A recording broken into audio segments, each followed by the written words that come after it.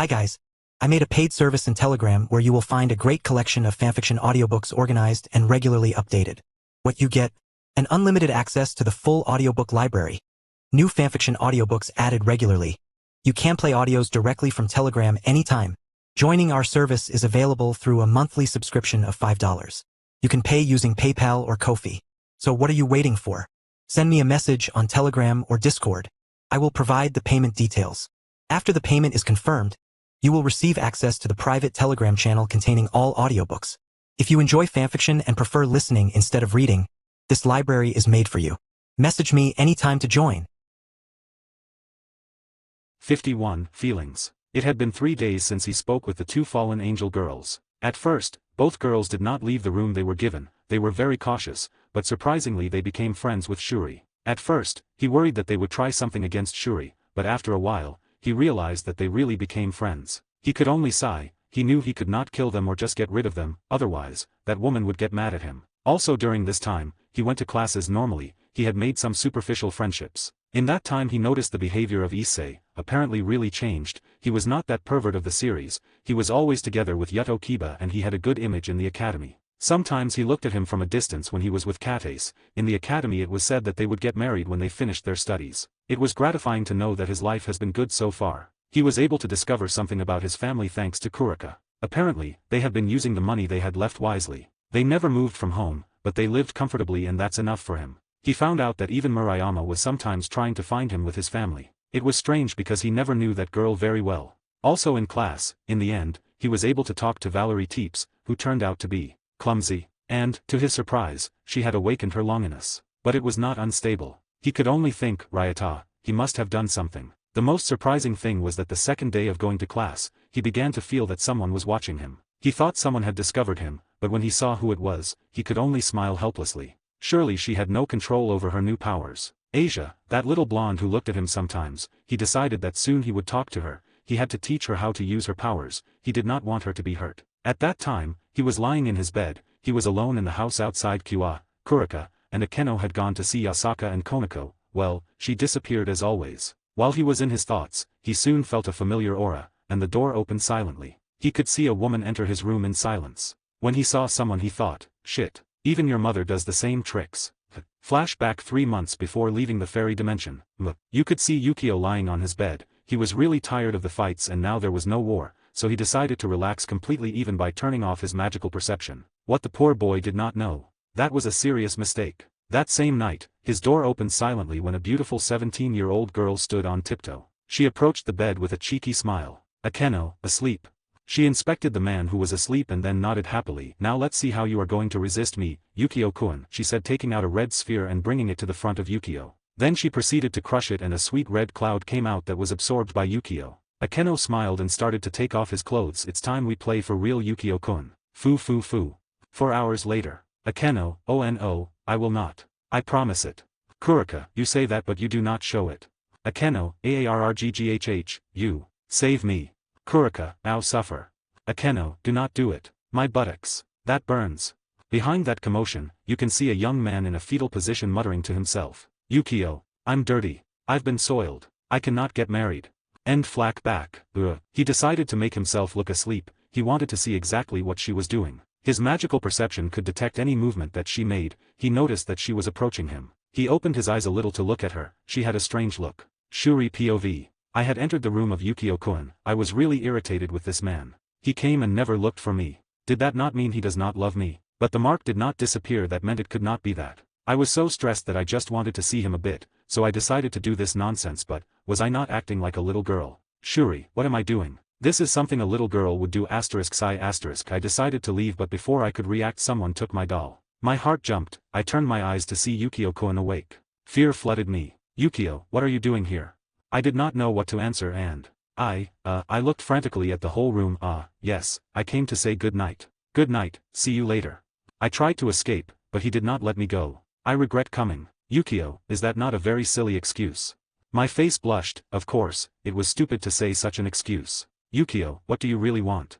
I looked at him and I felt hurt inside. Shuri, do you love me? My question seemed to have taken him by surprise when he released me. I stared at him waiting for his answer. He smiled at me and took my hands this time. Yukio, I love you. You are an incredible woman, it was because of you that I did not fall into despair in that world, thanks to your advice and your tender words. Every word I heard coming from him made me feel happy, but, Shuri, so, why have not you tried to talk to me? Since you arrived, you've been ignoring me, you even went with Yasaka. Yukio, it's not that I ignored you, I did not want to force you, I felt very insecure because, Akeno. I understood what he meant. I understood him a little, I smiled at him. We two, mother and daughter, we talked about this. Yukio, Shuri, she told me. And it could not be helped, I know you feel guilty, but could you not think of me? How would I feel if you suddenly ignored me? Yukio, I put my finger on his lips indicating that he should not speak. Shuri, no need to explain, right? I laid on his chest, just spend more time with me. He nodded and hugged me, inside I felt happy. I never really got mad at him, I felt insecure, and hearing his words makes me feel that everything was just my fantasy. I wanted to continue like this, I wanted to be with him all the time. I love this boy, even more than I feel for my previous husband. Shuri, I want to stay like this. I whispered and leaned even more on his chest, not knowing when. I fell asleep. Yukio. After hearing all of Shuri's words, he felt his weight increase. He hugged her tightly, he really liked her, he loved all his women equally, whether first or second, it did not matter. He wanted to protect everyone, to be happy and to make all his women keep a beautiful smile, for that he would have to fix this world. He closed his eyes and thought about Rias, he did not know how she would take it when he goes to see her. Just wait a little longer, Rias. The next morning, he had woken up, Shuri was still by his side, he got up looking at her. She was a beautiful woman. He gave her a small kiss on the forehead and left the room to shower. Without knowing it, Shuri was awake and smiled at the kiss. Silly.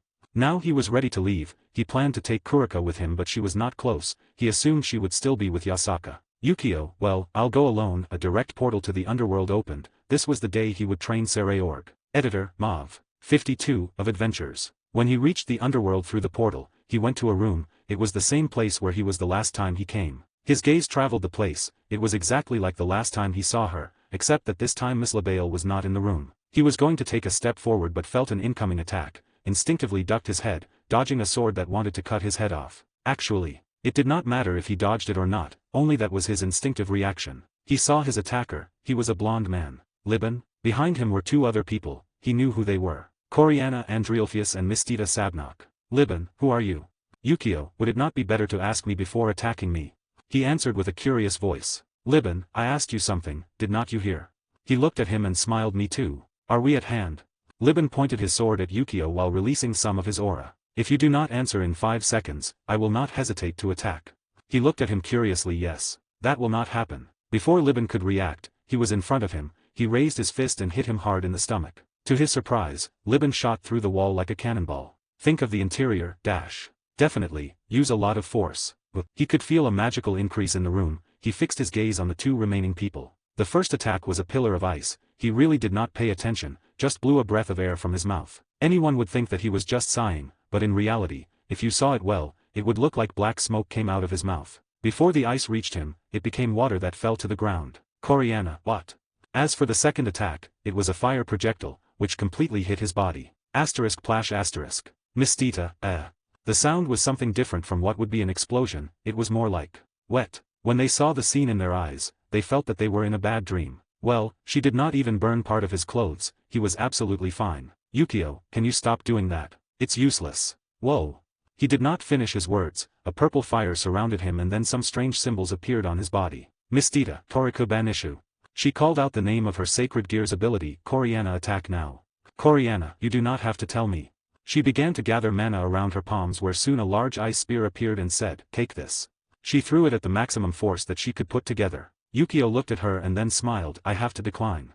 Mistita had a look of horror when she saw that the marks disappeared from his body as if nothing had happened. He raised his hand towards the incoming attack and on his finger, a dark aura appeared, the spear crashed and broke into pieces. Both present people recoiled with fear. Yukio, do not waste your and more important my time, go to Sereorg and tell him I'm here. He said seriously, he really wanted to do this fast. Since what happened yesterday with Shuri, he had realized that he was missing important things in his life. He had been doing things very anxiously without taking breaks. He wanted to spend more time with his loved ones, maybe spend more time with his women. As for little Rias, he will go for her the day of her wedding, first to announce that from now on she will be his wife and second to present himself before the factions. Present all the Godii 13, and show our strength, we will change this world. He also sent a gift to Rias with Kurika, she should have received it. He will also visit his parents. It will be difficult, but he knew he could do it. He was going to tell them all about the supernatural and let them enter his dimension so they can rest assured, while thinking about things ahead. Coriana, hey, is this guy not very strong? Miss Tita rolled her eyes. Wow, thanks for telling me that I had not realized. We better call for our leader. Coriana grimaced but nodded, and they were thinking of leaving, but they saw Liban coming back through the hole in the wall. Liban, damn, you'll pay for that. His eyes lit up in golden color. Gravity jail. He cried out the name of his skill. Coriana and Miss Tita knew that skill and felt they could win now, but those hopes were gone when they looked at Yukio. The place where he was standing on was completely destroyed, but he was still standing there as if it did not matter. Yukio, this ability is pretty, he said his sincere thoughts. If someone did not train with the gravity it would be very disadvantageous, but if you continue like this you will break this room and blame me. He vanished from the place where he was standing. Liban was afraid when suddenly he was right in front of him. How about you greet the birds? He smiled and hit him with the palm of his hand on his chest. *PAF. *. A loud bang resounded and he flew out the window to who knows where. He controlled his strength this time. He would not kill him, but he would leave him unconscious for a while. Turning his gaze to the two people in the room. Yukio, as for you, call Sereorg and tell him to stop wasting my time. Without more words they ran out of the room with fear. He could only sigh at their behavior. POV Koisha Abadan. Today I went to collect information about the so-called Godi 13. Since Sereorg my leader accepted the offer of that young man named Agaris, I was looking for something about them. But there was almost nothing, just what happened years ago and a rumor about taking 2 fallen angels as prisoners. That information was filtered by the current King Lucifer, who is also looking for information about these people. Koisha, ***. This is pretty annoying. I said in frustration as I walked towards the house where Sereorg lived. Before arriving I felt an attack. I jumped to one side dodging. **boom crack**. 2 blows sounded and the smoke spread all over the place. I put myself in a battle position but nothing happened. I looked everywhere and then approached the place where I could see something quite new. Koisha, Liban. Minutes later with Yukio. Sereorg, then let me see if I understand. If I do this repeatedly I can increase the mana in my body, right?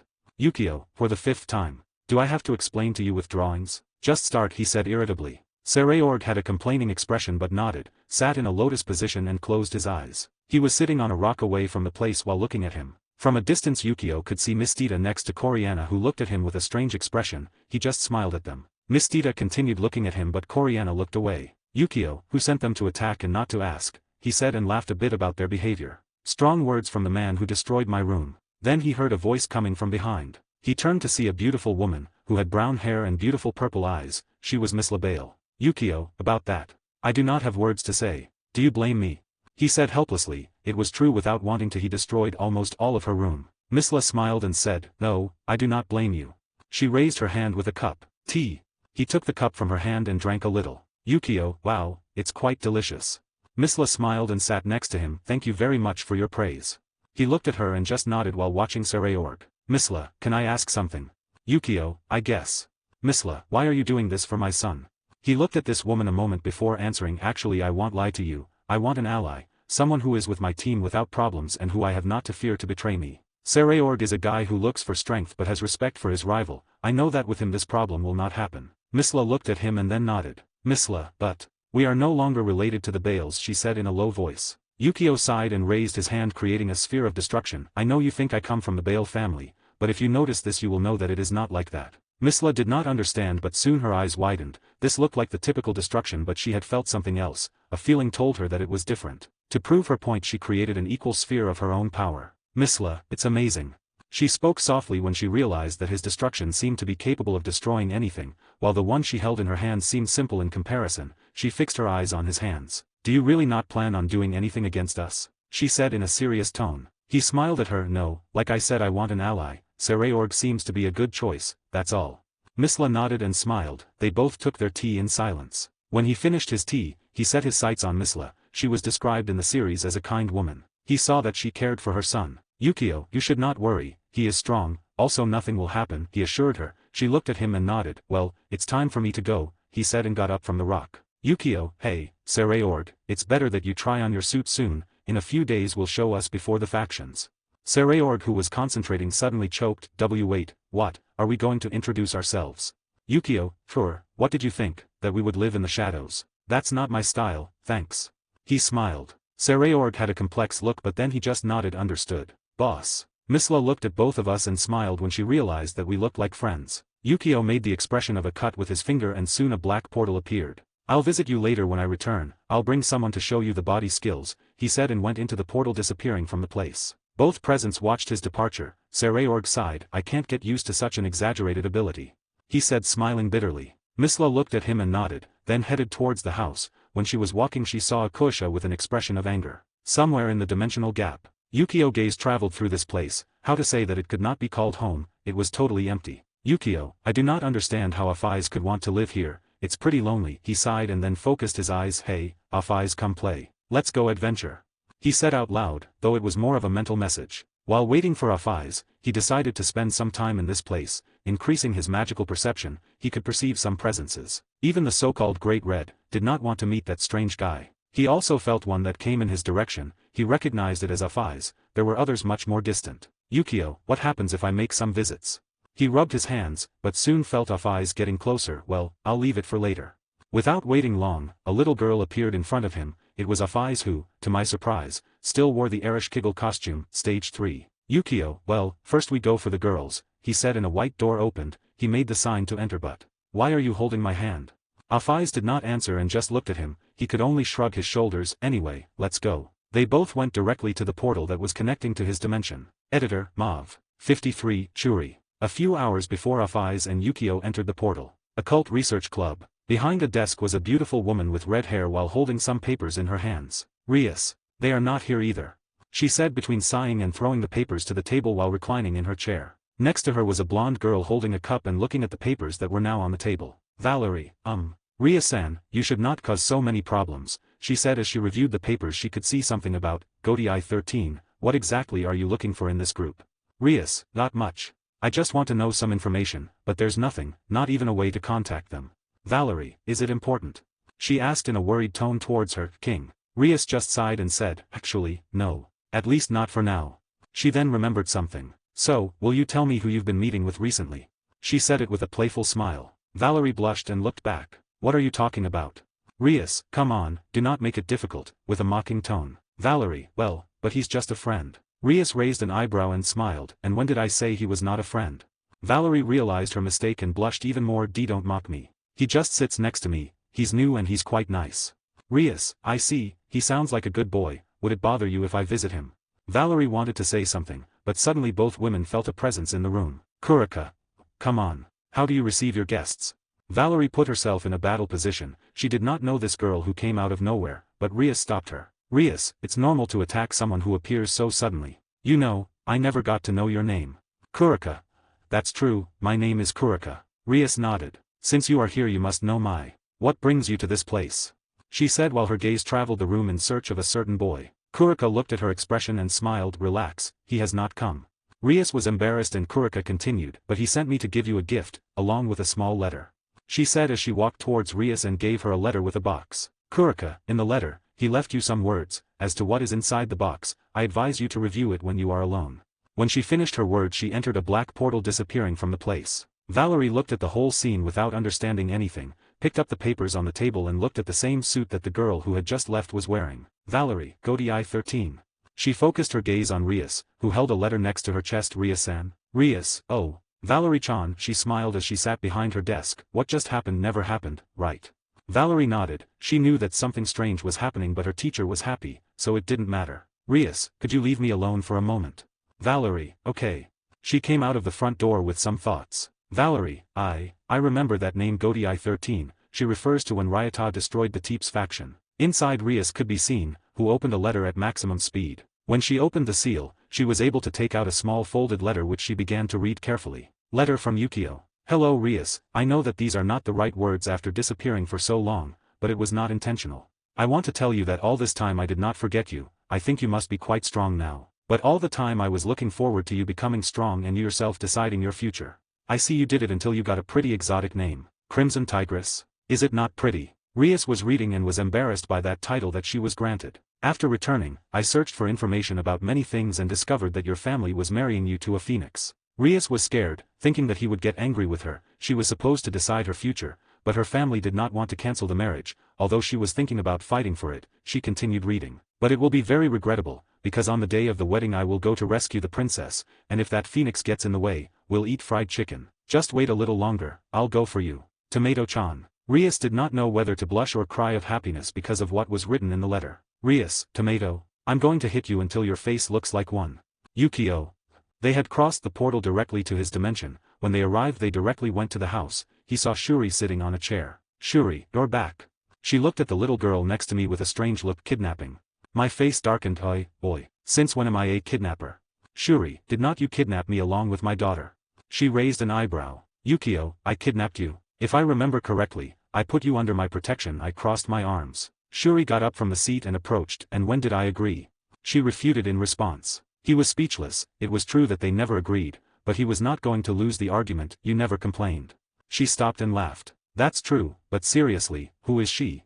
She said, pointing to Afaiz. He looked at the little lowly She is Afaiz, he said, shrugging his shoulders. Shuri widened her gaze and looked at us repeatedly until she sighed. Actually, I'm not surprised. She could only sigh. Yukio, really? I thought you would have shouted or something like that. My God, it's Afaiz. He said as he put his hand on Afaiz's head and pointed. Shuri put her palm between her lips and smiled. Akeno showed me her dragon form. What did you expect? Afaiz looked at us strangely and sniffed the place, then her small eyes lit up. Dragon. Yukio, now you realize. Afaiz looked at me and turned her head in rejection. You, dragon, I did not know there was more. Yukio, I see, you will be surprised that we have a fairly wide variety on this site. The little loli made a confused look and stuck to him. What kind of dragon are you? He was going to respond, but Shuri was the first, maybe one who kidnaps women. He looked at her and she smiled widely. He could only sigh at this woman. Afaiz just tilted her head and took my hand again. Remembering something he asked, where are the two fallen angels?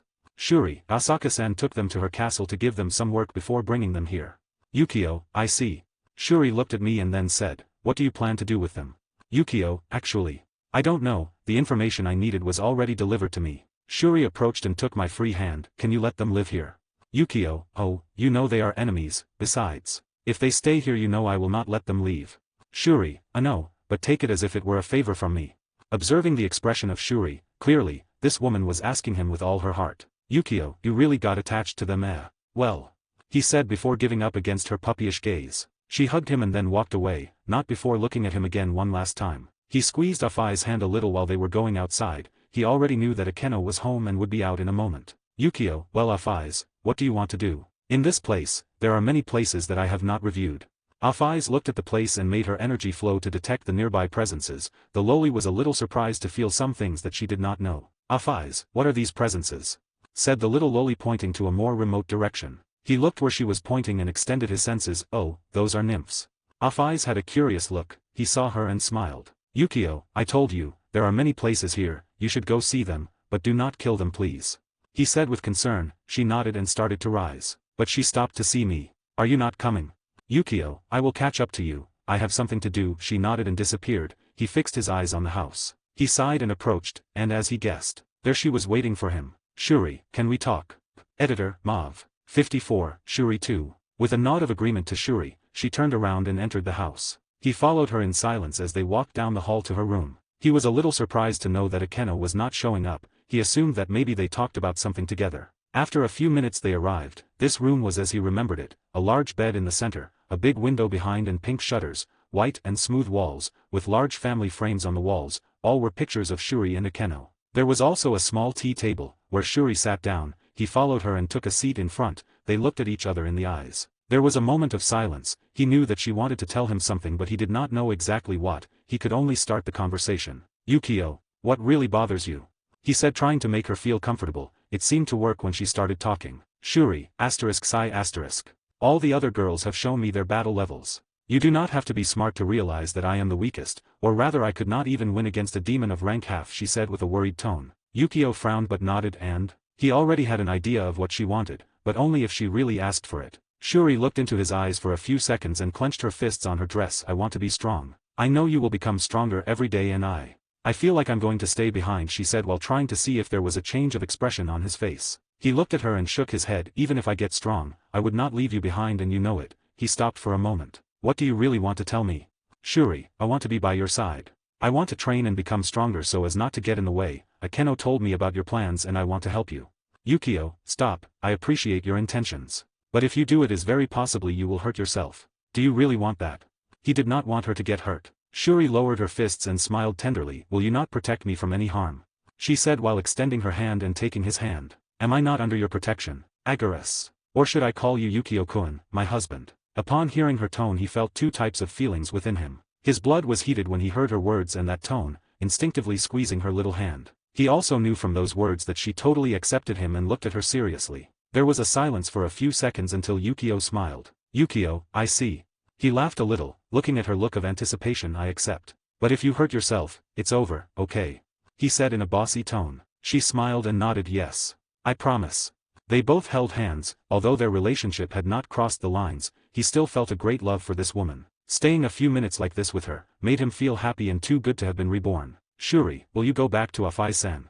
She said as she got up without letting go of his hand. He got up and nodded. Yeah, well, I'm worried that she'll end up killing someone, he said shrugging his shoulders. Shuri smiled and hugged him as she placed her head on his chest. How about we talk later? She said in a spoiled child's tone. He stroked her back with his right hand, while with his left he held her small waist. Yukio, I will do it. After all at this moment there are two very curious little ones outside, he said looking towards the door, where Kurika and Akeno were, who suddenly fled the place. He could only laugh internally about the behavior of these two girls. Shuri did not move away from his chest and just laughed. We care about you and you know it. He nodded, while he hugged her. And I care for each of you. I promise to spend more time with everyone. Shuri did not respond, only increased the strength of her embrace. This lasted a few minutes before Yukio had to leave. He really did not want Afais to kill anyone in this place. Shuri and he looked at each other in the eyes. He wrapped his arms around his thin waist making her approach him, before kissing her on the lips suddenly. Shuri, mmf. She had a little scare, but she did not deny the kiss and she wrapped her arms around his neck moi. Asterisk plop, plick, asterisk. When they separated, they looked at each other in the eyes again. In that kiss, they both felt the affection of each other. One could feel the love between them, and the desire to be side by side. He tightened his grip on her waist. He wanted to stay with this woman for every day of his life. He slowly approached her ear. Yukio, I love you, he whispered near her ear. Shuri wrapped her arms even more on his neck. Shuri, I love you, Yukio-kun. She said with a smile on her face, before separating and leaving the room, but not before leaving a few words behind. I'll be waiting for you. He watched her departure and smiled. He will be with his women every day from now on. He will save this world and destroy that loop. He fixed his gaze on a certain place and opened a portal through which he entered. Upon leaving the portal, he was able to reach a rocky area of his dimension. He could see a beautiful town surrounded by many nymphs, each one wearing long white dresses up to their thighs. They seemed totally coquettish. They had a clear skin tone with beautiful gray eyes. It was their most remarkable feature. But the funny thing was in the center of the village, there was a little lowly gothic girl who was sitting around many nymphs who were combing her. Nymph 1, hiya, it looks so cute. This girl is amazing. Nymph 2, it's a perfect job hee. Nymph 3, if you just smile a little more, said the third nymph while placing a bow in the hair of the aforementioned lowly. He saw the scene with some fear and fun. Mainly he did not want Afais to get angry and kill everyone who was here. He could stop it, but a battle between us may not be pretty. He went ahead and made an appearance. Cough, cough. The nymphs that were around were aware of his presence and they recognized him. What are you doing? All the nymphs, great fairy king. They knelt in front of him. He just waved his hand as he looked at Afais. Afais, arrangements. Pretty. She inclined her head and gestured for her hair to fall back into a beautiful ponytail adorned with a gray ribbon that matched her beautiful eyes. He rubbed the tip of his nose. I very much agree that you look beautiful. He smiled at her. She looked at him for a while before nodding. Nymph 1, great king fairy about this. She bowed and looked scared. Is she Your Majesty's wife? He looked at all the nymph girls present. No, it's just a special guest. Please treat her with care. That relieved many of the nymphs. They did not think that by playing with a random girl, she could be their queen and maybe incur the wrath of her beloved king. Yukio, will you come with me? He asked Afais, who was looking at her hair. She looked at him and then denied. I'll stay. He nodded and shrugged. He was not going to force her. Just do not kill, he said, and she nodded. He changed his gaze to the nymph who spoke earlier. Are you, Magdalena? She nodded frantically. Yukio, take care of this girl. If you need something, just fill it up as if it was my order, he said before throwing a gold pin. She looked at him and nodded fervently. Magdalena, yes, my great fairy king. When he saw that everything was finished here, he noticed that it was too early to go back to Shuri. Thinking about things, he decided to do something else. Pay a visit to Graia. She said he could go in a week to find her, but she never refused to let me visit her meanwhile. A smile was put on his face. Wait for me, Graia. Editor, Mav. 55. Visit to Graia. Graia POV. I was currently in my room checking some papers that were delivered to me by one of my trusted servants. My look went through each written letter. This report was something amazing for me. There were all kinds of things here about what happened outside, and the main thing was rumors. Rumors about me. From my separation with Sertsk there was a lot of speculation about it, about why I was kept in my closed room. Not many knew of my illness. What I found curious was that Sertz was seeing someone. I did not know exactly who it was because the servants did not know her identity, but she was a human. That surprised me a lot. I never thought he would fall in love with a human, but something gave me a feeling that something was wrong. But I looked no further, he deserved his happiness. But I really felt angry and sad to know that many people spoke behind my back, those people that I thought were my family and friends. It was painful. Graia. ****, this is very frustrating, I said as I looked at the photo in my hands, the two people I love the most. Yukio and Rias. Why is it frustrating? Suddenly I heard a voice and quickly put myself in a battle position only to notice Yukio smiling. My expression changed from frustration to happiness, but then I held it back, frowning. Graia, what are you doing here? I told you to come in a week. I saw him purse his lips and then he became sad as he looked at me. Yukio, you told me to come in a week, but you did not deny that I could visit you sometimes. I miss you, he said as he approached me. I looked at him in astonishment, but then I walked away. Well, you saw me, now, what do you want? He did not seem to pay attention to my words. He stood in front of me. I stared at him. I felt somewhat sad but full of anger at the same time. Yukio, I just want to fix things with you. I know I've been stupid, but I really love you and you should know that, he said, pointing his finger at my stomach. My gaze followed the direction until I noticed a red mark on it. I blushed a little. I realized I had a transparent robe on, and if you looked, you could see my underwear. I was going to change, but I felt two arms around me. When I realized what was happening, I was being embraced by Yukio. Yukio, sorry, Graia. I know I've been an idiot all this time, and I really made you suffer, but it was not really my intention. I missed you so much all these years and I always wanted to see you again, but it could never be done, so I want to trust you with things. I want to protect you and make you happy. While he was talking, my heart beat faster, and I tried to get away from him, but it was impossible, which surprised me. He became so strong that even using 87% of my power it was impossible to escape his embrace. But seriously, I did not want him to stop hugging me. This was something I wanted. I gave up trying to escape from his embrace. Yukio, could you accept me? Would you let me take care of you and amend all my past mistakes? He spoke in a loving tone and I simply nodded as he kept my head resting on his chest. He hugged me tight and we stayed like that for a moment. Graia, tell me, where were you? Yukio, it's hard to explain, but I can show you if you want it. I looked at him. He had a painful look that made me feel anguished, but I nodded. I wanted to know what he lived during these years. He put his hand on my forehead and began to murmur. Yukio, memorial recreation.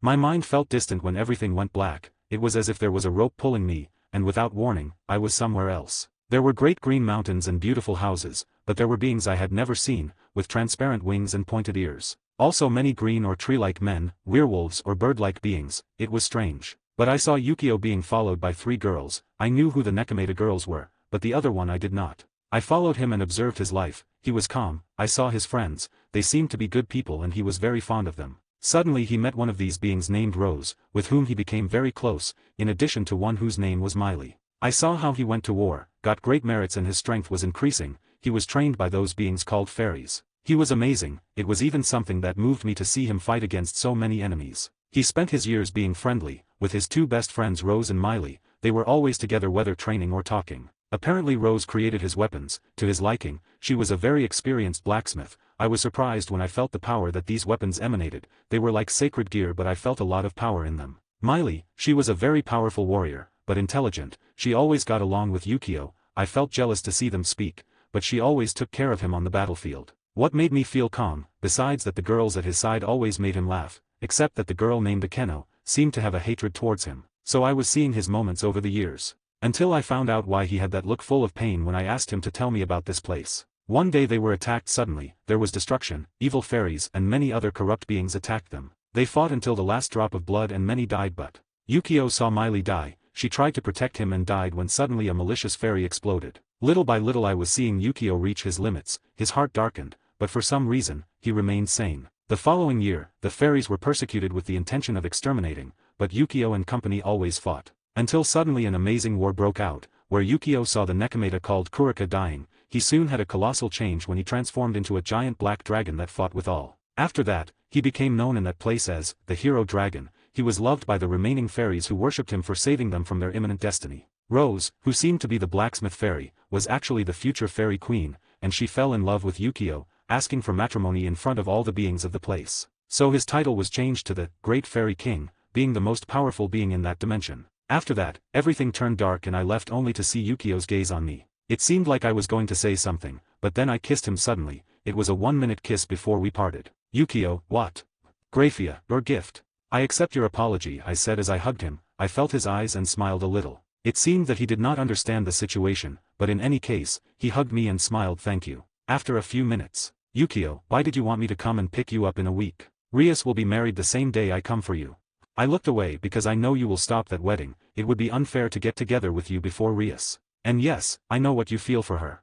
Yukio looked at me with a funny expression. I could only smile. Graia, you do not need to see yourself like that. You're a dragon. I've heard a lot of history from them, and one of them is your great harem. But that does not give you the right to allow anyone to enter. There are limits, okay? I said defiantly. He nodded and gave me a light kiss on the forehead. I was surprised and I looked at him with an expression of, why? Yukio, because I love you. I'll come for you in 2 days, do you want a gift? He said smiling. I shook my head flushed, he nodded and opened the portal. Graia, I love you too. I spoke in a low voice, but unfortunately he seemed to hear it. Yukio, yes, I know. My queen. My face was embarrassed. I watched his figure disappear into the portal, and I felt emotion and sweetness inside my body. But I think that idiot did not realize that even in his memories he showed me his desire to revive Miley. Yukio. After visiting Graia, he realized that she and Kurika had many similarities, they surely would get along. Remembering his promise to Shuri, he soon arrived in a room. Everything was dark, while in bed there was a beautiful woman who slept with a small purple robe. She was nobody but Shuri. He approached her silently and watched her delicate face as she slept. He could not help but give her a little kiss on the forehead. He was going to retire but felt a hand grab his wrist. This seemed like a déjà vu. His gaze was placed on her. Shuri rubbed her eyes and looked at him. Why did you take so long? She complained like a little girl. He just smiled helplessly at such an act of this woman. He sat on the bed and took out a handkerchief cleaning her drool. Yukio, I had to do some things. Were you waiting for me? She blushed at the act, but nodded. Yes. Are you free now? She said, looking at both sides of the room, noticing that it was empty. Yukio, yes. Why? Do you want to go somewhere? Shuri's eyes seemed to shine and they smiled very sweetly. No. I really want something else more. She said that and threw herself at him, which made her sit on his lap. He looked at her in amazement and something came to mind. The Hinjima were a clan of expert rapists. Editor, Mauve. 56, Shuri plus 18. In the dark room, you could see a woman on top of a man with a mischievous smile. This was Shuri, who after so much waiting for him finally opened her heart to this man who she loves. Yukio POV. I stared at Shuri, who had a big smile and some blush on her face. I stretched my hand caressing her cheeks. She did not stop me and just took my hand by rubbing her cheeks tenderly. Yukio, you know, you have become much more beautiful since the time I was away. Shuri smiled broadly. Really? Despite being an old woman? She said, hitting my hand even more on her cheeks like she was a spoiled girl. I shook my head with an expression of denial. Old lady? That does not interest me. The truth is that I love you and that's enough. Besides, I said with a smile and a somewhat derisive tone, would an old woman have such excellent commodities?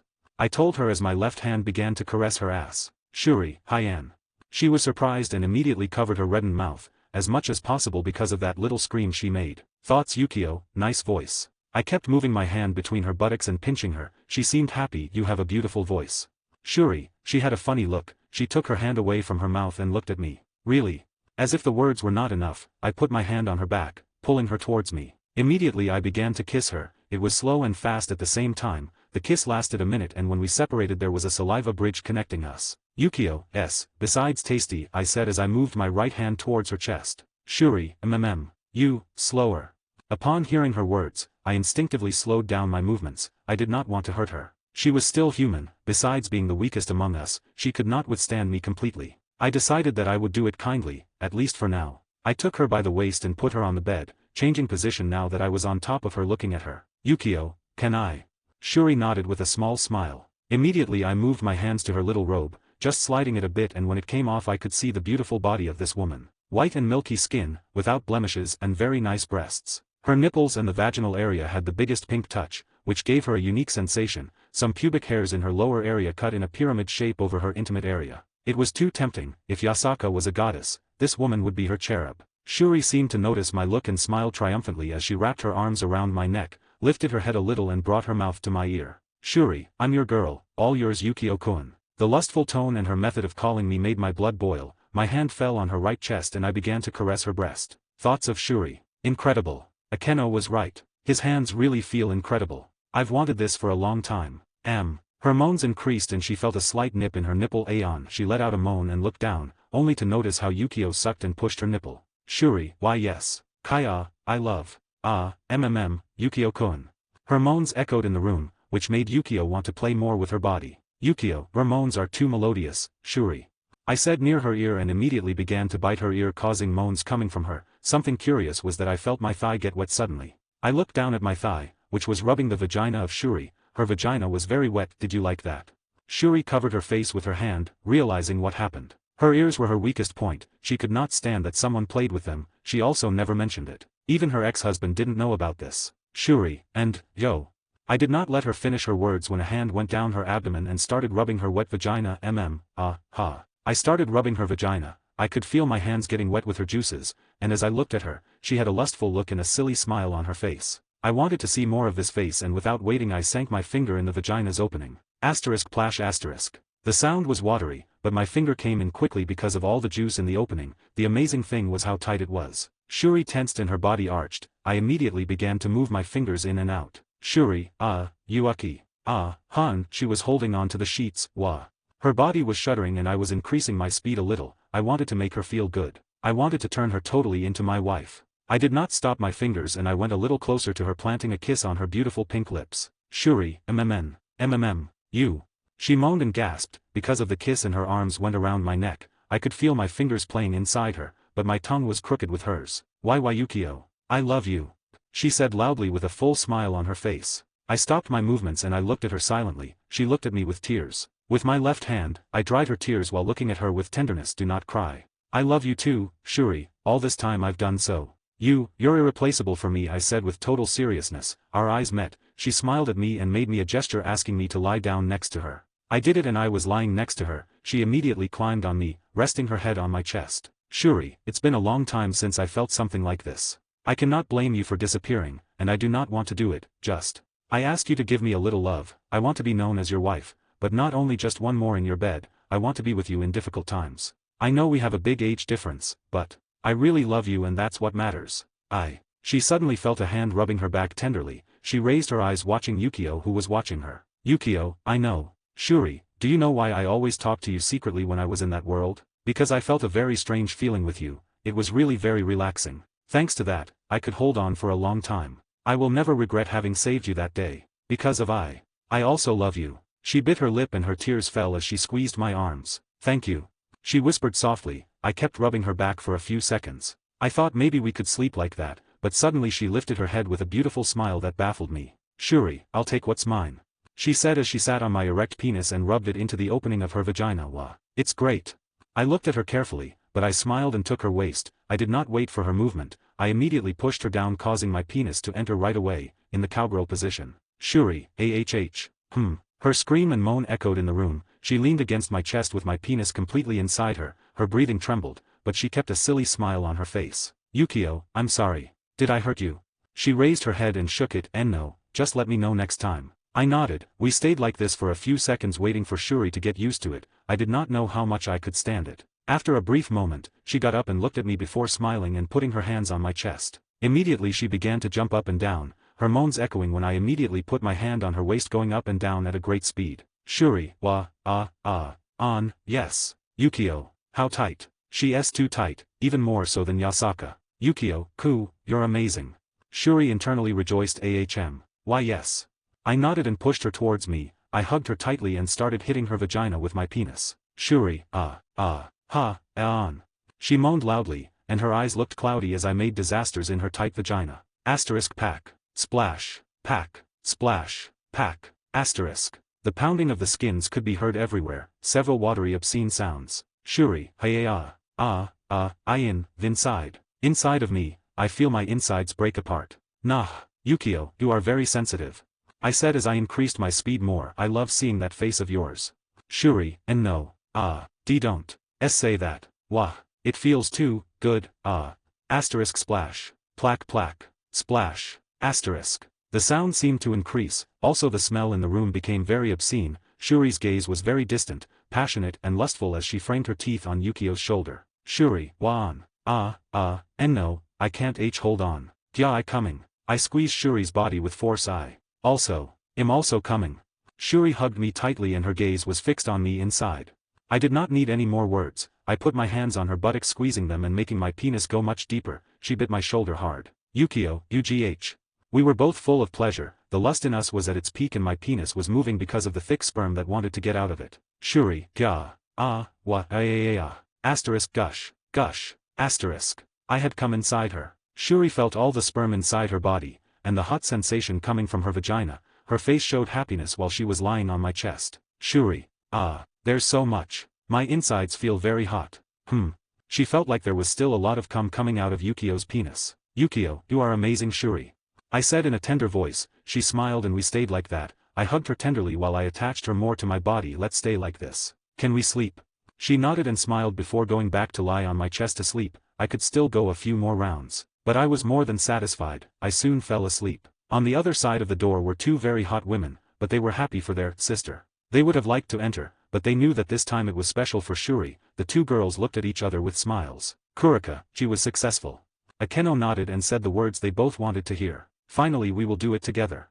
Both girls put their hands together in an unspoken way and smiled at the thought that they could finally have fun again in bed like in the old days. Further back you could see a white-haired loli tied with strange black strings from head to toe, with some kind of garment in her mouth, causing her to be unable to speak. This was Konako, who wanted to go with Yukio. Both girls looked at her and sighed. Kurika, I know what you feel, sister, but you have to wait. Soon it will be your turn, she said in the most comforting way possible to her sister. Akeno came forward with a smile. If you want, I can give you this, she said, taking out a red sphere from nowhere. Konako opened her small eyes and nodded again and again. Kurika, who saw this, pursed her lips, but said nothing. This was her little sister's happiness. She could only sigh. Good luck, you.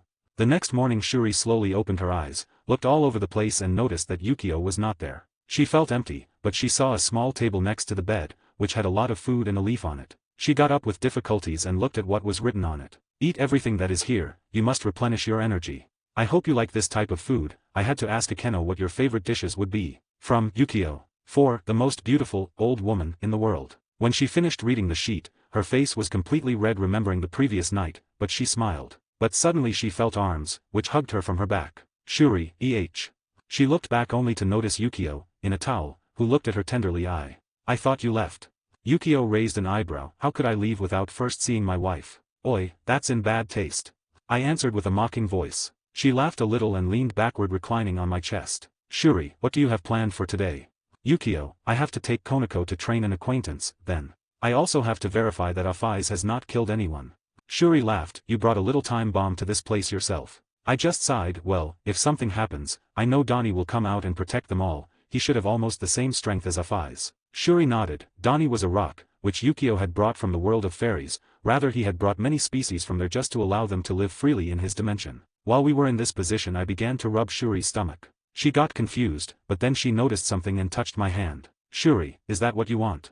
Yukio, She took my hand tightly and spoke in a low voice. I know what you want. The thing is, are you ready for that?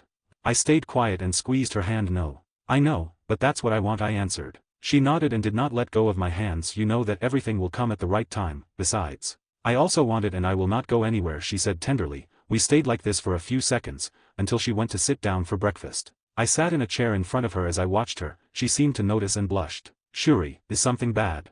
I shook my head. I only think about how beautiful you are every time I see you, I said simply. She blushed and looked away. Shuri, come on, let me eat, then continue with your nonsense, humph. I could only laugh and look towards the window. What do I wish? My age may seem 18, but if I start telling my previous life I would now be 38 years old. Obviously, any man of my age would like to have a child. Remembering Shuri's phrases, everything will come at the right time, I nodded and smiled as I watched Shuri eat carefully. I loved my current wives and would undoubtedly make many mini Yukios. I got up and gave a small kiss on Shuri's forehead. Well, it's time to work, I said, and left the room. Shuri looked at Yukio's back and smiled, then continued her lively eating. Editor, Mav. 57, Relationships. When Yukio left the room he went to the exit, but not before going through the dining room. There were Kurika and Akeno. You could see Konako lying on the sofa watching some kind of cartoon. How could you watch TV here? Your question. Easy, Yasaka created her own signal, for the inhabitants of this dimension. Upon entering, he saw his two wives gave him a warm smile. Yukio, good morning. Kurika/Akeno, good morning dear. Both girls had the happiest smile they could have. Yukio did not understand why they smiled like that, but he knew that when they did, they had something planned. He decided to put it aside for now. Will you be busy today? I want to take both of you to a place. Both girls looked at each other and then shook their heads. Kurika, I'm sorry, honey, but we really have to do something with Yasaka-san, she said apologetically. Akeno, could it not be later? We have an important meeting. She said with resignation because she wanted to go with Yukio, but there was something important to do. Yukio sighed, well, in that case, it could be later. He fixed his gaze on Konako and headed towards her. Akeno and Kurika looked at each other and smiled bitterly. They wanted to go with Yukio, but they had planned something with Yasaka, they were his women and they wanted to see him happy. They had decided to do something about a problem that was bothering him for so long. His parents. He wanted to meet them, but he did not know how. Well, his three women thought of creating a plan for that together. When remembering how Yukio could be happy to meet his parents, they smiled very happily. Konako, going to the underworld? She asked in her kind tone. Yukio nodded. Yes, I need you to teach body techniques to a new member. Konako tilted her head, man or woman. Yukio looked at the girl in front in an expression of defeat. Konako had changed a lot, now she was very amiable, but she also loses her patience quite quickly, she hated being insulted or something similar. The most surprising thing was her jealousy. If Yukio approached a woman she could be very upset. He raised his hands in surrender, man, he's a friend, you just have to help him a bit, okay? Konako nodded and smiled, before going to her room for some things. Yukio had told her to get ready while he was going to verify something. Yukio saw Konako went to her room, he loved this girl very much, but she was too young. But he realized something. In this world were these things important? Even so, his judgment of a 38-year-old man prevented him, but now she was a dragon, right? For dragon's age made no difference, he thought as he rubbed his chin. Yukio, TSK, at this rate, I'll end up making excuses to be with her, he said as he rubbed the back of his neck and tried to feel the energy of Afai's. It was not difficult since all this dimension belonged to him, he immediately opened a portal into which he entered. Now that he was on a mountain, he could see Afai sitting on a rock while looking towards a distant city. Behind her was Magdalena the fairy. Yukio went to her to find out what she was doing in this place. Magdalena felt the presence of someone behind her and turned quickly, seeing Yukio, she knelt right away, great king fairy. Yukio smiled and waved his hand, stop that, tell me, why are you here? Magdalena looked towards Afai's in the distance and her expression was somewhat uncomfortable but she sighed. The guest Afai's Sama had a discussion against a man of the Beast clan, there was a battle where she was the winner, but some began to fear her. Yukio raised an eyebrow and asked her to continue. Magdalena, after that incident, some people began to avoid her, because as they did not know anything about her information, they thought that maybe she was someone dangerous, and some tried to attack she. But there were no deaths. She said quickly when she saw Yukio's expression, but in reality, he did not care if she killed them or not, at least if they were not fairies. He sighed and held the fairy's shoulder. From now on, I want you to tell all the beings that Afai's is one of my wives and if someone touches her, I will exile them from my land. He said annoyed and his energy increased. That scared Magdalena, then ran to break the news, she thought instantly, exile. It is practically giving us death. Both dimensions belong to the great fairy king. But Afai's in the distance had heard everything and also felt the sudden increase in his energy. She felt complicated, she did not kill anyone who attacked her because she knew that Yukio told her not to do it. She did not know exactly why she followed his orders. While she was thinking about those things, Yukio had sat beside her looking at her. He looked at the girl next to him, her loose hair was pulled back in a beautiful ponytail and she still wore the clothes he had given her. Yukio, she looks too beautiful. Yukio, are you okay?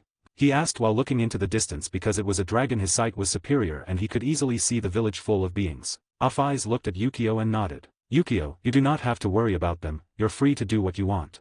Afai's looked at the town and said, kill them. Yukio, boy, you must not be that free either. He said looking into her eyes. They both looked at each other and then Yukio smiled. I really realize you're not upset about that. If that's the case, I guess you would have left this dimension, he said with a shrug. Afai's at his side nodded, she was not really upset, she just did not like being attacked from nothing, she just wanted to see this new place. Yukio, I know. He said as he looked at her, how about we go out together? This took Afai's by surprise, she thought as she watched the city and took Yukio's hand. Yukio did not care about her action and squeezed the hand of the girl. Afai's, when will it be? Yukio, let me see. How about within 2 days? He knew that tomorrow would be the day of Rias's wedding, so from that moment on he would have a few days off before Kakabile's arrival. Afai's with her free hand made the sign of 2 with her fingers and nodded. She turned to Yukio, there was something that made her feel curious. Why are you doing this? At first, I wanted to force you to help me, but I know you're stronger than me, she said neutrally. Yukio smiled and squeezed her hand. I just want to make a beautiful lady happy, he said resolutely with a gentle smile. Afai's looked at Yukio without understanding, she did not know what to think as she was a genderless being but did not care to be confused for a woman. She had a strange feeling in her being, but she did not reject him, so they both continued to look into the distance, not knowing that Magdalena had returned a long time ago and was watching them. After having chatted together for almost an hour, Yukio said goodbye to her and went quickly to Konako. When they were together right away he created a portal to the underworld. Together they reached the underworld, where they could see a large piece of land. Further away was a house, and Yukio remembered this place. It was the same place where he brought Sereorg the previous time. He checked it with his eyes and found him sitting at a distance in a lotus position. He took Konako's hand and went to the same rock where he once sat. Suddenly a voice was present behind both. "It's a pleasure see you again, Agura-sama." When he heard the voice, he turned and smiled kindly. "It's good to see you again, Misla-san." Editor, Mauve. Author, novels new/https://www.webnovel.com/book/13249381305/the-legendary-guardian. 58. One day before. Right at this moment, you could see a man and a woman talking together while they had smiles on their faces. "Misla, it's truly incredible, Agura-sama," she said cheerfully, while in her hands softened a dark sphere of destruction. "Yukio, I'm even more surprised by your way of learning. Also stop calling me that. I told you my name is Yukio," he said, shrugging his shoulders while holding his own sphere of destruction. Misla smiled tenderly. "Well, in that case, I'll call you Yukio-sama." "Yukio, if you take away the sama, it would be better. You make me sound old."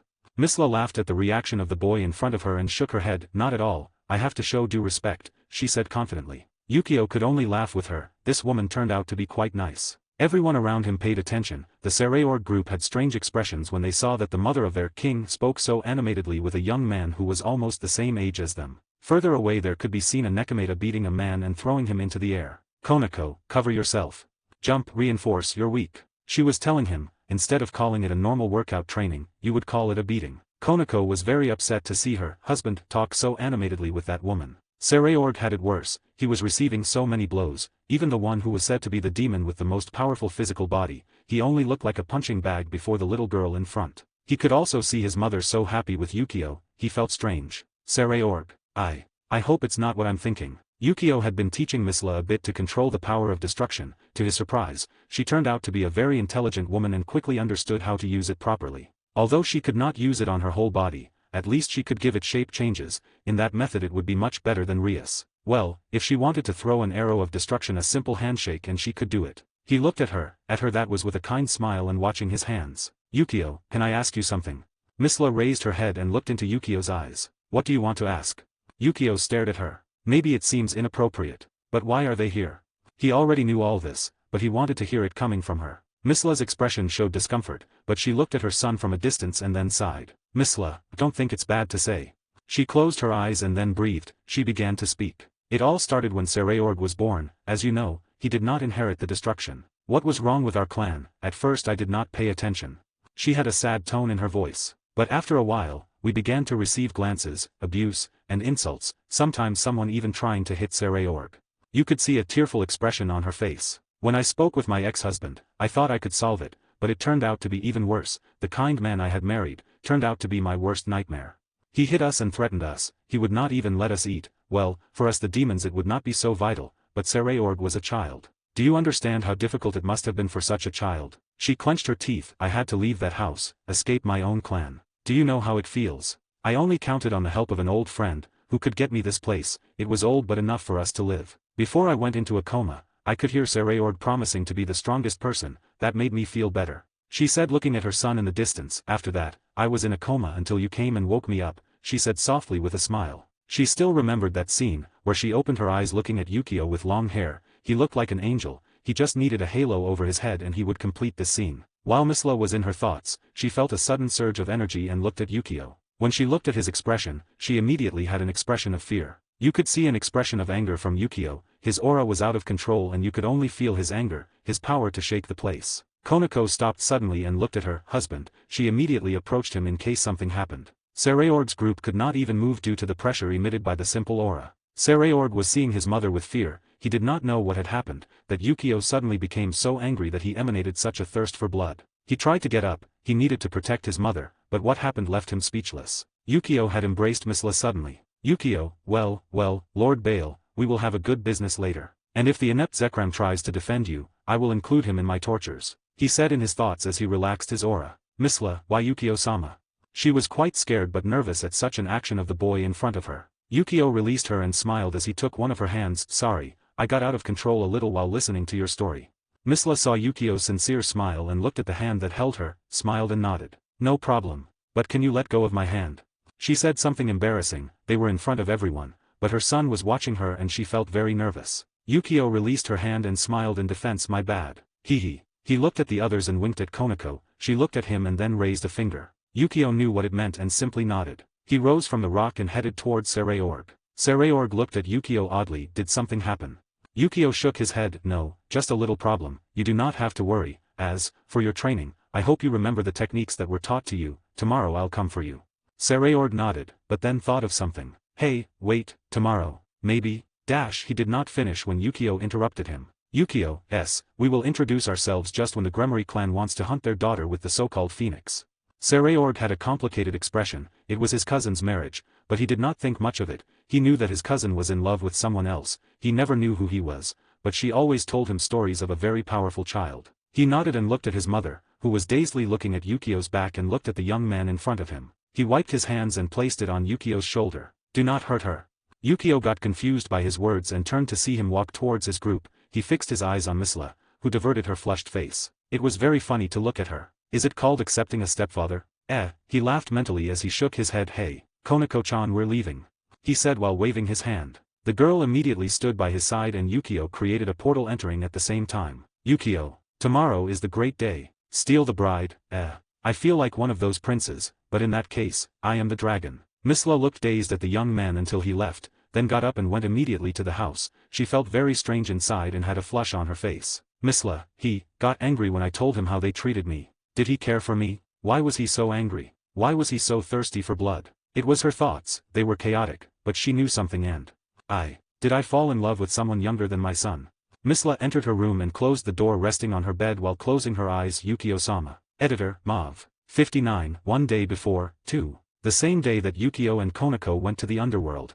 In Kua High School Club, some people could be seen gathered, they were chatting with each other. Issei, I must admit that I did not expect you to make such a move. Rias-senpai. The brown-haired man shrugged his shoulders at his king. Rias smiled amusedly. It's not a big deal, you know.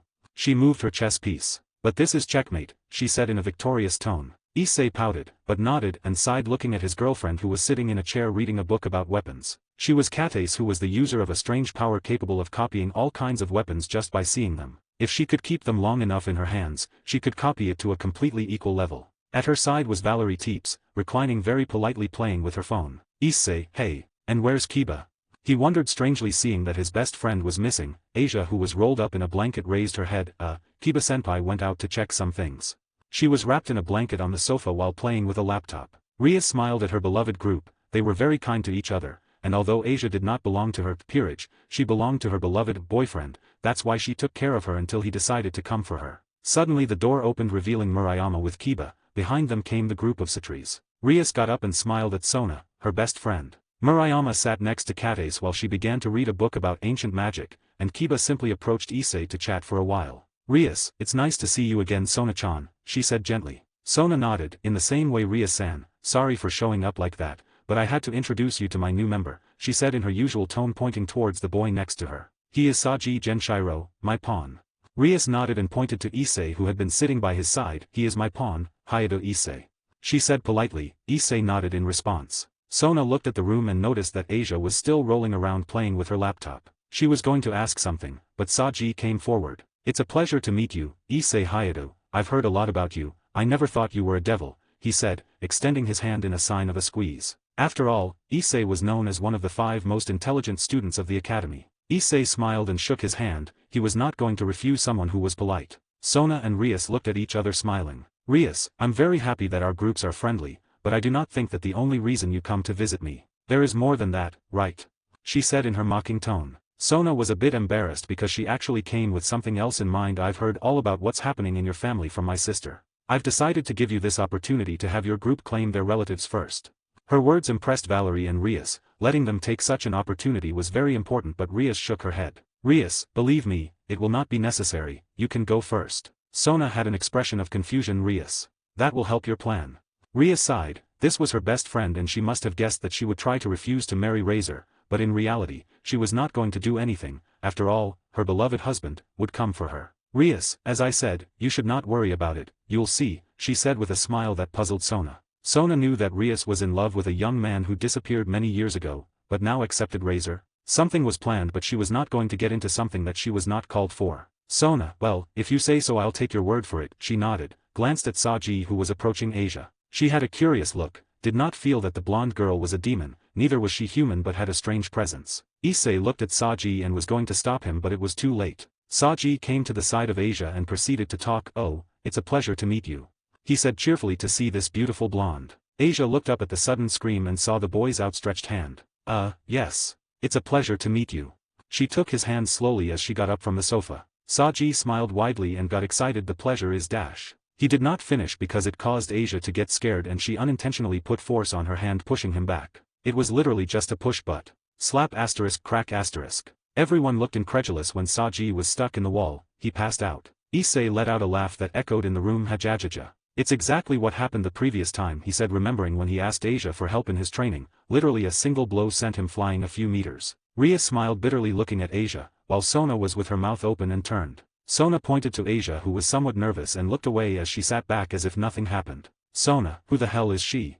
Rias sighed and decided to tell Sona some things, at least only the superficial. After a few minutes of conversation, Sona sighed looking at Asia. So she was reincarnated by someone from that strange group called Godai 13, she said slowly, remembering the group's information. Nothing was known about them, they were a mystery at that moment. Rias nodded and looked at Asia, who was again wrapped in bed sheets playing with her laptop. Next to her, Issei and Kates were talking to each other. Rias, I'm asking you not to tell anyone, it's a secret as you see.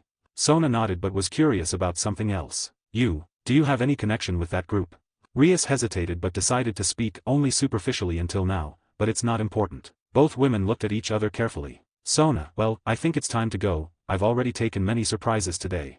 She said, then she got up and left with her group from the room. Everyone present laughed as they looked at Asia, who was hiding her head in the sheets, reddened by the action she had done. Valerie then approached Rias. Tell me, is it okay to have rejected that offer? We could have gotten our relatives and get more strength, she said in a tone of doubt. But Rias only smiled triumphantly. Force? Bah. That does not matter now, she said cheerfully as she remembered the contents of the black box she received from Kurika, sent by Yukio. Valerie shrugged her shoulders, she knew that her king always acted thinking about the best, so she left her like this. Underworld, ooh. A young blonde man could be seen with a very nasty smile walking inside what was like a palace. Razer, I have arrived, father. The Lord Phoenix looked at his son who had a smile that made him feel quite unhappy. Lord Phoenix, tomorrow will be your wedding with the heiress Gremory. Could you stop playing with those servants? There are many rumors circulating that will bring us problems at this step, said the worried father. Be faithful to that red-haired bitch? I'll just fuck that wretch until I get tired and then I'll find a way to get rid of her, ha ha ha. Lady Phoenix next to her husband looked at her son, and felt an endless disgust. She knew that his words were just lies and he would continue to do unpleasant things. But if she said something, her husband would be angry and very possibly she would be the victim because he was a person who thought that women did not have opinions. Her look of disgust changed when she saw her youngest daughter nearby. She smiled at her, making a greeting gesture. Her daughter, Ravel, returned the gesture with a smile, but when she looked at Razer, frowned and then left the place. Razer looked at the back of his little sister, and smiled lustfully when he saw her ass. He smiled maniacally inside and left the room. What he did not know is that he would soon find something worse than death. Human world, boom. A young redhead was looking at a picture while smiling and remembering many happy moments. Suddenly the door of the room opened. Issei, Rias-senpai, Valerie-senpai already has everything you ordered, she is waiting outside, he said looking at Rias, who still had a photo in her hands. She smiled and nodded. Thank you, Issei-san, I'll be there right away. She got up and placed the photo under a folder before leaving the room. Issei watched when she left the room and then out of curiosity he wanted to see the photo. Always when Rias was alone, you could see her looking at a picture all the time, but she did not let anyone else look at it. He picked up the folder and looked at the photo. The moment he did his eyes widened in amazement. Issei, this. How is that possible? He said incredulously. There were 3 people in the photo, but he knew 2 of them. One was a woman with silver hair, who wore a maid's dress, in addition to having a body much more voluptuous than President Rias, had a perfect face adorned with a beautiful smile, while she was crouched behind the children hugging them. As for the other one was a smiling little redhead girl and having a white training GI, she was also hugging the arm of a child of the same age, she was also making the sign of peace with her free hand. The boy was small with short dark hair, and golden eyes, had a friendly smile and crossed arms, wearing a black training GI. Issei knew him, of course, as if he was not going to know him, it was his brother. He took the photo hard, turned it around and there were words written there. My best friend, my coach, and the boy I love. Simple words, but keys. Issei felt as if he had a revelation. Flashback. Issei, why is Rias-senpai so distant from men? Does she pull the other way? He said mockingly. Katace at his side smiled gracefully and shook her head. No, she told me that she actually already has someone in her heart. She stopped, but that guy disappeared many years ago, but she says he will come back for her no matter what, she said with bright eyes. After all, it was the dream of every woman, to wait for her Prince Charming. Issei smiled and nodded. End flashback. Issei, he disappeared many years ago, this photo in my hands and this writing. She talks about my brother. Suddenly a voice sounded from Issei's glove. Drake, look, you have the evidence in your hands and even then you respond to yourself. Are you stupid? He said in a mocking tone. Issei, tisk, I'm not up for games now, stop bothering me. He put the photo under the folder and left the room. He could not even understand anything that happened. Drake, hey boy. I have something to tell you about that brother of yours. Issei stopped short and looked at his glove before going to a solitary place to talk. 5 minutes later. Issei, well talk. Drake, let's see. I'll start in the fastest way possible. Your brother is a dragon. Issei, oh, being locked up hurt your brain. Drake, damn brat, let me finish. He got angry and then he continued. As I said, your brother is a dragon and a very powerful one, his smell is trapped in that red-haired girl named Rias, besides. He stopped for a moment. Issei, besides what? Speak. Drake, those 2 girls who took the fallen angels and revived the blonde. At first I only felt the biggest one that had a male dragon mark, but actually the little one too. Although it is not complete. Issei, and what does that have to do with the subject? Drake, come on, boy, don't be stupid. I'm talking about both women having the smell of your brother. He screamed in anger, seeing that his partner could not even realize something so easy. Issei had an incredulous face and then spat. Wait, are you sure? Drake, yes, I have reviewed it twice, also recently in this academy I felt its smell and that of another girl that is marked by him. Issei laughed like a fool. Lo and behold, my brother alive and also with a harem. Ha ha ha. Drake sighed inside the seal and continued talking. I'll tell you something, your brother studies in this academy. This took Issei by surprise. He thought that when he said that he smelled the smell of Yukio, how serious it would be for him to come and observe him, but that he studied in this place, left him turned into stone. Issei, tell me fast. Have you seen him? Where is he? Drake, relax child, I can tell you, but he's not here. It's been a long time since I stopped feeling his smell or energy, but I have a solution. Issei, solution? Say it fast. Drake, you are too impatient, but you only have to observe Asia secretly. Issei, Asia, why? Drake, maybe you have not noticed but she is not controlling her dragon senses and she is letting herself be tempted. She is from your brother's group, so no matter how much he hides, she will be able to find him only with her nose.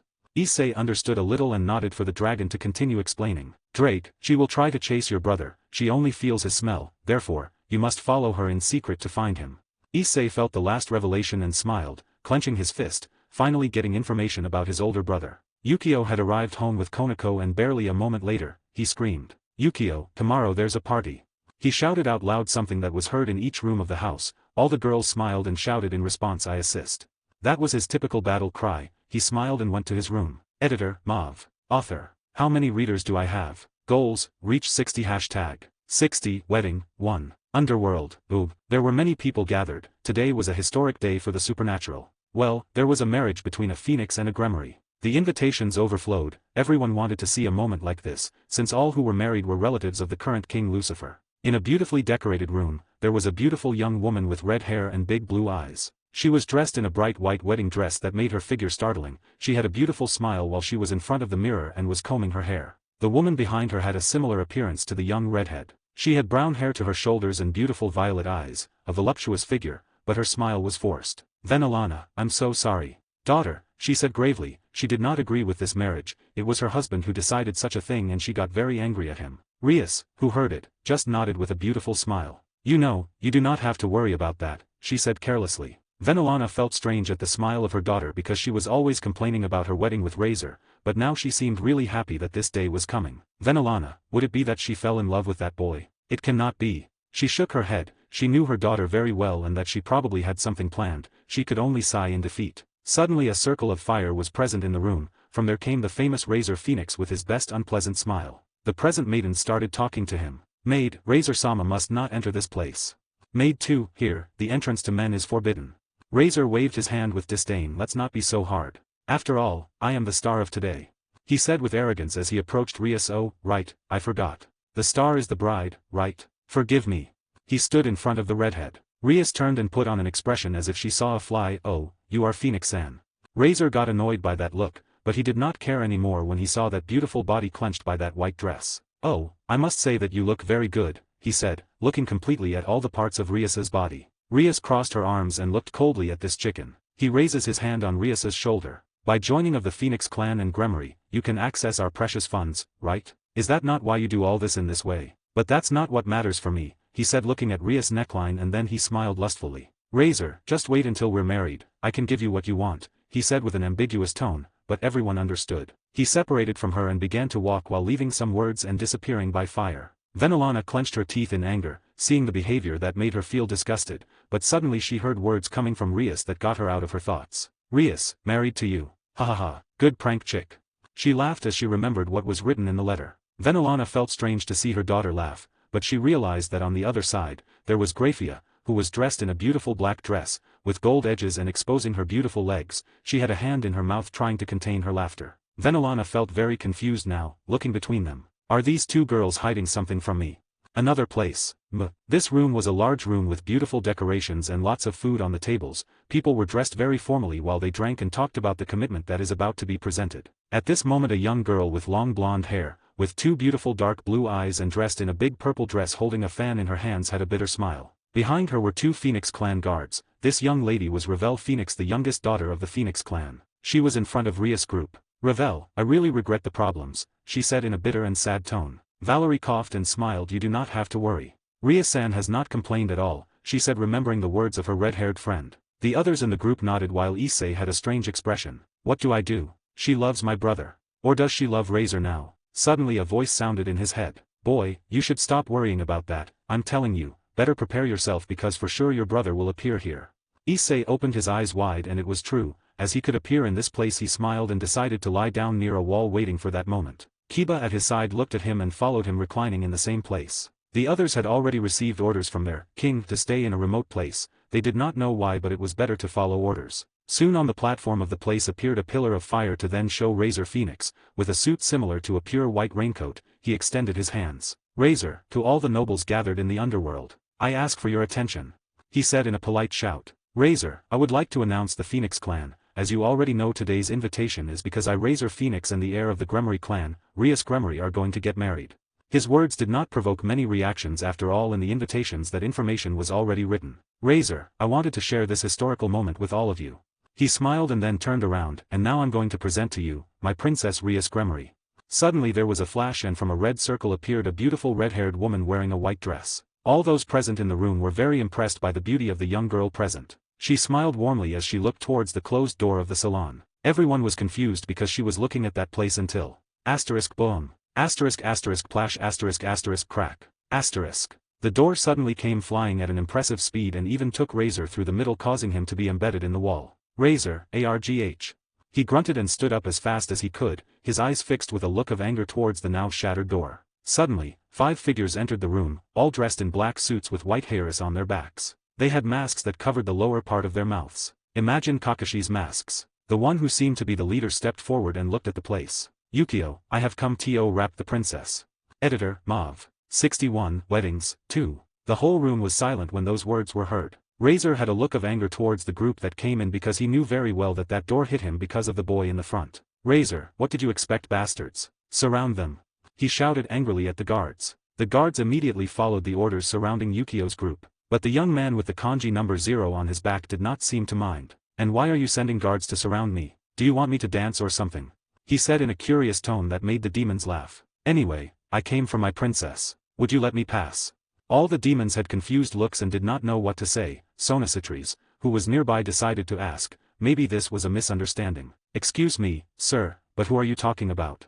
She said in a polite tone because she managed to get closer and she could see that on his back there were kanjis of numbers. She tensed. Godei 13, they were their thoughts to look at each one dressed like that. Yukio looked at her and smiled under his mask, raised his hand pointing towards a direction in the room. Well, who else used a dress and looks like a princess? Everyone looked at the direction and the only thing they saw was Rias, smiling very animatedly at the young man who pointed her out. They realized that this young man was coming to steal the bride. Those who came by orders from their parents immediately sat down to enjoy the show. Sona showed a strange expression and looked at her friend who had a smile. It can't be, right? She told me it was just a superficial relationship. She felt angry with her friend and decided to get to the truth, but not now. Razer, you bastard, what did you say? Can't you see that she is my fiancée? He got angry and stood in front of Yukio. His anger was overflowing, causing slight signs of a fire to leave his body. Yukio, your fiancé. Chicken, you ask for more than you can take. He said in a cold tone that sent fear to some guests. Suddenly in the midst of all, a tall man with a large red cavalry and looking at the two stop. I do not know who you are, a young one, but what if we settle this otherwise? He said in a friendly tone. All the demons present looked at him quickly, rose up and showed respect. Lord Lucifer. He waved his hand in greeting. Yukio looked at him with interest. This situation reminded him of when his own subjects showed him respect. Razer, Lucifer-sama. What are you doing here? The nervous Razer said. Seamus raised an eyebrow. Well, it's my sister's wedding, it's obvious that I was going to attend, right? He said mockingly, to which Razer gritted his teeth. Seamus looked at Yukio, who did not even seem to pay attention to him, and felt curious. He had seen him before. Well, who is the young man in front of me? Rias went ahead with Graia. They did not want a battle to happen in this place, but both were stopped by Kurika and Akeno. Yukio looked at him and smiled. Me? I'm Rias' fiancé, whether you want to or not, he said without fear. When the demons heard those words, they were surprised. He could be arrogant in front of Razer, but when facing a supreme devil called Lucifer, it was suicide. Seamus did not seem to care about his words, but it felt very strange. With what words do you affirm that? Yukio sighed under his mask. As I said, I'm Rias' fiancé. If you do not believe me, ask her. He said while shrugging his shoulders. Everyone directed their gaze towards the red-haired girl. Seamus saw his sister, her hands taken by a black-haired girl. Rias. Unii-sama, what he says is true. I'm his fiancé, and before you think something bad, I'm not being forced. I really love him and I want to be with him, she said quickly. When she saw the expression of her brother, she was very embarrassed to say all this in front of so many people, but she was very happy. Seamus saw the expression of his sister and sighed. Well, I will not get into your affairs, it is your duty to do what you want. I will talk to our father, he said lovingly. But Razer was not in agreement. His anger reached the top, so much so that he started shouting, what the hell? How are you going to accept such thing? He screamed in rage. My father promised me her hand in marriage, I will not let her go now.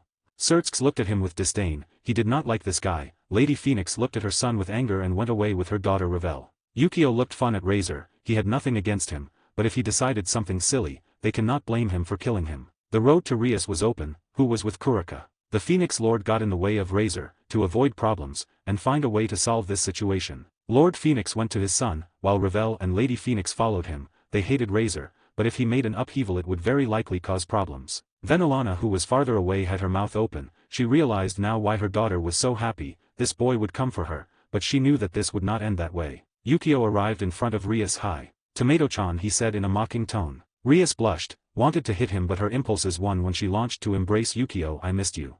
She snuggled into his chest like a little girl. Graia, who looked at everything, smiled at both of them. Yukio rubbed her back. I'm sorry to come for you so late, but as you see, in here and now I will not let you go, he said as he hugged her. Meanwhile with the Phoenix group, Razer was watching everything with hatred, anger. He did not love Rias, but that body should be his property. He had fantasized 1,000 times about her. The Phoenix clan tried to calm him down, but he just got madder. Razer, damn, that dirty bitch. That bastard, she's only a slut. Lord Phoenix, come on son, calm down. I'll talk to Lord Gremory to solve this. He made me a promise and he has to fulfill it, he said arrogantly. He knew that Sidicus would fulfill his promise no matter what. Lady Phoenix and Ravel looked at Razer, with disgust, at those rude words he let loose. They decided to leave, but unfortunately, it turned out to be a bad idea. Razer watched as Rias threw herself into Yukio's chest. He felt his anger reach the limit and his body burned in a fire and threw a big ball of fire towards them. Unfortunately, Ravel and Lady Phoenix were in the middle. The demons seeing this shouted, beware. Ravel turned around and her face showed fear when she saw the big fireball approaching. Lady Phoenix hugged her to cover her and closed her eyes. Some of the strongest demons of the Phoenix clan ran to cover them, but it was too late, both were swallowed in the fire. *BOM*. There was a loud explosion and smoke rose in the place. Every demon present had a look of horror on their faces. Razer himself looked at everything with fury. Damn bitches, they always get in the way.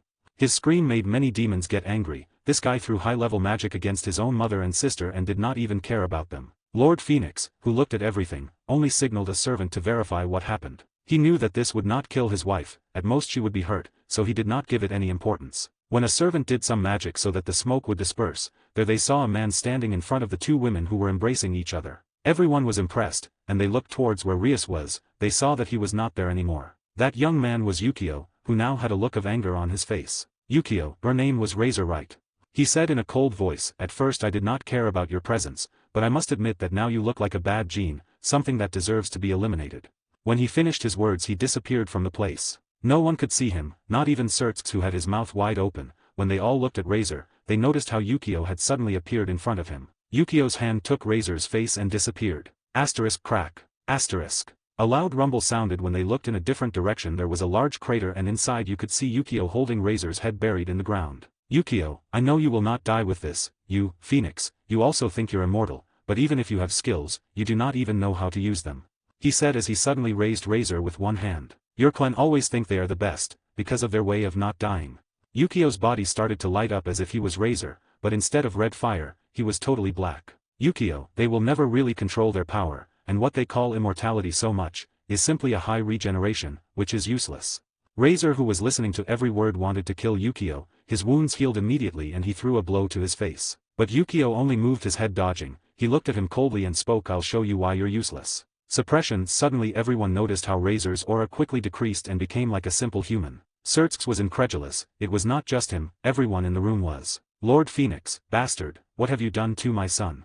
He screamed in rage and launched himself along with the Phoenix clan towards Yukio. Yukio looked at them coldly and for a few moments closed his eyes to then open them again, but this time they had changed. Yukio, eyes of the God Emperor, he whispered in a low voice. They all stopped in their tracks. They looked at Yukio with fear, confusion, adoration, even wishing they were not their enemies. His eyes before gold, now were bright gray with black sclerosis around, having a golden dragon iris. Rin again only gray and with dragon's iris. Yukio, manifestation, he said in a low voice, and from his left eye they could feel a strange power. They all looked towards Yukio when they could now see giant eyes that were above him looking at them through their souls. Every being inside was afraid, in horror, and felt as if any movement would take away their soul. The Phoenix clan pulled back, some even fell to their knees while others crawled trying to flee in fear. Lord Phoenix felt his throat dry as he cried. Seamus could not believe what was happening. Those eyes he looked at seemed to see his soul. He felt so weak. Yukio looked at everyone coldly. Today I will say it again, but I do not intend to repeat it. Rias Gremory is one of my wives. Anyone who has a bad intention towards her will only seek death.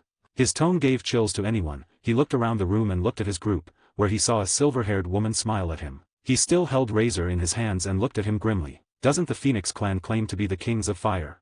He said. Every being felt that something bad would happen. Let's see if that's true. Dark flame. Suddenly from his hands came a flame that stuck to Razer. Razer, ARGH. Hurts. Hurts. Stop, please.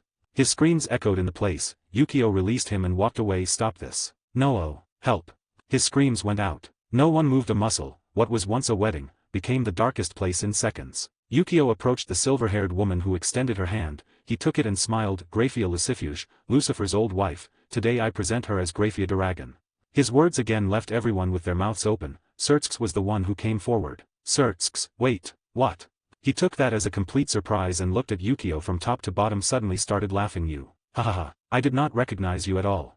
He quickly approached Yukio. Some thought he would attack him, but he showed a sincere smile. I cannot believe it. You're a little devil. He looked animated instead of angry. Yukio nodded. After all, I had many things to go back to, he said, squeezing the hand of Graia, who was nervous. Seamus looked at Graia and smiled. I don't care. I knew from the first moment that I lost your heart with this boy. He advanced towards Yukio and placed his hand on his shoulder. I hope you give her the happiness that I could not.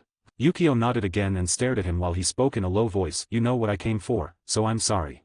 Seamus nodded. He just sent to investigate the Godai 13 out of curiosity, but it was already his idea that Yukio had finally returned. After all, he was the initiator of that problem, which happened in that house. Yukio looked at his group, who nodded, and looked at everyone in the room. Everyone began to levitate. Rias pulled out her demon wings, and Kurika had told her that it would pass. Yukio tenderly took Graia's hand and they rose together. Soon they had a cold look towards all those present. Venelana had a worried look, looking at her daughter, but she just smiled at her, and soon a voice sounded in her head. Kurika, she will come to visit you soon, do not worry. When she heard it, she sighed and continued looking at the young man who was the leader of all this disorder. She did not approve his actions, but she was happy that her daughter found the man she loved, although it felt very strange to see how her ex-daughter-in-law also loved that boy. Venelana, is this not very complex? Each present demon was surprised to see how some could fly without needing wings, but they saw the serious and cold looks. They sharpened their senses so as not to miss any word. Yukio, I know that many here already know me, others maybe not, but I will introduce myself. I am Agaris, leader of Godai 13. His words caused a small disturbance underneath. The Godai 13 at this time was a word of mouth, as it leaked the information of what happened years ago in a human house. And also recently he took 2 fallen angels as prisoners. Yukio, at my side are the captains of their respective squadrons, he said, making the devils realize that these numbers meant squads. Sona Godai 13, numbers, you do not have to be very smart to know that there is only half of his strength. Actually, each demon thought the same. Yukio, today I only came for my 2 wives. Besides introducing myself, I do not want to fight against you. But if someone wants to mess with me or my faction, I will eliminate you all. I do not care if they are even the same faction leaders. It roared in the air, causing ripples in it. Those present were stunned. That is, take the arrogance to another level. The young was strong, I had to admit, but only 13 individuals fought against the whole faction. That was an impossible dream. But soon they saw him raise his left hand free in the air and smile. In the sky several dark portals were opened, where nothing came out, but suddenly many shouts were heard while some present steps were made. Go to I-13, go to I-13, go to I-13. Many shouts echoed and soon everyone seemed stunned. From the portal emerged 100 beings dressed in black kimonos, bleached shinigami, and held spears, swords, shields, some held canes or books. Each one had transparent wings on their backs and their auras were chaotic. There were 7 of supreme rank, while the others were high or medium rank. They were a terrifying force. In front of them all, was a warrior who had a wild appearance, long red hair to his ankles and large muscles, holding a black sword, wearing the pants of a golden armor on the bottom and a black shirt on top with an insignia of lieutenant on his left arm, carrying the kanji 11. Ashiro, King. The red-haired man shouted while kneeling. All kneeling in the air, Great Fairy King.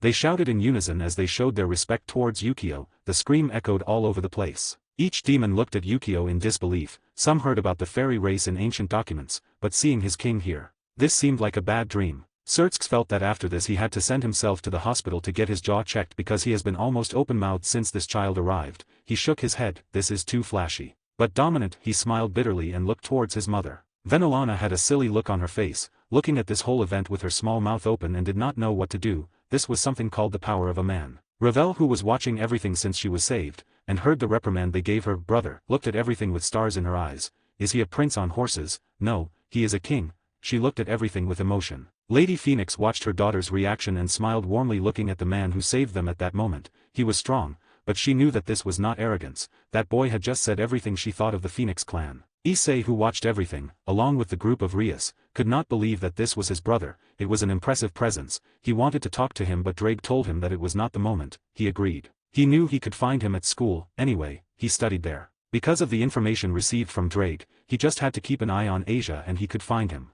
Yukio looked at the expression of everyone and saw that his trick worked. He wanted to terrify everyone so that when he said something in the future they would give it importance. He raised his hand and made signs to his group. They nodded and Kurika opened a large portal through which she entered with the others. Graia gave him one last look and smiled before entering. Now there was Yukio with his subordinates looking down on everyone. Yukio, my faction will be neutral. We will not interfere in any dispute between you as long as they do not bother us, he said, watching the reactions of the demons. One of them stepped forward and spoke. How can we be sure that you don't lie to us and attack us from behind? Yukio looked at him and recognized him. You do not have to worry about that. I do not have any problem with you, demons or any other faction left. In any case, I want a collaboration with all the factions, he said, surprising everyone present. He went on talking as he pulled out something red like candy. I know King Lucifer will know this from before, he said, looking towards Sereorg. Sereorg smiled and stepped forward. How would I not know Yun Dash? He was going to continue, but suddenly there was a lot of thirst for blood focusing on him and he changed his words. Ahem. Fairy King, he took the small sphere. This here is what many years ago went through the underworld, the so-called spheres of mana. All the demons focused their eyes, who did not know such things. Many years ago suddenly those things came, increasing the strength of the nobles. Sereorg, you may have noticed, but the creator of these spheres suddenly disappeared, so they were lost. Well, let me tell you that this guy here was the one who created them, he said, pointing to Yukio. Many present quickly cheered up and forgot everything that happened, to approach and talk with him. Demon 2, is it possible to buy them again? Yukio, yes, from now on my faction will sell these spheres, along with others that serve for any faction, he said cheerfully. Many were impressed by his personality change. Lord Phoenix, then, where can we acquire them? Yukio looked at the Lord Phoenix coldly, frightening everyone again. His eyes changed again to be those of God. Oh, you Phoenix people disgust me, therefore, I will give you special treatment. The price for you will be an increase of 30%. His words caused the Phoenix clan anger, but fear overtook them and they nodded. Then he returned to his usual smile. This product will be sold here in the underworld, along with others. The place. Well, I will let you know soon. The price is not yet decided, but you do not have to worry because it will be something economic. The goal is that everyone can get it, he said, making all the demons smile. They thought that only they, the noble ones, would get such a thing, but it turned out to be open for all. That would be very advantageous. They could even buy some for their slaves. Yukio, well, it's time to retire. I'll be back soon to tell King Lucifer where you can get these items, he said, turning around, but stopped when he remembered something, looked back and activated his God eyes. Your Lord Bale, I want to clarify that Miss Lavapula is under my protection, so do not be surprised if one day I'll come for a chat to your house. he said smiling darkly and then entered a portal. Sereorg saw Lord Bale, who had a very excited smile and soon his expression changed to one of horror. Sereorg laughed inwardly. Look at him, stealing the wives of others now, is it not funny? He laughed and turned to look at everyone until he saw his mother and his expression was scared. Shit. I allowed my wife to be taken but my mother does not do it. He saw how his mother still looked where Yukio was and had a silly look. What nobody noticed was that a fairy took the body of Razer. Oh, what a fool you. Incur the wrath of the great king. The fairy woman smiled in a macabre way, but I'm sure it will take you to a beautiful place. She was very happy, she had received a mental order from his beloved king. She knew very well that, while doing this task, she could personally know his king. She began to smile animatedly as she stood at a white portal carrying a half-dead Razer like a sack of potatoes. I hope you like the goblins. Editor, Mauve. 62 Rias plus 18. When Yukio left, all the demons let out a sigh. They were happy that they could obtain such items again, but they had some fear of such a dangerous being. Even so, they decided to test the waters. For now, everyone said goodbye to the current king Lucifer and left the place. They were tired and also had to process everything that happened in this place. Sona sighed and thought of her friend Rias, to think that she found someone so powerful to be her husband. Besides, she could see that he was a very smart and dangerous young man, to be the fairy king. Although she was curious about something else, he was wearing a mask but she felt she had seen it before. Venelana was still looking at the place where Yukio was standing on. She remembered those eyes that could see even her soul, that strength that he showed in tone of command that nobody wanted to disobey. She sighed bitterly remembering the kind of man her daughter chose, in addition to that her ex-daughter-in-law was also included in everything. She did not know how to feel knowing such a thing, but she was taken out of her thoughts when she felt a hand on her shoulder. Sereorg, mother, did something happen to you? Venelana, oh, not at all, why do you ask? She said strangely seeing the worried look of her son. Sereorg, well, you stayed spaced out looking at nothing, he said while shrugging. This day was very chaotic for them. Venelana smiled and shook her head. It's nothing, better let's go, she said and started walking. She could not tell him, that boy made her feel strange inside. She shook her head. It's my daughter's boyfriend. By God I'm married. Dimension of Yukio. Yukio had barely arrived when he was assaulted by a hug from Rias. Rias, why you? She jumped on him as a koala would hang on a tree, rubbed her head several times on his chest. Yukio, hey, I will not go anywhere, at least let me walk. He said trying to detach himself from his new koala, but she did not let go and smiled as she continued rubbing and hugging him harder. Everything was seen by the other women who had smiles on their faces. Kurika looked at him and made a sign with her fingers. Yukio looked at her and smiled. The meaning of those signs coming from her, Kurika was a very understanding and kind woman, although sometimes she was stubborn, she was always looking for the happiness of both. Kurika took all of them, leaving Rias alone with Yukio. Yukio, could you stop hugging me like this? We can't talk if we continue like this. He said while looking at the girl. Rias nodded and released him but still held his arm. He smiled softly. I will not escape. Rias blushed. Promise, will not you leave me again? She said worriedly. Yukio grabbed her by the waist and pulled her to himself. I promise, I will not leave you behind again, he said and proceeded to plant a kiss on Rias' beautiful pink lips. Rias, She opened her eyes and was surprised to see how he kissed her without warning, but she did not resist and she immersed herself in the passionate kiss. Asterisk smooch. Asterisk splash. Asterisk chew. Asterisk. His kisses were intense when Yukio rubbed Rias back, both submerged at that moment. It was fortunate that this place was a deserted place, where it was practically a forest, nobody would bother them in this place. He stopped the kiss looking her in the eyes, he could see the look and smile of Rias' silly face, which made him feel happy. Yukio, I cannot believe how beautiful you've become, he said in a low voice while caressing her cheeks. Rias blushed heavily and took Yukio's hand. Really? I waited so long to hear those words come from you, she said smiling. Yukio laughed at her comment, her expressions of a flushed girl were funny. Seriously, you've changed from being a problematic girl to a refined woman. Rias inflated her cheeks. I was never a problematic girl. She grunted in response, as she looked at Yukio defiantly. Yukio raised an eyebrow and smiled mockingly. Really? He put his hand to Rias' ass while caressing her, something that made the girl feel ecstatic, but he suddenly stopped. That's bad, and here I thought you were my problematic girl. He shrugged his shoulders while looking at her mockingly. Rias understood his actions, wanted to reproach but did not want to argue now. She wanted to be with him and clenched her teeth. I'm a problem girl, she said, quickly while hiding her face with her hands. This fool. He is making fun of me. She wanted to hit him, but at the same time, she felt great inside. Yukio laughed at her comment and returned to caress her ass. That's good, in that case, you'll be my girl.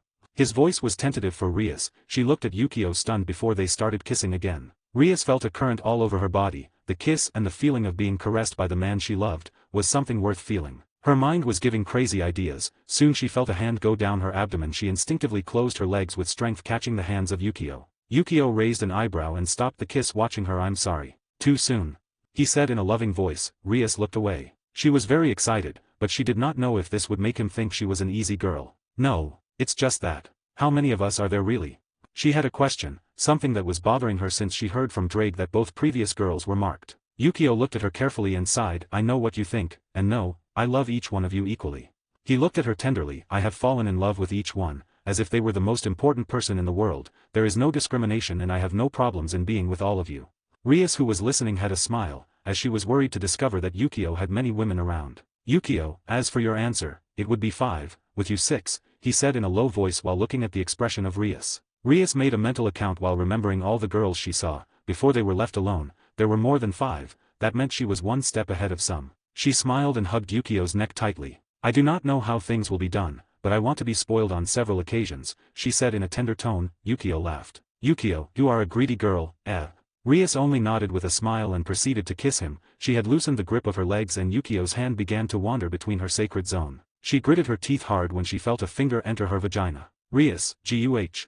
She clung to Yukio's neck, both were still standing and she was facing away from a tree while Yukio kissed her neck. Yukio, does it hurt?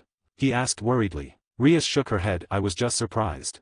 She felt nervous, it was her first time and Yukio was playing with her sacred area with great skill. Rias, NNGH. She started moaning when Yukio's finger came in. He was also caressing her breasts while kissing her neck. She could not stand every stimulation, it was something new for her when see coming. She came between Yukio's hands, and hid her face with her hands in shame. Yukio took her hands and smiled. You're beautiful. He kissed her immediately. Rias forgot everything, out of embarrassment that they were outside. She just wanted to continue like this with him. She felt something in her lower area, it was not a finger or a hand but something thick and hard. She separated from the kiss and looked down, she could only see Yukio's cock that was hitting her vagina. She looked at Yukio in a daze, she did not know how to do it, but she was not thinking clearly anymore, she wanted it. Rias, no, I can't stand it anymore. She said in a low voice. Yukio hit her even more against the tree while brushing her penis against the vaginal entrance. Yukio, this hurt a little, just try to hold on, it will go away immediately, he said tenderly before his penis entered little by little. Rias nodded like a scared girl. Gah. She screamed suddenly when Yukio's penis was inserted into her vagina. Yukio kissed her quickly to calm her pain, she was kind and it seemed to work when she started to moan pleasantly. Rias, yes, she moaned and clung to Yukio's neck. I can take it, keep going. Yukio nodded and began to increase his speed. Rias. He screamed with feelings as the girl's vaginal walls tightened, he saw her blood and vaginal juice come out in each shake. Rias, Yukio. She was too ecstatic, she could feel how Yukio's penis ran through every inch of her vagina, rolled up along its walls and seemed to want to break it. Yukio buried his head between Rias' chest, while he chewed on her nipples, which caused the girl's moans to increase. The sound echoed in the forest, it was pleasure what could be felt besides the smell in the air. Rias took the head of Yukio while he stuck it between her big breasts, she could not stand so much excitement, she felt that at any moment she would come. Rias, my breasts. Don't chew any more. She spoke in a ragged way, and although she said not to bite them, she herself wished for him not to stop. Yukio suddenly pulled her both legs, placing her in an M position in the air and crashing her back against the tree. I love you, Rias, he said, and began to penetrate even stronger. Rias felt every movement, her face maintained a lusty smile while holding on to the head of Yukio, who skillfully sucked each nipple. After an hour, there could be seen 2 young people lying on the grass. The young man was lying on the floor while the girl was on top of him with a smile while she was asleep. Yukio watched Rias smile as he stroked her back. Yukio, I cannot believe how beautiful you have become.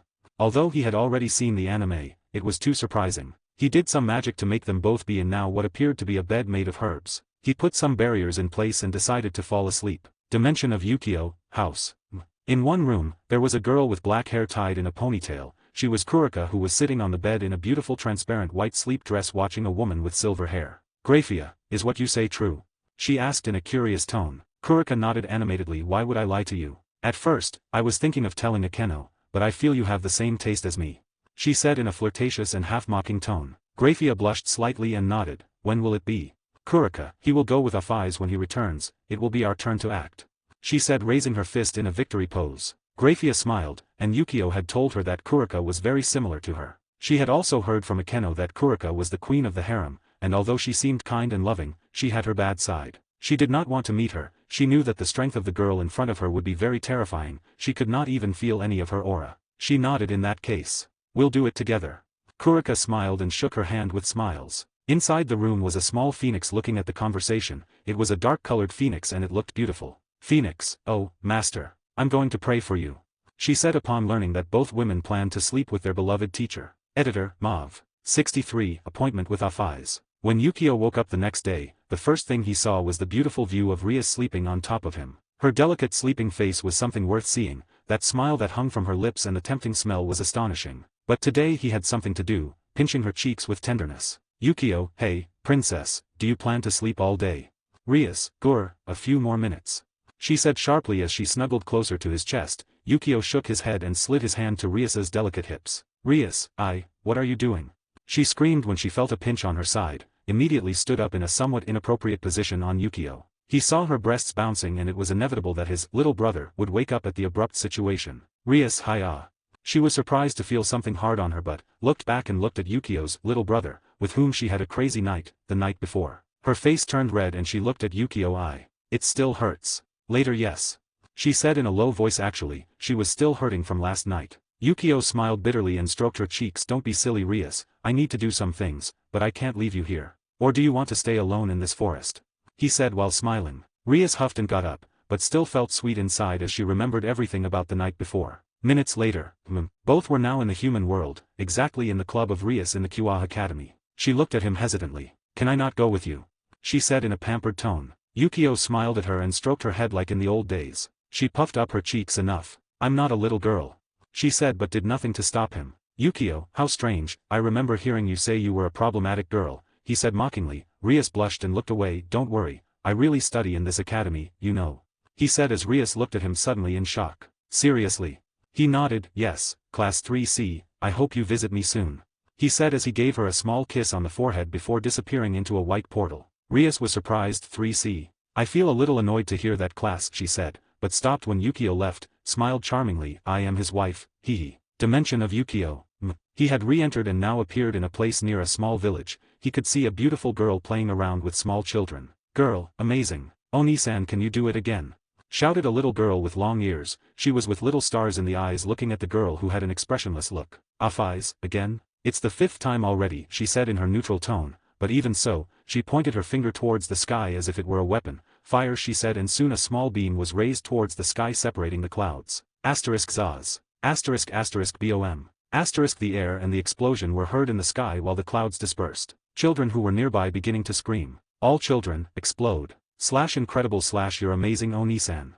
/ Oni-sama. The young girl looked at all the children and nodded. The children seemed used to her expressions and smiled at her as they began to chat. It was until Afais suddenly sniffed the air, confusing the little children until she smiled and looked in a direction. You finally came.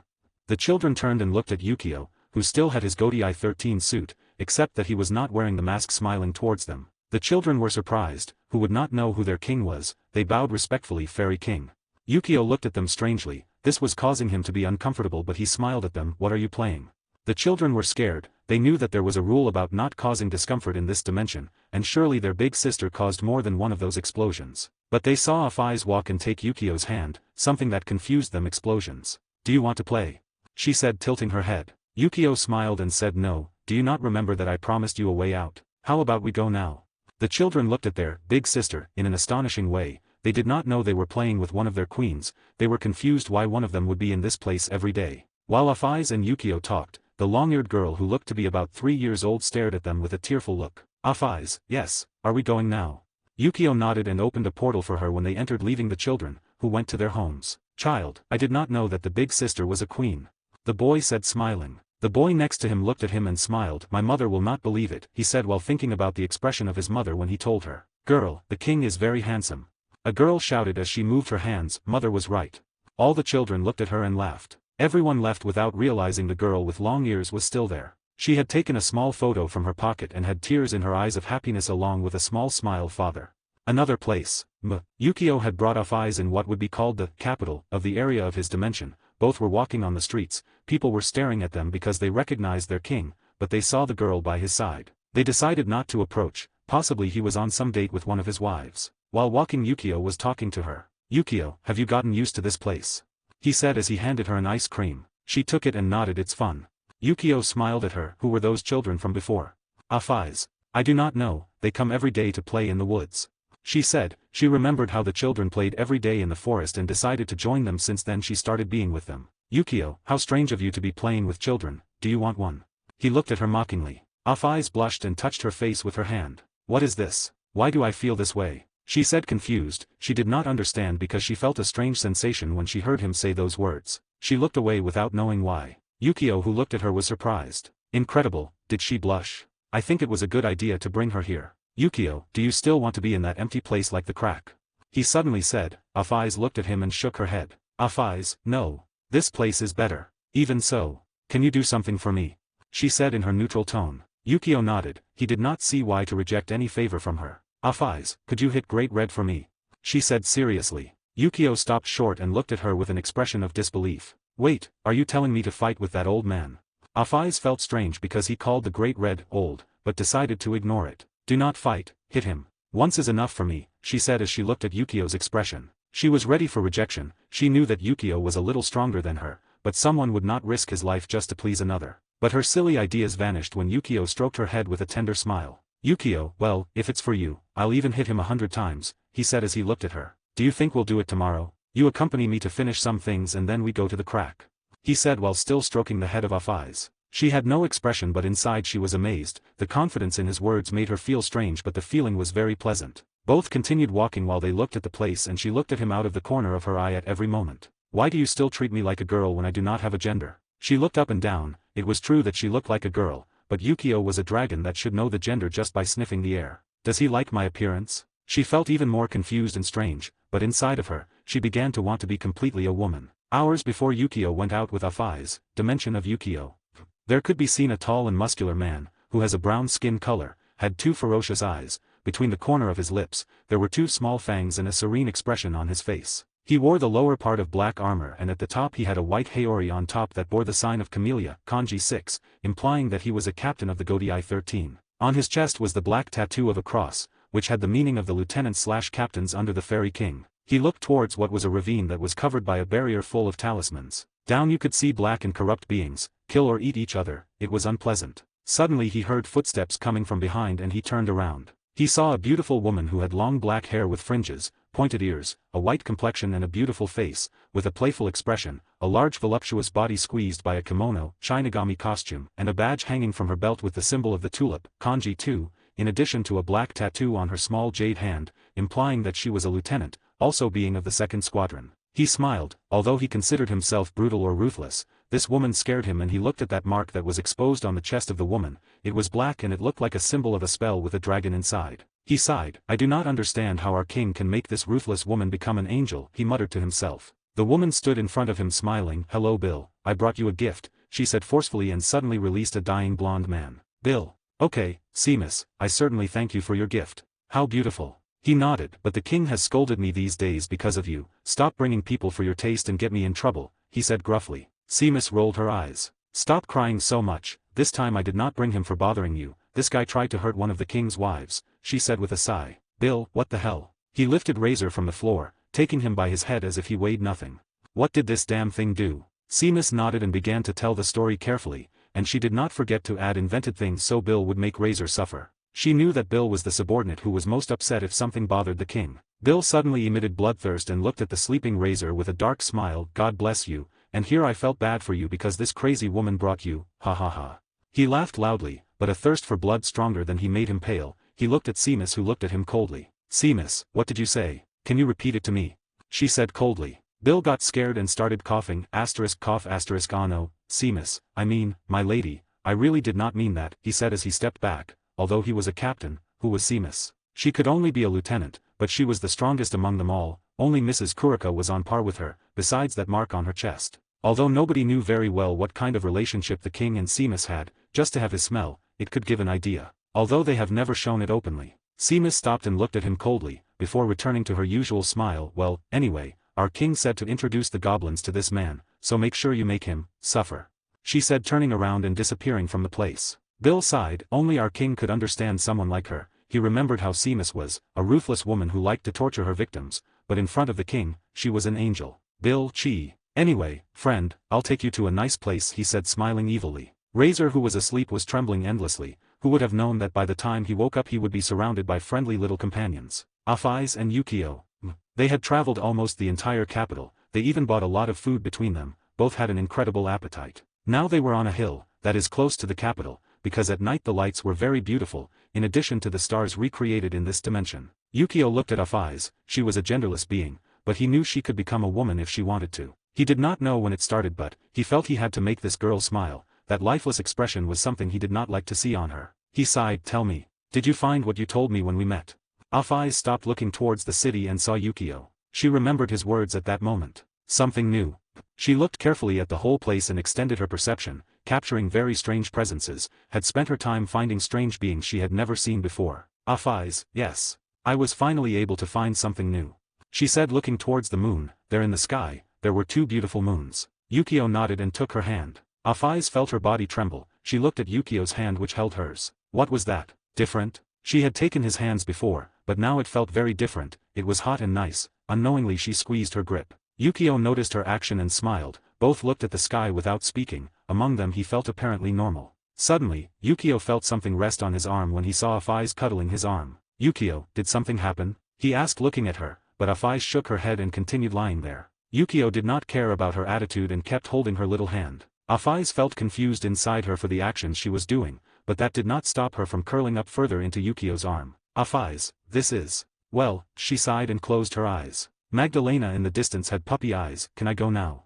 Editor, Mauve. 64, Factions. Today the factions were in great disorder, a video about what happened in the underworld spread throughout the supernatural world. Each faction visualized the amazing power of the great fairy king. Everyone knew that it was very possible that tragedies would happen from now on, but with that offer of some magic pills that increased the mana, they could only accept. They would become even stronger and were amazed that the Godai 13 faction was neutral. In that case, it would be 2 factions. The Yokai faction and Godai 13, at least they were not at war against someone, that was a good thing, they did not want to fight against such power. The demons were very happy, they went repeatedly to the castle of King Lucifer to know if the magic pills were on sale or not yet. As for other beings, such as divine or fallen angels were waiting, if someone would come to present themselves before them. But they were still alert of such people, after all, you could not trust someone overnight. Heaven. There was a blond man sitting behind a desk doing the paperwork, his expression was somewhat serene but worried as he looked at some papers. Michael, ****. This is incredible. He massaged his forehead, and to think that only a single man would do something like that. He was very surprised, he did not need to watch the video, because when he was talking to his little sister yesterday, he felt many powerful presences in this world, tensed and sent to investigate about this. He was informed that all this happened in the world of demons, an army of 100 powerful beings and everything caused by a man. Michael, the king of fairies, he murmured and closed his eyes, remembering that these beings disappeared thousands of years ago from this world, not even his father, the biblical God, knew where they were. Will we be friends?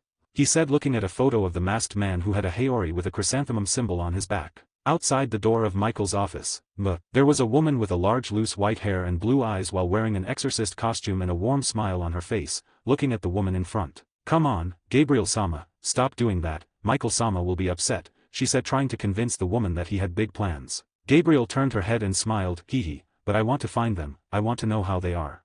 She said animatedly while imagining small flying beings. Griselda shook her head, Gabriel-sama, I doubt they are what you think of, you must first talk to your brother. Gabriel looked at her and snarled, no, I know he would not let me go. What could happen if you come with me? She said cheerfully as she took Griselda's hands. Griselda sighed. Are you going to bring me problems again? Gabriel, when did I ever bring problems? Griselda, always.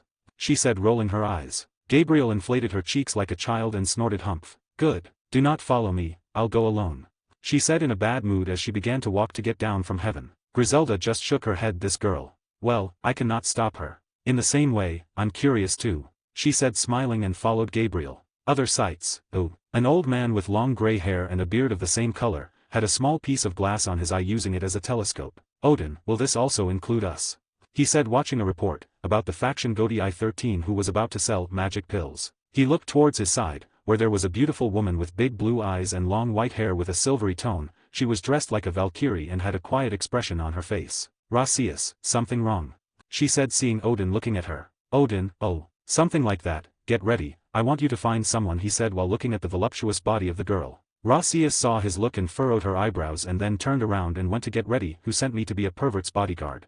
Human World, Asia POV. Today I was sitting inside Rias Senpai's clubroom. I was very happy watching and playing on the laptop that was given to me because someone reincarnated me as a dragon. The others have forbidden me to leave because of my strength. I cannot control it and it has become very difficult. It is fortunate that this place has everything I need, besides I did not care. In front of me were all my friends. Issei, well, I must say that was quite impressive. He said looking at others in the room, he was really stupefied by the power of his brother. Valerie smiled and nodded. I did not know that our president had such a powerful boyfriend. She said looking at the redhead who was blushing behind some reports. I looked at them, I did not know exactly what they were talking about, but at least I could understand that President Rias had a boyfriend. Katace, how bad are you, Rias-chan, you did not tell me anything about that.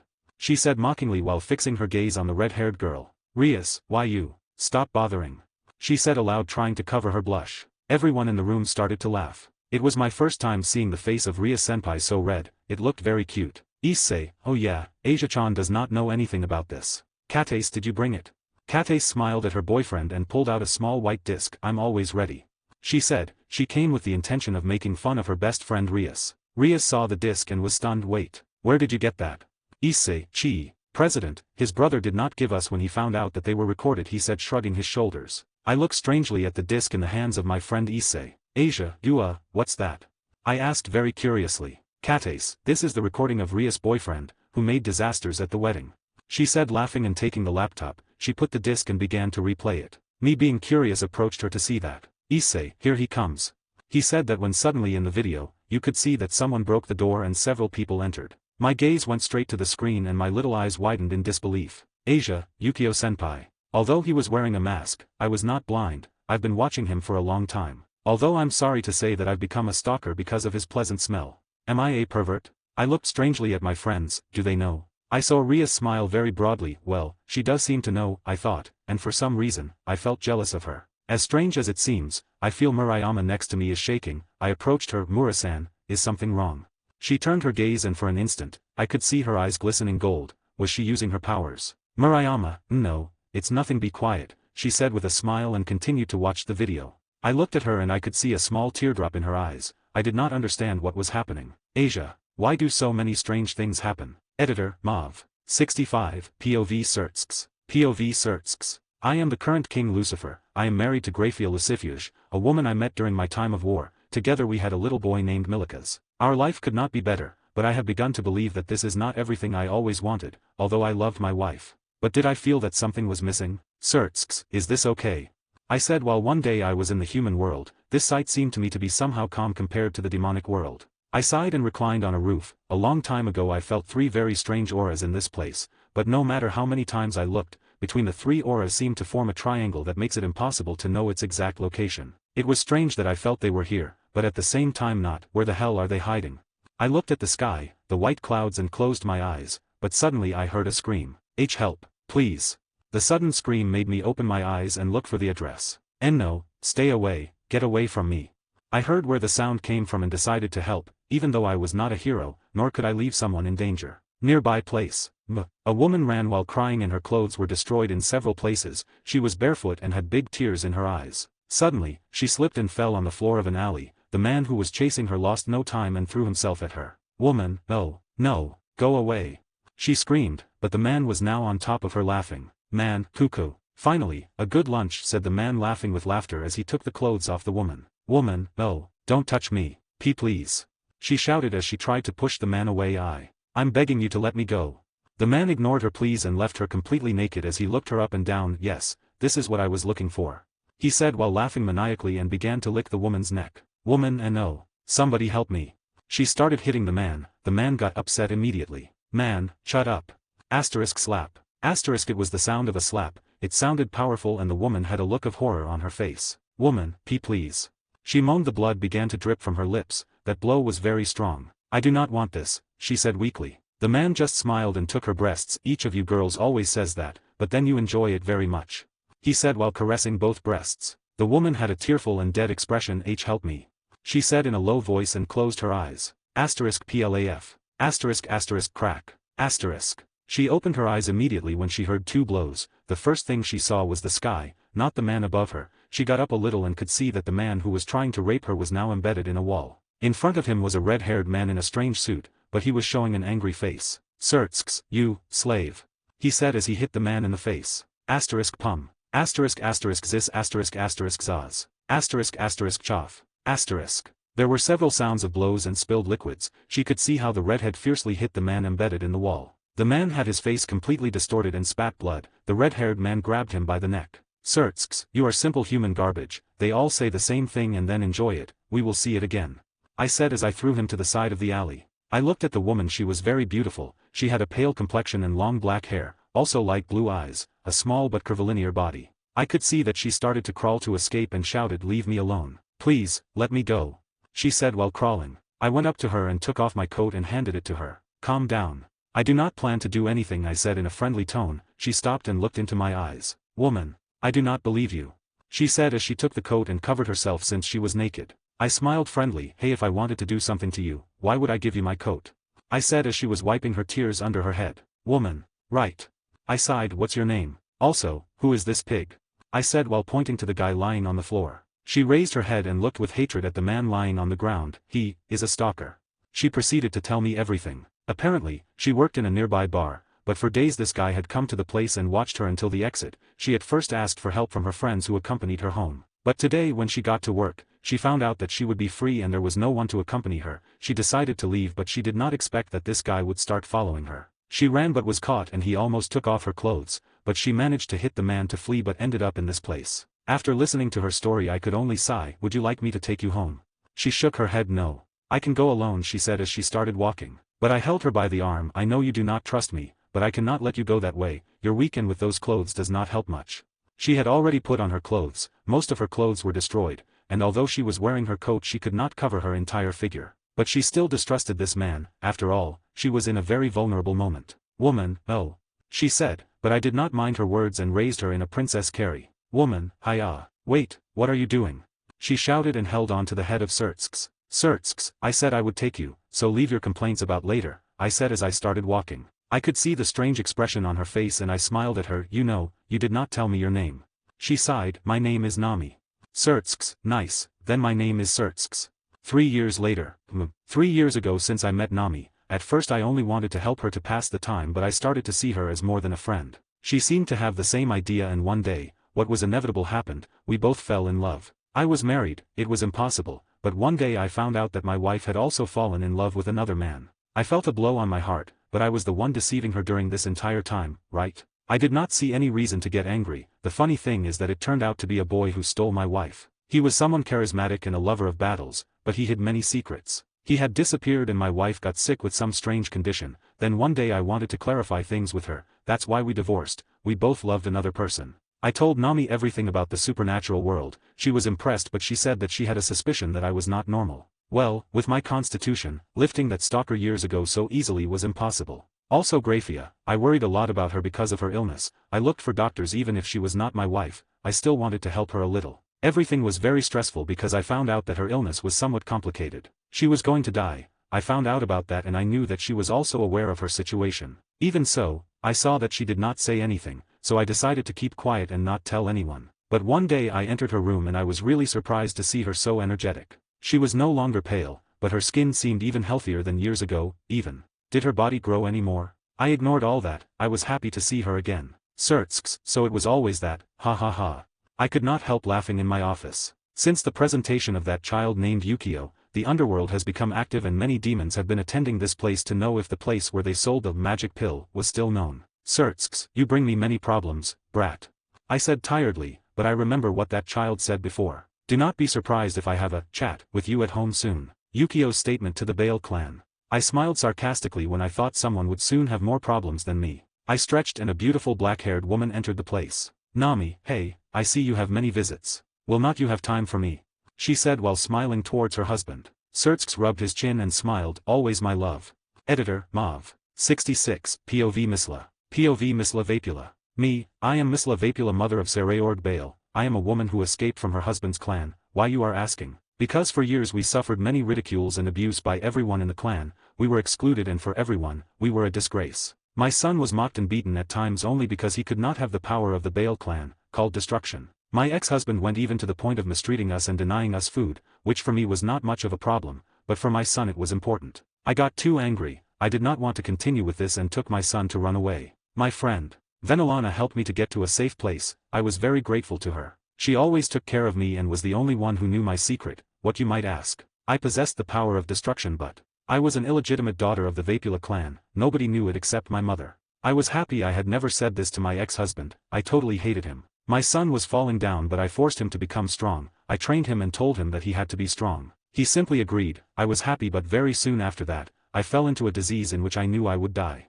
The last words I heard from him before falling into a coma were that he would become the strongest man in the world. Those words made me happy and I smiled before losing my consciousness totally. Several years later, I opened my eyes to see this world again. I was outside of myself, I did not know what was happening. I looked all over the place where I was and I saw a young man in front of me. He had hair as long and dark as the night itself, golden eyes and beautiful features. His gaze was piercing and made me tremble. But is he an angel? Those were my thoughts when I saw him. He was similar to one, just missing a halo on top, and I could confuse him for one. Because of that I blushed. He healed me, I knew, and tried to lift myself up, but he placed his hand on my shoulder, causing me to recline again. For now, rest. You could heal, but you have not used your body for a long time, you have to wait a little longer. It was the man's words. I blushed at his affectionate tone and nodded without knowing it. Sereorg, I will come in a few days to train you, it is better to prepare yourself. He said and disappeared. I looked without understanding, but I knew that he should be a friend of my son and I smiled without knowing it. After that I had a talk with my son. I was surprised to see him so big and strong. I embraced him without stopping. How much I loved seeing my son again. And I thanked 1,000 times that boy named Agaris. My son introduced me to all his friends. I was happy that he was not alone during all this time. He told me about what happened while I was in a coma, about his exploits and his achievements, also a bit about the young man who cured me. I was surprised to learn that Agaris, that young man, was the leader of a faction that was very mysterious. Well, he had a mysterious touch in himself, I thought as I remembered his looks in my head. Several days later, the same young man had come to train my son. The news that my son's friends gave me that he destroyed my room made me laugh a lot. I shook my head and made some tea. I wanted to talk something with him, so I went to them. I saw him muttering and decided to talk to him. Misla, strong words from the man who destroyed my room, I said as I approached from behind. I could see that he turned to look at me for a few seconds before he scratched his neck nervously. Yukio, about that. I have no words to say. You cannot blame me, can you? I smiled and shook my head. No, I do not blame you. Tea. I told him while I offered him a cup. He took the cup and drank a little tea. I could see his eyes lit up. Yukio, wow, it's pretty delicious. He said while drinking the tea. I smiled at him and sat down beside him to drink my tea. Thank you very much for your praise. I looked at him out of the corner of my eyes, while he watched my son from a distance. Misla, can I ask you something? I said politely. Yukio, I guess. Misla, why are you doing this for my son? I saw him staring at me and then he replied, actually I won't lie to you, I want an ally, someone who is with my team without problems and who I have not to fear to betray me. Sereorg is a guy who looks for strength but has respect for his rival. I know that with him this problem will not happen. I stared at him to see if he was lying, but it seemed like it was not like that. Is he looking for someone for his group? Only that. So why did he choose my son? Why was a Bale like him? I nodded and decided to say what I thought. Misla, but, we are no longer related to the Bales, I said in a low voice. I saw him sigh and he raised his hand making a sphere of destruction. I looked at him strangely, but I felt something strange. I immediately made the same action. Misla, incredible. I said my most sincere words to notice that his power was very different. It seemed that he could destroy everything, as far as mine only seemed like a child in comparison. Wait. Immediately I let my sphere disappear. I had realized my mistake, and I looked at him, but he did not even ask me why I could have the power of destruction. I sighed and looked at his hands. Misla, do you really not plan to do anything against us? I said in a serious tone. He smiled at me and I was very stunned while listening to his words. No, as I said I want an ally. Sereorg seems to be a good choice, that's all. I nodded and returned the smile and then proceeded to drink my tea. We were both silent until he left. I watched his departure and smiled. I liked to see my son making friends. But I felt something very unusual near that young Yukio. A few days later he came again, but this time he came with a little girl stuck to him. I felt complicated but I greeted him. We talked normally as usual. I liked to laugh with him, but when I told him my story he got very angry, and then he calmed down to leave. I was stunned but I went quickly to my room. I fell in love with someone younger than my son, I said while covering my face with my hands. I could not believe this. I fell in love with Yukio-sama. I did not know what to do. After the incident at Rias' wedding, my son told me everything that happened in that place. I was impressed by what was the strength of Yukio-sama, how he behaved, and more when Sereorg told me that Agaris was the king of the fairies. It was impressive. But I felt very complex when I remembered how my son said that Graia-san and Rias-san were his fiancés. Rias was my niece, and Graia, my nephew's old wife. I did not know how to process this. I got depressed because of the love I was hoping for did not work out. I should have known. After all, I'm an old woman at this age. I said while I was lying on my bed. I felt depressed because he had not even come here. He must be with his 2 girlfriends now. I said as I sank into my pillow. Suddenly, the door of my room opened. Coriana, lady, did you already hear the news? She screamed loudly as she entered the room. I got scared and almost fell out of bed before I realized it was this girl. What's wrong with you? Why did you come in like that? I almost had a heart attack. I said, somewhat scared. I saw Coriana smile and apologize. Sorry lady, I'm kind of excited, but did you not listen to the news? I looked at her strangely. What do you mean? She smiled widely as she pointed to me. Agara-sama said that Misla Bale is under his protection, and that he would soon go to chat with your former husband. She said, jumping and laughing. I opened my mouth several times and blushed hard as I did not know what to do. I covered my face with my hands and smiled. Yukio-sama. Editor, Mauve. 67, Kurika and Graia +18. Both dragons stayed together looking towards the stars. Among them they felt comfortable without end. Suddenly Yukio began to caress the small hand of Afaiz. Would you not like to live with me? He said without taking his eyes off the stars. Afaiz at his side, turned her gaze to look at him curiously. Live with you? Yukio nodded. Yes, we can see each other more often. You would also be a good friend. He said as he continued to stroke Afaiz's hand. Afaiz, who felt the caress in her hand, felt strange. What is this feeling? Why do I feel like that next to him? She shook her head. Afaiz, is it really okay? She knew that Yukio lived with many beings, also powerful dragons were there. Yukio looked at her and smiled. I would like you to live with me, Afaiz-chan. Afaiz looked directly at him and then looked away. She looked up at the sky and thought about everything that had happened so far. He's very strange. He brought me to this place without hesitation, even knowing that I could disobey his orders. He treats me very friendly. Besides this strange feeling, she touched her breast and nodded. Afaiz, good.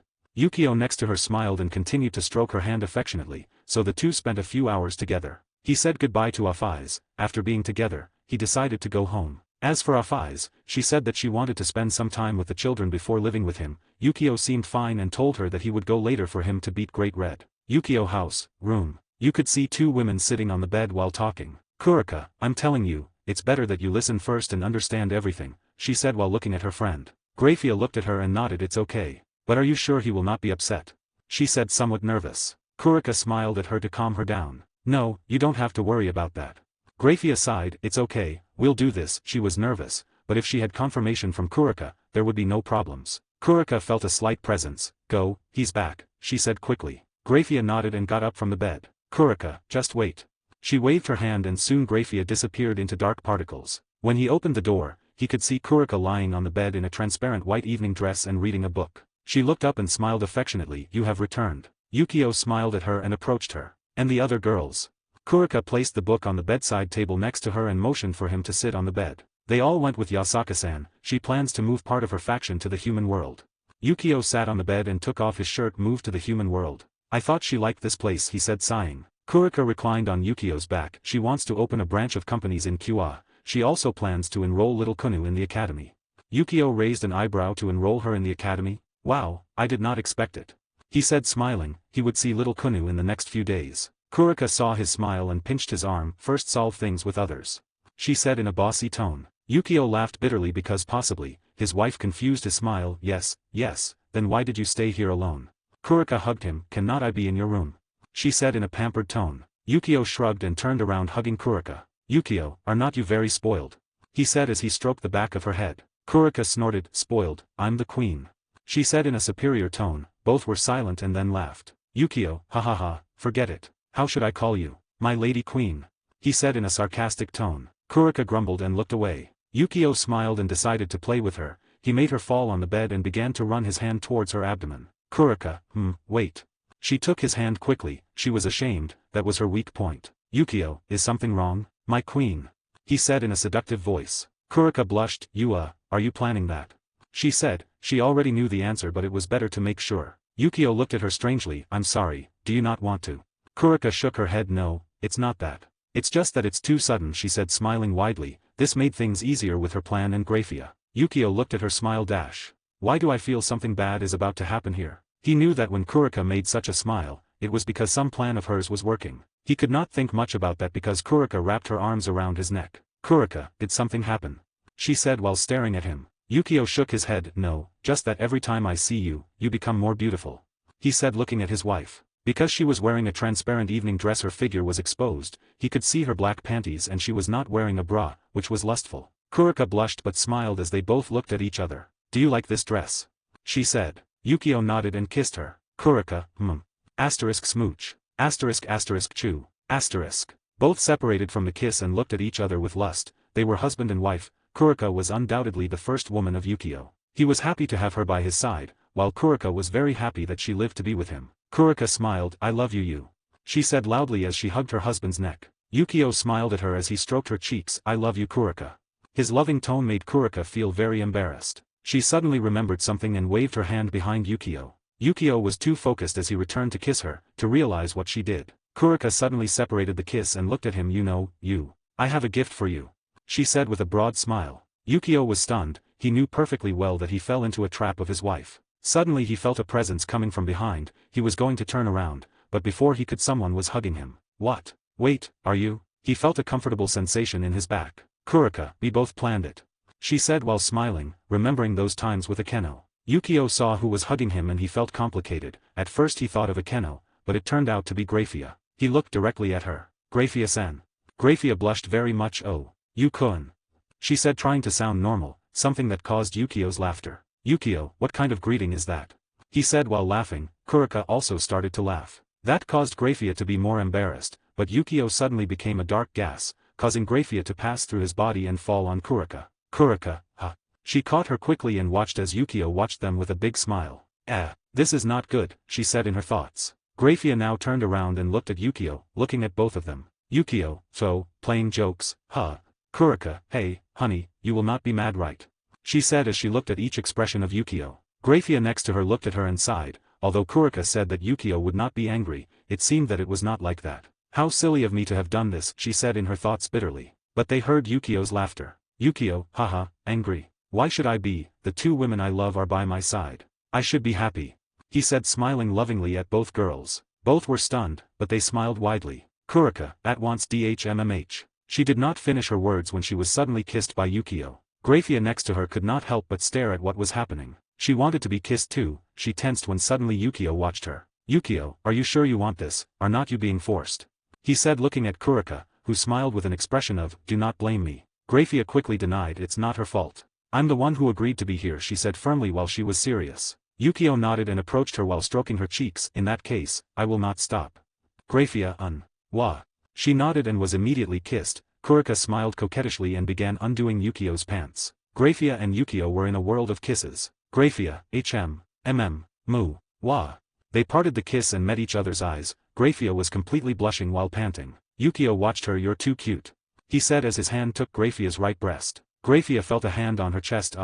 She made a loud moan. She bit her lips. But Yukio approached her ear. "Tonight, you do not have to hold yourself back," he said in a low voice, something that shook the body of Graia. Graia, where did you learn all this? She was very embarrassed. She could not believe the way Yukio was playing her so easily. He laid on the bed and pulled Graia towards him, causing her to stay on top of him. He started kissing her directly and rubbing her breasts. Graia, ha. Kurika wasted no time and is the most experienced with Yukio. She was on her bottom. Kurika smiled. "The first one that arrives, is served," she said inwardly playful. She took off her beloved husband's pants and looked at the only piece of clothing that hid what she was looking for. She without hesitation approached and began to rub it. Yukio, coo. He had an immediate reaction when Kurika so suddenly licked his cock while still inside the boxer. Kurika, seeing the reaction of her husband, smiled triumphantly. "I'm going to have fun, Naya," she said coquettishly. Yukio did not know whether to laugh or cry, because he heard her say Naya, when she actually was a dragon. He negated with his head and gropes for Graia's ass. Graia was very focused on the kisses until she felt a hand go through her underwear and touch her ass. Graia opened her eyes wide. Wah, She wanted to say something but Yukio squeezed her clitoris suddenly. She shot herself into Yukio's chest while panting. "And it's not fair," she said weakly. Yukio did not understand what happened but smiled when he felt a liquid spilling in his hand. "She came? Is she weak there?" He smirked maliciously and pinched her buttock. Graia, hiya, what are you doing? She said looking at him, embarrassed, that someone so young touched her in her precious place. It was a very inappropriate but lustful feeling for her. "Am I a pervert?" Kurika, who watched everything, could not help but giggle. "Hey, Graia-san, are not you older than me?" she said laughing. Graia blushed and looked away while Yukio was also made to laugh at the attitude of his women. Yukio continued to move his hand as he massaged Graia's tempting ass. Graia laid on Yukio's chest panting and blushing. She could feel Yukio's hand go through every part of her body. He was rubbing her breasts with his other hand and she instinctively got up while kissing Yukio and rolling their tongues. It seemed obscene but it was something that made them feel good. Meanwhile, Kurika was having fun. She had removed the boxer from Yukio and started licking his penis without stopping him. Muick, sklups. Yukio, HNN. Due to Kurika's action, he had a small grunt. Graia was kissing him. She turned her gaze back, very curious about those sounds. But when her eyes witnessed Kurika's activity she could not help but be surprised and stared. Yukio suddenly bit her nipple. Graia, gah. She screamed and clung to the head of her beloved. Yukio remained motionless between both nipples and licking them while his fingers wandered through Graia's vagina. Graia, Yukon. She screamed when she felt every touch of the man she loved. Kurika was very entertained. Suddenly Kurika opened her eyes wide when she felt a thick load in her throat. Kurika, Gwa. Glup. She swallowed all the cum instantly and looked at Yukio with a smile while licking her lips. Yukio looked at her and felt a chill, placed Graia under him and looked at her. Are you ready for this? He said while caressing her cheeks. Graia kept her eyes fixed and looked at Kurika, who nodded. She got serious and nodded yes. Yukio looked at her and took his penis to the vaginal entrance. Graia was nervous and soon she could feel the tip of Yukio's penis hitting her entrance. Graia, slow. She said that when she felt that she was entering, but Yukio did not hear her and suddenly inserted his penis into her gyah. She shouted and clung with her nails to Yukio's back. He knew it would be more painful for her if he slowed down. He kissed her and stopped moving, thinking that Graia would get used to it. Kurika at his side smiled coquettishly when he saw them. Graia was separating from the kiss panting and she was taking a breath. Her vagina was clinging tightly to Yukio's penis. She looked at him and could see his loving gaze. She extended her hand forgetting that Kurika was there and stroked his hair. Graia, sniff, you do not know how much. She said while the tears fell from her eyes. I was waiting for you. She sounded sad and happy at the same time. Yukio felt guilty and kissed her forehead. I promise to be there for you at all times. He said affectionately. Kurika next to them nodded. She was happy with her husband. She did not care that he brought more women, but only if he wanted to really love them. Graia smiled with tears. Please. I'm ready, she said. Yukio nodded and started to move slowly. Graia, it feels good, Yukon. She was not going to restrain herself anymore. After all, she was before her man. She held Yukio's back, driving her fingernails hard as she was penetrated. Asterisk chof. Asterisk chof. Asterisk chof. Asterisk. Graia, incredible. She was agitated and her breathing was cut short. Yukio was surprised because Graia got so wet even the sheets were soaked. But it was not that he disliked her. He smiled and bit her nipple while inserting his hard member. Graia, ggyahh. She screamed when she felt a surge of pleasure and her body tensed as she held tightly on the back of her beloved. Yukio, I'm sorry, was it too much? He said worriedly. But Graia denied. No, do not stop. Yukio felt a hunch. Don't tell me I woke up another succubus. But Kurika, who was next to them, became angry because they forgot about her. She came crawling. Kurika, Graia-san, would you help me? She said animatedly. Graia felt embarrassed. She did not remember Kurika, now that she was having sex and Kurika saw exactly every time Yukio was practically destroying her inside. She could not help but be overwhelmed. Graia, what? She said nervously. Kurika smiled and placed herself on top of her. Only this. She said, then sat on her face. Graia opened her eyes in surprise, but she was not stupid. She knew what she wanted, and she did not care. After all, she shared the same husband. She stuck out her tongue and gave a slight lick to Kurika's vagina. Kurika, yes, like that. She shouted and hugged Yukio by the neck to start kissing him. Graia, who was being penetrated, suddenly felt a slight feeling in her body. Graia, Yukio coming. She squeezed her vaginal walls very hard, wanting to come and bathe her husband's penis with her juices. Yukio, instead of taking it out, inserted it strongly inwards. Graia, Suddenly she opened her eyes in disbelief. Asterisk plop asterisk. It was the sound of when Yukio pulled his penis out of Graia's vagina. Yukio suddenly started fiddling with Kurika's vagina while Graia licked her. Kurika, no esp, it was you too, no. She screamed when she felt Yukio fingers in her vagina and Graia was licking her. The ecstasy made her become addicted. Kurika suddenly felt something that made her shudder. Wait, no. Graia, not there, she said quickly, but it was too late. Yukio put a finger in her little anus and she immediately shouted, coming. She came and fell right away while Graia had her face full of cum and was satisfied when she herself felt her vagina full of Yukio's cum dripping. Yukio shook his head and helped dry her face with the sheet. She smiled but looked tired. Yukio, you should rest. It's your first time with a dragon. He knew that he used a lot of force in her. Besides his cum contained power, he had given her some of his powers. She smiled and closed her eyes, but Yukio looked at Kurika with a wicked smile. Kurika noticed and smiled. I can't escape. She said as she watched as Yukio approached her ass.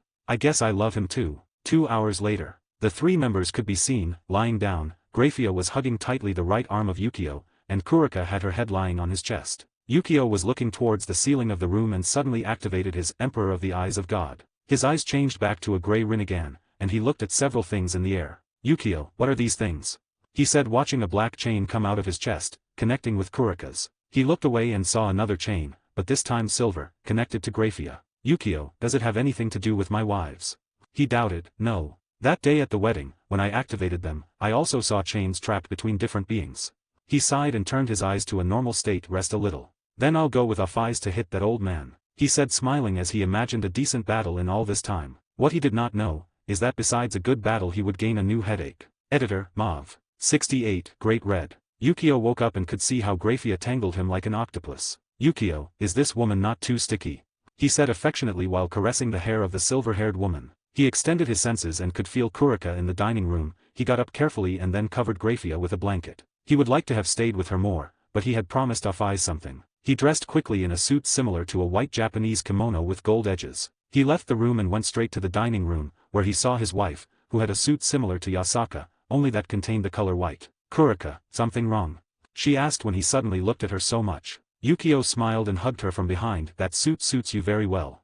Kurika, really? These costumes were made by Yasaka-san for us, she said cheerfully as she looked at herself. Yukio nodded. It seemed perfect to see her in that suit. Suddenly he remembered something. Have you thought of something with the fallen angels? Kurika, yes. Today I will send Kalawarner to make a connection between the fallen angels. Yukio raised an eyebrow. Why, is she not a fallen angel? Kurika, she has become a complete servant of this place. She has strengthened with the training and it took her a certain pleasure to be here, so I decided to ask her and she accepted without hesitation. She said while she really knew why Kalawarner accepted without hesitation. As for Rainare, she became the assistant of Yasaka-san in the human world. Kurika suddenly came out of Yukio's embrace and looked at him. Should you not go with Afais? She should be waiting for you, she said affectionately. Yukio smiled at her and gave her a small kiss before entering a white portal. Kurika, playboy, she said looking at Yukio's retreat. She smiled and continued doing her housework. Underworld. Wait, do you say that only he caused all this? Said a woman, who was short but had an impressive chest. She had long black hair, which was tied in 2 pigtails. The more characteristic thing was a magical girl costume on her. Sertsk rubbed his forehead. How many times do I have to tell you? Yes, as you saw in the video, it was just an individual. He said as he looked at his partner. The girl in the magic suit smiled and made a silly pose. Then I will find him and will bring him to our side. She said animatedly. Sertsk, bring him back. He said while smiling bitterly. Are you sure you will not get on his side too?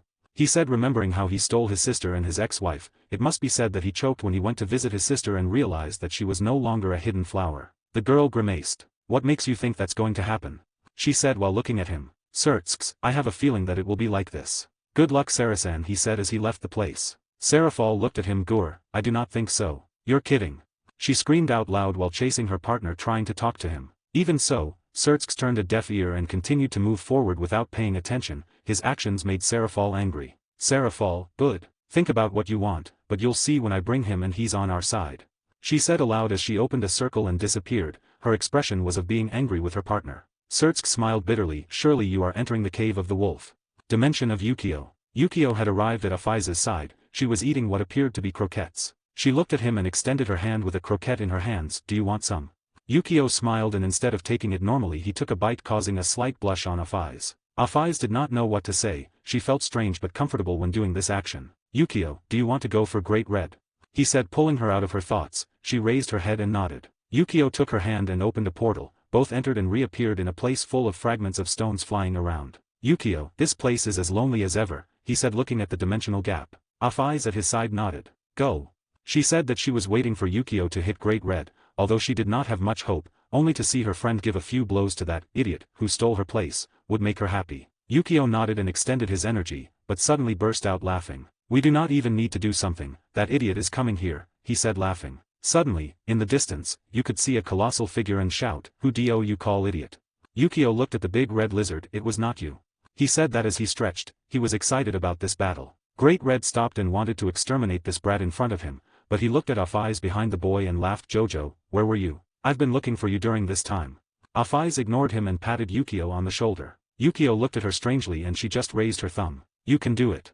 She said then disappeared and moved away. Yukio looked at her from a distance. TSK. A hug would have been better.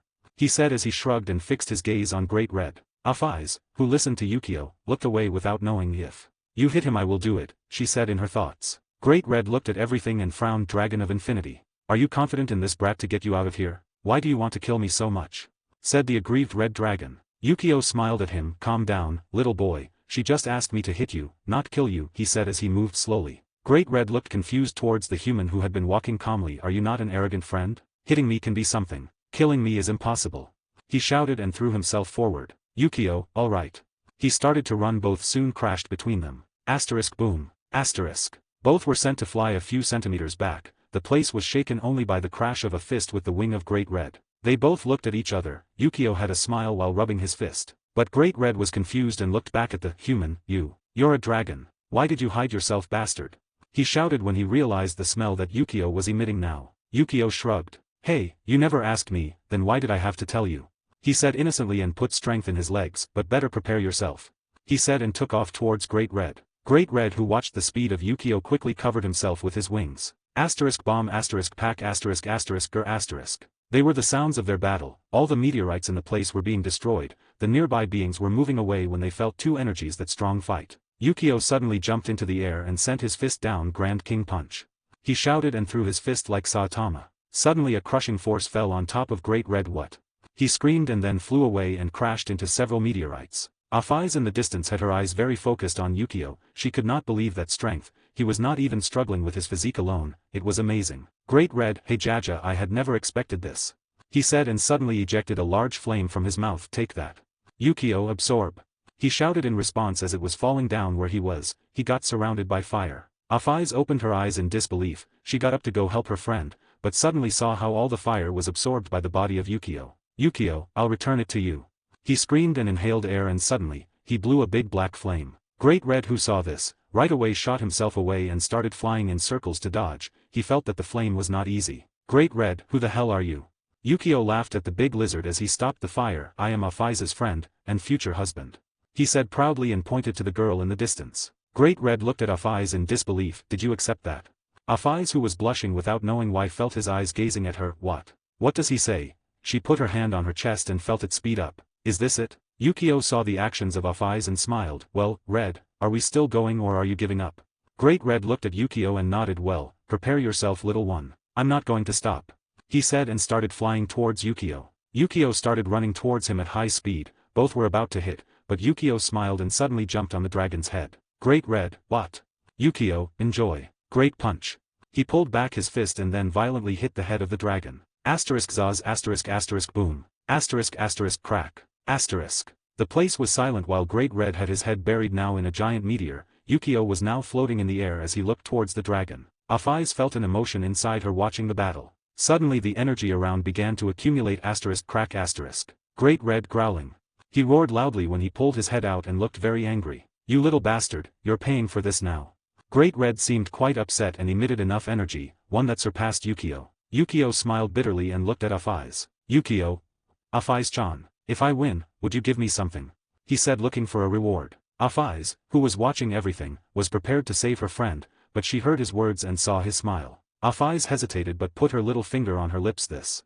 She asked curiously. Yukio, seeing her action, smiled and raised his hands. That's perfect. Afaiz touched her lips even more, and she hoped that Yukio would really win this battle, but she knew it was impossible. Yukio was at the time, well, a kiss from Afaiz-chan is worth it. Then he raised a hand toward the sky. First seal release system. He said aloud. System. Opening the first seal. Suddenly, the whole place spread out with a bright light, which blinded both dragons. But they heard a voice. Now I am serious.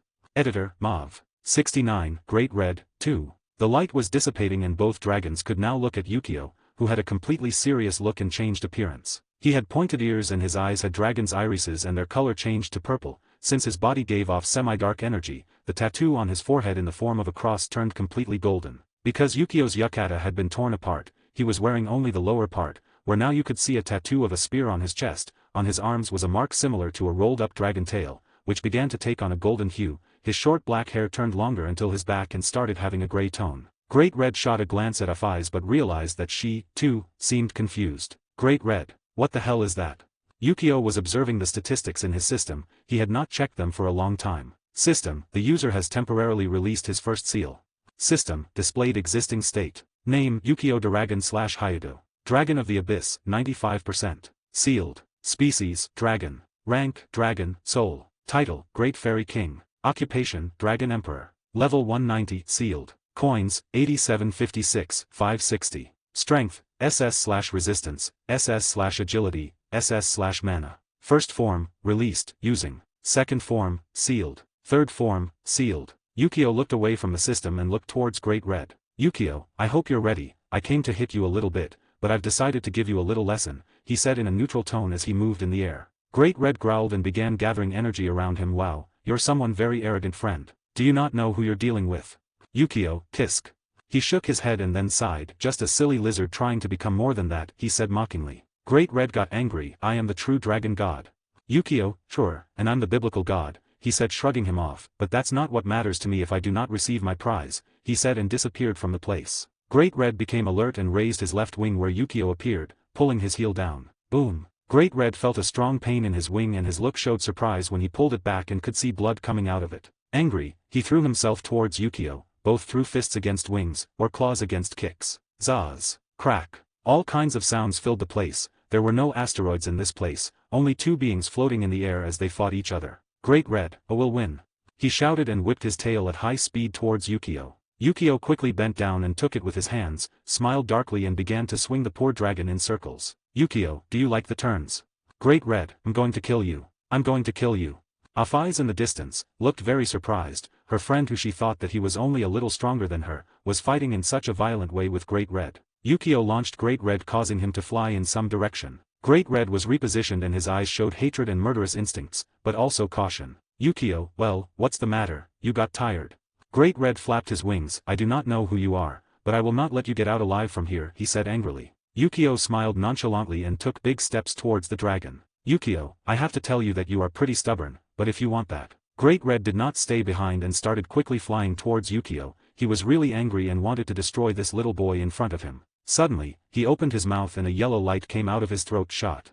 The sound echoed in the air and soon a beam of golden light shot at full speed towards Yukio. Zaz. Yukio, who did not expect this attack, was hit hard and sent flying at a tremendous distance. Great Red quickly flew out and sent one of his nails with the intention of impaling Yukio. But before he could even move, several black chains rolled up on his legs, causing his attempt to be useless. Great Red, GRR. What is this?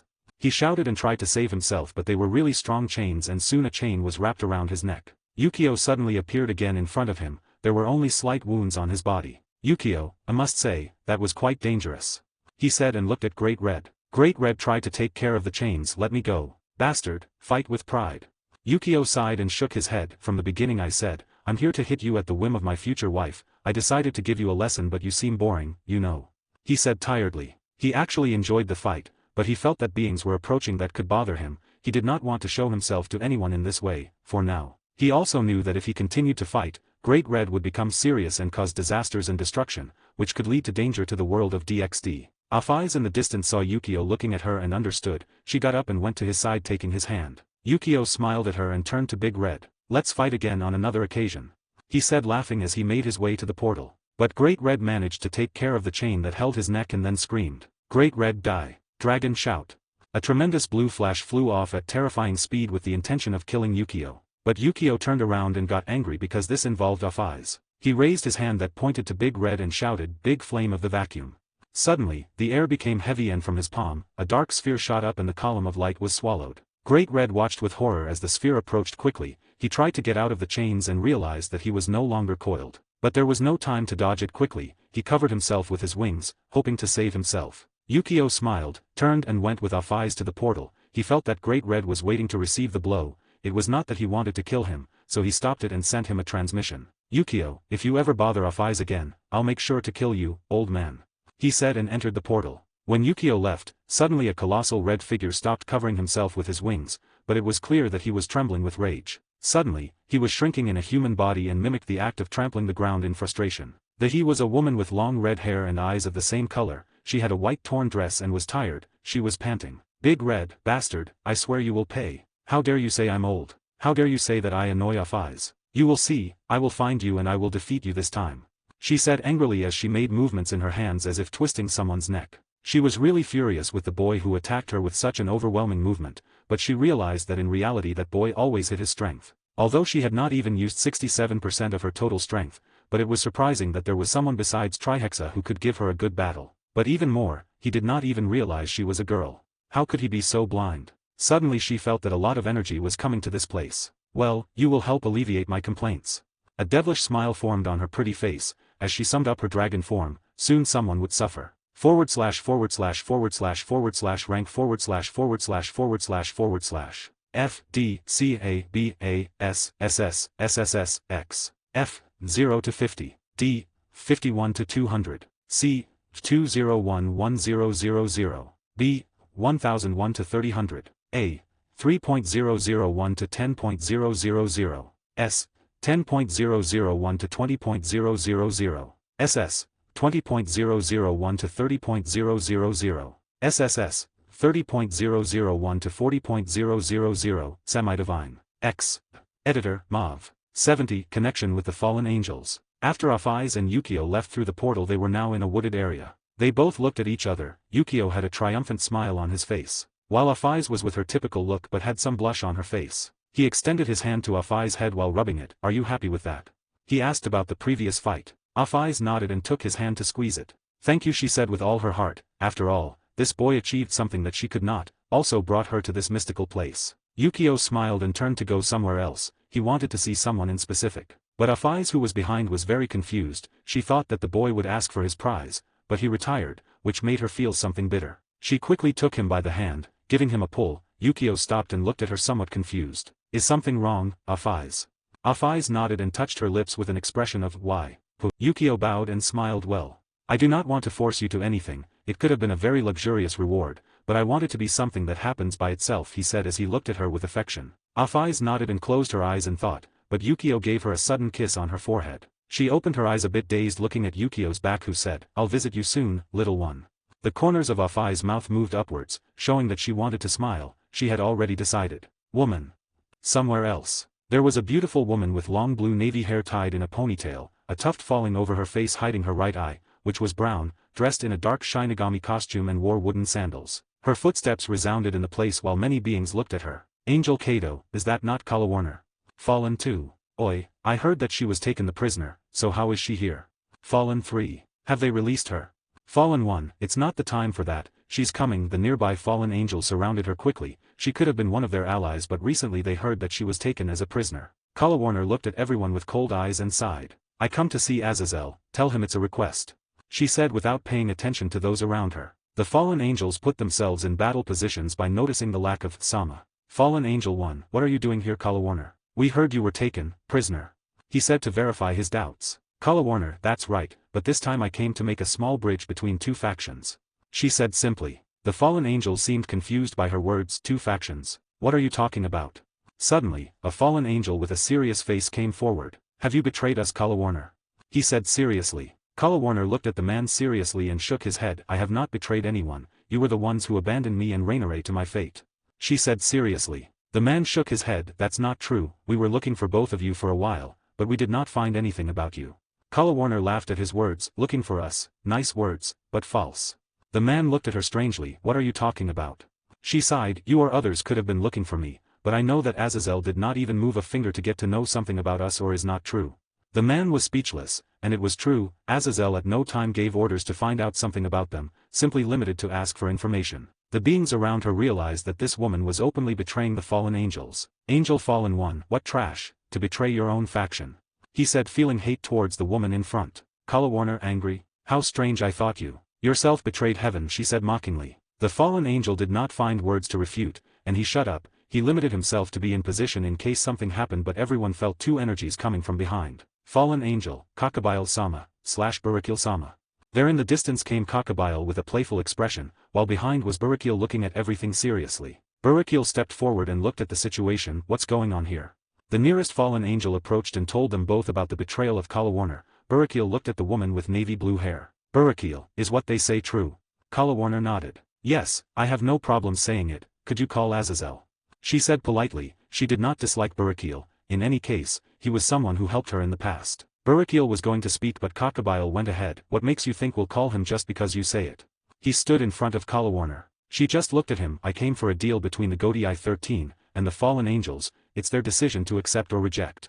The fallen angels were surprised and looked at the woman's clothes again. Now they realized that she was one of the Godii 13, except that she did not have the white haori over her clothes. Kakabile showed a confused expression. That's a surprise. I heard that they took you as a prisoner, but now they send you as a sacrifice, he said mockingly as he approached the woman. Kalawarner smiled bitterly. I guess Lady Kurika was right with you, she said looking with pity towards Kakabile. Kakabile was not going to accept a deal. He did not care if Azazel got upset. He went ahead and wanted to take Kalawarner by the neck, but when he was a meter away, PAF, he had flown and hit several fallen angels. All looked at Kalawarner again to notice a beautiful woman in a similar suit. She had long black hair with pointed ears, white skin and golden eyes. In the gap of the suit of her chest you could see a tattoo similar to a black dragon in a wizard circle. In her right hand, she had one of a black cross. She had a serene expression on her face. Does anyone else want to attack?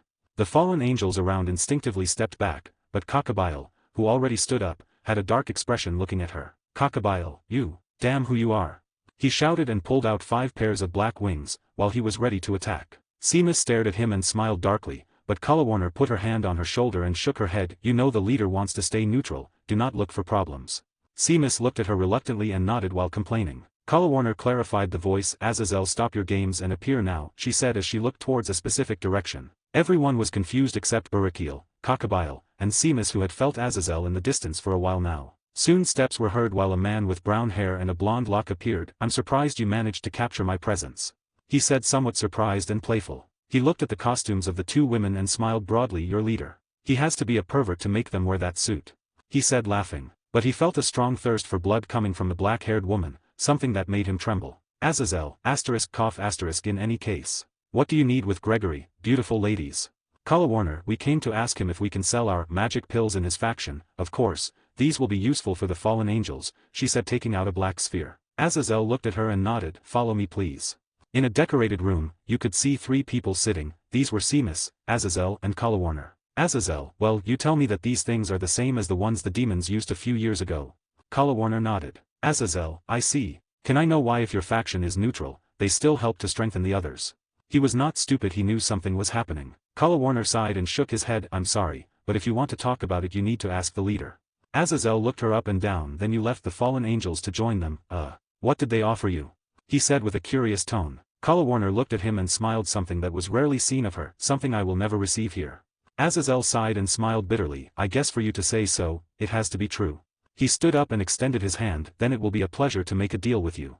Kalawarner stood up and both clasped their hands. It will be a pleasure. We will send someone to act as an intermediary. I will be the main person in charge of the connection. If there's any problem you can talk to me, she said as she let go of the fallen angel's hand. Azazel nodded. I understand. In that case, I'll wait for you to bring those products. Azazel directed them both to the exit and saw their departure. Suddenly Barakiel appeared at his side. Is this okay?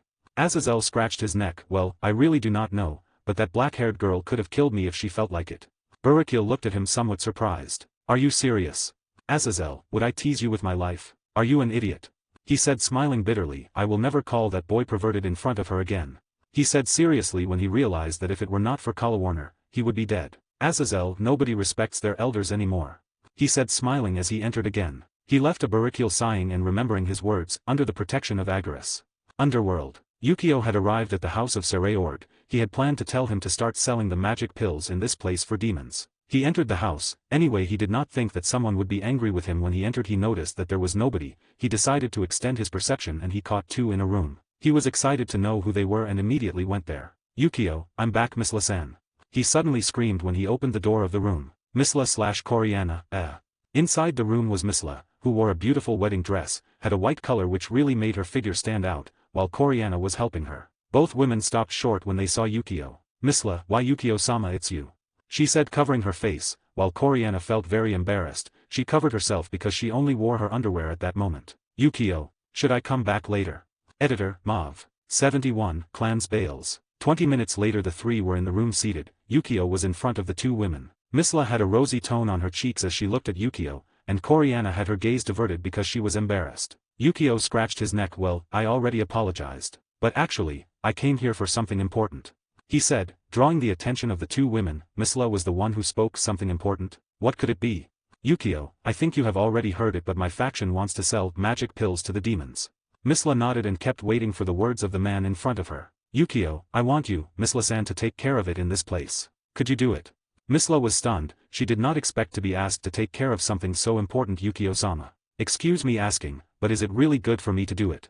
Yukio smiled. Who else could do it? I do not trust anyone else in the underworld. Misla tilted her head. What about Rias-san?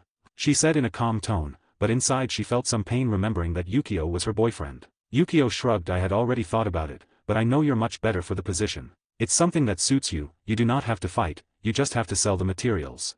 Misla nodded, she was very happy to understand his hidden message. He is protecting me, although it bothers me that he thinks I cannot fight, it does not feel bad to be protected.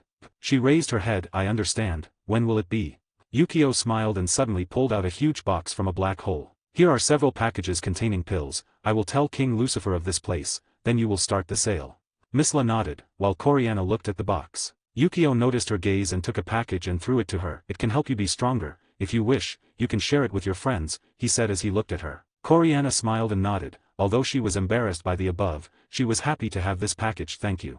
Yukio just waved his hand. Misla-san, I'll send someone to protect you, although I doubt anyone will decide to attack you, it's better to make sure it does not happen, he said as he began to think about who he could leave in charge of Misla's security. Misla smiled and stared at the boy she was in love with, she did not know if he felt something for her though. He has many strong women by his side, she said internally feeling something bitter. Coriana looked towards Yukio and Misla with a smile. Yukio looked up. Well, I have to go, he said and approached Misla. Can I visit you later? Misla looked at him strangely but nodded happily. Do you want to dine here? Yukio nodded. Okay, I'm going to solve something and I'll be back. Both said goodbye while Yukio entered a portal room. Coriana got up and smiled. Why did not you tell him about the dress? She said holding the laugh. Misla blushed. Shut up. Coriana extended her smile. Madam, you are totally lost.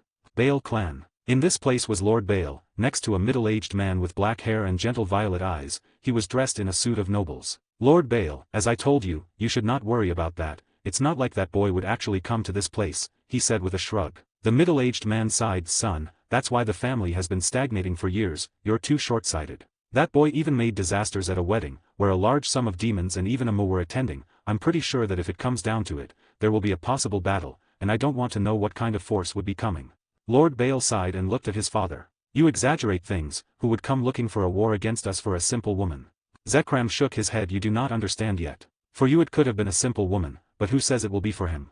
Lord Bale, TSK, even if he wanted to do something, he would have to cross our barriers. Do you think he could get close to us? He's just a guy with a very big ego, he said proudly and smiling, knowing that no one could break their defenses. Zekram shook his head and was going to get up, but then he heard his son. Lord Bale, besides, is he not stupid? Defending a useless woman like her is just one. Arg. Suddenly, he began to scream when dark chains appeared on his body. Zekram, who saw this, tried to help but was also chained by his feet and hands. Lord Bale, ARRHHGG. What is this? The chains tightened in his hands, suddenly a hole opened where a young man dressed in a white yukata and golden edges came out. He had short dark hair, golden eyes with a totally cold look. The guards who heard the scream entered quickly. Guards, Lord Bale. Prot, ARHH. H help. No. Splash. Crack. The young man did not even bother to look at them when he waved his hand and a blast of air went out, that sent them all flying. He came forward and sat in an armchair in front of the two chained demons. With a very dark voice, he spoke, while behind him you could see a huge black silhouette. They could not say what it was exactly, but they saw giant purple eyes. Yukio, I've come to chat. But I've heard something interesting. Well, she's what? He said, and Lord Bale soon felt as if his soul was going to be swallowed when he noticed how the golden eyes looked grey now. Editor, Mauve. 72, Clan Bale 2. The room was silent, the only thing they heard was the groans of the pain of some guards. Yukio stared at this pair of chained demons. Lord Bale, our King Fairy. How can you attack us this way? He shouted as he tried to get out of the chains. Yukio looked at him coldly. Attack. I would say that you were the one who started when you insulted Misla. Zekram at his side sighed bitterly and knew that something like this would happen. Can I know what the Fairy King came to this place? Yukio, well, I've heard that the years affect, but I do not think you're so stupid to not realize what I came to do in this place. Zekram could not believe that someone would insult him so naturally. Yukio got up from the seat and walked towards Lord Bale. Yukio, but, to be honest, I just wanted to talk a little with your son. Unfortunately, this idiot insult to Misla, and it is something that I will not tolerate, he said smiling as he raised his hand and touched the arm of Mr. Bale. Lord Bale, wait. What are you doing? Zekram, boy, do not do it. Lord Bale, no, go away, AHH. Crack. Splash. Lord Bale, ARGH. My arm. You are a damn. The cry of rage and pain, when his arm was ripped out in a simple way. Zekram opened his eyes wide due to such action. Yukio, hey, we're not finished yet, so what were you planning to say about Misla? The guards who were moaning in pain had barely gotten up to see how their lord was being practically beaten and mocked. Yukio, after pulling the arm, decided to continue with something more. Yukio, tell me, do you have a second wife? Lord Bale raised his head, which was full of blood after being beaten. Lord Bale, Endu, not you dare.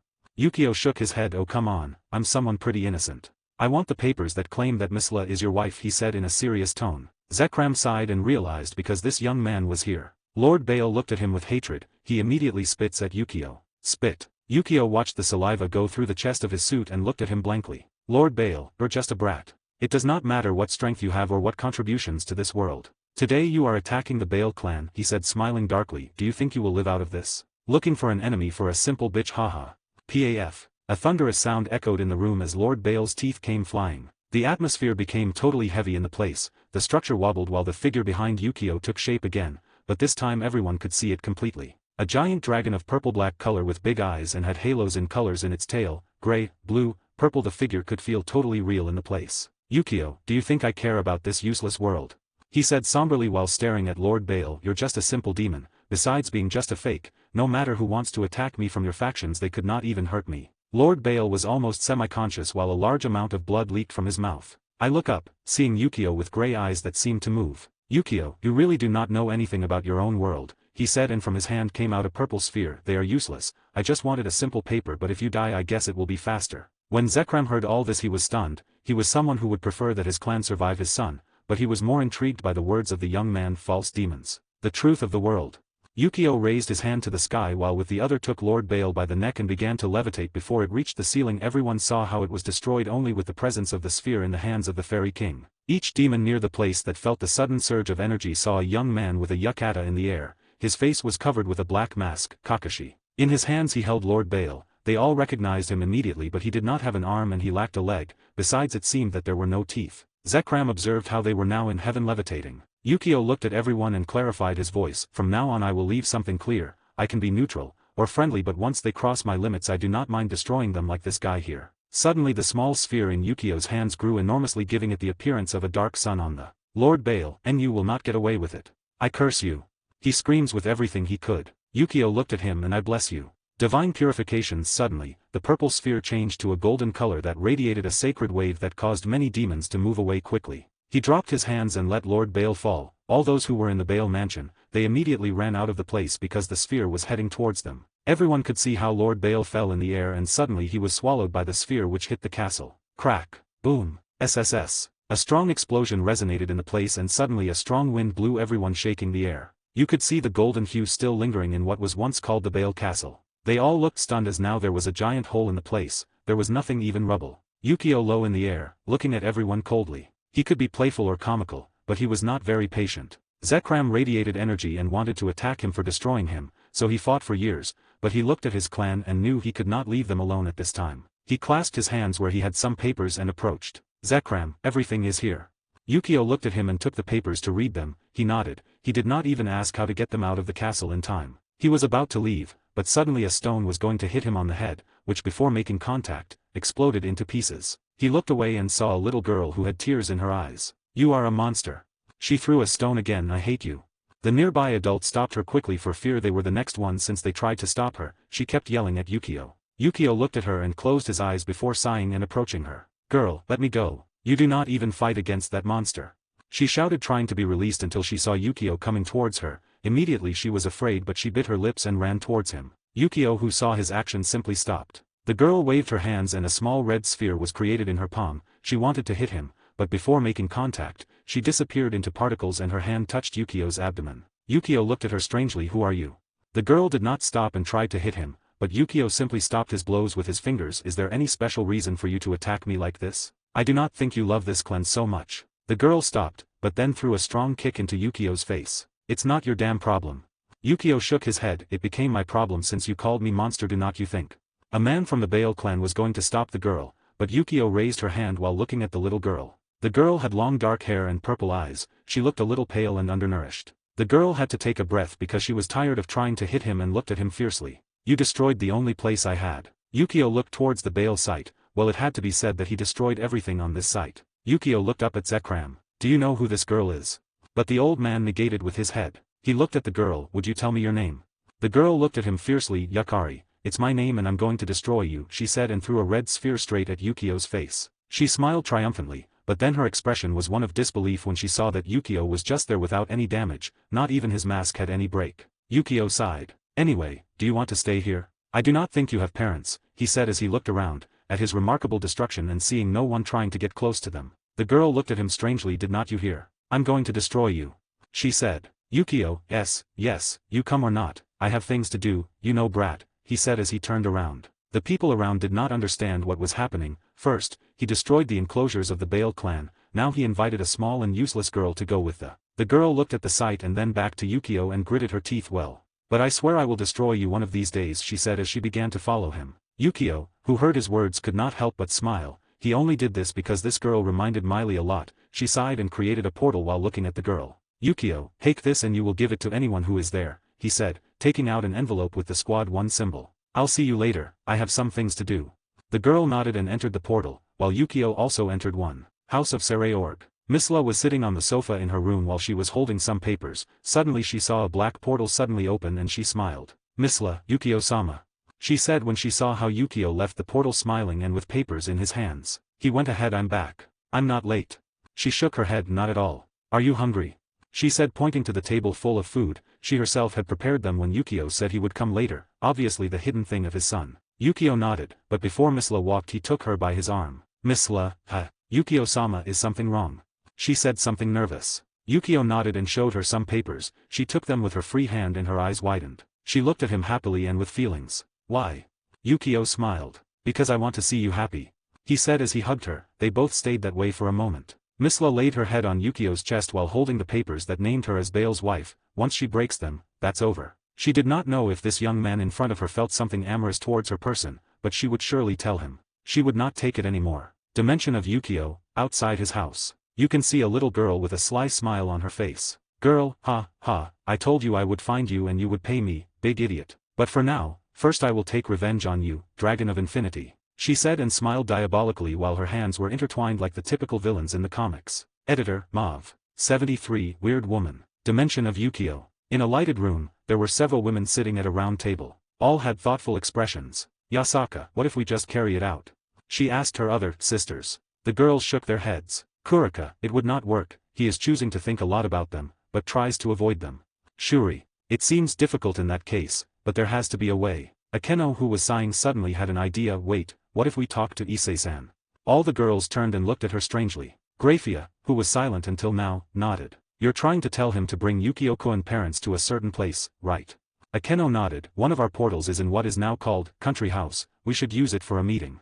Kurika, are you talking about making Yukio come out through that portal and make it look like a coincidence? Suddenly, all the girls had smiles on their faces. Graia, we will also need Rias-chan's help, she said and everyone nodded. Kurika, yes, then I will. Well, I'll be back in a few minutes. She got up and sighed as she walked away. She disappeared from the place. The other girls looked at Akeno who smiled. Outside there is someone who will soon have problems. Underworld, House of Sereorg. In one room, there could be seen a man and woman holding each other while they smiled at each other. Misla had ripped the papers and was extremely happy with everything that happened until now. She no longer cared what people thought about what she felt or not, without a doubt she deserved to be happy too. Misla, Yukio-sama. She said softly as she leaned on Yukio's chest. Yukio, yes. Misla, what am I for you? She said as she hugged Yukio harder. Yukio was stunned but hugged her. Can I know why you asked this question?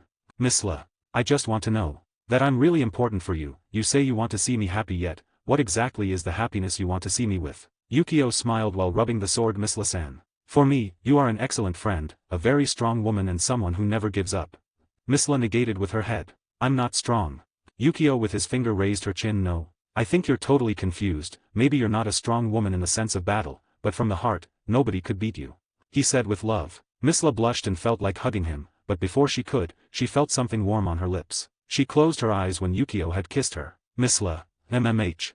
Yukio parted the kiss and stared at her. But if you try to ask me what I think of you, like the woman you are, I would say that you are a beautiful, delicate and refined woman. A woman who would definitely be worth giving my life for, he said as he hugged her harder. Misla smiled and hugged him by the neck as she stood on tiptoes to return the kiss. They both kissed for a few minutes and Yukio picked her up princess style while smiling. Misla knew where this would end up and blushed but did not stop him. Both were now in bed, both now in their birthday suits while Yukio was on top of her. Yukio, ever since I met you, I've always wanted to tell you that you've been a great companion, a person with whom I've been able to talk about so many topics. At first, it was not love, but after a while, I could not help wanting to have you for me.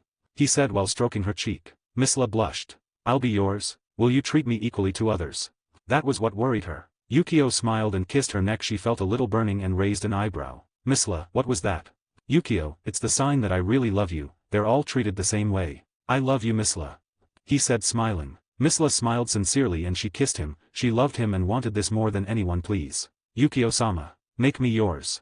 The next morning, you could see Yukio sitting on the bed while getting dressed. Misla was still asleep after the activity last night. He looked at her and gave her a small kiss while smiling. Suddenly the door of the room opened. Coriana, ma'am, will you have breakfast?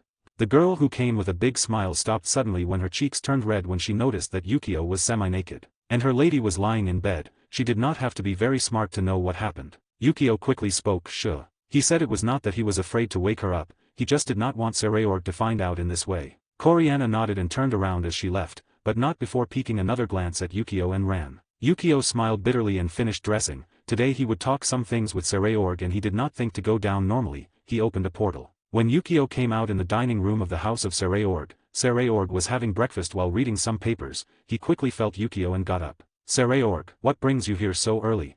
Yukio waved his hand. I have to take you to a place, you could call it my dimension, you have to introduce yourself to others. He said while taking a seat. Sereorg raised an eyebrow. Are you talking about the place where Master Konako is staying? He said that while he was sitting, he had already heard about a mystical place ran by Yukio. Yukio nodded and suddenly saw Kusha bring him a cup of tea. He nodded and took it with a big smile. Kusha retired and saw how Coriana looked at Yukio with a blush. Cori, what's wrong?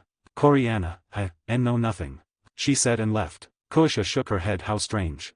Sereorg had now finished eating and both now entered a white portal. Before leaving Yukio ordered something for breakfast, so they served him a sandwich, that he was enjoying a lot along the way. Suddenly they appeared in the house of Yukio. Sereorg.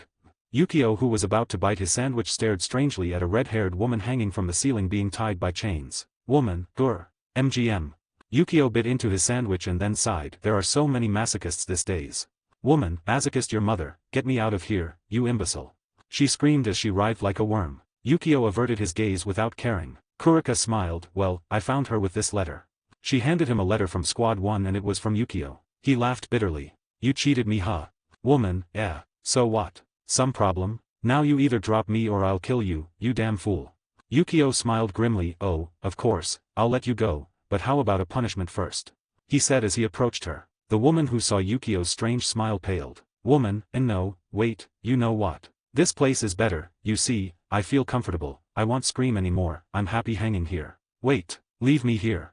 Yukio took her like a sack of potatoes while being chained with special chains and smiled as he disappeared from the place in a white portal. Sereorg felt uncomfortable but saw that Kurika placed a chair for him. Kurika, please do not worry, he'll be back soon, take a seat here, she said smiling as she started to rewrite some reports. Sereorg nodded. Each one of you is so strange. Editor, Mav. 74, Punishment. Now you could see Yukio carrying a woman with chains on his shoulders. Anyone who saw this would think of a kidnapping. He took her to a mountain which had several talismans placed inside. Yukio, I do not understand what I did to you to try to do something against me in this place. Who are you? The woman growled at him. It's not your damn problem. Yukio felt that for some reason he had talked to this person before but he shrugged and threw her. Woman, ouch. Damn you, can you not be careful? Besides, these chains are so strange. Yukio, well, they are chains that were created from my blood, so if you try to use mana or your physical strength it is useless, as you can see, he said as he approached her. Woman, who are you really? Yukio smiled. Is not your damn problem. The woman looked at him with anger and tried, even more, to get out of the chains but she could not and she felt dejected. She wanted revenge but now she was being played in this way. Yukio watched her and looked at her face of grievance and for some reason depression and sighed. Yukio, well, I do not know who you are. You have not done anything to bother me either. He approached and untied her. The woman stared at him in amazement and Yukio smiled while a portal opened. Yukio, go away, I do not see you as an enemy anyway, he said kindly. The woman nodded and smiled as she approached the portal. Thank you. But no. She suddenly turned around and sent an impressive kick into Yukio's stomach. He did not expect this and he flew off. The woman smiled. Ha ha ha, idiot. I'll have my revenge.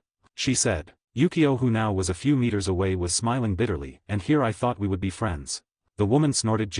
Friends? You called me old and then you threatened me. Friends, your sister. Today I will take your life. She said and ran. Yukio was stunned and then laughed. Great Red. This is a surprise.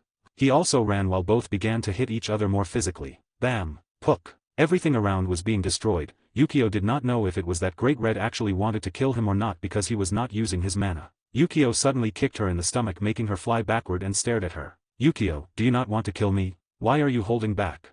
Great Red stopped and smiled. I want to kill you, but it has nothing to do with the rest of this world. Yukio nodded. Can I know how my wives chained you? Great Red showed a rare expression. That girl is scary, she said as she turned her gaze away. Yukio did not know who he was talking about, but he thought about Kurika and he nodded without knowing it. They both looked at each other. Let's do something fun, he said, gaining the attention of Great Red. Great Red, what? Yukio, we both know that without using our mana, we can never kill ourselves, but what if the one who wins this battle physically punishes the other? He said, having a plan in his mind. Great Red showed a doubtful expression but smiled somberly. Well, in that case, my punishment will be that you take your life, she said. Yukio looked at her and smiled alike when he took big steps. I hope you have fun as a brat, he said, and he reappeared on top of her while hitting her on the head. Great Red, ugh. She quickly reacted and kicked at him, but he quickly dodged. Both fought for a few minutes and the mountain was no longer the same. The two stared at each other while Yukio smiled. Both were tired. Great Red was panting and sweating, as she watched with motivation to take the life of this guy who humiliated her. Ready to take your own life, she said triumphantly. Yukio smiled. Oh, well no, he said, and suddenly all the sweat and previous fatigue seemed like a lie. He looked like he had never fought. Great Red opened her eyes wide. Wait. You lied to me. Yukio looked at her strangely. Does it matter if I get tired or not? Or maybe you did get tired. Great Red bit her lips. She did not know why, but she was feeling very tired physically. She did not know what was really happening. Yukio knew because she had that expression. This mountain had many talismans and all drained the energy of everyone its range. The owner of the talismans was not affected by it. Yukio looked at her. Will you accept your punishment? Great Red, I have not lost yet. Damn fool, come and fight. Yukio shook his head. No, you lost, he said, and waved his hand. Suddenly from the chest of Great Red black chains came out that tied her again. She widened her beautiful red eyes and did not know what to say. Why? You, damn con man. You were never going to let me go. Yukio smiled. Do you see me as an idiot? How could I let someone who I did not know who she was so easily gone? He said as he approached her. Great Red gritted her teeth. This guy, she hated him to the core of her soul. She had only met him on one occasion and already just seeing him, she felt so much hate. Yukio took her by the chains and opened a dark portal. Well, it was fun to fight with you, but you're pretty annoying, you know, he said while he was ready to throw her into the dimensional crack. Great Red felt her blood boil. Just wait. When I return, I'll make sure to kill you. And off eyes too for treachery, she said, really angry, closed her eyes while waiting to be thrown into the crack and create a plan to get revenge. But she did not feel that she entered the crack. She opened her eyes and looked at Yukio, smiling maliciously. She swallowed her saliva. What? Yukio, your punishment, he said as he walked towards a nearby rock. Great Red tensed when she felt that something bad was about to happen. Will you let me go? Yukio looked at her and smiled. Not at all, he said, and sat down as he placed her in his lap. Have you not been a very bad girl? He knew what dragon pride was, and more when someone was a dragon god. He smiled darkly and raised his hand. Great Red did not understand what's AYPAF. The pretty face of the mature woman, Great Red, was distorted when she felt a strong blow to her buttocks. She looked at Yukio with small tears on her face as she bit her lips. Don't you dare. PAF, PAF, PAF. Great Red, Ard, you moron. Yukio, what did you say about killing off eyes? He said darkly as he continued to hit her ass. Great Red, I'll kill you. Yukio continued to lash her to the point that he had forgotten why he was doing it because her butt was so full Yukio's hands had swollen. Great Red kept screaming in pain and complaining in a low voice. Great Red, after the whipping increased in strength, Great Red began to behave strangely. She had small tears on her face. She knew that this would not hurt her, but her pride was being lost little by little. She was a dragon god. Now that she seemed to be a girl whipped by a great man, she felt very complex. The pain faded, rather she could feel something else. Great Red, wah. She felt something that she should not and her face showed panic. Great Red, top, damn, leave me alone, let me go, no, stop, let me go.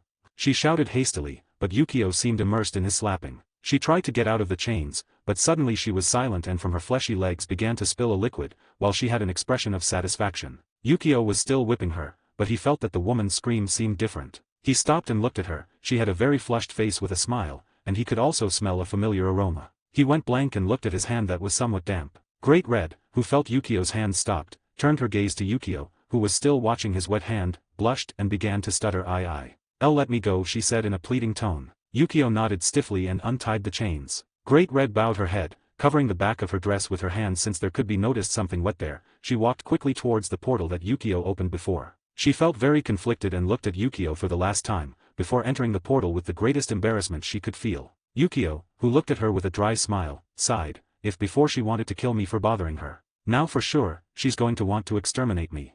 Editor, Mauve. 75, an uncomfortable Sereorg. Yukio returned immediately to his house through a portal. Then he began to introduce the members of GODI 13 to Sereorg. Sereorg had already met some previously and knew that it was a bad idea to mess with them. He simply gave a handshake or a bow. He got to know Kurika, who was the only one at home. Yukio felt the energies of all gathered in a single point. Soon they began to walk towards a remote sector where the other captains were. Sereorg was the first to speak. "Can I know what you really plan?" Yukio looked at him. "What are you talking about?" Sereorg, "I do not understand why you are strengthening the other factions. Even if you are neutral, would it not be dangerous?"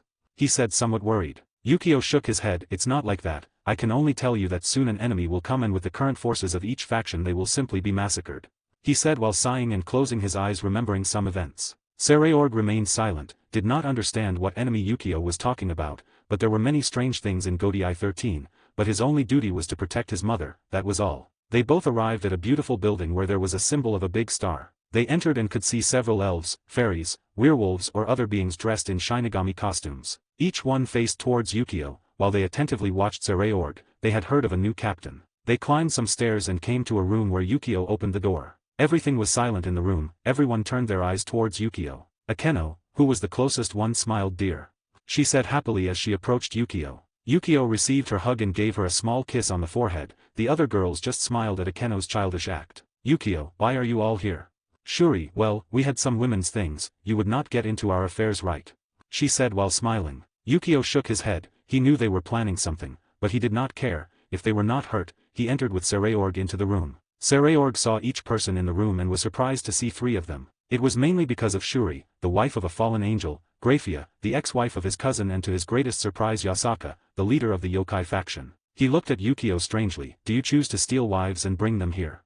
Yukio, who heard his words, was speechless. Sereorg, who realized what he said, flinched a bit but heard the laughter of the girls in the room. "Shuri, well, I must admit that he kidnapped me," she said with a shrug. Yukio felt a vein on his forehead. Yes. I never saw you complain though." Shuri stuck out her tongue and smiled. Yasaka next. "Oh, I was attracted to the children with their invitation to this place. I never knew I would fall into his hands," she said in a dramatic tone while maintaining a smile. Yukio felt that they were making fun of him. He immediately looked at his beloved silver-haired wife, believing that she would help, and was looking at her with expectations. Graia, who at first wanted to make fun of Yukio, saw his look and blushed while smiling. "Well, still, are not we happy to be with him?" The other girls nodded as they smiled. They were just joking, and even if they were given the opportunity to leave, they would never do it. Akeno, who was hugging Yukio's arm, was happy to see the interaction between everyone. Although at first, she hated this man for stealing her mother, she was very happy with him now. She thought it would be weird to share with her mother, but after a while, she left those thoughts behind. Both were happy and that was what mattered. Yukio, for now, we are going to stop this topic. We will solve this later. Now I want to introduce you to Sereorg. The girls looked at him strangely with an expression, who does not know him? But Yukio smiled and hid his presence as he walked towards the door. He took the doorknob and pulled it quickly, causing it to open suddenly. Bam! Seamus, arg, come on, you're crushing me, she shouted when Bill fell on her. "Bill, do not blame me," he said, rising quickly when he noticed how his king looked at them and felt his blood was cooling. "Bill, Fairy King." Seamus saw the situation and stood up with a dignified expression, pointing to Bill. "Fairy King. I was passing by and I saw him snooping at the door. I wanted to stop him but he was too strong," she said quickly as she crossed her arms. Bill, who heard it, felt his blood running down his throat. "Leave your lies. It was I who saw you snooping and then you paralyzed me with your poison," he said while showing a dart in his neck. Seamus, "Oh yeah, how do you know it's mine? You know what, goodbye," she said while trying to walk out of the room in a dignified manner, but suddenly was chained to the place. She soon had an embarrassed expression when she looked back. Yukio smiled darkly. "Come on Seamus, why are you always getting Bill in trouble?" Seamus looked down, while Bill smiled widely. At last, he had not gotten into trouble because of this woman. Yukio sighed. "Bill, find a seat, there is a new captain that I have to introduce you. Where is the captain of Squadron 12? "Bill, the captain of Squadron 12 is doing some experiments on the corrupt souls that were imprisoned. He told me if I could visit him soon. Apparently he has a discovery," he said as he sat in a nearby chair and greeted his queens. Sereorg, as he did not know anything, decided to sit down and hope to be presentable. Meanwhile, the girls smiled when they looked at Seamus. They did not know much about her except Akeno. Yukio raised his hand, rubbing Seamus' head. "Come on, leave that barbarous behavior aside, you have not changed anyway all this time," he said in a loving way. Seamus raised her head and sighed. "I just wanted to see you a little, is it too much to ask for?" Yukio looked at her and smiled. "Not at all, because you did not visit me so often. Kurika is no longer angry about that," he said as he made a gesture and the chains disappeared. Seamus, who heard those words, smiled broadly. "Do you mean it?" Yukio tenderly pinched Seamus' nose. She made a funny face. "Yukio, well, what would I gain by lying to you? Did you not want to see me?"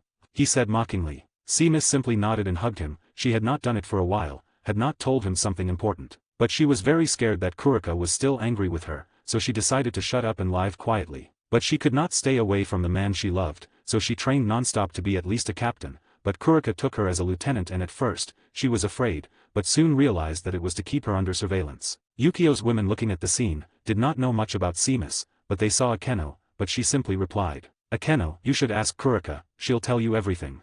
10 minutes late. Sereorg had a very difficult face to express. He did not know if he had discovered anything worse than a plan of state attack. The yokai leader became the wife of Agaris, 2 former stolen wives, a lieutenant who is on par with Kurika, the second strongest of Godii 13, and if it was not enough, each captain was a dragon, except Bale, who seemed to be a hybrid. He sighed bitterly as he opened the door of his house and proceeded to enter. He went to the main room and there was his mother, next to Coriana, who spoke happily. He wanted to say hello, but because his mother was giving him a side view, he saw something that froze him in place. Sereorg. "No, it cannot be," he shouted mentally while looking at a black mark on his mother's neck. He knew that mark, because he saw it in the center of Seamus' chest. In addition to the other women of Yukio, some could be seen at a glance on their bodies. He moved so fast that he stood in front of his mother. "What's that?" he said anxiously. Misla, who was concentrating on the conversation with Coriana, suddenly became frightened and looked at her son. "Ah, what?" Sereorg pointed to her neck and Coriana looked away. She had seen that but did not think that Misla really had not noticed. Misla was stunned, but she got up and went to the mirror, and when she looked at him she blushed a lot. I can explain it," she said softly. Sereorg sat on the sofa with a tired face and an expression of suffering. Koisha, who heard Sereorg scream, came quickly and watched him. "Koisha, Sereorg-kun, what's wrong?" she said worriedly. Sereorg smiled in the most forced way possible. "Now, you robbed my mother from me." Editor, Mav. 76, The Fury of a Dragon, 1. After Yukio left Sereorg at home, he planned to leave with his wives. But he felt something in the distance because he knew that some things were going to happen. At the wedding of Rias, he put a little energy in 4 people to know if something happened. He felt that this energy was running out little by little, and that only meant that the person was dying or that their energy was being used for recovery. Without thinking, he teleported to the place. Room. You could see a blonde woman sitting on a bed in a white dress. Her appearance would look very beautiful if it were not for her current situation. She clung to her knees while sobbing. "Woman, I just have to endure it. It's all for her," she said weakly as she bowed her head and felt that all this seemed to be hell. Suddenly, she heard a noise and was alarmed when she saw the corner where a young man was looking at her. "Woman, why you? Who are you? How did you get in?" Immediately her expression showed fear. She tried to get up but she had no strength and she simply leaned back looking at the man with horror. But the man shook his head. "Do not worry, I will not do anything," he said as he approached her. He could see her completely. Her skin, previously smooth and without spots, was now full of bruises. Some slight cuts were noticed in some parts of her body. Her hair was rather careless, and not to mention her bloody dress. The man clenched his fists and stared at her. "Man, who did this to you?" he said darkly as he watched her. The woman did not understand who this man was and she was still scared. She crawled back. "Woman, please, don't do this." The man just saw her and walked away while watching her. "I will not do anything. I promise. Could you tell me what happened to you?" he said in a friendly way. The woman stopped because of his tone, and stared at him. She did not know who he was, but looking at his eyes she realized something. "Woman, Agaris-sama." Yukio nodded. Could you tell me what happened to you, Lady Phoenix?" Lady Phoenix showed a complex expression, but she knew that this man could help her and immediately began to cry. "Lady Phoenix, I tried to protect my daughter," she said between tears as she got on her knees and cried. Yukio could not stand to see her like that and came over while stroking her hair. Lady Phoenix, who felt the touch, was shrinking back because of fear, but then she felt the caress in a loving way and did not resist. "Yukio, would you tell me everything?" Lady Phoenix. The day Yukio took Razer. In the precincts of the Phoenix clan in the main room, one could see a great disorder while the current gentleman was shouting. "Lord Phoenix, shit, damn it, who the hell does he think he is, kidnapping my son that way? He wants war, he'll have it," he said while breaking the things of the place. Lady Phoenix, who came after him to calm him down, sighed. "Could you calm down? Do you not see that if they took him, he is possibly even alive? You do not have to behave like that, you can just negotiate.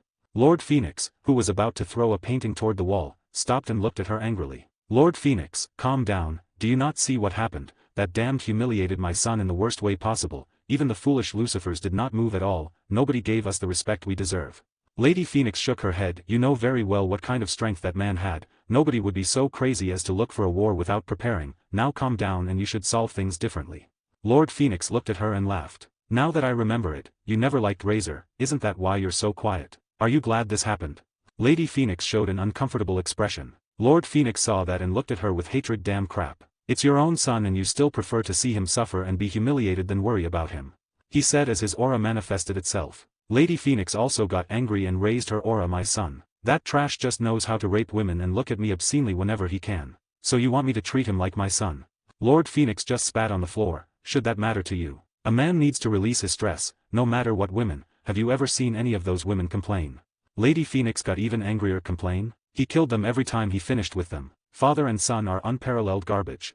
They both looked at each other and their auras clashed. Those inside the room quickly left the place. Lord Phoenix, tisk, they're just trash who should be grateful to spend the night with a phoenix, he said darkly while smiling. Lady Phoenix just sighed and lowered her aura. As she turned around, I'm leaving this place, even with your own son looking obscenely at your wife and daughter, you keep turning a blind eye at him, what kind of fraud are you? Lord Phoenix extended his smile. My daughter, that reminds me. Is it not time to repopulate the Phoenix clan? He said in an evil voice. Lady Phoenix, who was about to leave, turned around and her aura rose again. You would not dare. Lord Phoenix did not seem to mind her words. Lord Phoenix, are you not always so close to her? Why then, do you not let her enjoy our fun together? He said while emphasizing the together. Lady Phoenix looked at him coldly. She bit her lips. You're a bastard. How dare you think that way about your daughter? Lord Phoenix mocked. What does it have to do with that? You women are just simple artifacts of reproduction, whether daughter or not, it has the same purpose. Lady Phoenix felt that her heart was crushed. She knew that this man was capable of doing what he was saying. Lady Phoenix. What do I have to do for you not to put a finger on her? She knew very well that this man also wanted something from her. Lord Phoenix smiled broadly. You'll know soon enough, he said while touching her chest obscenely. At present, Yukio, who heard her words, felt anger and desired to kill each and every one of the Phoenix. He immediately used memorial recreation on her. He wanted to know if these bastards did anything more than steal her tears and tortures. He was relieved when he could see that many tried to rape her, but she defended herself and nobody could touch her, only light touches, and it did not seem serious. Even that ignited his anger to the maximum. He smirked openly at Lady Phoenix who was looking at him. Yukio, well, I'll be back in a short time. And I'll get you out of here. Calm down, he said as he brushed her tears away with his fingers. Lady Phoenix obediently nodded. She knew the strength of this man, but did not know how he will get her out of here. Yukio, that name. Lady Phoenix, I dislike it. What's your name? Lady Phoenix looked at him and also felt disgusted with that title. My name is Reiko. Yukio patted her on the head and proceeded to walk towards the door. Reiko, who looked at him back, immediately tried to get up. She did not want to stay alone in this place, but due to her injuries she fell. Yukio looked at her and sighed. I cannot bring you. Calmly wait here. Nobody will enter this place. I'll go get Ravel and we'll leave, he said as he lifted Reiko up with a princess-like style and put her back on the bed. Reiko looked at him and was happy that this man not only decided to save her, but also wanted to save her little daughter. She smiled happily as she sobbed, thank you, Agaris-sama. Yukio shrugged and gave her a small kiss on the forehead. She was stunned but soon felt energy go through her body. Yukio, well, I'll be back soon, he said smiling. Reiko watched his departure and stared at him until the door closed, then she closed her eyes confidently. Now, on the other side of the door, Yukio quickly poked his fingers and 5 talismans stuck to the door. His earlier smile turned to a serious face with cold eyes. His anger shot to the point that his aura exploded. Damn Phoenix. I'm going to kill you. His scream was heard in almost the entire underworld. Many were startled and immediately ran to the place, because they had not heard of the show of strength in the Bale clan. Today the underworld would be different. Editor, Mauve. 77. The Fury of a Dragon, 2. Sertsks, quick. Do not let a calamity happen. He said quickly to his guards. He himself was speeding towards the Phoenix. Sereorg, are you sure it's him? Also, are you not overdoing it? She said, seeing her friend. Strangely, since she heard the scream she could not feel any kind of aura, but Sertsks had said it was Agaris. That's why Lucifer had brought many guards with him. Sertsks, I told you before, it's not as simple as it seems, you must be careful. He said, somewhat worried about his friend. Sereorg put on a serious face, but she was really upset because she spent her time looking for that Agaris and could not find any trace of him. Phoenix Mansion. The Phoenix, when they heard the scream, were alert. Many came out while surrounding the entire site. Lord Phoenix, do not let anyone intervene. He said angrily, that someone dared to scream to eliminate his clan, the arrogance of that person should be high. Guard, wait for a moment sir. Do you not understand the situation? We do not know who will attack, said the guard quite worried. He had a bad feeling about all this. Lord Phoenix looked at him and his aura went up, scaring the guard. I ordered something. I should not have to go out to defend the mansion when there are so many guards in this place, he said as he walked towards the stairs. The guard gritted his teeth as he looked at the man climbing the stairs. Guard, defend. You shithead. We're not going to die for trash like you, he said as he retired. He certainly would not let his friends die because of someone so vulgar. He was going to take his friends, even if he was defecting. He had a bad feeling and he was not going to ignore it. In a room with little lighting was a girl with tears in her eyes, while she was tied on a bed. She was looking at a man who was watching her from the other end of the bed. She could not believe this. Ravel, please do not do this, she said between tears. Since her mother mysteriously disappeared, she learned of many events from her brother Raval. Her father planned to use her as an incubator, and she tried to escape but was quickly captured. Lord Phoenix, do what? Haha, I did not even start and you ask me to stop, said the sadistic tone while looking at the delicate body of his daughter. Ravel began to twist and turn to escape, but it was useless. She could not get rid of these strings. She could not believe that she would lose her virginity in this way. She dreamed of a great gentleman, a virtuous and honorable man. Even if he was not powerful, he should be friendly and protect her. Ravel, why do you do this to me? Lord Phoenix smiled broadly. For something I dreamed of. I wanted a strong son for the third time, but you ended up being born a useless woman. Then I thought, why not make yourself useful? He said, while his tone was bad, and approached the bed while removing the towel from his waist. Ravel quickly tried to close her legs, but it was an useless attempt. She was tied by her hands and feet on the four parts of the bed. Ravel, do not do it. I can be useful. I promise I can be useful, she said, scared. She did not want this. Her tears were overflowing. She really did not want such a thing. Lord Phoenix, easy, you're already being very useful, can't you see it? He said while holding his now erect penis for seeing such a tempting body. Ravel began to try to escape the ties again. She began to writhe. Lord Phoenix, enough. He raised his fist and clenched his fist again and threw it hard into Ravel's stomach. Paf. Ravel. She closed her eyes immediately to endure the pain, but it never came. She was confused because she heard a noise, and when she opened her eyes, she could not help but be surprised. Next to her was a man dressed in a black suit and a white haori on the top, while with a simple mask that covered the lower part of his face, held the fist of Lord Phoenix. Yukio, yes, I think that's enough.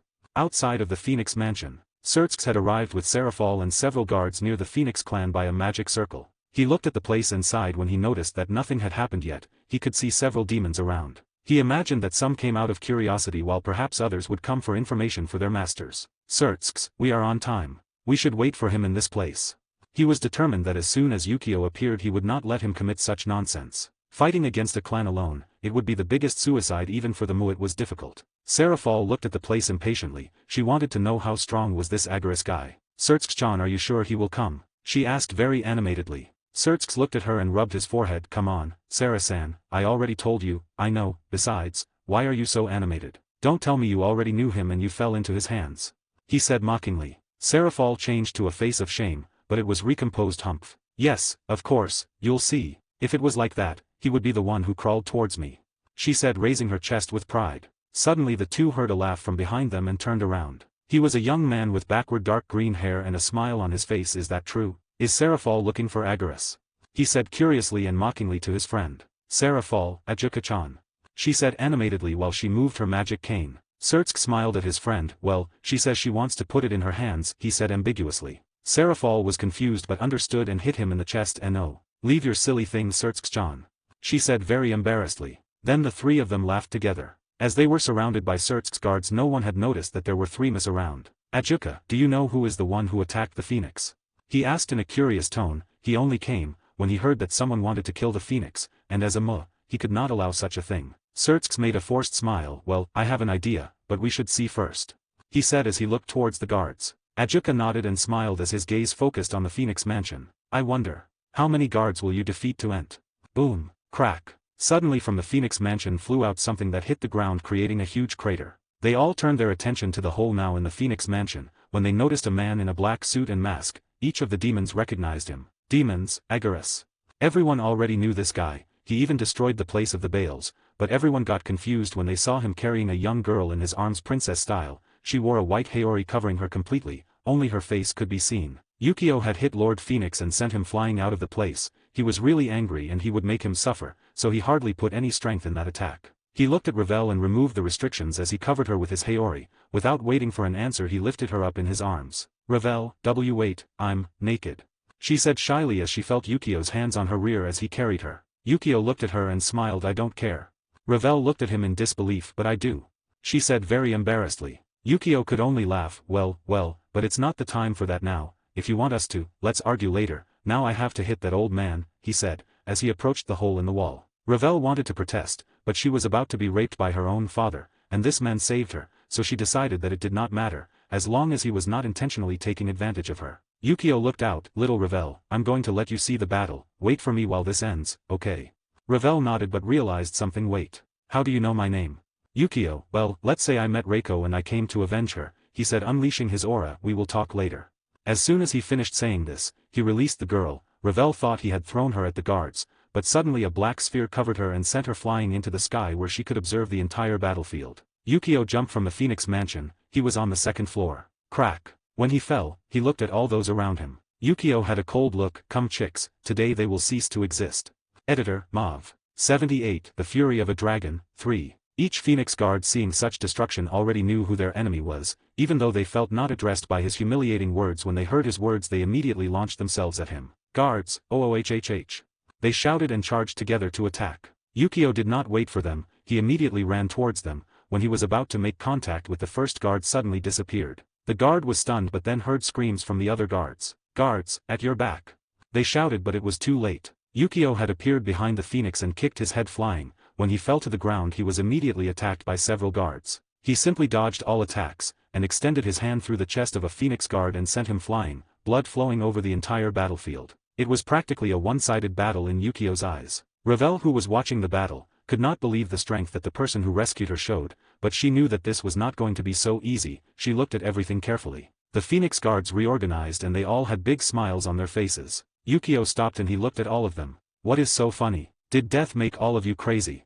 He said coldly. But the Phoenixes laughed. Ajajaja, death. Did you see any of us die? Shouted one of them pointing to the battlefield. Yukio's gaze traveled across the battlefield and he smiled broadly. Right. They are immortal, aren't they?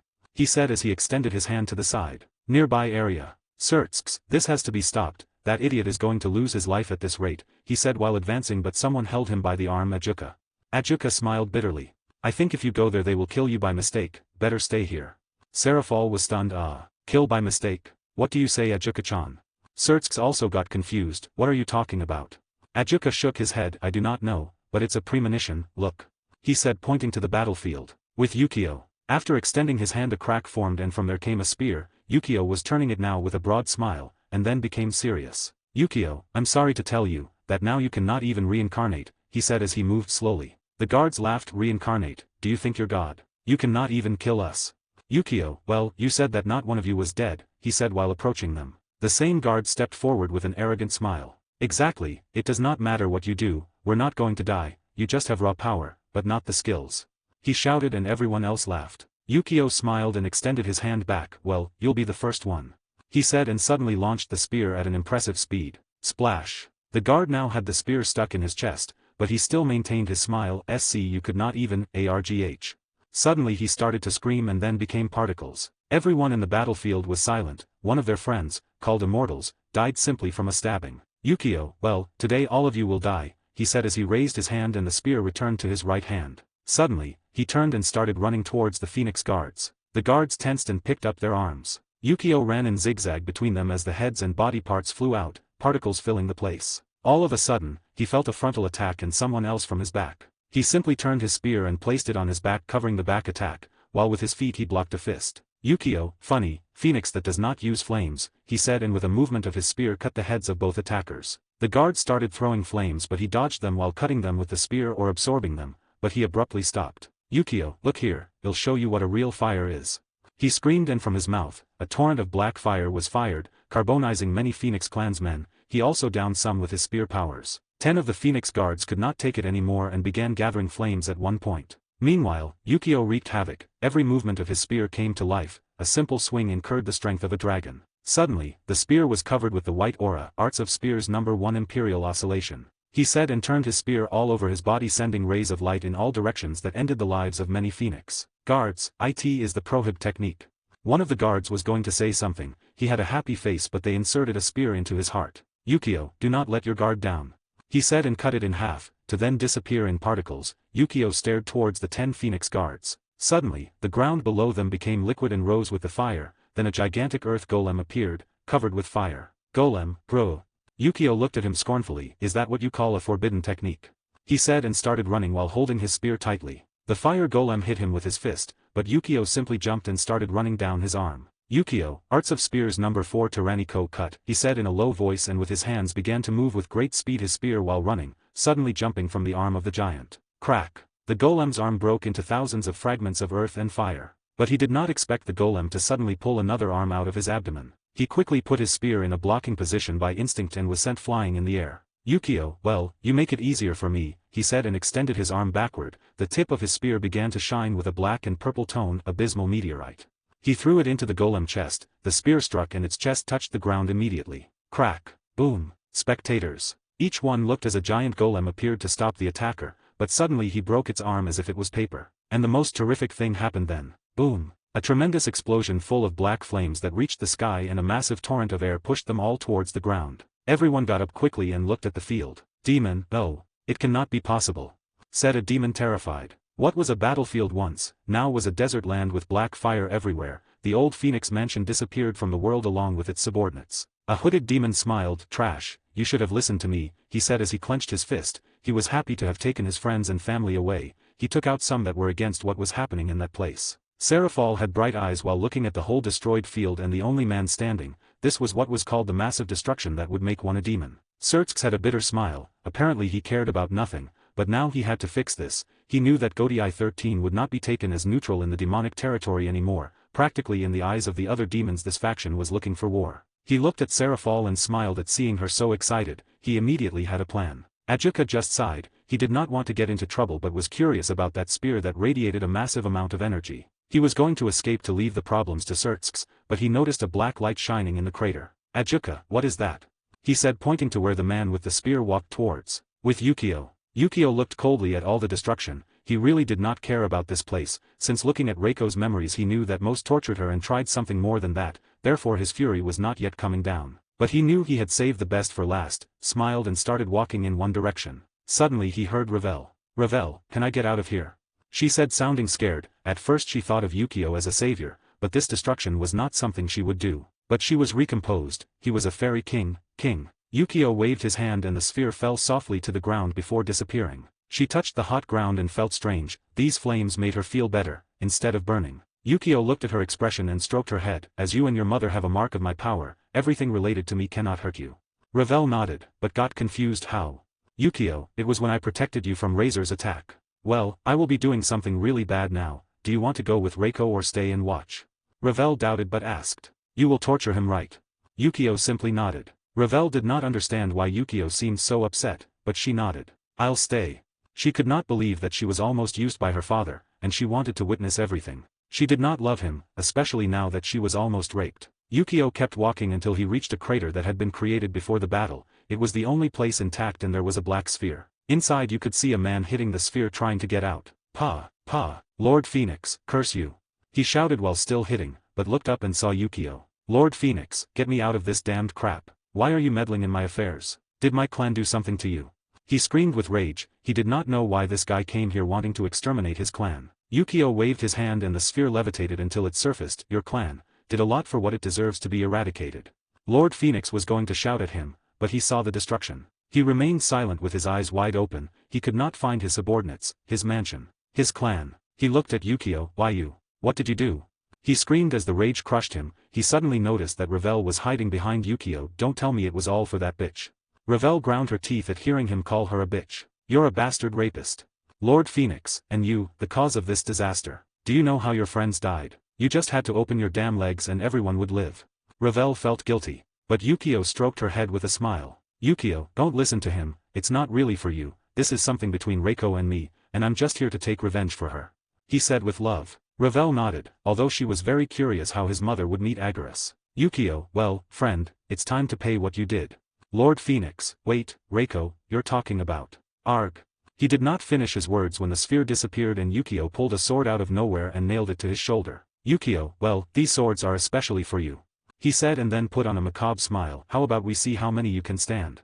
Editor, Mauve. 79, The Fury of a Dragon, 4 End. All the demons that observed the place had faces full of fear, some had fled away with fear only to be followed by others however were still staring at the whole event. Seamus felt complicated. Yukio proved to be cheerful and childish, but looking at him now he looked like a killing machine and thirsty for blood. At Yukio, he had a black sword and a dark aura was surrounding it. Yukio, let's see, you tortured her for several days and even tried to use her as an incubator, he said and drove the sword directly into the Phoenix's stomach. Lord Phoenix, ARGH.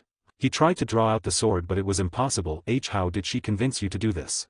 Yukio, believe me, I do it of my own volition. You should never have put a finger on her, you, or anyone in your dirty clan, he said grimly as he drew 2 more swords from nowhere. Lord Phoenix wanted to crawl and escape, but before he could do anything a sword penetrated his leg. Lord Phoenix, GRRR. Damn you. He looked towards the distance, where there were thousands of demons watching. Why do they not help? Yukio looked at the distance and then raised a sword. Splash. Lord Phoenix, NAHHHH. He nailed it directly on the back of Lord Phoenix. Yukio bent down. Nobody will save you, as I said, today you will die. He said as he grabbed his hair and lifted him as if he weighed nothing. Yukio, Ravel. Do you have anything to say to this bastard? Ravel shook her head. She did not want to talk to that trash. She was kind of scared of what Yukio was doing, but she understood that he would not hurt her. Yukio nodded and raised his left hand. Suddenly from the earth fire rose and made a cross. Lord Phoenix floated there only to be crucified and impaled from his hands and feet by the swords. Lord Phoenix, what are you doing? What are you planning? He had a bad feeling. Yukio, why are you so worried? Are you not immortal? He said and raised his hands. Suddenly 20 black swords appeared floating in place. Lord Phoenix, and no, wait, don't do this. That he was immortal, did not mean that he did not feel the pain. Yukio smiled. Like it or not, I'll do it, fly. He said and the 20 swords flew out. Lord Phoenix, don't. Zaz. Splash. Zaz. Splash. Zaz. Splash. Sereorg looked at everything with burning eyes, a strong and powerful ally, arrogant and true to his words. She thought the boy would stop, but he massacred the entire Phoenix clan, as he said he would. He was also torturing the Lord Phoenix cruelly. She did not understand why Agaris would be so upset with the clan, to behave in that kind of way. Sereorg, hey Seamus-chan. Is he really not a demon king? She said very confused. Seamus who heard it felt that she was right. I think there must be a confusion of titles. After the dust vanished, you could see Lord Phoenix moaning with several swords stuck in his body. He even had one in his left eye. Yukio, well. This shows that your blissful immortality is simple rubbish. He said walking while looking at his artwork. Lord Phoenix was barely conscious, his face was distorted and full of blood stains. Yukio touched his head. Easy old man, you're not going to die yet.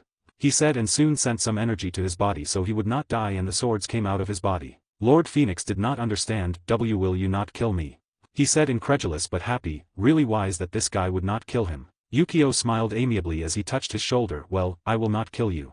Lord Phoenix really cried with happiness, while trying to stand up. Ravel saw the change and did not understand, but she saw Yukio. He raised his hand and pointed to her father. Yukio, but they will. He said and soon suppressed the powers of Lord Phoenix, when a portal opened behind him and he was kicked. Lord Phoenix had a stunned face until the portal closed. Yukio smiled darkly and turned his gaze towards the demons that watched over this place. Yukio, as you may have noticed I have destroyed 2 demonic clans, any complaints? He screamed out loud. Each demon literally shook with their head, but there were always some who would not remain silent, and it was precisely a guard. Guard, do you think you rule over us? You have broken your so-called neutrality, that implies a war against each one of us. He shouted loudly while raising his spear. Everyone could see the courage of the guard. Yukio looked at him and smiled. Yes. Tell me who can stop me. The guard looked at him seriously. Do you think this is an amusement park? The miss will come for you, do not think you can escape.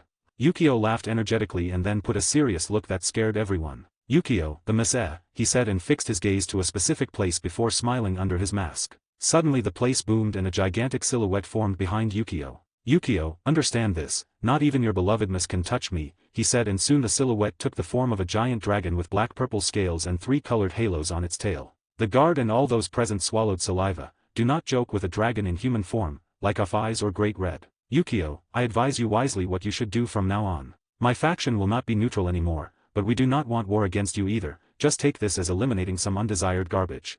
He did not wait for anyone's response and extended his hand to Ravel. Ravel quickly took his hand. She was very hypnotized watching the massive figure of the dragon until they both disappeared into a portal. Seamus sighed bitterly. Sure, leave the problems to me. Ajuka smiled. After all, isn't he your brother-in-law? he said as he disappeared into a magic circle. Clearly, he was escaping from work. Sereorg smiled. I will find him. I will definitely do it, she said very animatedly while disappearing the same way. Sereorg looked at his two friends, who left him with all the problems, and gritted his teeth. Come back, damn idiots.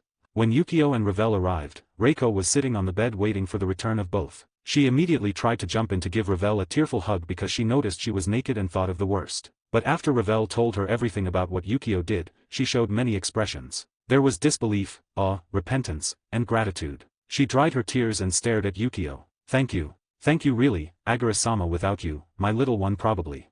She was very grateful to this man. Yukio waved his hand while smiling. Don't mention it. Just invite me to dinner next time. Do you have a place to stay?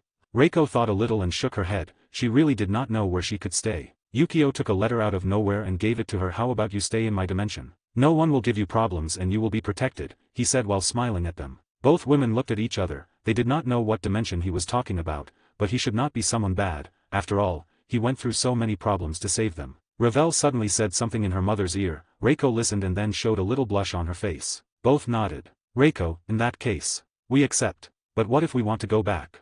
Yukio, in my dimension, there are several portals connected to this place. You just have to go through one of them and go back to the same place, he said, explaining them easily. Reiko nodded. She understood more or less. Yukio created a portal for both girls to enter but stopped them before leaving. Yukio, wait for a bit, Reiko-san. Reiko turned around curiously. Yes, Agura-sama. Yukio smiled and approached her as he touched her forehead with his finger. Suddenly the broken dress full of blood was changed to a different one of very beautiful and tight red color. Also her wounds were quickly healed. She saw everything and did not ask how, she only smiled at his gesture. Thank you. Ravel, who was about to enter the portal, looked at her condition. She was still covered with Yukio's Haori. She took a step forward. Ravel, Hey. And why did not you do that to me? I've been naked for a long time, she said, but soon she noticed her words and was embarrassed while hiding behind Reiko. Yukio looked at her and smiled. Well, I forgot. My bad. Ravel, who heard him, showed her little teeth and snorted. I want one. Yukio, one what? Ravel, a dress. You cannot leave me like that, right? Yukio watched her and then shook his head. It's true. I cannot leave you like that. Better return my Haori to me and you go nude, he said as he reached out his hand. Ravel looked at him incredulously. Baka pervert. Yukio rubbed his nose. Aha, yes, my Haori please. Reiko, who was in the middle of the conversation, laughed. Yeah, Ravel-chan, do not bother Agura-sama. Are you not wearing his Haori with his symbol? That's useful to identify us, you know. Ravel, Reiko smiled. I guess all the fairies are in that dimension, right? She asked Yukio. Yukio nodded at her words. Reiko, in that case, the Haori serves to know that we come from Agura-sama. What do you think will happen to the intruders? She said. Ravel shuddered and hid behind Reiko. Yukio smiled. Intelligent woman. Reiko blushed a little, but turned around to look at her daughter. Are we going? Ravel nodded and entered quickly to escape from Yukio's sight. Yukio laughed at the behavior of that girl. Previously she acted very seriously, but now, it was something funny. Reiko just shook her head. I hope it does not bother you, she is just somewhat grumpy. Yukio waved his hand. Don't worry, I have a certain acquaintance who has a resemblance to her. Reiko smiled and was going to enter the portal, but she turned around and stared at him before approaching Yukio. Yukio, what's wrong? Reiko did not speak and hugged him directly while resting her head on Yukio's chest. I'm sorry, I gave you problems. If you need anything from me, I'll do the best I can, she said. Yukio did not resist her embrace and hugged her in the same way. I just need you to live without worrying about anything, he said. Reiko smiled and then entered the portal. Yukio looked at the empty room and raised his hand, creating a sphere of destruction. I hate this place. So he threw it away and the place was destroyed. Then he entered a portal directly into Misla's room. Kurika, tell me, were you coming to attack him or watch him? Great Red, Gur, you are very annoying, she said while sitting cross-legged on the floor. Kurika shook her head. I do not understand you. What exactly do you want? Great Red snorted and looked away. Kurika sighed. Well, if you continue like this I will have to intervene, she said threateningly before entering a portal. Great Red looked at her and sighed. At first she came to take revenge on Yukio, but she noticed that he was so furious that she thought he would destroy the entire underworld. She did not get in his way and watched him. She got a little excited watching him fight, but then came Kurika thinking that she wanted to do something against Yukio. Since then Kurika stood behind her watching her. Great Red, why do I feel like I got a nanny now? She said bitterly. Dark place. There was a man chased by several green subjects, all had enormous sizes of 2 meters in height, fat or thin. Lord Phoenix, and no. Stay away. He screamed while he kept running. He felt that he had been here for hours. Lord Phoenix in the distance saw something clear and approached, quickly hoping to get out of here. But his face got distorted when he saw what it was. Razer, Arg, help. He looked at his son being raped by these strange creatures. Suddenly he felt a push and fell to the floor. Lord Phoenix. Oh, no wait. No oh. Editor, Mauve. 80 Misla/Coriana plus 18. When Yukio appeared in Misla's room, she was not asleep yet and was conversing with Coriana. Both women averted their eyes, looking towards Yukio who had suddenly arrived. Misla smiled and got up very happy, before hugging him. Did you know I was awake? Yukio raised an eyebrow. And how was I supposed to know that? I just came to see you for a moment, while you were sleeping.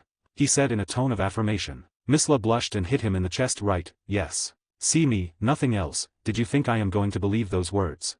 She said with puffy cheeks. Yukio looked away. Would you not? He knew what she meant. Let's be honest, he would be a fool to not understand. Misla smiled because, she knew him a little. Then, I still have something to talk about with Coriana-san, she said pointing towards the blonde. Coriana smiled and nodded at Yukio. Yukio returned the gesture and Misla continued talking with Coriana. He decided to sleep a little because he knew that the talks between the women were very long. While Yukio was sleeping, Misla looked at Yukio asleep in the bed and smiled. Do you really want to be with him? Coriana blushed but nodded. Agura-sama is a very good person, and he always treats us in the best way. Misla nodded but asked something else. Isn't that rather admiration? Why do you think you're in love with him? Coriana looked at Yukio and shook her head. Ma'am, Agura-sama has been teaching us all in secret. At first I was very reluctant with him for what had happened before, but, he was very patient with me. He even taught me many spells and bothered me with details their every utility. He even offered me help when I was exercising my missions. Misla who heard it felt interested. She did not know that Yukio was doing such things secretly. Coriana saw the interest of Misla and smiled. He once took me to his dimension and showed me everything in that place. It was beautiful. Everything you would see in a fairy tale was in that place. She said with a silly smile. Misla looked at her and tapped her on the forehead. Well, we are demons ourselves, storytelling myths, you know. Coriana nodded but smiled. Lady, have you ever seen a werewolf? She said while gesturing with her hand. Misla negated with her head. Werewolf? Do they exist? She said doubtfully. Coriana pointed to Yukio. Hee. I saw them in his dimension and many more strange things. Misla looked at Yukio and decided that she wanted to go to see that place. She looked at Coriana from top to bottom. She knew that by accepting to be this man's wife, she would meet many women by his side. She was not stupid, yet they did not introduce her to anyone, and quite possibly there was someone like those harem queens, something that made her feel nervous. Misla, you still have not told me why you love him. Coriana smiled. Because when I am by his side, my heart accelerates. From that moment he spent time with me, teaching me about magic. I felt very close to him, only that his state. She did not think Yukio was accepting her. She knew that some of Yukio's wives had some powers or were very powerful. Misla smiled. You should not worry about that. Coriana looked up. I shouldn't. Misla negated with her head and signaled. At the beginning, I also believed that, but you see me, he does not look for a wife because of her status, just someone who really loves him. She looked at Yukio. He is someone very simple. Coriana looked at Yukio and smiled, waiting to be accepted. Suddenly Misla got up and sighed to smile. You know, I have a plan. Coriana looked at her, but when the plan was told, her face turned red. Minutes later, Yukio felt something on his lap and instinctively opened his eyes only to see two huge breasts in a black bra in front of him. Yukio, it's not that it bothers me, but what do you think you're doing, Coriana? He said as he looked at the face of the girl sitting on his lap. Coriana had a red face, but spoke naturally. I'm sitting here. Any problem? Yukio looked at her and frowned. Problem? I think there are many, but, where is Misla? He extended his magical perception and felt even more confused. Coriana looked away. She went out. What if? Yukio listened to her and did not know what to say. He could clearly feel Misla in a hiding place on the wall looking at him. Yukio put his hands on Coriana's waist. She thought she would be accepted, but suddenly, he picked her up and placed her on the couch. Yukio, well, I do not know what you're trying, but don't cause me problems. Now, you want something or are you going to go? He did not want his relationship with Misla to end in trouble, but he did not want to be hard with Coriana either. Coriana wanted to leave because of the shame she was feeling but remembered the words of Misla and calmed down. Coriana, and, I spoke with Mrs. Misla, and I told her I wanted to be with you, Agura-sama. She said quickly while she was nervous. Yukio looked stunned and did not know what to say, but if this was going to be solved this way, it was better to do it up front. He sighed. Misla, get out of there, you know that with me, it's no use hiding. Coriana and Misla were startled, but Misla came out with an embarrassed look. Since when did you know? Yukio rolled his eyes. Honey, I can feel everything in this area, it's obvious that I would know you're here, he said in a simple way. Misla felt silly and sat next to Coriana. Yukio looked at both women. Is it really true what she said? Misla nodded. She tells the truth. Coriana, does Agura-sama not want me? Yukio smiled. It's not a matter of desire, but of love. Tell me, do you love me? Coriana was going to say something but saw how Yukio's eyes went gray. Coriana, Agura-sama. That. Yukio, let's say. I can know everything with this. Koriana nodded and felt even more confident. If she said the truth and Agura-sama saw that she was sincere, it would be better. She got up. I want to be with you, Agura-sama. Although the first time I saw you, I tried to attack you and then spend time being angry with you, you have always been very patient with me.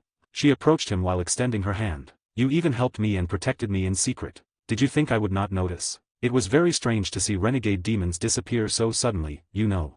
She said with a sweet smile. That's what made me fall in love with you, your way of taking care of me and those silly phrases you used to tell me in every workout. Yukio, who looked at her, smiled and put out his hands to take her hand. Is that all? Koriana shook her head. Thank you for showing me your world, and opening my horizons, Agura-sama. I would like to become your wife.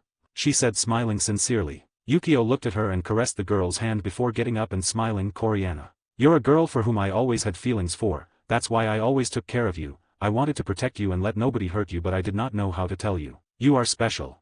Koriana blushed, but she did not remove her smile. Misla had a smile to see them both. Koriana was more like a little sister to her since they were always together, and to see her happy, it was the best. Yukio took Koriana's hand with his hand. I'm going to mark you as mine now, he said to look for confirmation. Koriana nodded energetically. Yukio smiled at her and proceeded to kiss her on the back of her right hand, where suddenly a red tattoo appeared in the form of a magic circle with a dragon inside. She looked back towards Misla's neck, who had a black tattoo, and looked confused. Why is it red? Yukio, who had a smile, choked. Well, that. Misla also felt curious and approached. Right, mine is black but hers is red. Yukio looked at them both and surrendered. Anyway, they would know soon. Well, until you are completely mine. It will not turn black. Both were confused. Misla put her hand on her mark and blushed as she remembered something. Koriana also understood and looked at Yukio, who had a smile. She went ahead and kissed him. For the first time, it was Yukio who was stunned. He did not remember being surprised since it happened for the first time with Yasaka. Yukio enjoyed the kiss and then they separated. They looked into Koriana's eyes and he knew what she wanted. He looked at Misla, who was red, but she agreed. Yukio looked at them and sighed. I must warn you. I just took a long break and you two cannot stand me. He knew what would happen. But both girls smiled. No, we don't care. Seeing that it was like that, he was not going to reject them. He grabbed Misla and Koriana by their waists and pulled them to him while he kissed them. Misla Koriana Plick. Mulk. Yukio's hands began to run over the bodies of both girls, and the first lucky one was Koriana, who felt a hand on her underwear. She widened her eyes when Yukio pinched her clitoris. Wah. Her beautiful voice reached Yukio's ear. That sounds nice, he said while licking Misla's ear. Both women felt as if they were on cloud nine. Yukio repeatedly touched Koriana's vaginal entrance with his fingers, while simultaneously playing with Misla's breasts. Misla, Yukio-sama, do not squeeze them so hard, she said, although she did not stop his actions and seemed to want the opposite. Koriana was holding Yukio's arm. She could feel Yukio's finger touching her entrance, trying to enter. Splash. It was the watery sound of her vagina when Yukio's finger finally entered. Koriana, Agura-sama. She moaned as she felt a wave of pleasure. The three continued pleasuring each other until Yukio felt Koriana very wet. Plock plock. Even a few drops seeped into the floor. He smiled and looked at her. She was very red, but she was staring at him. Yukio, can I? He said quietly near her ear. Koriana's body trembled, but she clung to him. Yes, I want to be your wife.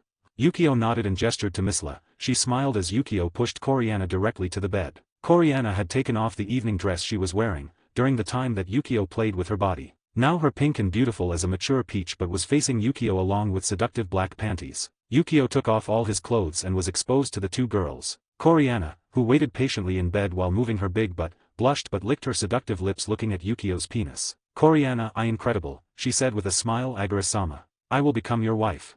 Yukio smiled at her. He looked at the exposed pink and smooth vagina, and immediately he suddenly pushed his cock inside her to her deepest part. Koriana, deep inside. On. Yukio, who had inserted his cock immediately, did not think that she would hold his cock with her vaginal bowels as if refusing to let go. Yukio quickly slapped her on the butt for her to relax. Slap. Koriana Agura-sama. The moment she relaxed her insides, he began to pump his hips intensely. Koriana wait my va. Koriana could barely stand it all. She was barely a virgin. Her blood was spilled along with her juice of love in each of Yukio's penetration. She could barely complete a correct word, by the way he pushed in and out of her. The sound of his slaps on her skin echoed through the room, and Misla, who saw this scene, began to feel excited to the fullest. Now she understood why Yukio said they could not stand it. Unconsciously, she began to touch herself to relieve the tingling that she felt at the moment. She blushed deeply at seeing them and her eyes clouded with lust. Koriana, Agura-sama. Hiya. Yukio, Koriana. Pack. The echo of those sounds and their moans continued in a debauchery. Coriana Agura-sama, I am yours. When she felt the way Yukio's cock pierced her against her most sensitive place, it made her go crazy with pleasure. She had an immense orgasm while screaming, Coriana Agura-sama. Yukio took out his cock and smiled when he saw the happy face of Coriana. He leaned on her from behind, are you okay? Coriana smiled and felt Yukio's cock crashing against her back. With that spear touching me so dangerously, that might not be the case soon. She felt immensely happy. From her vagina, she convulsed and her juices came out of her. She was still coming. Yukio turned his face to the side to kiss her. Coriana, mmhmmhh. Coriana felt Yukio's tongue pierce her mouth, and instinctively rolled his tongue, which made her body shudder with pleasure. The amount of juice that kept coming out of her vagina was forming a puddle on the sheets. She was enjoying the kiss until Yukio suddenly bit her tongue playfully. Coriana hoi. Coriana separated their tongues and looked at him with a complaining look. That hurts.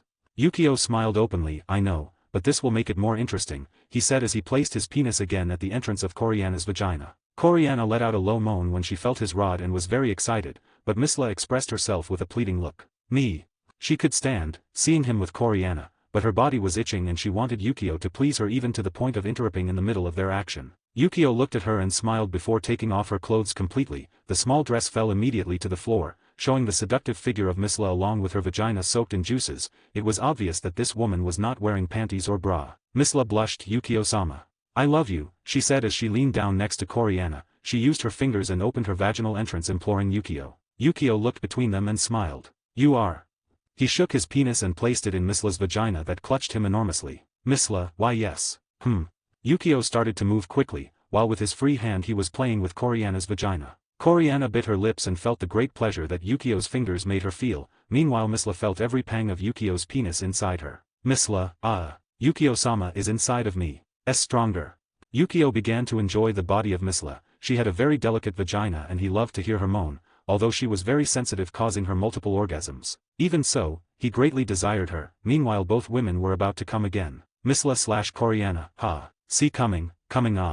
Both women fell into bed mouth to mouth while they still kept their butts in front of Yukio. He smiled at them while he played both butts. Who said we were finished?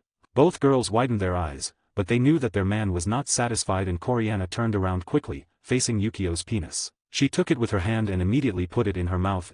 She started sucking him obscenely. Yukio made a dull growl at the feeling of Coriana's hot mouth and tongue, and watched closely as the girl's tasty ass moved every moment as if trying to seduce him. Coriana, flirp, lick, slurp.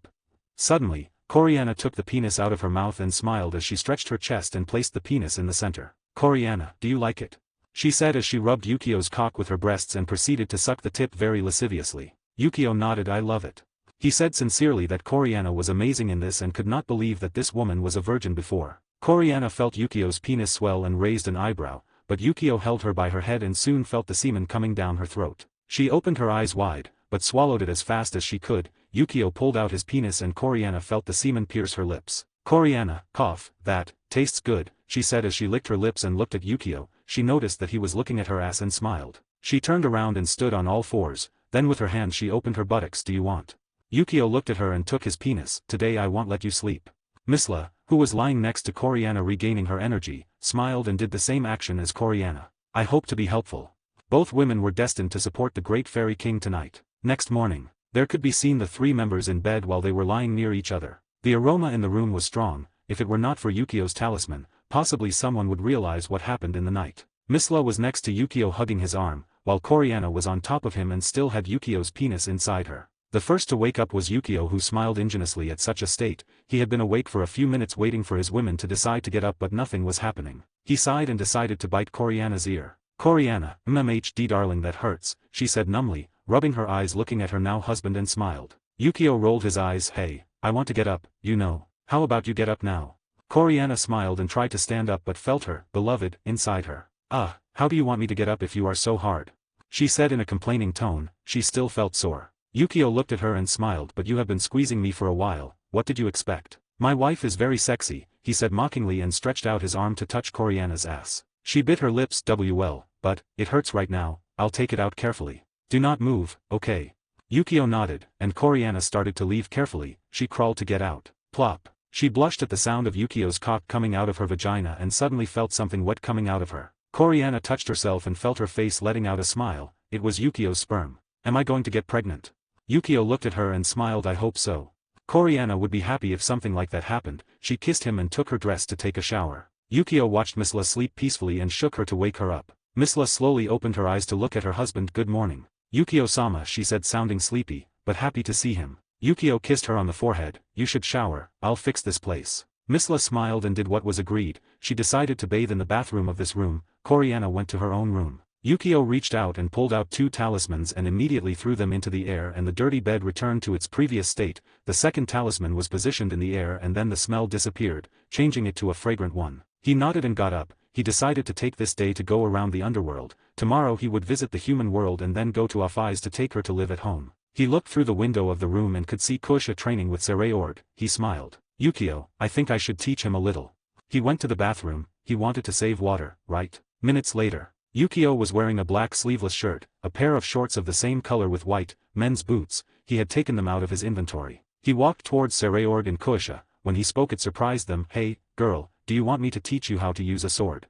Kusha was going to scream something, but when she realized who he was she shut up. She knew that this guy was Agaris, besides he was the new lover of her madam. Sereorg when seeing him had a complicated expression but smiled. What brings you here? He already had an idea. Yukio, can I not visit? Sereorg, just for a visit. I don't believe you. He said and threw his fist at Yukio's face. Yukio did not move, but the fist did not make an impact because a semi-transparent barrier appeared. Yukio looked at him and sighed. So you know. Sereorg, well, it's quite easy with that brand in sight. What are you planning? Yukio smiled bitterly. Nothing, I just want to be by her side. I'm not going to get into your affairs, I just want to see her happy.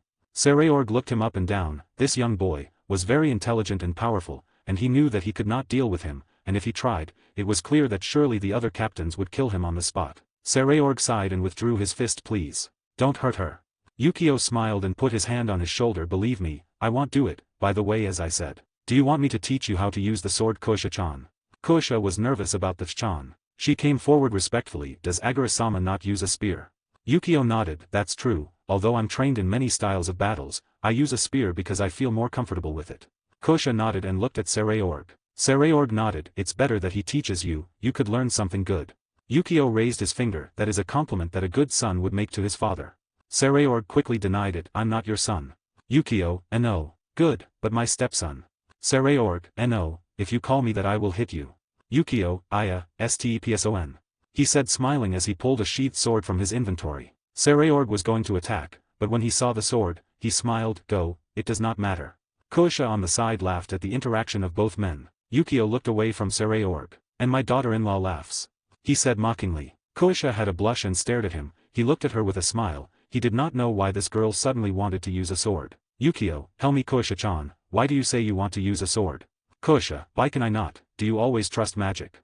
She said simply. She had recently had a fight against someone and almost lost her life. Yukio looked at her and smiled. That answer was very familiar. He drew his sword. His sword was black and had a red line all over the middle. Yukio, well, I will teach you. After all, I lose nothing, and if you still do not think I can use the sword, just look at this, he said as he placed his sword pointing towards the ground. Yukio, Arts of Sword number 1 Great Slash. Suddenly the sword vibrated and a red line climbed it vertically when a big red line went off, cutting what was the earth and a nearby mountain in half. Kusha stared at the destruction that was caused. She could clearly feel that this was an art of the sword, not a skill. Suddenly she felt a hand on her shoulders. So, do you want my help? He smilingly said. Kusha nodded frantically and she smiled. Yukio looked at Sereorg. Well, but as payment I want to go for a walk in the underworld later. They both nodded. He suddenly threw the sword towards Kusha. She caught it. What? Yukio, starting today, it is yours, discover its secrets and you will become even stronger, he said as he drew another sword, but this time it was black and had a green stripe on the edge. Kusha looked at him stunned, but she was not going to refuse such a gift. Thanks for this.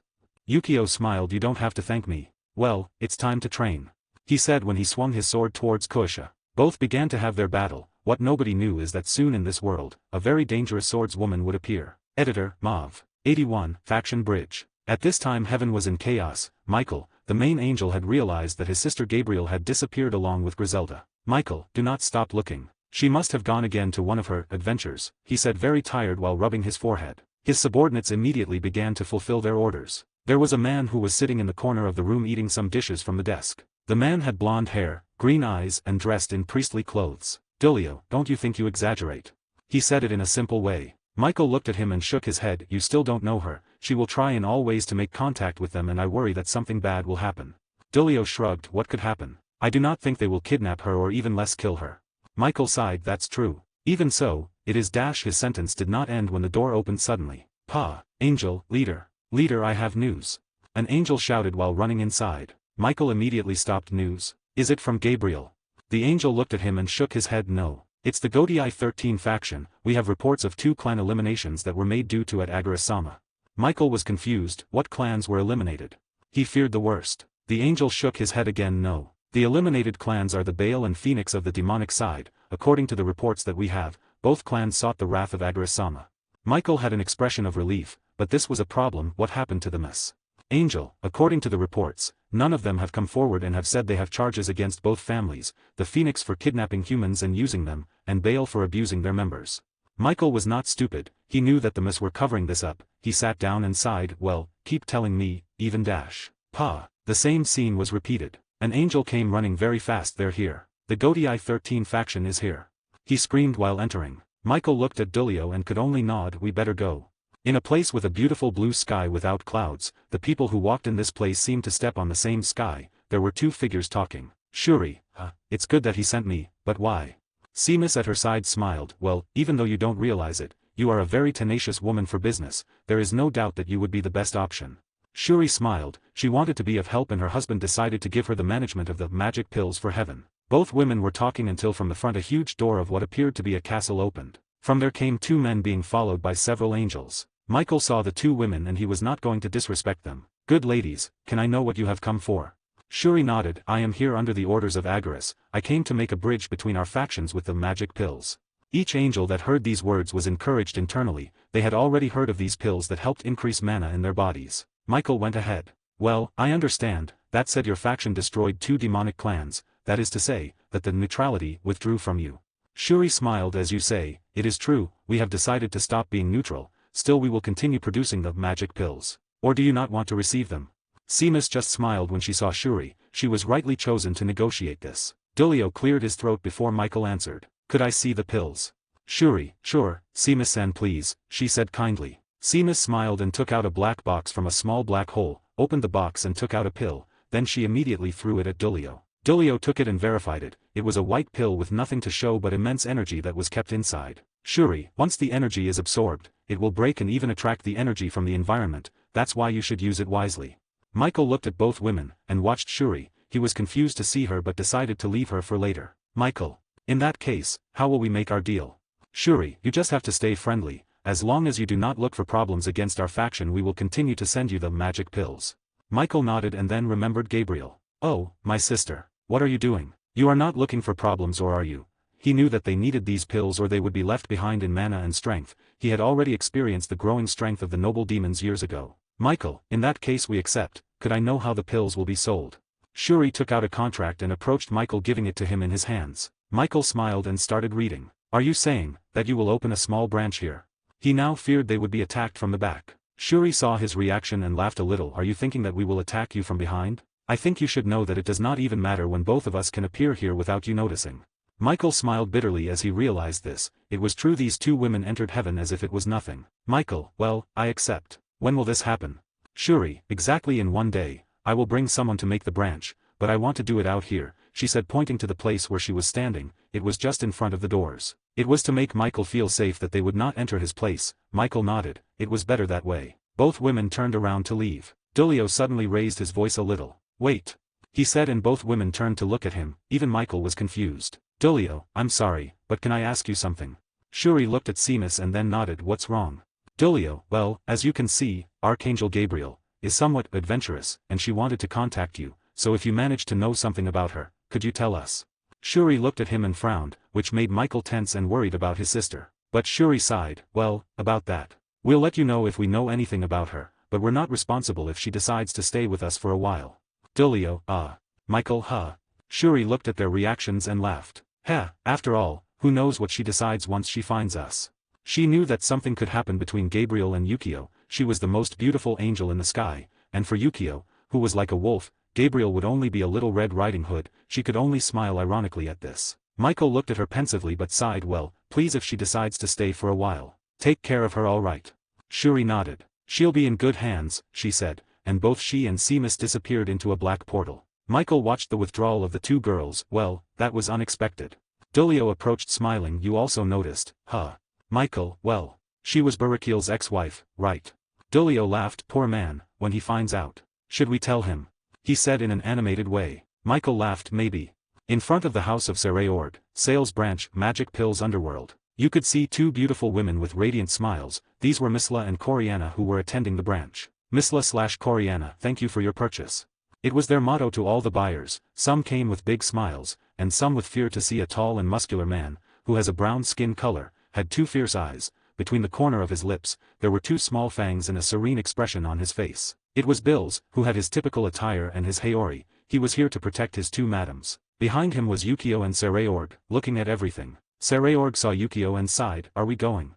Yukio, yes, I have not visited this place correctly. I wonder what things exist here, he said, very curious. He wanted to know more about the underworld. Even in the anime it was never shown in detail. Koisha, who listened to their conversation, joined them. She had practiced most of the day with Yukio and had learned a little about the sword. The three walked down a path and smiled. Sereorg, it's amazing how all the demons appeared in this deserted place just because of the pills. Koisha, Sereorg-san, even I used the pills that Coriana-san gave me and they are very efficient. My mana and my strength increased by twofold with only one pill, she said smiling. Yukio looked at them and nodded. But everything has its limit. The maximum number of pills that someone normal can swallow is 7, and 10 are for the strongest. Even if you try to use them after that, you will just waste them. Even with my body I could only eat 15. Both listeners nodded. It was obvious that you could not use something to increase your strength all the time until infinity. It would be illogical. The three of them headed towards the center of the underworld city. Yukio had asked them to teach him about this place. He did not know anything and wanted to see what he would find. Koisha, Agura-sama, from whom did he learn to use the sword? Yukio looked at her while eating something similar to a takoyaki. Yukio, many years ago, I had a good teacher and she taught me how to use the weapons. Her words were, you cannot completely count on magic, you have to use your body even in battles. Koisha was surprised by those words and she was going to ask more, but then she saw the sad look of Yukio and decided not to. She felt uncomfortable until Sereorg spoke. Sereorg, well, that's the city Lissafod. Yukio, who was immersed in his memories, looked up and was impressed. It was a beautiful place before his eyes. You could see many demons walking among them and talking to each other. There were also food stalls or street vendors placed in each place and children running energetically. If it was not for the red earth, he would even think it's the human world. Yukio smiled. It's time to go for a ride. He smilingly said and started going forward. Sereorg and Koisha looked at each other and both smiled and started chasing him. Editor, Mauve. 82 Data. Dark area. In a rough sea, which should be light blue, it was just water full of hatred and blood. Only the darkness could be noticed in this place at a glance. It was here where the wickedness of the world met, or as you might call it, the place of the desperate. In this place where every evil being was imprisoned, a man could be seen who appeared to be 30 years old with long blue hair and eyes of the same color. He was wearing nothing but pants, his clothes were torn and his complexion was pale. It was obvious that this guy was incarcerated. He had many chains in his hands and feet that immobilized him on the spot while he was swallowed by the water. One could only live in this world for 200 years, if a person still did not leave their hatred behind, they would die completely and their soul would be swallowed by the limbo. The important thing now is that the man was looking in a specific direction. From a distance you could see a tall man walking. He had a weak constitution, but only looking at him with the naked eye and you knew that you were not a rival for him. The man had short blonde hair and blue eyes. On his head he had an angel halo,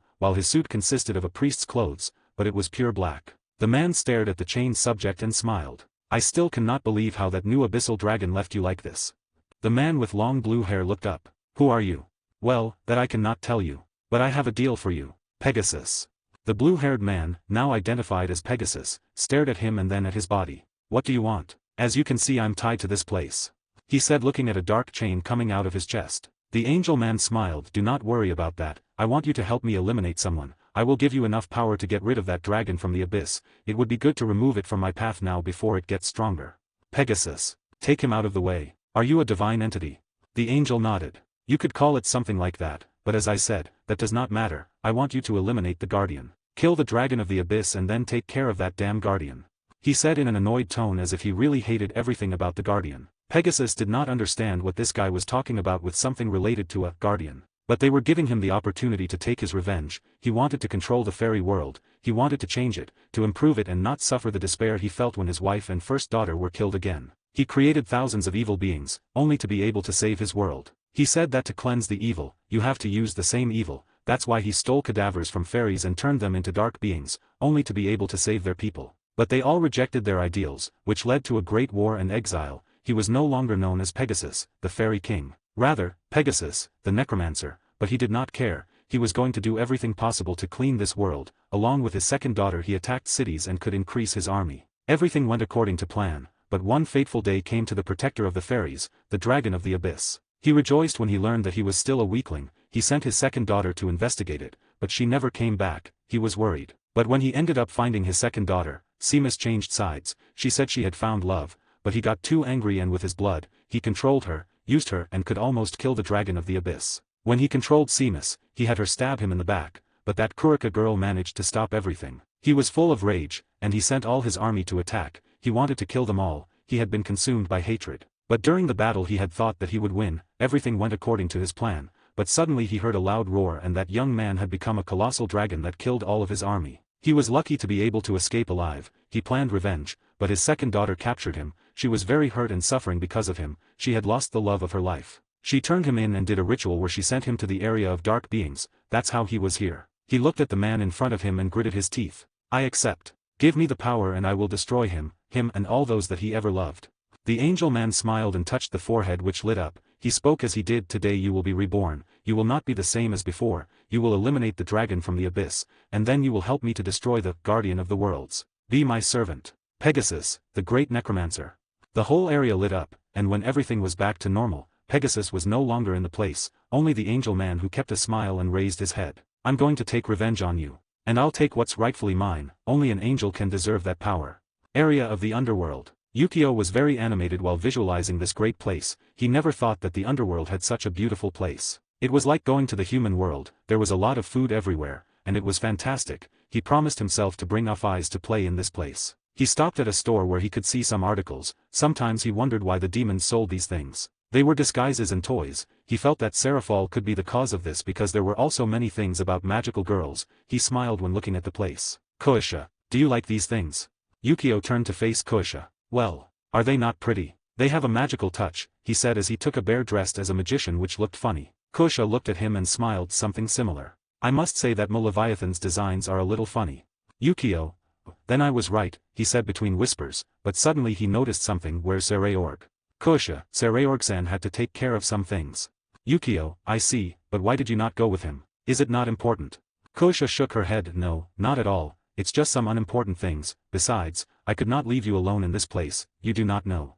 Yukio smiled at her and they both continued to see the products of the store. In fact, Sereorg had created many strange things, tigers of stuffed animals with magical costumes and small figures of magical children. Yukio, that woman has some fetishes with the magical beings, he said smiling with bitterness. Koisha felt curious and looked at him hesitantly. Do you know Leviathan-sama? Yukio, oh, but I have heard many strange things about her. In addition to seeing her products, I can give me a little idea of how she is. Koisha by her side nodded. She had already seen Sereorg at times, and knew how animated and childish she was, even in a magical girl's outfit, and was happy without shame. She was holding a magic girl doll. She had long blonde hair and green eyes. She had a great magical girl outfit, something revealing. She looked at her body and imagined herself in that costume. She would feel ashamed if she wore something like that. Koisha, hic. She was startled when she was thinking deeply and something touched her shoulder. She saw who it was. She realized that Yukio was looking at her strangely. Are you planning to take a trip to the moon? Come on, let's keep walking. Koisha only nodded, somewhat embarrassed. Both continued buying many things. Yukio bought food and always shared with her. Soon they passed through an area that seemed to be a place for children to have fun. Both ate something similar to pancakes. Koisha, Agura-sama, what if it's better, She was surprised when she did not see him at her side. She began to search frantically when she realized that Yukio was standing near the entrance of an amusement park. She was curious and approached him in silence. She could see him looking at the children sadly. She approached him. Agura-sama. She touched his shoulder. Yukio came out of his daze and looked at her smiling. Sorry, it seemed like a nice place. Where are we going now? Koisha knew he was lying, but she did not have much confidence to ask him. Also he would not tell her anything. What if we come back? It's getting late and Mrs. Misla should have finished her work. Yukio nodded and started walking. Koisha, at his side, looked at him and sighed. Is there a problem related to children? Does Agura-sama wish to have one? Or could it be something else? She was somewhat worried, but remembering the sad look Yukio had, she would definitely tell her madam. When Yukio arrived at Sereorg's house along with Koisha, they were greeted by everyone, with big smiles. They chatted with each other a little, but Yukio had to withdraw. He could see Bills waving at him from afar. He approached and smiled. What's wrong, Bills? Bills, Agura-sama, I have news that the treaty with heaven was accepted, there were no problems and tomorrow a branch will be built on the site. Yukio nodded, that's good, but what happened with the others? Bills, that's what I wanted to inform you about. Ms. Kurika said that it was better for you to appear before the mythological factions, that you would be a better representative, he said. Yukio thought about it and it was true, the mythological factions were made up of gods and it was better if he presented himself, he could give them some respect, although what he wanted was to visit that place. Yukio, well, I'll take care of that. He was going to turn around but Bills called him again. Bills, sorry sir, but we have discovered a woman who claims to be Odin's secretary, she was looking for you and therefore we wanted to put her in touch with you. Yukio was surprised, wait, has she a long silver hair and blue eyes and is her name Rias? Bills when he heard everything felt that the blood was leaving his body. Lord. Is she your wife? Yukio smiled at his reaction. No, but do not hurt her. Don't tell me they already did something. He said annoyingly. Bills quickly denied it. No, we just kept her in jail. We'll release her soon. Yukio nodded. Okay, apologize to her, just tell her I'll go tomorrow and talk to her and meet Odin. Bills nodded, also sir, the fairy Magdalena has informed us that Afai's wishes to see you soon. Yukio smiled bitterly, everyone seemed to look for him and they would not give him free time, but Afai's, he wanted to be with her and take her out somewhere. Yukio, well, inform her that I will go for her soon, I also want you to bring 2 supreme ranks to protect this place, they should stay at the central. Bills nodded and quickly disappeared. Yukio looked at the sky and closed his eyes, he felt calm at this moment, he heard footsteps and turned around. Yukio, why are you so stealthy? He said with a smile. Coriana who came on tiptoes smiled because others will realize. She said as she hugged him, both remained looking at the place quietly. Night. Yukio was walking down the corridor of Sereorg's house, he had stayed with Misla and Coriana again. But at this moment he stood in front of a door and looked both ways before knocking. Knock. Knock. He could hear sounds from within and then the door opened revealing Kuisha in a beautiful white dress, he imagined that she was ready to sleep. Kuisha, Agura-sama, are you looking for me? She was a bit surprised. Yukio nodded and smiled as he stretched out his hands, there was a doll with long blonde hair and green eyes, she had a magic suit, but this time it was not revealing, it seemed very pretty. Kuisha was stunned. Is it for me? Yukio, well, I saw you look at it a lot in the store, and I bought it for you, I thought I'd give it to you before but there were a lot of people nearby and I did not want to bring you problems. Kuisha smiled broadly and took the doll in her arms, looked at her and then at Yukio. Thank you. It's very beautiful, she said sincerely. Yukio rubbed his nose and turned around. You're welcome, it was you who accompanied me on this occasion, it's your gift, he said as he walked away. Kuisha nodded and closed the door, now holding the doll with a big smile. Does this doll have another dress? He noticed that I did not like the previous one. She knew there was not a doll with this dress, she loved this type of doll and she always wanted one, but that revealing outfit made her feel embarrassed, but now she had a suiting one, she was very sure that Agras had done something. She felt happy. No, he isn't as bad as I thought. She said before going to bed hugging her doll. Editor, Mav. 83, Talk between a king and a Valkyrie. The next morning Yukio prepared to go before the mythological factions, but before that he would start talking to Odin because if Rias was looking for him, it was better to go with her. He dressed in his captain costume and put on his mask again before entering a direct portal to his dimension. He had already warned Misla and Coriana that he would leave early and possibly return at night to take both of them to his dimension, he had to present them to the other girls. Dimension, Yukio. Rias was sitting on a large sofa while being attended by many people. Many offered her food or drinks, others said they were under her orders, it was confusing. Rias, yes of course. She said taking a cup of tea, she felt uncomfortable. She looked at the place and could see many maids smile, this seemed very uncomfortable for her because previously they put her in a cell no matter how much she discussed, but now they treated her like a queen. Rias, can I know when Agura-sama will come? A big man with fangs on the sides of his mouth in a captain suit came, this was Bills, the fairy king, he will come soon, you do not have to worry. Rias nodded and took a sip from her teacup, this place in a simple glance was beautiful, she was in a very decorated room, there were paintings that portrayed the fairies or other species that she had never seen. She also looked at one painting, where the coronation of her king was coming, but she could not see his face since a fairy was standing covering that picture. She gave up, she just wanted to leave here. Suddenly a white portal appeared in the room, she almost took an attacking posture, but there appeared a young man. He had short black hair and golden eyes, on his forehead, there was a black tattoo in the shape of a cross, he was dressed like a captain and had a mask on his face. Rias, Agura-sama. She knew who he was, she had already heard a lot about him. Yukio looked at everyone in the room and with a gesture sent them away, he needed to talk to this girl alone. When everyone left he sat down in front of Rias. Yukio, well then, can I know what this beautiful lady is looking for? Rias looked at him carefully before nodding. My employer Odin-sama, he asked me to look for you, he would like to know if the mythological factions are on your list about the magic pills. Yukio, about that. Well, I thought I was going to discuss that with your faction, but since you came to me, you saved me a lot of work, you're certainly included. Rias, who heard that, felt a little happy. She had heard about these miracle pills, which caused an increase in the mana, and it was impossible to say that you would not become even stronger with that. Rias, can I know when you will come to our home for a visit? She said quickly. Yukio, how about now? I can take you and take the opportunity to talk with Odin. I would like to make some deal with him. I would prefer him to take charge of the distribution. Rias was surprised. In charge of distribution? But you do not even know Odin yet. Is the fairy king that confident? Yukio saw her expression and smiled. Well, I know what you think, but no, I certainly do not trust Odin, but I know he cannot betray me or take advantage of this. After all, this work will be supervised by you. He said, pointing his finger towards the girl with silver hair. Rias, why? Yukio, let's just say I trust you a little. Rias had a face of confusion. She did not understand. Trust me? Is there any reason?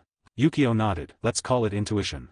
He could not tell her that he knew that this woman had a talent for business. Rias stared at Yukio. She was very serious and wanted to determine if this was a trap or if it was really true. Rias, what are your intentions?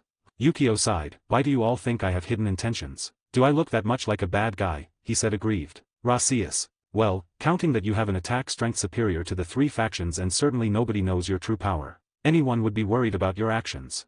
Yukio rubbed the back of his neck and smiled. Good point you have there, but have you ever seen me do something bad? I am totally pure. He said in a reasonable way. Rias looked at him doubtfully and then shook her head. You stole the bride in the middle of the wedding, even the wife of the current king Lucifer, and if that was not enough you destroyed 2 demonic clans. Pure? Sure, pure barbaric actions. She said eloquently. Yukio almost choked and looked away. There was no person who stood against him until now, even none of his wives, but he smiled at the expression of the girl who seemed to have won the debate. He smiled and pointed at her. Well, do you think you have one? You did not even have a boyfriend, Valkyrie without love life. He said mockingly. Rias, and, do you care? Wait, and has that something to do with the subject? She suddenly got up and whipped the table with her hand. Yukio, well, nothing, but I wanted to emphasize it. Rias gritted her teeth and realized something. And how do you know that I do not have a boyfriend? Did you investigate me?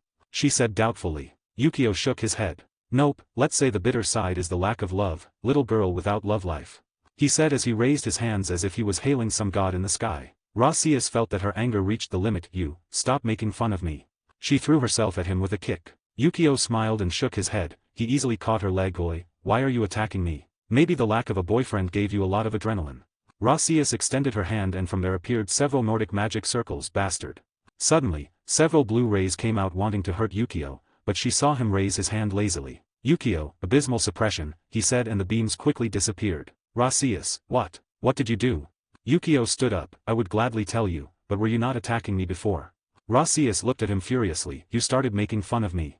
Yukio, just for that. Are you a girl who gets angry for such trivial things? Hey Valkyrie, you're an adult, behave like 1 inch. He said seriously. Rias wanted to reproach him, but when she heard his tone, she felt embarrassed. She was an adult but she did not like to be mocked for not having a boyfriend even though she was old enough. And although many suitors came, they were all people she did not love. She even suspected if some of them really wanted her or just her body. She was deep in thought until she felt a pat on the head. She looked up just to see Yukio smile at her. Yukio, well, it's not that bad either. You're very beautiful and there are still years ahead. I'm sure you'll find someone to love soon.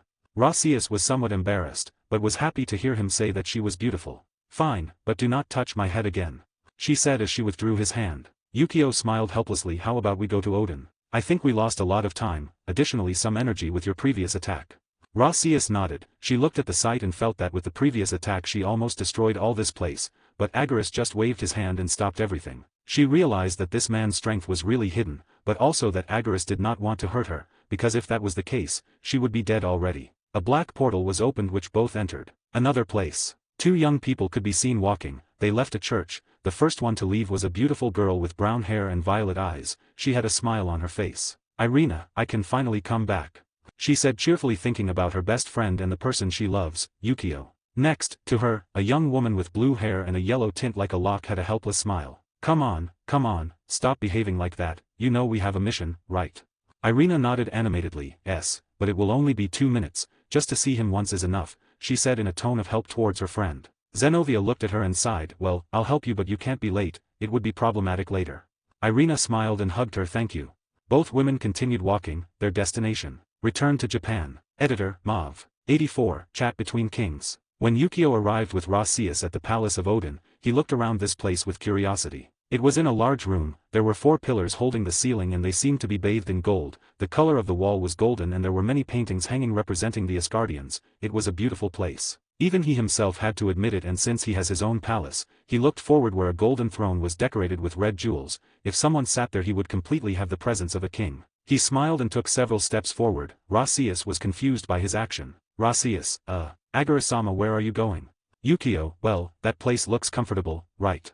He said, pointing to the throne as he sat down. Rias was stupefied. That was Odin's throne. How could he just sit there without even asking? Rias, wait, Agura-sama. That's the throne of Odin-sama, you cannot do that. She said frantically. She did not want there to be a fight as soon as they arrived. But everything went to hell, when an older man with the appearance of a scholar, long gray hair and a long beard of the same color arrived and looked at everything with amusement. Odin, oh, you are the famous Agurus. Sitting on my throne, that is a fun way to look for problems. He said with a smile as he moved. Yukio, problems? I see you're very old and went senile, it's just that I found it comfortable, do you care that much? Odin stopped and almost fell. Young man, that throne means to be the king of Asgard, you tell me. Do you want to humiliate me or do you really not know? Yukio smiled and raised his hands. Oh my lord, I did not expect it. But, seriously, I did not know, so I apologize. He said as he got up from the throne while maintaining a smile. Odin smiled bitterly and sat looking towards Yukio. Well, leaving things aside. If you are here it means that my message was delivered. So. Yukio, well, that's how you think, the treaty will be established. In any case, the mythological factions are included in the list, he simply said. Odin nodded. That seems excellent, but tell me something, young one. These magic pills, where do they come from? I still cannot believe that there are such mysterious pills that increase the mana of all beings. Yukio smiled and raised his hand. Well, that's a trade secret, my friend, so do not try to look for more. Odin sighed. At least he tried. He looked at Rias who was staring at Yukio and got confused. Odin, tell me Rias, did something happen? Rias, what are you talking about? Odin, well, don't stand there gazing at Agurus, or is it that you are in love with him? Yukio, who listened to Odin's words, looked at Rias and smiled. Rias felt her face flush. She was not thinking that it was just that she was looking for a way to hit him, she wanted to give him, even if it is one, a blow for having called her, Valkyrie without a boyfriend. She waved her hands quickly. No, it's not that, it's just, forget it, she said as she snorted. Yukio looked at her and tilted his head while holding his chin. Oi, Odin, how is it that such beauty has no boyfriend yet? He said mockingly. Clearly, he was looking to anger her. And it seemed to work when Rias clenched her teeth, but she was also ashamed to be called beauty. Odin laughed. Well, son, this girl has many suitors, including some gods, but she rejects them all since she actually says she has no experience with men. Yukio nodded. Well, she attacked me before without any reason, she looks like an aggressive dog, how about I give a leash to her next time? He said decisively. Rias, who heard that, widened her eyes and immediately got angry. She jumped towards him to hit him, but suddenly she saw a malicious smile on Yukio's face. She tried to get away but it was too late. Pa. She fell to the ground, while on her neck she now had a black collar. She tried to take it off. What the hell is this? Yukio crouched down while looking at her. A gift. Do you not like it? Well, give it back, he said while extending his hand. Rias tried to take it off with all her strength, but could not. I cannot get it out. Take this off from me. Yukio smiled. Wow, you do not want to give it back to me, that means you really like it. I'll leave it to you then. Rias, who heard it, almost felt that her blood was going to come out of her mouth, then she was going to attack him, but she heard Odin's laugh. Odin, hajaja. Hey, why do not you flirt later? We're going to work, right? He said mockingly. Rias felt really embarrassed. She stopped and walked away from the place while trying to take off the necklace. She really could not get it off. Yukio, who looked at her, smiled. It's for your own good, you'll know soon. Odin, who watched everything, coughed. Well, should I include you in the list of suitors? Yukio, oh thanks, that woman is very tyrannical. Now leaving things aside, I want us to make the treaty. I have many things to do today. Odin nodded. Well boy, tell me how we will do this. I would like it to not bring problems to my home. Yukio nodded but did not really want to stop during the conversation. Since you have not given me any seats, I will make one, he said and stretched out his hands. Suddenly, a part of the wall became liquid and a beautiful golden throne was formed by his side. He took a seat with a smile. Well, this is perfect. About how we will do this, I plan to set up a branch in your home. I want the one that handles everything to be Rias. Odin wanted to protest when he saw Yukio do such things. It was his beloved palace, but he heard a branch and Rias and got even more confused. Odin, I understand about the branch, but what does Rias have to do with this? Yukio, well, easy, let's say I want to leave her in charge, and I know what you think. I'm not interested in her, only I know that she can handle things properly. I do not want traps to happen either. Odin understood what was referred to as traps, that is to say, that they took the pills for themselves and did not sell them to others. Odin looked at Yukio doubtfully. Tell me, boy, I know that the money you collect has no value for you, what exactly do you do with it? Yukio smiled. That's not important, you just take care of giving me a place for the branch and we'll get along with each other. He was not going to tell him that all the money was paid into his parents' account. Odin reflected on this and thought that maybe it would work, besides he did not think to start an enmity against Agaras. He had listened to Godi 13's actions recently. They took 2 fallen angels prisoner, and later one of them was seen again. The surprising thing was that she was not a prisoner anymore but a representative between the factions and now remained as one of Godi 13. The most amazing thing was that every time she entered the territory of the fallen angels, she was heavily guarded by powerful beings. That alone could say that she was really accepted and is being taken care of. As for the most recent event, it would be the union between the yokai and the Godi 13. Nobody knew exactly what kind of relationship they had, but the new yokai territory was guarded by several fairies. They even noticed entering and leaving shipments of magic pills. It was as if the yokai themselves sold to all factions without worrying about their supply. In addition to what happened recently, the annihilation of the Phoenix clan and the destruction of the Bale enclosures. He looked at Yukio. Well, who would be in charge of communicating between the 2 factions? Yukio, that's easy, tomorrow someone will come to make the branch and will be the one to put us in touch. I want you to tell Rias all the information. Odin and Yukio took each other's hands. He then disappeared into a portal. Odin sighed and leaned back. He could not know exactly what kind of power this Agaras had. Even in that grip he tried to feel something, but it was as if he was a simple human. He felt terror when he realized that he hid his strength so well. Another place. A silver-haired woman was lying in her room. She was touching a black necklace on her neck. She was very angry. That man seemed gentle and soft, but he turned out to be a beast. She felt complex. Despite everything, she thought he was a good king, better than her current employer. But it was not like that. Rias, men. I do not understand your strange facets. Ugh.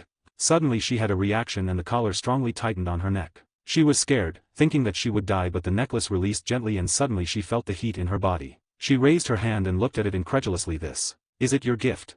She could not believe that this necklace was absorbing the mana of the surroundings quickly and safely and letting it enter her body. It was like the famous magic pills, but it was a necklace. She smiled and hugged her pillow. Next time she thought, she would thank that annoying man. Editor, Mauve. 85, this is real. 85, this is real. In a clear and beautiful blue sky, was a man who seemed to be around 30 years old, had long blue hair and eyes of the same color. Currently he had his hands pointing towards the earth. Anyone looking at it would think of a god, or possibly something close to it, but it was not like that at this moment. At the place he was pointing to, there were many people with faces of horror, fear, and despair. Man, why do you do this? We never did anything to you. The man who seemed to be thinking, opened his eyes looking at the man who spoke. So what? Killing you all will be fun, and using your bodies even more so. When he finished speaking, a large blue sphere flew out of his hands and destroyed this world. He was being protected by a bluish mantle. The man now floated in what would be called dimensions and his eyes were looking everywhere frantically. Where the hell is he? Let's go back to Yukio. Yukio had left the palace of Odin. At the moment he was in his dimension trying to find Rias. He had heard from Bales that she wanted to see him, but he did not know exactly why. He had used a portal to appear where he felt her energy. Yukio, why are there more children every time I come? In front of him was Rias, who was surrounded by many children. They all seemed happy and there were some women looking at everything from one side. They seemed to be the mothers of the children. Rias had noticed Yukio and she smiled as she got up coming near his side. Rias, you came. Yukio smiled at her and stroked her head. This was a habit for him. Yes, what's wrong, why did you want to see me? Yukio did not give importance to his actions, but for her, this was something new and it made her feel very good, besides that she was already sure of wanting to be with him. Rias, I want to go, to a place, will you accompany me? She said while taking Yukio's hand. Yukio thought about it and decided that he would go. He already had an idea of exactly where she wanted to go. He looked strangely at all the children around him. Yukio, do you really not want a child? I see that you get along very well with them, I would not care. Rias frowned, felt the heat in her face but ignored him. They always come. They are nice. The people around had noticed that the fairy king had arrived and they kept silent while they watched. In this place, everyone respected their king, either because he saved them, or because he was really a very kind person to everyone. But the most animated was a little girl. She had long black hair and golden eyes, pointed ears and a smile on her face. She started to move quickly towards the king. Yukio, who was chatting with Rias, felt that someone was approaching them. By habit he raised his head. He could see a little girl coming towards them with a smile. He could recognize her as the previous girl who was with Rias. Yukio, hello little girl, is something wrong? The little girl stopped and stared at him. Daddy. The place was totally silent. Off eyes next to Yukio looked at him strangely and did not know what to say. Even Yukio was stunned but smiled and crouched at the height of the girl. Yukio, well, you could call me the father of all, but that's just a title, it does not mean really a father.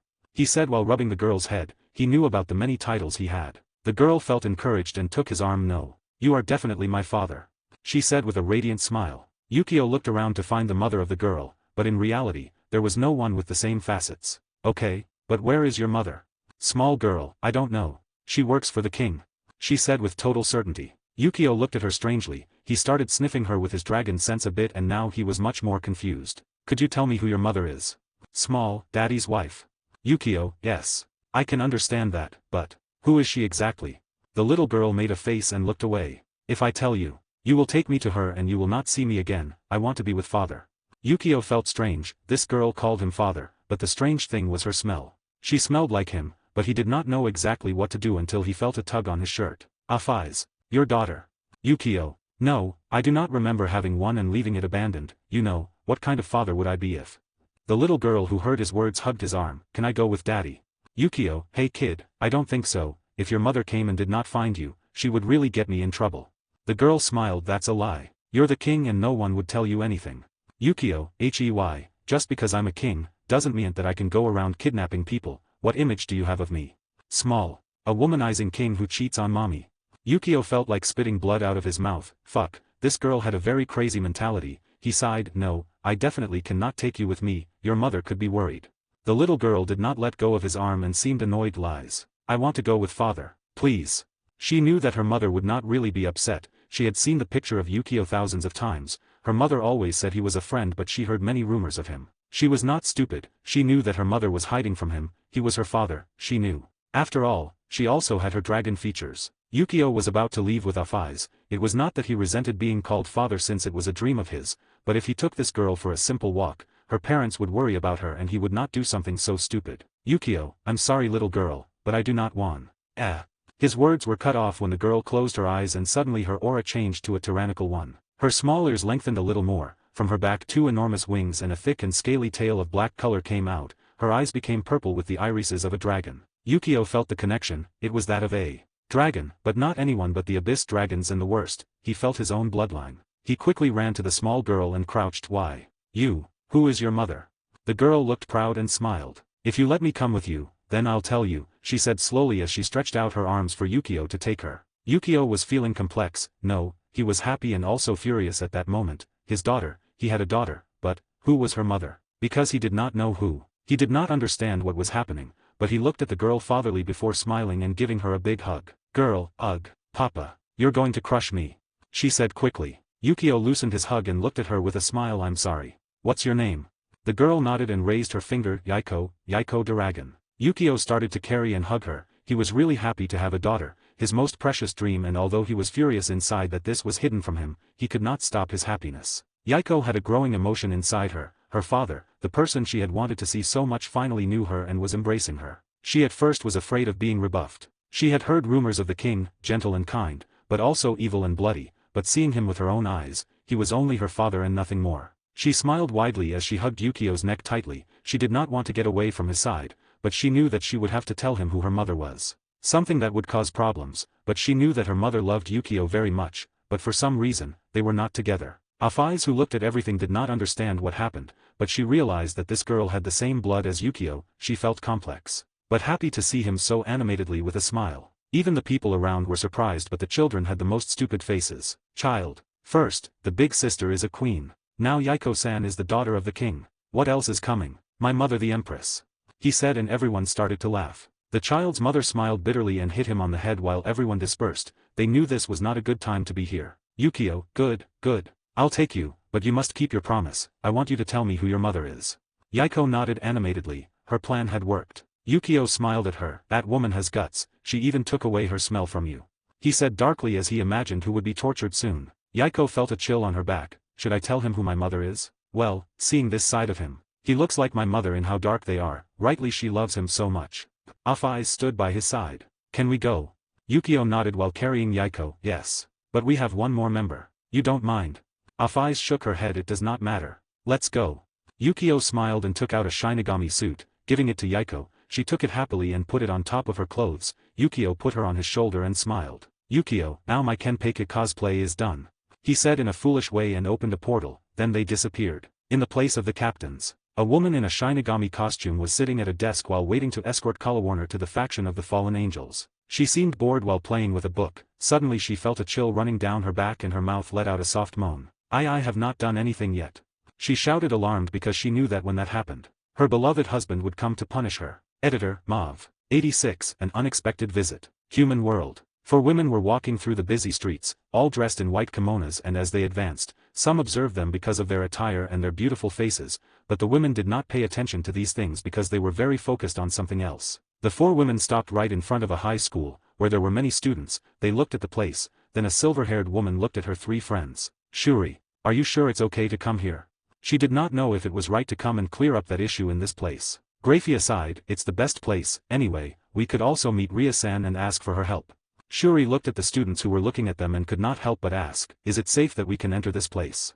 Usually, she was not someone who would make a fuss. The other women looked at her strangely. "Shuri, what? Why do you look at me like that?" she said, frowning. Akeno laughed. "Now, why are you taking that attitude?" "Well, you see how Yukio-kun is. Does he not always cause riots? Who says we can't do it too?" she said as she pointed at each of them. Graia smiled dryly, looked at Akeno and shook her head. "Although I see that you want to look for disturbances, it is better that we avoid that. I have another way to enter, but about that. What do you think, Kurika-sama?" The three girls looked at the last woman who had not spoken until this moment. She was looking towards the high school and smiled. "Kurika, I chose what Graia mentioned. Akeno and I studied here, but you did not, and that would cause problems. Besides, our clothes are not suitable for this place," she said, emphasizing that everyone wore kimonos. It was illogical to enter a school dressed like this. The other women nodded. They were all in this place because they wanted to tell Issei and Rias of their plan to reunite Yukio's parents with him. It was something that worried them. Therefore they chose to solve this in the easiest way possible, talking to them directly while Yukio was not here. The four women walked in another direction. It was obvious that Graia had another way to enter. Kurika could have created a portal, but she knew that she could not just waste the efforts of Yukio's other women. She smiled when she noticed how her sisters cared so much for her husband. Clubroom. Rias and her peerage were talking very animatedly because they were not having classes recently. Only at club activities they always came together to chat about recent events. Issei was sitting on a sofa while playing chess against Kiba, and next to them Asia was watching them while she was covered by a blanket. Murayama was sitting looking at some magazines while Rias and Valerie were sitting in front of Rias's desk. Rias had a smile on her face while listening to her friend. "Rias, this is literally injustice," she said as she threw some papers on the table. She could not believe what was written in there. Valerie smiled and reassured her, "You should not worry, you know. In the end, it has nothing to do with us. Besides, the Phoenix had already committed many crimes." Rias raised an eyebrow. "Really? But still, isn't it an exaggeration to eradicate a whole clan?" Rias nodded. "Although it is exaggerated and many lives were lost, there was one half of the clan that came out alive, and could be called the seed of the harvest because they are people who were against the mandate of the ancient Lord Phoenix." Valerie nodded. She had already heard these words, but Rias was interested in something else. "Old Lord. Did they already proclaim another lord?" Rias took some papers and passed them. "Well, from the information I have about my Unii-sama, the current leader is Ravel Phoenix. That's because Lady Phoenix and Ravel Phoenix are missing." Rias frowned immediately. "Disappeared? That smells strange, you know." "Valerie, what do you mean?" Rias, "Well, that kind of smells like Agaris. Does he not like to steal the wives of others? And what if—" Ouch. She rubbed her forehead when Rias hit her. She looked at her friend with a confused expression. "And why the blow?" Rias looked away and snorted. Valerie, seeing that, laughed. "Rias-san, are you not insulting the very precious husband of the president? That entails punishments, you know." Rias suddenly remembered and laughed while rubbing her forehead. I forgot that the president got married. What's it called?" "Ah yes, an escape with a knight. Typical of a princess," she said while raising her hands as a sign of respect. Rias blushed. Meanwhile Valerie had a smile on her face. She liked that her friend Rias was so in a good mood recently, and for some reason, she was very anxious because the classes started again. Issei, who was listening, shook his head and stood up while looking at Rias. "Rias, you're being very rough with Rias-san. Don't you see that the color of her hair is going to her face?" Rias, who was laughing, looked at her friend and noticed the blush and began to laugh harder. Rias got grumpy and looked in a bad-humored way at Issei. He just played dumb and turned his gaze away. They were laughing until Asia raised her hand. I think someone is coming," she said, pointing at the door. Everyone was confused. They did not feel any presences that came to this place. Issei was the first to ask, "What are you talking about? Did you get confused?" Asia shook her head. "No." She touched her nose. "I can smell similar smells that are outside." Rias was confused but remembered that Asia was a dragon, and thought about something. She got up looking at the door. Everyone fixed their eyes on the door, curious, and soon as if it was an omen there was a sound. Knock, knock. Issei looked at Rias, she nodded and smiled, trusting her intuition she gave him permission to open the door. Issei went straight ahead and opened the door where he could see 4 beautiful women. They had very beautiful white kimonos with red ribbons on their waists and had their hair tied with a hairpin on their head in the shape of a dragon. But he immediately recognized the silver-haired woman in front of him, Graia-sama. What are you doing here? Graia smiled. Well, I would like to ask you something. Is it possible that we can enter? Rias, who was behind her desk, spoke. Oni-sama. You've come. She was very excited to see her precious sister. Graia nodded and proceeded to enter. Now everyone in the room could see the 3 women coming from behind. The 4 women sat on the free couch while looking at the room. Rias stepped forward and sat down facing them with a table between them. Everyone else was curious. They already knew Graia, but not the other women. Valerie already knew who Kurika was and started to prepare some tea. Rias looked at the other women and they already knew who they were, but not completely. What brings you all here? She was nervous if she had to say anything. These women were her older sisters and she did not know what they thought of her. Graia looked at Issei and stretched her hand pointing at him. Actually, we came to talk with you too. I guess Rias-san still does not know, let alone Issei-san. She said while beckoning him to take a seat. Issei felt strange but proceeded to take a seat. He knew that this should be important. Rias, Oni-sama, what exactly is happening? Why is this including Issei-san? She was very curious. She thought they were coming to talk to her, but it turns out they were both included. Maybe Graia confused something? Graia shook her head and pointed at Kurika in the center. She will explain to you. I advise you to listen so we can understand each other better. Rias was confused, but looked at Kurika. She knew that this woman was definitely Yukio's wife, and she could feel that she was the queen of the so-called harem, so she behaved. Kurika looked at both of them and smiled. It's a pleasure to meet you, Rias-san, and as for you, Issei-san, I regret my previous rudeness. It was not my intention to bother you that day. Issei got confused. To disturb me? What are you talking about? Drake suddenly appeared on Issei's arm. Hey idiot. She's the girl with the tulip on her back. Number 2. Issei looked at Kurika again and was surprised. In his mind he thought that his brother knew how to choose women. Kurika, who was looking at him, laughed. You know, you have similar thoughts to Yukio. Issei, can you read minds? Kurika shook her head. Not at all, you just make the same expressions. Isn't that so? She said to her friends. Shuri smiled. Meanwhile Akeno nodded, staring at Rias. She had heard from Yukio that if he had not intervened, Rias would be her best friend and king. She shook her head and continued to pay attention to the conversation. Rias was too confused now. She looked seriously at Kurika. What does Yukio have to do with Issei? I don't understand. Kurika looked at her and sighed. Well, I would say a lot. After all, Agaris, or rather Yukio, is Issei-san's brother.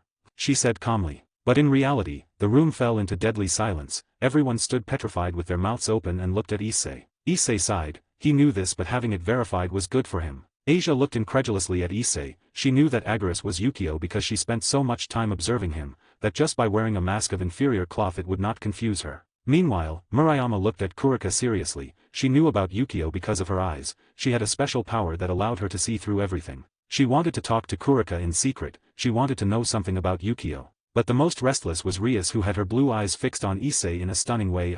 Wait, are you saying that Issei-san is Yukio's brother? How is that possible? She was really confused. She asked for an explanation regardless of her manners. Graia sighed. As you can see, when he disappeared, Searchks made me hide any information about Yukio, so you never found out anything about him. Rias looked at her and felt somewhat angry. Oh, that's why I never knew anything, not even his family. She had tried to find his family, but it was as if they did not exist. Graia apologized, but Kurika looked at Issei. I see that you are not surprised. Is it because of that gossiping dragon inside you? Drake felt unhappy. Gossiping? Can you not respect me a little? I'm a heavenly dragon, for God's sake. Kurika, dragon what? With that attitude, it's quite unsettling that you are a dragon. Also heavenly? That's something I must respect. She said mockingly. Drake knew that even if this woman was strong, she was only behind that strange dragon Yukio, but still she was not going to stop you. You're a brat that just became dragon. Are you looking for a fight? Kurika laughed. How funny, this lizard looking for a fight with me. Akeno sighed. This woman had that same characteristic as Yukio, to easily irritate others. Good. After all, Red Lizard, you could not even defend yourself from one of Kurika's attack, much less endure her aura. Those words sparked the flames of Drake's anger. She started screaming. Drake, really? If it were not because I'm in a stupid glove you would already be beaten. Kurika felt that the dragons of this world were funny. Even Great Red had that grumpy attitude. She shook her head. Leaving the nonsense aside, we want to talk to you about something. Issei got serious. He noticed that Kurika really was serious now. Rias too. Kurika, we want Yukio to meet his parents. I hope you can help us with that. We ask of you to convince them to go to the country house. Issei, country house? Why that place exactly?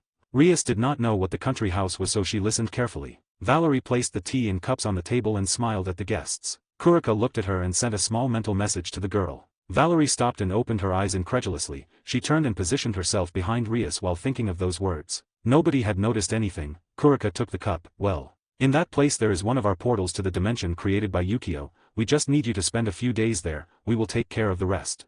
Issei thought about things and looked at Katace. She was listening attentively because this included her boyfriend. She was very surprised that Yukio was not dead, and he was actually Agorist. She clearly knew who he was. They spent their childhood together and she was happy that her brother-in-law and friend was healthy, besides that he was very strong and seemed to have many women by his side. But she was also upset because he was so cruel as to destroy 2 clans. She would have to talk seriously with her brother-in-law. She also looked at her friend Murayama and smiled. Issei sighed. I think I have an idea of how to make everyone go to the country house. You can leave it to me. Kurika nodded. This was the most practical. Issei, but I have a question. Are you sure my brother really wants this? Kurika sighed and nodded. Shuri was listening. I can tell you with a lot of certainty that Yukio wants to meet your parents, only that he is afraid of their reaction. Issei nodded, but looked at Shuri fixedly. He wanted to know who these 2 girls were. Shuri noticed his look and smiled. If you want to, you can call me sister-in-law. She said shyly. After all, she was older than Yukio. Issei smiled bitterly, looked between Akeno and Shuri. Is it what I think it is? Kurika laughed. You noticed it quickly yourself. I can tell you that your brother is a bad boy. She said mockingly. Everyone in the room had already noticed the kinship of Akeno and Shuri. Now that she called herself sister-in-law they realized. Mother and daughter. Kiba looked at everything in a funny way. Meanwhile, Asia had a blush on her face. Kurika got up and the other girls followed her. That would be it. We have to leave before Yukio realizes we're not there. I'll be back in 2 days to find out how things went. Issei nodded. He had to convince his parents in any way. He knew they would be happy. Kurika pulled out a small box from a black portal and threw it at Rias. This will be useful. Use them wisely. She walked while other people followed her. She suddenly started looking at Asia. Asia? What? She was somewhat insecure with this woman. Kurika smiled. Nothing. Only, Yukio will soon come to contact you. After all, you are one of us.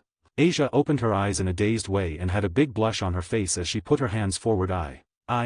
No, I'm not like that. No, I hate him. I am not ready. Akeno looked at her strangely. Girl, they were just telling you that you are one of us as a dragon. Not in the other way. Aren't you quite rushed? Asia, who heard the words of Akeno, immediately felt the greatest embarrassment and quickly covered herself with the blanket while covering herself completely. The women laughed at her reaction. Graia, do you think we will have another sister? Kurika laughed. I don't know. But she is not a bad girl. Every word made Asia even more ashamed to cover her ears more. The others in the room laughed at the actions of these women. Kurika looked towards Issei. Hey, gossiping dragon. Do you really not know the difference between you and me? Drake again took the shape of a glove and seemed very annoyed. Yes, I'm stronger than you. Now stop bothering me, you brat. Kurika ignored her words and looked at Issei. She closed her eyes. Inside the glove. Drake was very angry. She felt that each of these women was bothering her, that Yukio was a strange dragon and she wanted to know more about his power. Suddenly, she felt an energy and her scales rose in alert. There was Kurika in front of her as if nothing was happening. She was looking at her. Drake, how the hell are you here? She had a very bad feeling about all this. Kurika raised her finger and sighed. Let's see how much pride you have, she said, and suddenly began to turn into a black scaly dragon with golden tones on her tail. Drake was stunned, and when she felt that power said, "Why are they so weird?"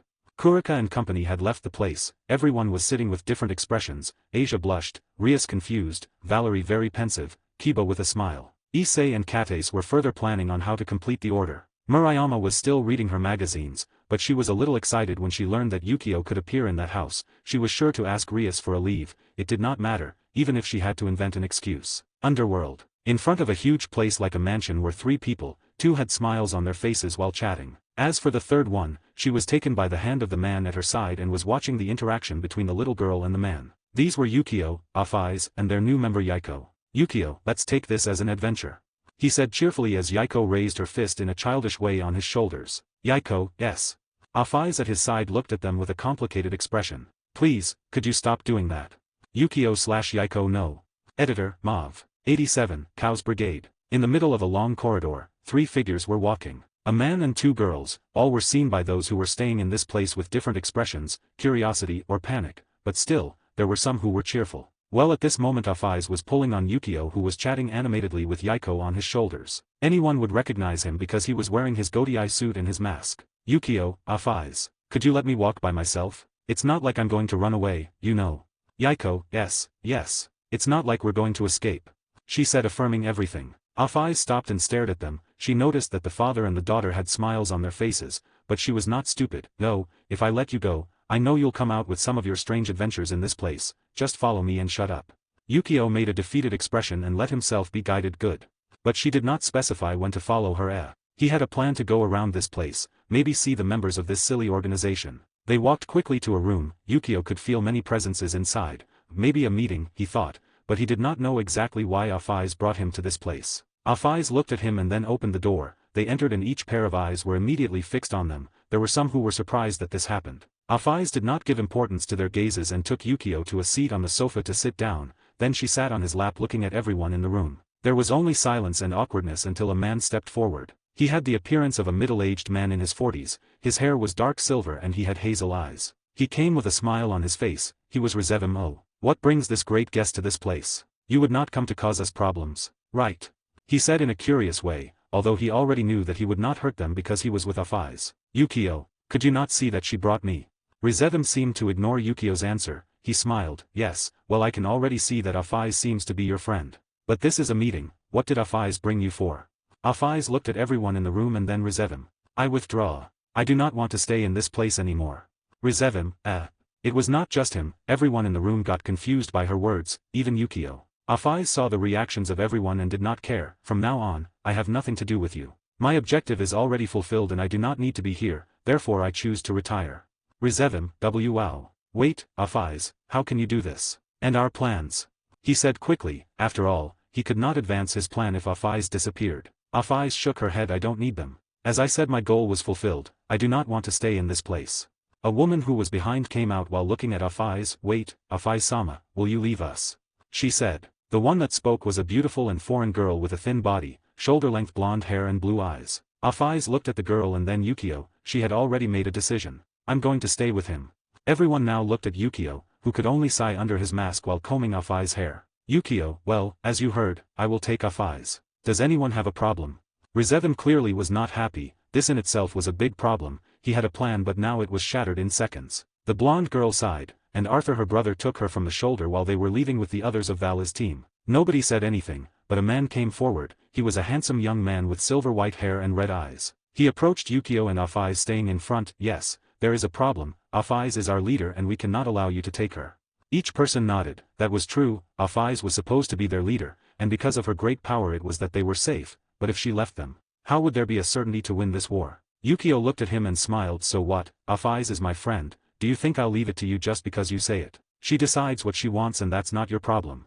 Afaiz felt something warm inside her as she heard those words and leaned on Yukio's chest. Yukio, who was still on Yukio's shoulder, smiled uneasily. His father was really a womanizer. His mother had to really love him to endure it. The man with silver white hair was not going to let this happen. He raised his hand where a long sword was made, pulling it towards Yukio quickly. Yukio, who saw him, did not care, but that sword was heading right towards Yukio, which made him angry. He raised his hand and stopped it with his fingers. Yukio, do you seek death yourself? Fly. Crack. Without even an excuse, the man's body flew straight to the wall where he was nailed, and in his chest, you could see a big hole. To live. That was a dream now. They all opened their eyes incredulously. Siegfried.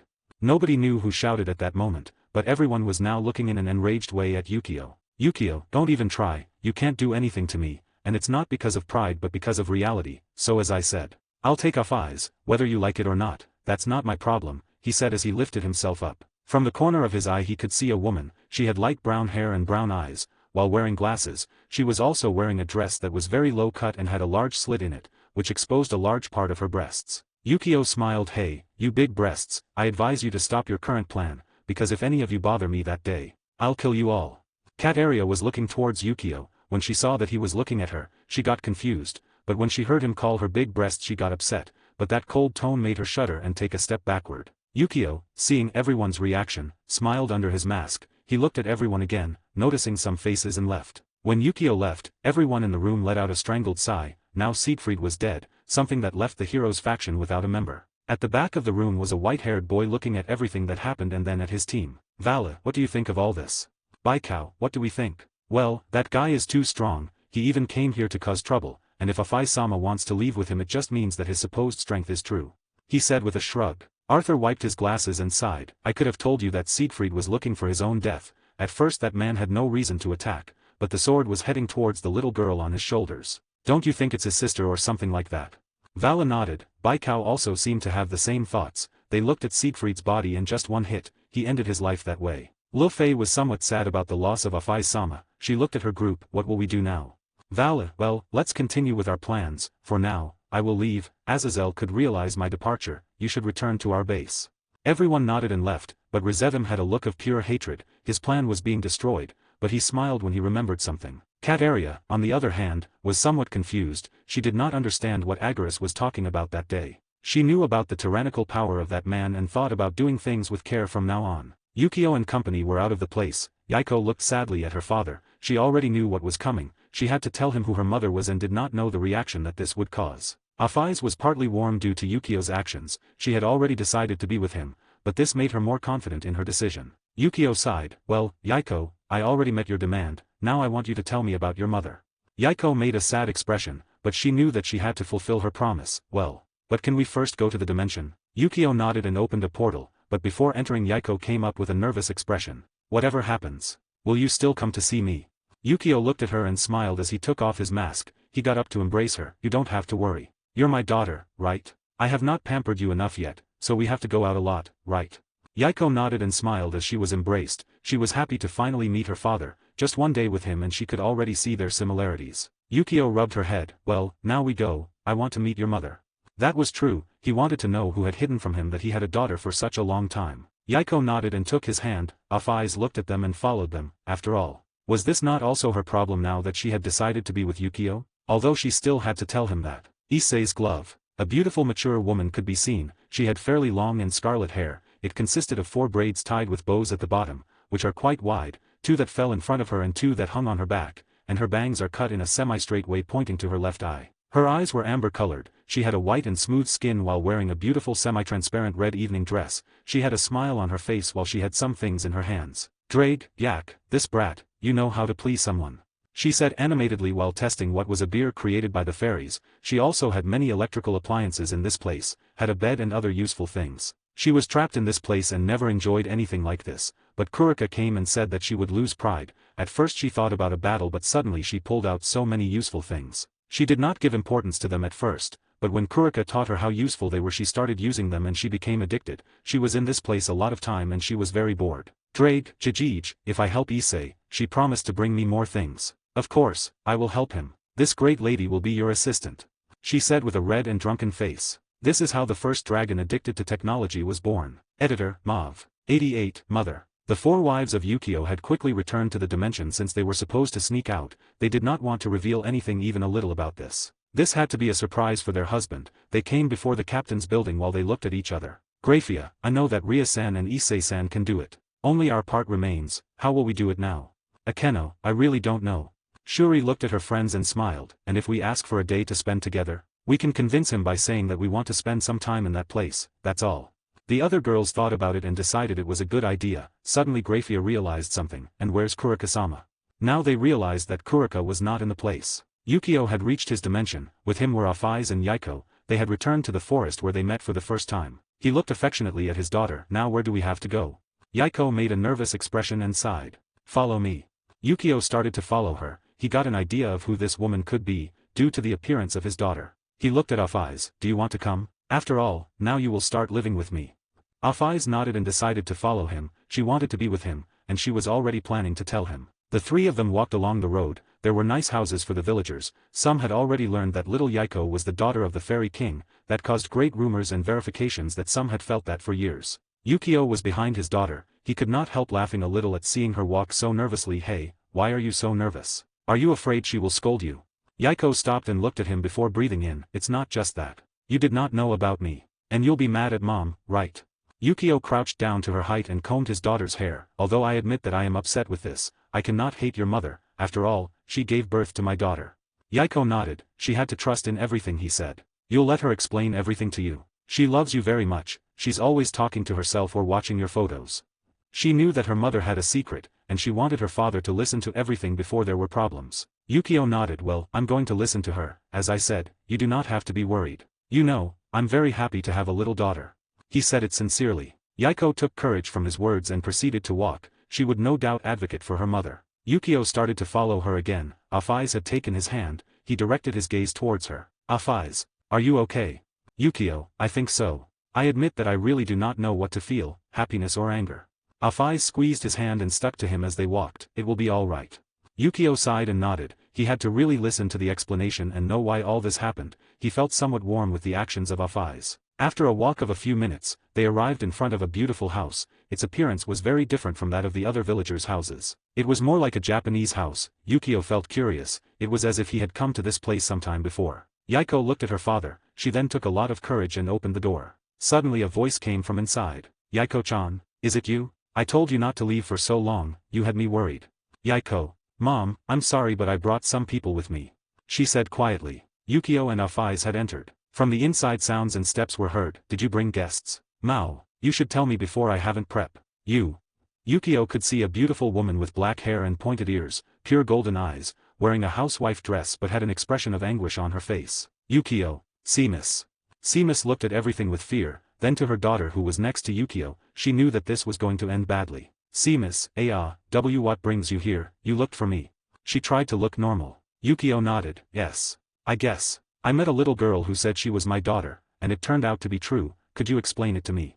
Seamus bit her lips. She had tried this whole time to approach Yukio to apologize for what happened years ago, and tell her about Yukio, but now, how could this happen? Yukio was supposed to have told her that Kurika had forgiven her. She was now looking for a way to tell him about Yukio. Seamus, yes.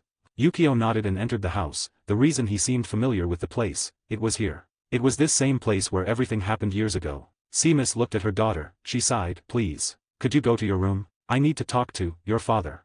Yukio nodded and looked worriedly at her mother, then at her father. Yukio smiled at her. Come on, when I finish talking with your mother I'll play with you for a while. Yukio nodded and left. Afaiz decided to wait outside. Seamus was nervous and did not dare to look at Yukio. She knew that he should be really mad at her. Yukio looked at her and decided that he could not solve anything like this, so he got up and walked towards her. Seamus immediately got scared and looked at him. What?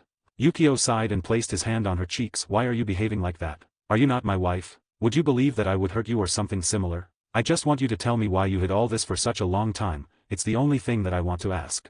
His tone was affectionate but also drowned. Seamus stared at Yukio and she felt stupid. She was his wife, but also made the worst mistake to hide this fact. She immediately took the hand of Yukio. Seamus, can we speak in another place? I want to tell you everything from the beginning.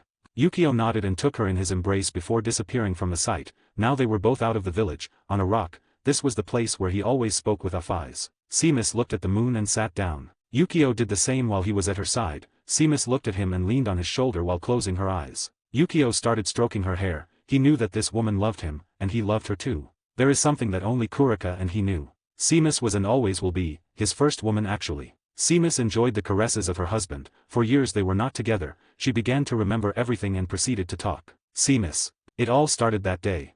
POV Seamus. My name is Seamus Moon. My family was the patriarch of a small clan, a clan dedicated to the pure elves who worshipped the moon. That's why they called us lunar elves. To the surprise of many, we were blessed by the same moon. In the night when the moon came out we obtained the marks of blessing, which was a crescent moon on our forehead. Because of this, my family quickly gained a prestigious position. My father Pegasus became powerful by the blessing of the moon. It gave him new powers and soon he became the elf king, but that was not all. He even fought for the position of the fairy king. The fairies were a species that did not care if their king was of their own kind or not. He just had to fulfill their ideals and it would be perfect. Years passed and he could be crowned as the king of the fairies, which made me the princess. My life was full of happiness, thanks to my reputation as a princess who had many suitors and simple life. My sister and my mother were always by my side. We always talked about what our life would be like, or when I got married because I had a commitment to an elf named Vasael, although I was really against this commitment. Even so, my sister thought otherwise and always congratulated me. I had to give her an ironic smile, but that was the least of my problems. Our life is too long. I even had to wait for years to marry him. That was something that relieved me because from now to my engagement, I could have already fallen in love with another man. My father was not strict with this. He had given me a solution. If I really did not want to get married I could find my own love. Obviously, I had accepted that our life was full of happiness. A father who was the king, everyone respected you and being flattered was something that I liked. But happiness cannot be forever, right? It all happened one night when I slept in my room. Pa. A sound was echoing throughout the castle. I was surprised and immediately I got up to check what it was. Pa. Pa. Pa. Every sound became heavier and I started to worry when I heard sudden cries. Move, do not take too long or we will have problems. I heard a scream from a man coming from a room. I immediately peeked out just to watch a horrible scene. There in that place, there were many maids and butlers killed. The man who was speaking had ears and a long tail of a wolf. Around him there were other people of different species. But you could only see blood all over the place. I immediately got scared and covered my mouth while I covered myself behind the wall. Did you find them? We cannot stay here for long, shouted the werewolf while holding a large bag in his hands. That damn woman managed to escape, but I managed to capture the other two. We must leave before the damn king arrives, said a tall man. He looked more like a giant bear. When I heard his words I looked out. I could see that this man was carrying two large bags on his back. Grr.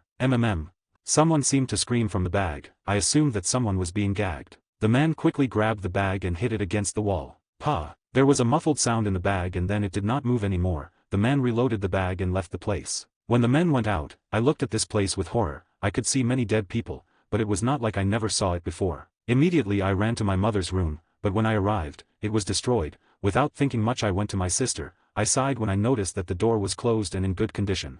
I opened it slowly but there was nobody. Actually, this place was empty. Sister.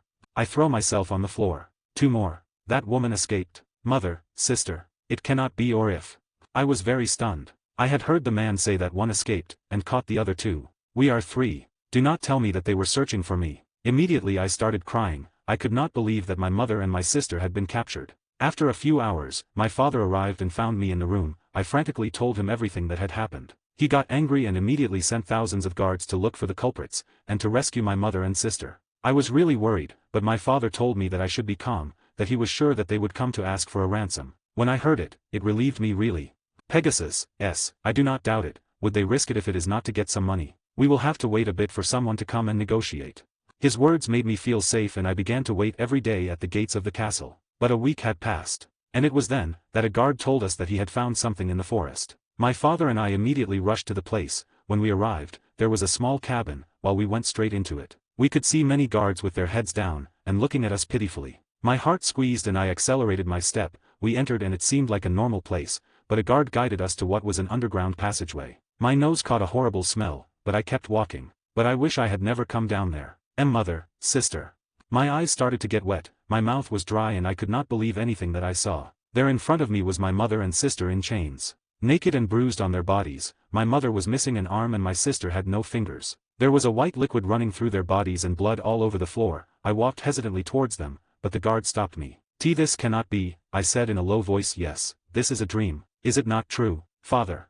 I said while looking at him. My father was crying and being calmed by two guards. He looked at me and I immediately cried too. My mother and sister were dead. They were tortured a whole week just for our incompetence. That was when I wished I had never gotten out of bed that day. I could have been kidnapped. I also wanted to die with them. I could not stand this pain in my chest. 1 year later, I was now holding a knife in my hands, which was full of blood, and under me were 6 bodies all stabbed. Some were missing their eyes, their limbs or their tongues. I had even opened their heads to see if they had brains because these bastards were the murderers of my mother. Did they really believe that I would leave them alone like this? No. I searched for them all this time, and when I found them I tortured them for 3 weeks, even hired vagabonds for them to be raped. Their faces full of despair made me laugh. I started laughing when I remembered this, but next to me was my father while he was dressed in black. We had both been exiled from the fairy kingdom because nobody accepted my father's ideals. That's why we stole graves and turned many dead corpses into corrupt fairies. We wanted to change this world, a world where nobody suffered and could see their loved ones. We only needed the materials and we could recreate life itself.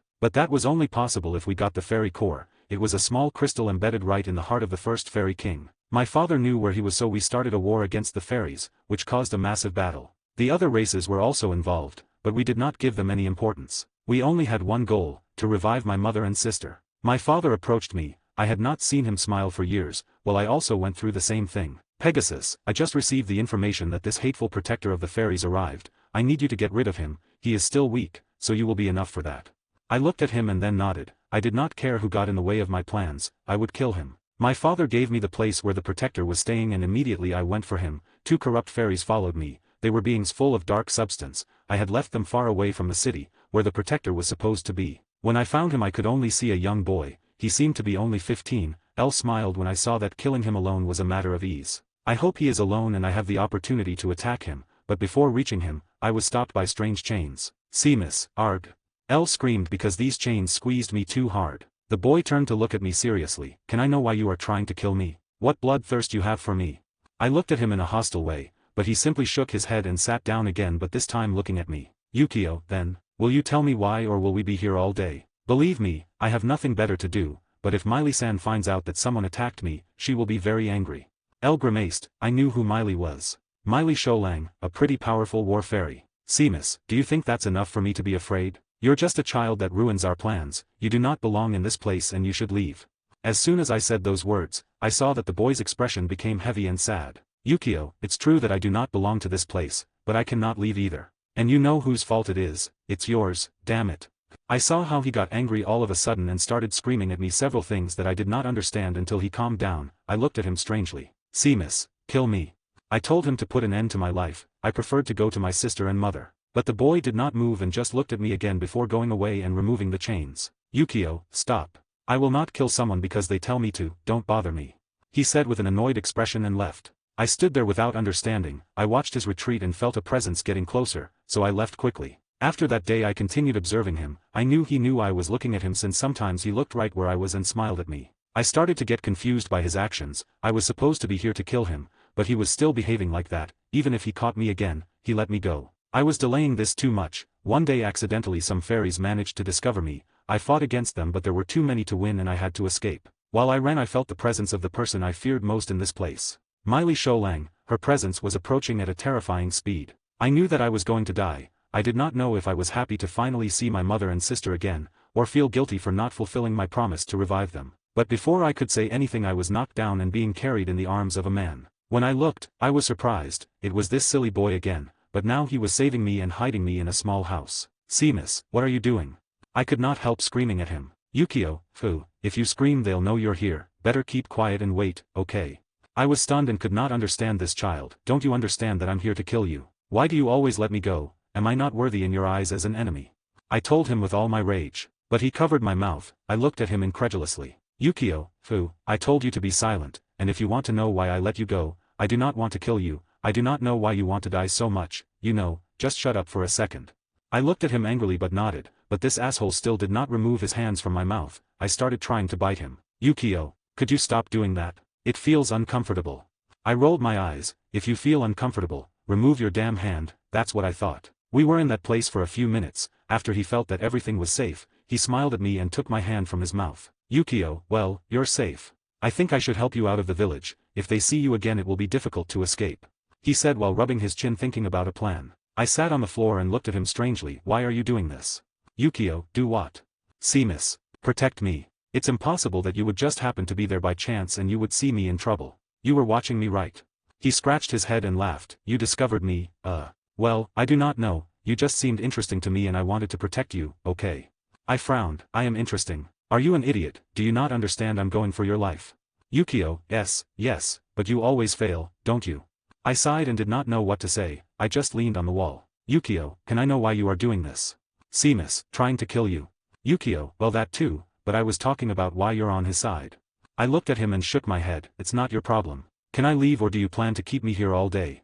Yukio, when did I stop you? You're the one who leaned against the wall, he said with a shrug. I took one last look and left. This child was very strange. Then it happened that, from that day, instead of me being the one who was seeing him, it was he who suddenly appeared to talk to me. He started telling me many silly, but funny jokes, or he brought me a lot of food. It was quite peculiar, and for some reason, I started talking to him while he kept me hidden from Miley or the guards. Without knowing it, one day I told him about my life. He got very angry but he also reproached me. He told me that if he revived my mother and my sister, what would they think? Would she not revive them with the memory of their life? They will not want to live knowing what they suffered, that pain would return to them. That made me open my eyes. It was true, it would only be causing them a lot of pain. Something horrible and ruthless which made me feel sad. But suddenly he told me that I could revive them with those memories sealed, but not now, maybe in the future. I did not know whether to believe him, but for some reason, his words were recorded in my mind. Over time I felt an emotion every time I looked at him. He introduced me to Kurika and she easily became my friend. At first, I was against this, but she turned out to be a great friend that even helped me to sneak around to be with Yukio.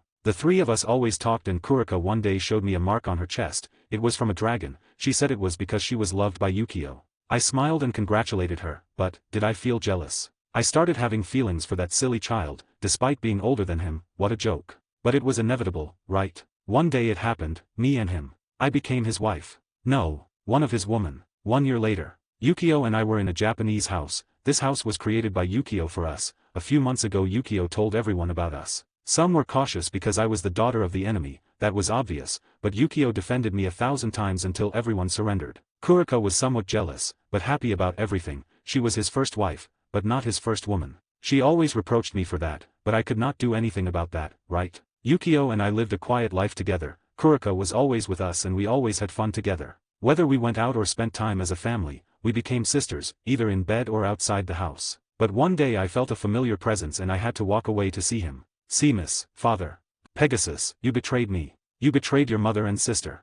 He shouted while he was really angry. He always thought that his daughter was fulfilling his orders, but he discovered that in fact, she had fallen in love with the enemy. What thing was more cliché than this? Seamus, no, father, you do not understand. If we do this, if we revive my mother and sister in this way, we will only make them suffer. Pegasus, lies. Are you an idiot? They have brainwashed you. You do not understand our mission, our promise. We have to revive them at all costs. Seamus, no. You're wrong, you can't do this. You have to listen to me or everything will end badly. Pegasus showed a furious expression. You're a wretch. Seamus got too angry and turned around. If you keep this up, I'm going to stop you.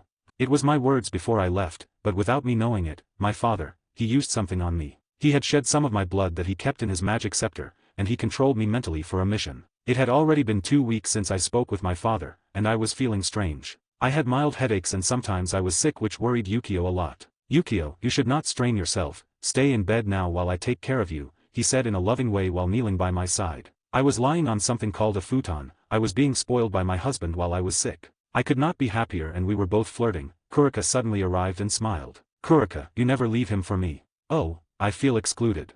She said in a funny way as she leaned on Yukio. I looked at her and laughed. Mao, sister, leave your lies. I know you have taken advantage of the fact that I am sick. You have been spending a lot of time alone with you. Kurika began to whistle while diverting her gaze comically. Yukio was laughing while he put a wet cloth on my forehead. Well, with this you'll have to wait a little longer for Miley to come with the medicines. I do not understand why my pills do not work for you. I smiled at him. This fool had given me so many medicinal pills of his system. Honey, do you treat me like a pack of pills? You've already let me consume a lot. Yukio showed an expression of embarrassment and laughed. Haha, I'm sorry.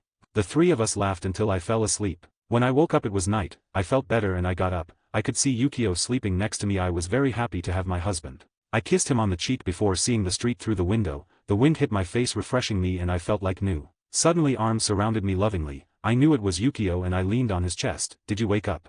Yukio, it doesn't matter. Do you feel better? Seamus, yes. Even if you hug me a little stronger. Who knows, I could feel even better, I said somewhat pampered. Yukio laughed at me, but he did as he was told and we both started looking out the window. This feeling was nice. I turned around and immediately kissed him. I loved my husband. I was comfortable with my current life. We both got undressed and what we most wanted happened. The next day we were both out of the village while Kurika collected some fruits. Kurika was now my older sister, a woman that I respected. She was strong enough. I was happy because this was my new family. But as I said before, happiness cannot be forever. All three of us felt a dark presence surround us. They were several corrupt creatures. Seamus, father. Yes, right in front of us, my father had appeared looking at us with hatred. Pegasus, well done Seamus, you've finished your mission. Come back, we should go now. Seamus, what? What are you talking about? Yukio stood in front of me to protect me. What do you want? If you want to kill me, just try to come against me, but leave them out of this. Kurika quickly put herself next to Yukio in case there was a battle. I did not understand what my father said, but I saw him smile. Pegasus, kill you? I would really like to, but I will not be the one to do it. Isn't that right, little girl? I frowned. I was about to scream at him but my hands moved by themselves and before I could do anything, slash. My hands were full of blood. In them, I held a pure black dagger and I stabbed Yukio. Kurika pushed me quickly while trying to heal Yukio. Yukio looked at me incredulously. I was terrified. I did not do this. L looked at my father who had a broad smile on his face and the scepter in his hand turned to ashes. Seamus, you controlled me. I shouted with rage and my tears fell. My husband, I killed my husband. I wanted to approach but Kurika immediately attacked me. I dodged quickly just to notice how Kurika looked at me with hatred and tears. Do not touch him.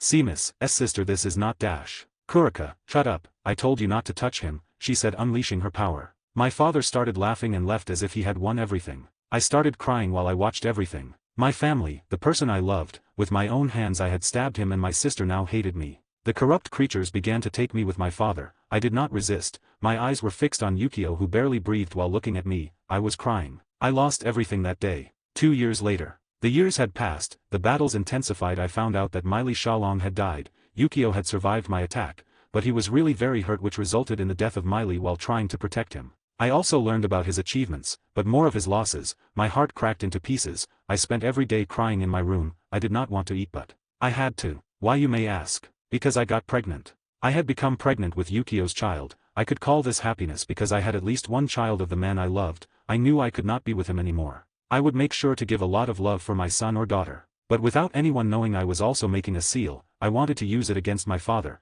and then came a perfect day. The opportunity was presented. My father's army was annihilated by Yukio, and he managed to escape very hurt. I took advantage of that when I sealed him in a dimension for evil beings. Shortly after that, everyone and the fairies calmed down. Yukio married Rose. She was the fairy next in line for the throne, causing Yukio to now be king of the fairies. I chose to train very hard. I wanted to become quite strong, and even more when it came to light that Yukio was recruiting powerful beings for an organization called GODI 13. L did my best and exceeded my limits. When I got to register I was given the position of captain, but Kurika appeared at that time. She had a battle with me and only defeated me after a great battle. She told me that I would be her lieutenant. I knew that she wanted to keep an eye on me. She still hated me. My time as a lieutenant, I could see Yukio again, but he was ignorant. I felt sad, but I had to be strong. I already had a daughter and that should suffice. I had heard the rumors which were about me, being one of the king's wives. Well, that was not a lie, since I always proudly showed my brand, but in reality, I was just someone abandoned. I started making friends. One was Bill's. He was a captain. I always did many mischiefs and that very idiot was trapped in them every time.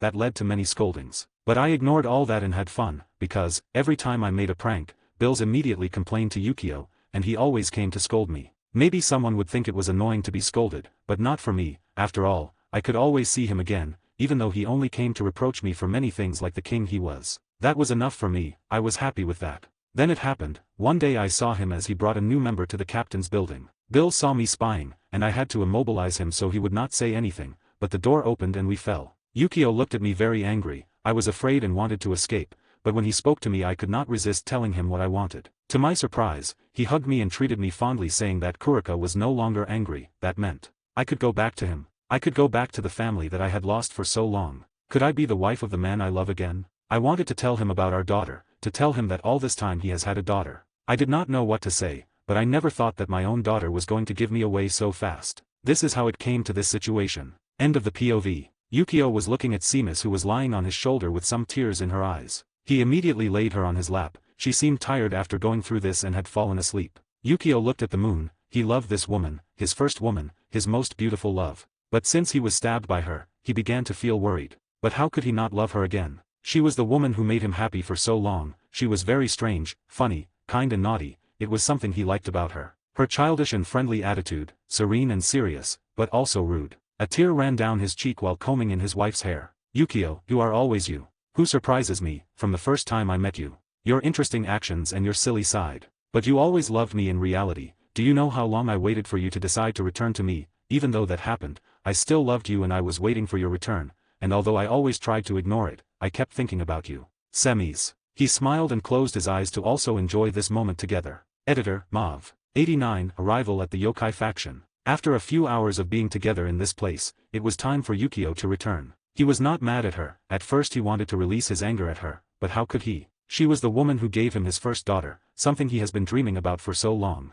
Maybe it was because she was not a dragon, for dragons it's hard to breed, but because Seamus was still a pure elf. Maybe it worked because of that. He did not know why, but he did not care either. That he had his little daughter was enough. He held his wife in his arms lovingly and entered a white portal. House of Seamus. Yukio was worried because her mother and father, who had already left to converse hours ago, had still not returned. She was in the kitchen very distressed. She did not know if it was a good idea to contact her father or not. She was in a very complex situation. Yukio, father.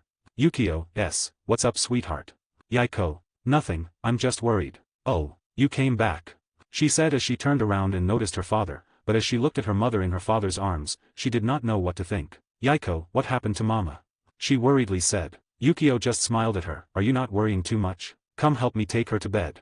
Yukio looked at him for a moment and nodded. She could tell that in her father's words there was a lot of love. She still was a little girl, but that way of carrying her mother, that look. She knew that her father really did love her. Yukio, yes, follow me, she said animatedly. While walking, Yukio could not help but smile when he saw his daughter so excited. Yukio, little one, do you not want to go live with me?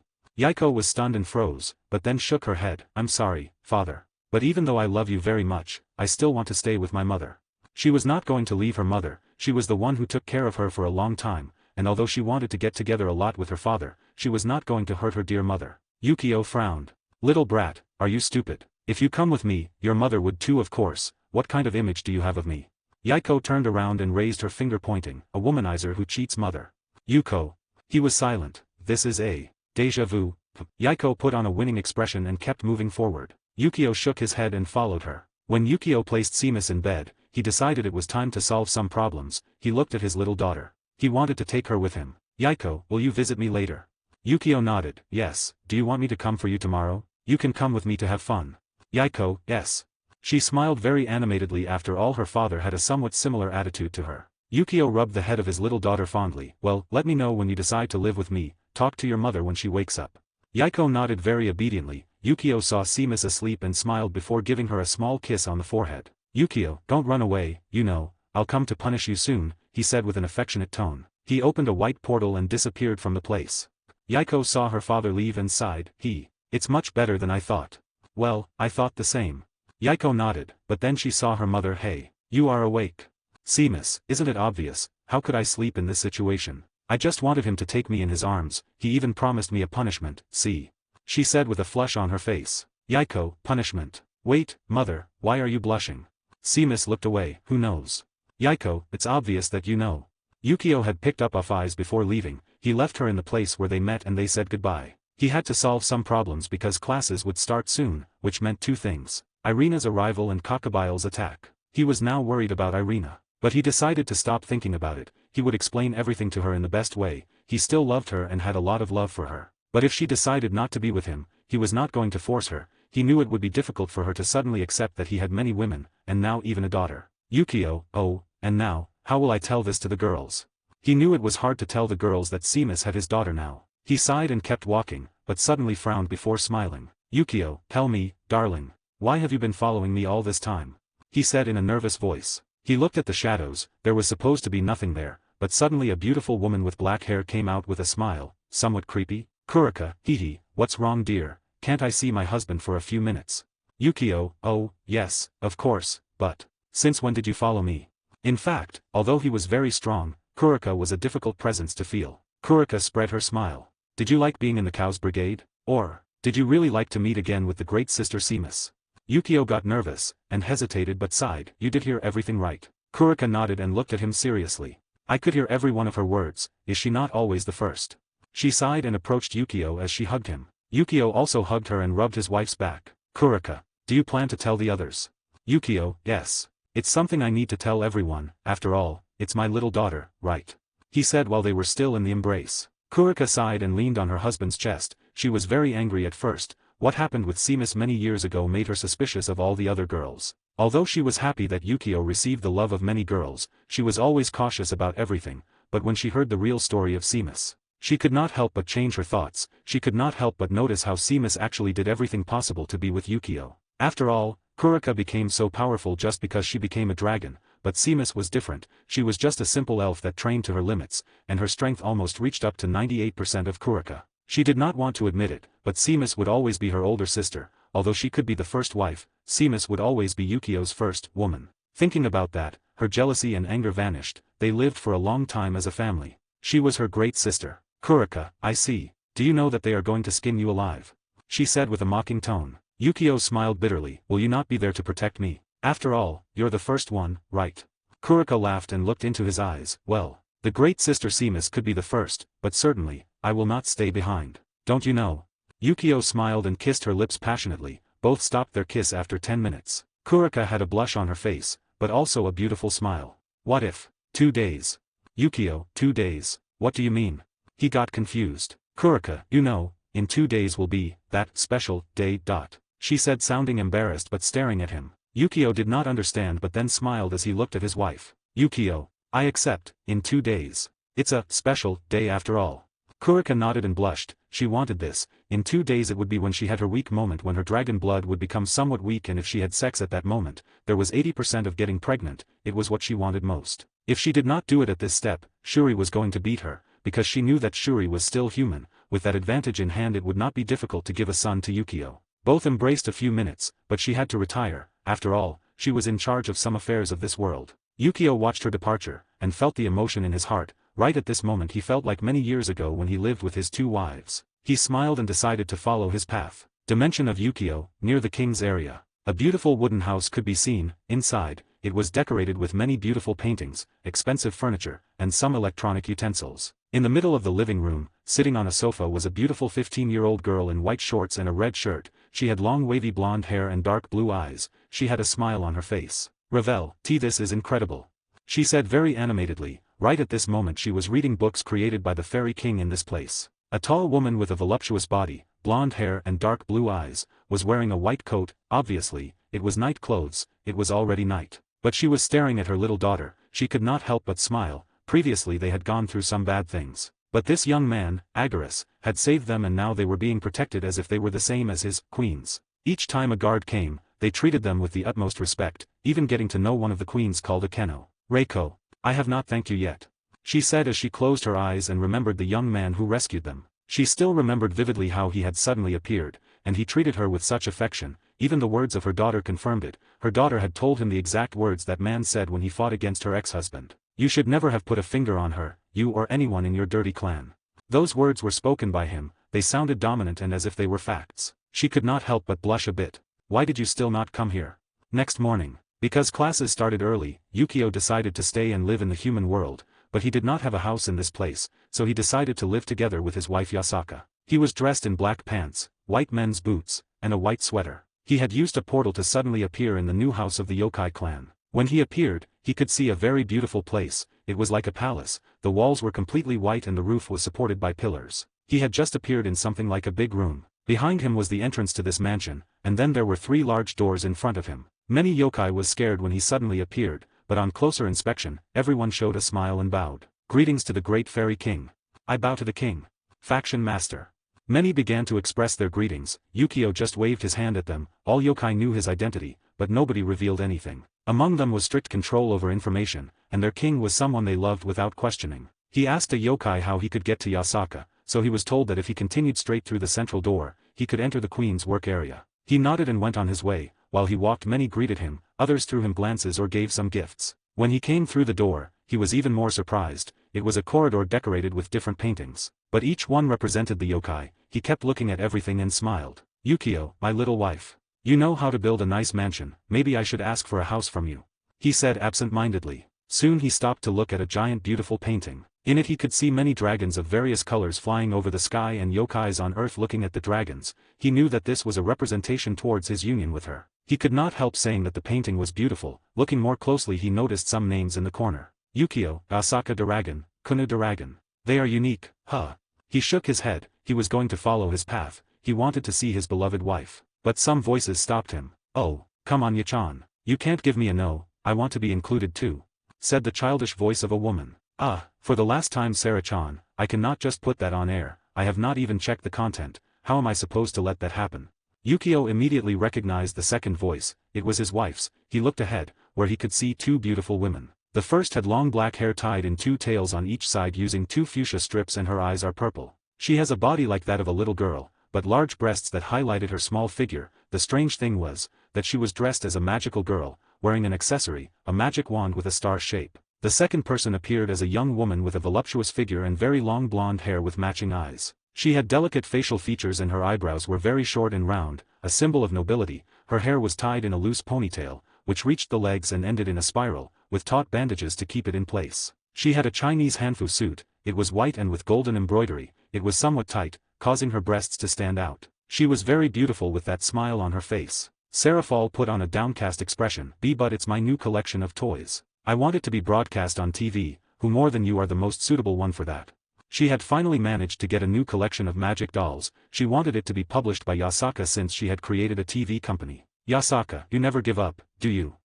Well, if I like the product, I will not hesitate to help you, but if not, I do not promise anything," she said with a sigh. Sereorg made a triumphant smile. Sereorg, that's enough for me. Thank you, Yachan. She said while hugging her. Yasaka just had a tired expression, but suddenly sniffed the air and bloomed a beautiful smile on her face. Sereorg noticed it and got confused. Is something wrong, Yachan? Yasaka looked towards the corridor and did not repress her emotions. Dear. Yukio was going to escape, but when he heard his wife, he turned around grudgingly. Hello, honey. Editor, Mauve. 90, Evil Resurrection. In a room of the yokai mansion, 3 people could be seen sitting inside. Yasaka was sitting behind her desk while Sereorg was in front talking about her new dolls. Yukio sat on a nearby sofa while watching both women. He was waiting for Yasaka to finish her business with Sereorg. Sereorg, while chatting animatedly with Yasaka, looked sideways at Yukio. She was very confused. She did not understand why Yasaka previously called this boy dear. She tried to find out something about him, but he was a simple human, something which disconcerted her. Yasaka, Sarah-chan. Sereorg, what is it? Yasaka sighed. I still can't give you an answer, but what if you come back later? At that moment I may have thought about it better. Sereorg nodded and smiled. She knew that Yasaka would not disappoint her. When she left the room, she passed the young man who was sitting on the sofa. She looked at him trying to discover something about him, but the young man just smiled. She smiled back and left the place, but no doubt she would keep an eye on this young man to see if anything strange happened. Yasaka watched Sereorg's retreat and smiled brightly as she got up. Yukio looked at her and could not help but shake with his head. He opened his arms where Yasaka quickly jumped like a koala. Yasaka, hee, why did not you come all this time? Don't you love me anymore? She said, very spoiled. Yukio, I'm sorry, I've been taking care of some things. Besides, if I didn't want you, would I have come here? He said while rubbing his wife's back. Yasaka smiled and leaned into the chest of her beloved husband. It had been a while since she was near him. Yasaka, did you come for something? She wanted to know if he came for her, or if he really needed something. Yukio, well, I came because the classes start soon, but I would hate to stay at home alone. You see, then I thought, how about staying with my beautiful nine-tailed fox? When he finished his words, he pinched his wife's nose. Yasaka smiled and did not reject his actions. Yasaka, will you stay with us? Jij, great, Kuna-chan has wanted to see you all this time. She said very livelily. Yukio, Kuna-chan, see me, isn't that strange? Previously, Kunu was somewhat distanced from him. Yasaka shook her head. It really surprised me a little too, because since she discovered our relationship, she has distanced herself from you, but suddenly she said she wanted to see you. I think she has accepted you. She wanted Kunu to accept Yukio because he was now her husband, but she worried about her daughter who seemed to not want this. So when her daughter asked her if she could talk to Yukio, she got excited immediately. Yukio also thought the same. Since little Kunu learned about the relationship between him and Yasaka, she has distanced herself from him. Yukio, well, I think we can talk tonight. For now, I need to take care of some things in the human world. Yasaka nodded, but was reluctant to leave her husband. Are you leaving now? You just arrived. Yukio, aren't you very spoiled? He sighed. When I return I promise to stay with you as long as you want, but it's time to meet a certain member. Yasaka raised an eyebrow. Member? Oh, you are talking about that girl. Yukio, yes, I think it's time to show her how to use her powers, or at this rate, some problems could happen. Yasaka nodded, but she thought about something else. She looked directly into Yukio's eyes. Yasaka, is she one of our sisters? She had to make sure of this. Yukio frowned. Does everyone think I'm a womanizer? Yasaka, and isn't it true? You even take ex-wives, if not, just steal them. She said, shrugging her shoulders. Yukio, hey, I'm your husband, you know, don't you regret telling me such things? He said exasperatedly. Yasaka smiled and approached his ear. Oh, not at all, my little Yukon. But don't I deserve punishment? She spoke in a seductive voice while using her large weapons on Yukio's chest. Yukio felt his body tremble and smiled bitterly. You are tempting me, but no. He got up while he left her on the couch and opened a black portal. Yasaka looked at everything without understanding, but when she did, she felt annoyed. Yukio turned around and smiled. Why are you upset? Wait for me later, and I'll take you with your sister. Both of you deserve a certain punishment. He said with a malicious smile before leaving the place. Yasaka blinked repeatedly, but then she went completely red. She was one of Yukio's wives. But until now, even though I had had sex with him, it was only the two of them, without having someone else in the room. She was already ready for something like this because Kurika had told her, but she still felt embarrassed and nervous. Yasaka, yes. Yukio reappeared in the hidden research club. He had come to this place because he felt the energy of Asia in this place. He did not bother to cover his face, because, in reality, Asia was part of his group. He did not care to show himself. He could see her lying on a sofa playing with a laptop. He already knew that only Asia was in this place, so he decided to sit down to know when the little girl would realize his presence. Asia, that was playing very quietly, suddenly started sniffing the air. Asia, this smell, it smells exactly the same. She said with a frown. She left the laptop and sniffed the air. Yukio, who was looking at her, did not know whether to laugh or not. Excuse me, but are you a dog? Asia, Kyah, W what? Ah, Yukio-senpai. She was scared, but when she saw Yukio, she got up and bowed. Yukio, are you not surprised that I appeared here? He asked strangely. Asia negated with her head. Well, actually, I know you are. Agaris-sama. She said as she lowered her head. Yukio was interested in how she could know that. Oh, and tell me, how do you know? Asia nodded and lifted the laptop where it began to play a video. She paused when Yukio was shown. Asia, this here. If someone looks in detail, they could notice this, she said while pointing her finger at Yukio's face on the screen. Yukio frowned. Notice what? I don't notice anything. Asia felt complicated. She could not tell him that she only realized because she had been watching him all this time. What if he thinks I'm a pervert? She did not know what to say. Yukio saw her expression and it felt fun, but he decided to leave it for later. Yukio, forget it, did Rias tell you already? She placed the laptop on the sofa and looked at Yukio before nodding. Asia, yes. President Rias, she told me everything. But why? She did not know why she was suddenly chosen to be a dragon. She was practically useless. Yukio smiled. That's not important, I just know you can become strong with this, so, what is your decision? Asia looked at him. She did not know whether to reject or accept. She took her courage and decided to say, Asia, if I go, what will happen to my friends? Can I see them? She was worried about that. Yukio, hey, I plan to train you, not kidnap you, you can come to see them whenever you want. Asia put her hand on her chest and sighed in relief. She looked at Yukio again. I accept. Yukio stood up and extended his hand. Well, since that's the way it is, come with me, I'll take you to a different place. She did not know whether to take his hand or not, but in the end, she did, but she instantly blushed when she remembered the words that she misinterpreted when the wives of this man came. Both disappeared in a white portal. In a place where many dead bodies could be seen, there was a man with long blue hair while he had several flasks of blood in his hands. Pegasus, with this, I'll get my revenge. He roared out loud while keeping a grim smile on his face. He looked at all the scattered bodies around the place while spilling the blood on the ground. Pegasus, evil resurrection.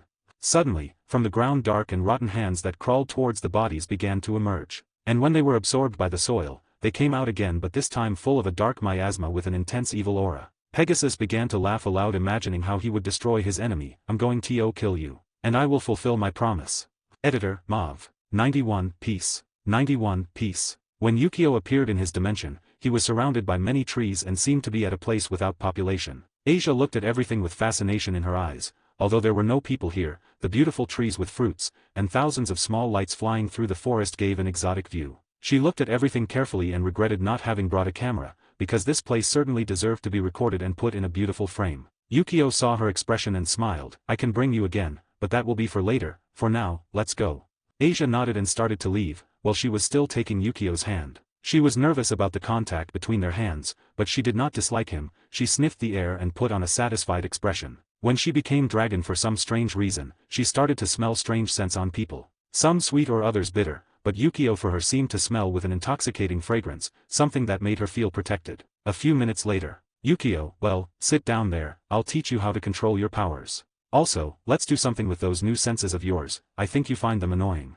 Asia blushed. I'm sorry. I did not want to. She shook her head nervously. Yukio just waved his hand and caressed Asia's head. Yukio, don't worry, I know you can't avoid them, every dragon looks for a particular scent, but I'll explain it. For now, let's start.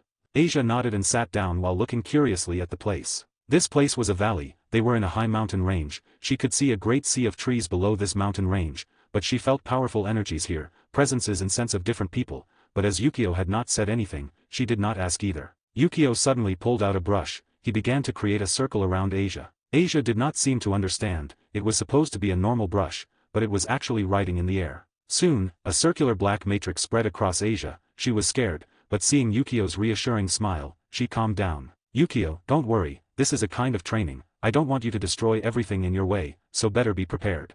Asia nodded and she waited for his next words. Yukio, as you can see, you are a dragon, a pure one. I can feel a great sacred power in you, something that goes very well with your sacred gear, but you really don't need it anymore.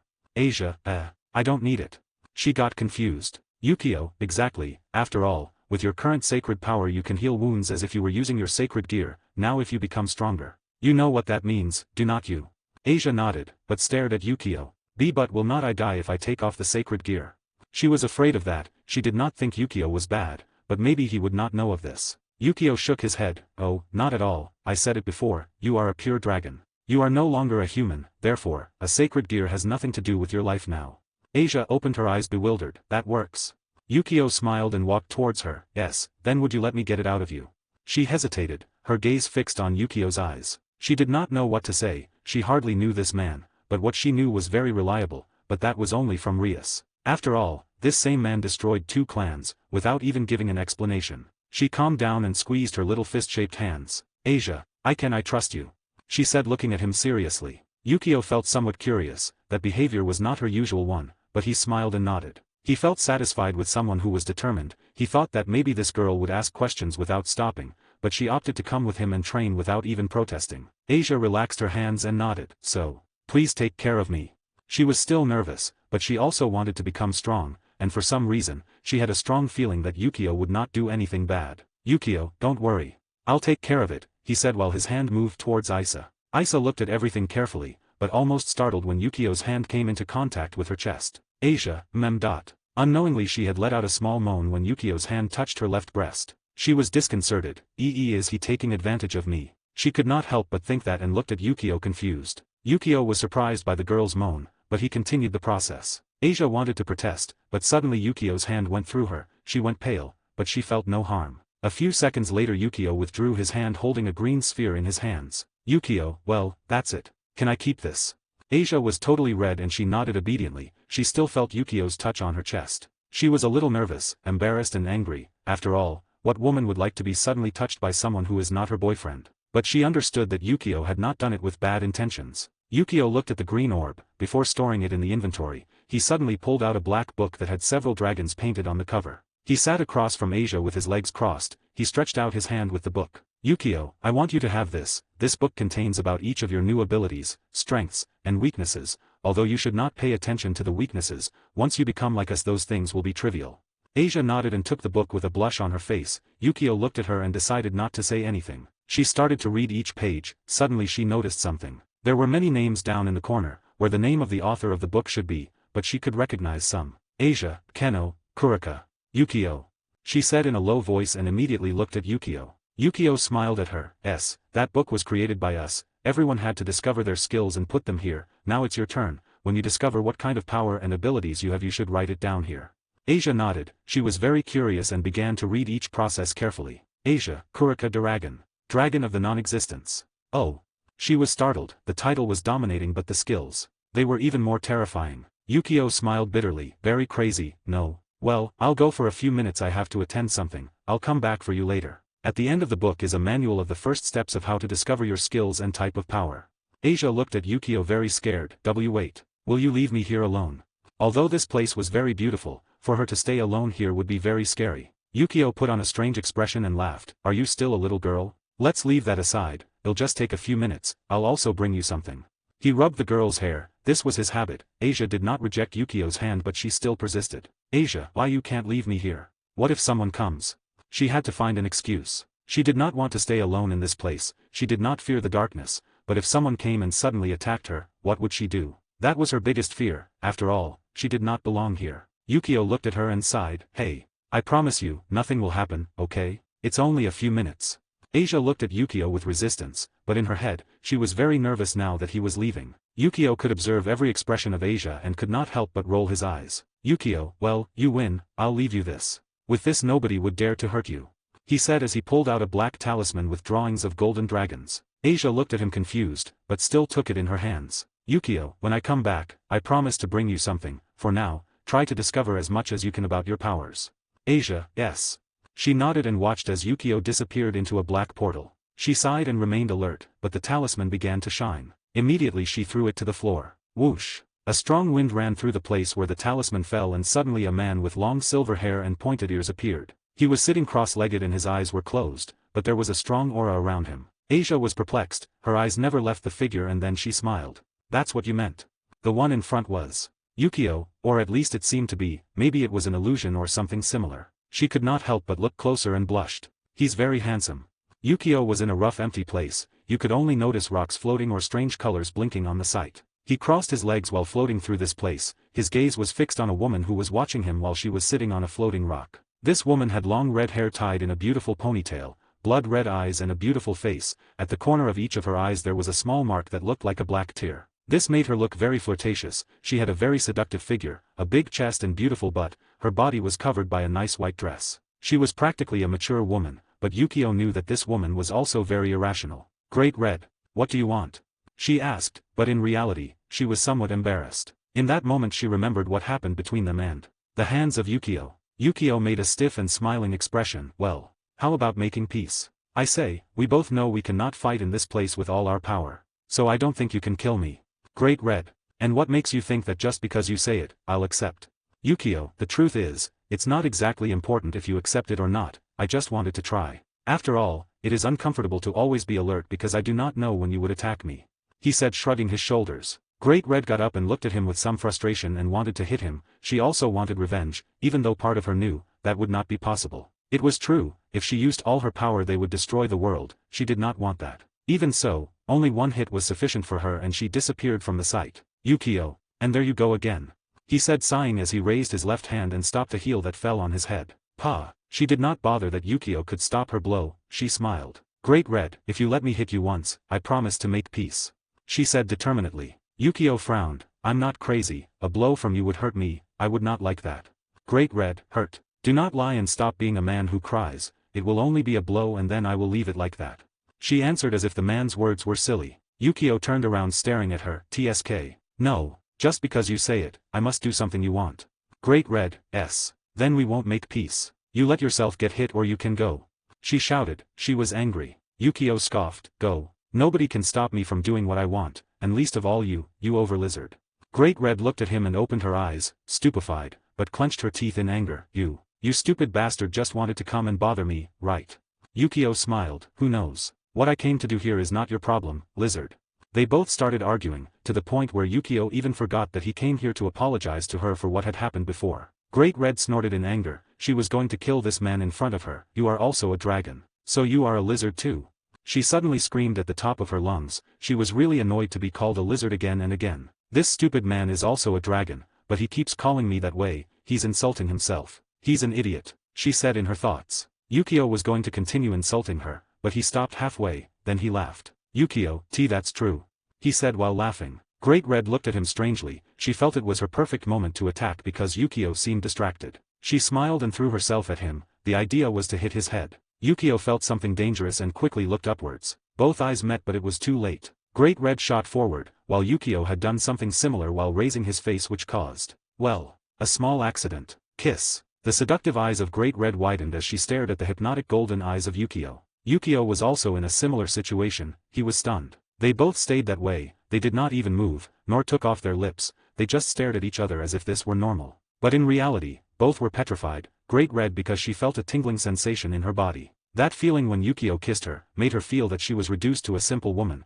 but she did not dislike it. It was just that she had her pride. But at this moment she felt her world turning, looking at those golden eyes. Yukio, on the other hand, was feeling hypnotized by the beautiful red eyes of the woman in front. Her seductive scent, that tempting fragrance, and her soft lips. They did not even know who started it but they started kissing. Great Red did not know anything about it but she went on to imitate Yukio. Great Red, The sound of strong kisses resounded in the place. Both were immersed. Great Red closed her eyes, but suddenly opened them quickly and pushed Yukio back. Great Red, why you? No.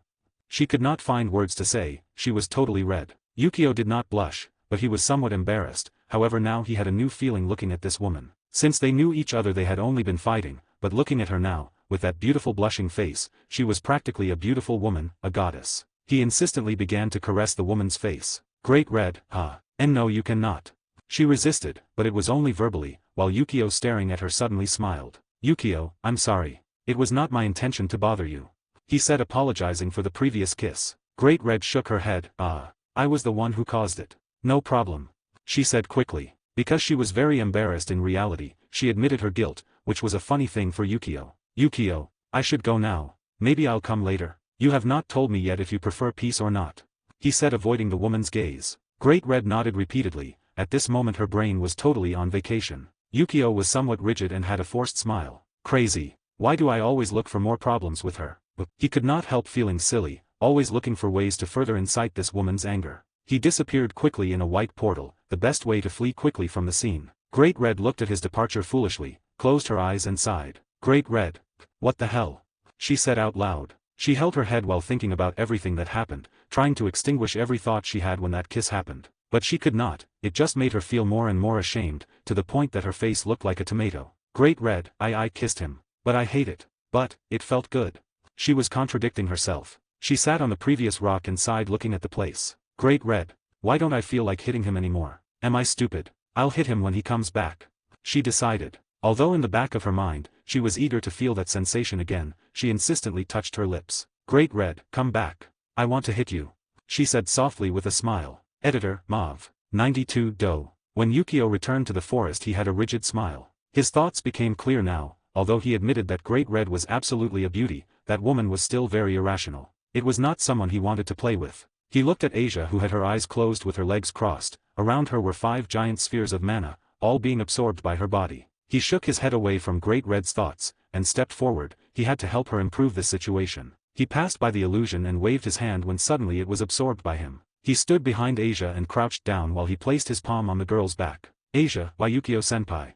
The girl had a start since she had not noticed him. Yukio, don't pay attention to me, concentrate on absorbing all the mana you can, I'll help you, after this, I'll show you what I brought for you. Asia nodded and closed her eyes again, it was difficult for her to concentrate again, but she succeeded. Yukio started to extract the excess mana and smiled. Before coming to this place, he had passed by his house, he had collected something that would be quite useful to this little girl. The air around both began to fluctuate rapidly, after all, Asia was absorbing at a marginal speed each substance of mana. The creatures around had been scared, the animals fled quickly, but the beings that lived in this place immediately went to investigate. Boss, who do you think is doing these things? This power is too scary, at this rate it could destroy half of the forest, said a man wrapped in a black suit. He looked like a ninja, you could only notice his eyes, in the harness of his suit there was a symbol which formed DOH. I don't know, but I don't think that someone is foolish enough to go crazy in this place, remember that it is this place.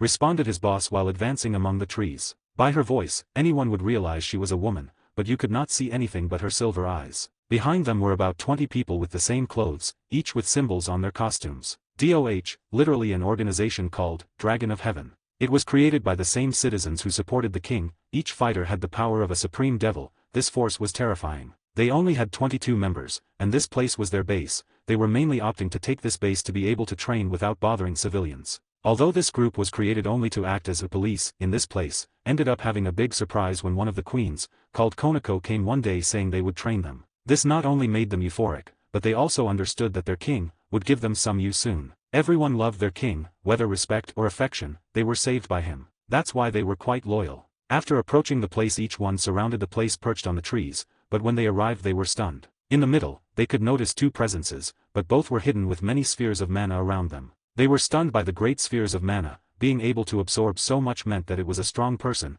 possibly there could also be a powerful being present. Each one tensed and took out their weapons, whether sword or dagger, arcs pointed towards the presences. The woman who was the boss jumped from the tree and walked with vigilance towards the center. Each of the others did the same, they were in a circular formation ready for the attack if the objective was hostile. But each one heard a voice that made their eyes disbelief and sweat fall all over their body. Yukio, who told you, that you could come here?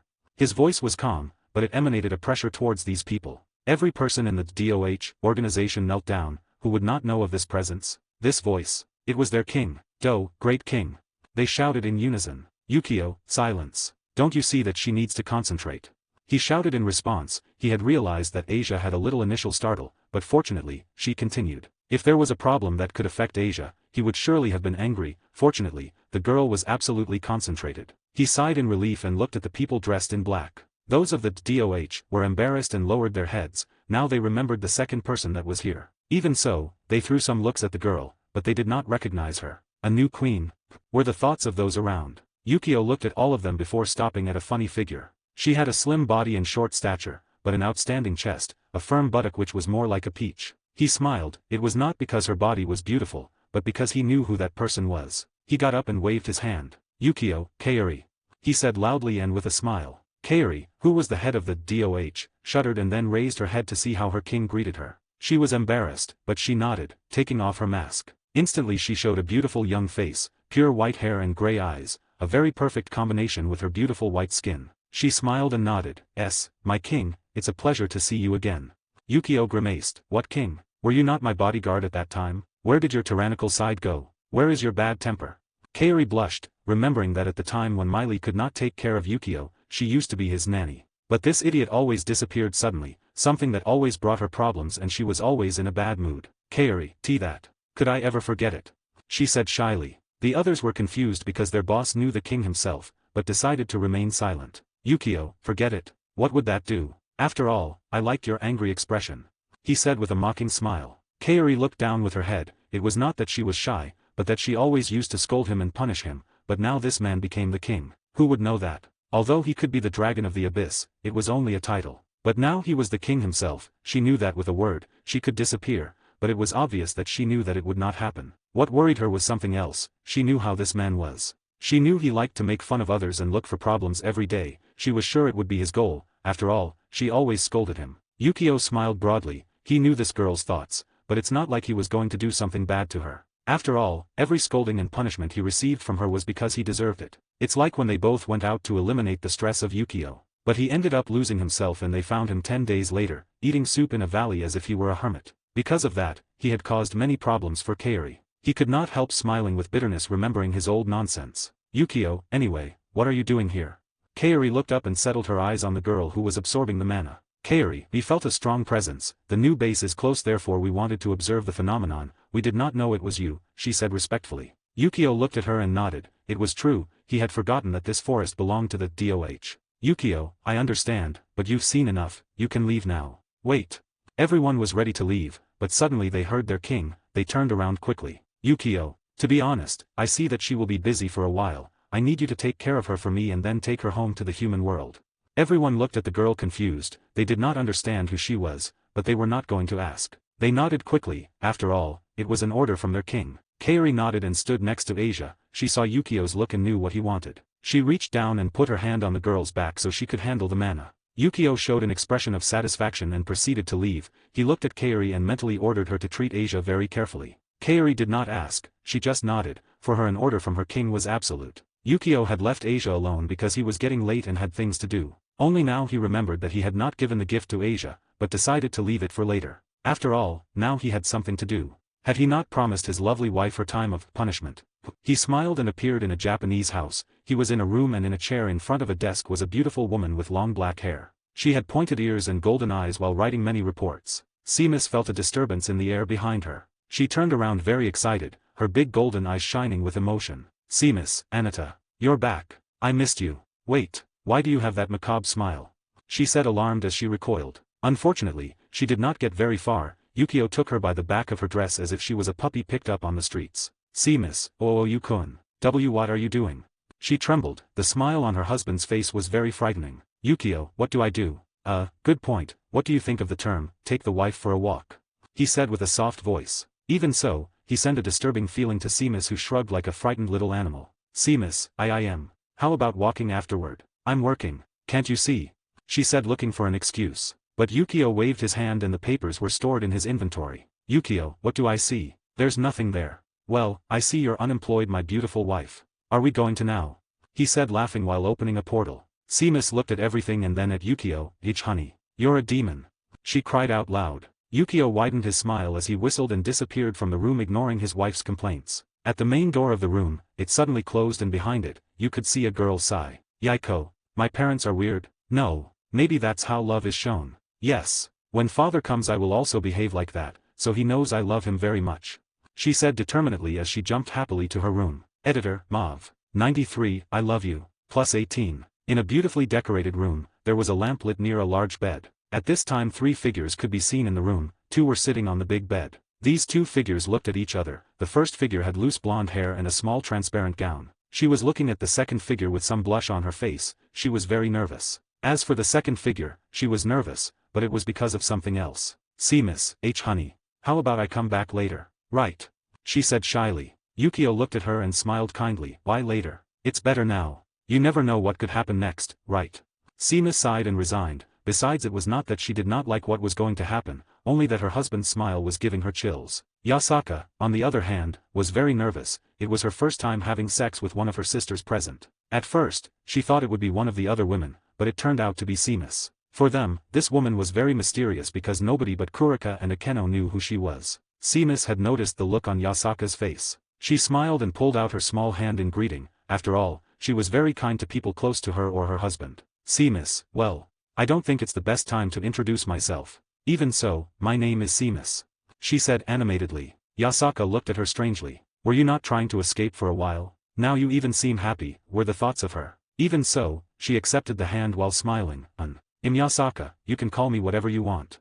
Both girls smiled. After all, as far as Yasaka knew, Seamus was only a lieutenant, but she turned out to be one of her sisters. Yukio looked at both women and smiled. He took a chair while they talked. Although he mainly brought them to spend their time together, it benefited him in the best way that both women knew each other. Why? Because he had a daughter now and it was difficult to explain this to others, but if they became friends, then they would accept it without any complaint. Another place. Sereorg was supposed to watch this Yukio guy, but he has not even left the yokai mansion. She was beginning to tire of waiting. She inflated her cheeks and was frustrated. Sereorg, do you also plan to sleep inside? What am I supposed to do now?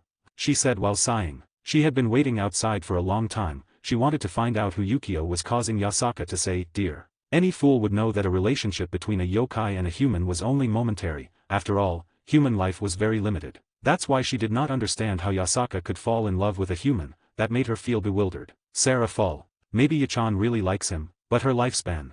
That worried her. Yasaka was one of her friends and seeing her suffer was not an option. She sighed and decided it was better to go home. She would come back tomorrow to find out from Yasaka if she would accept the deal. Yukio was with the biggest smile possible on his face. He was lying on his bed while Yasaka and Seamus watched him. Yasaka could not take it anymore and approached him. She had not seen him in a long time and therefore, she wanted to be spoiled. She rode on him, causing their eyes to see each other. Yasaka had white skin, and because of that, her flushed cheeks were at full splendor. Yukio could not help but laugh when he started rubbing the back of his beautiful wife. Yukio, nervous.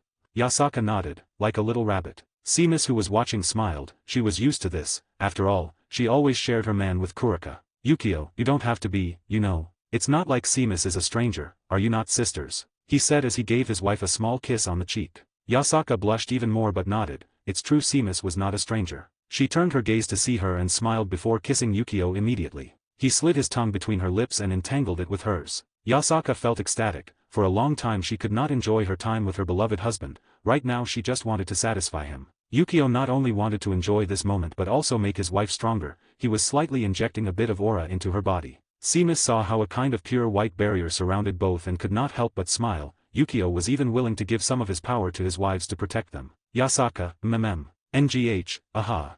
She had a start because of the aura that entered her body. But seeing her husband smile, she felt very happy inside. Because they had been kissing for a few minutes, Yasaka started rubbing her thighs. She wanted it more than anything. It did not matter anymore that Seamus could see them. Yasaka, why you? She started caressing her husband's chest affectionately. Yasaka, wah. Ah.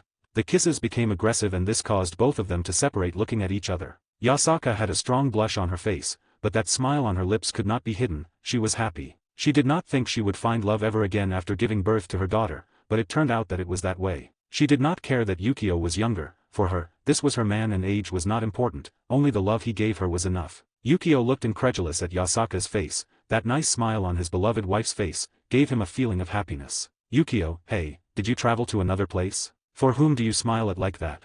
He said mockingly, his hands caressing his wife's hair. Yasaka realized that and laughed as she stared at Yukio. She took her courage and decided to ask. Yasaka, do you love me? Yukio was stunned, but only momentarily before looking at her dazzling eyes. Me love you. What do you think? How about you find out for yourself? My beloved wife.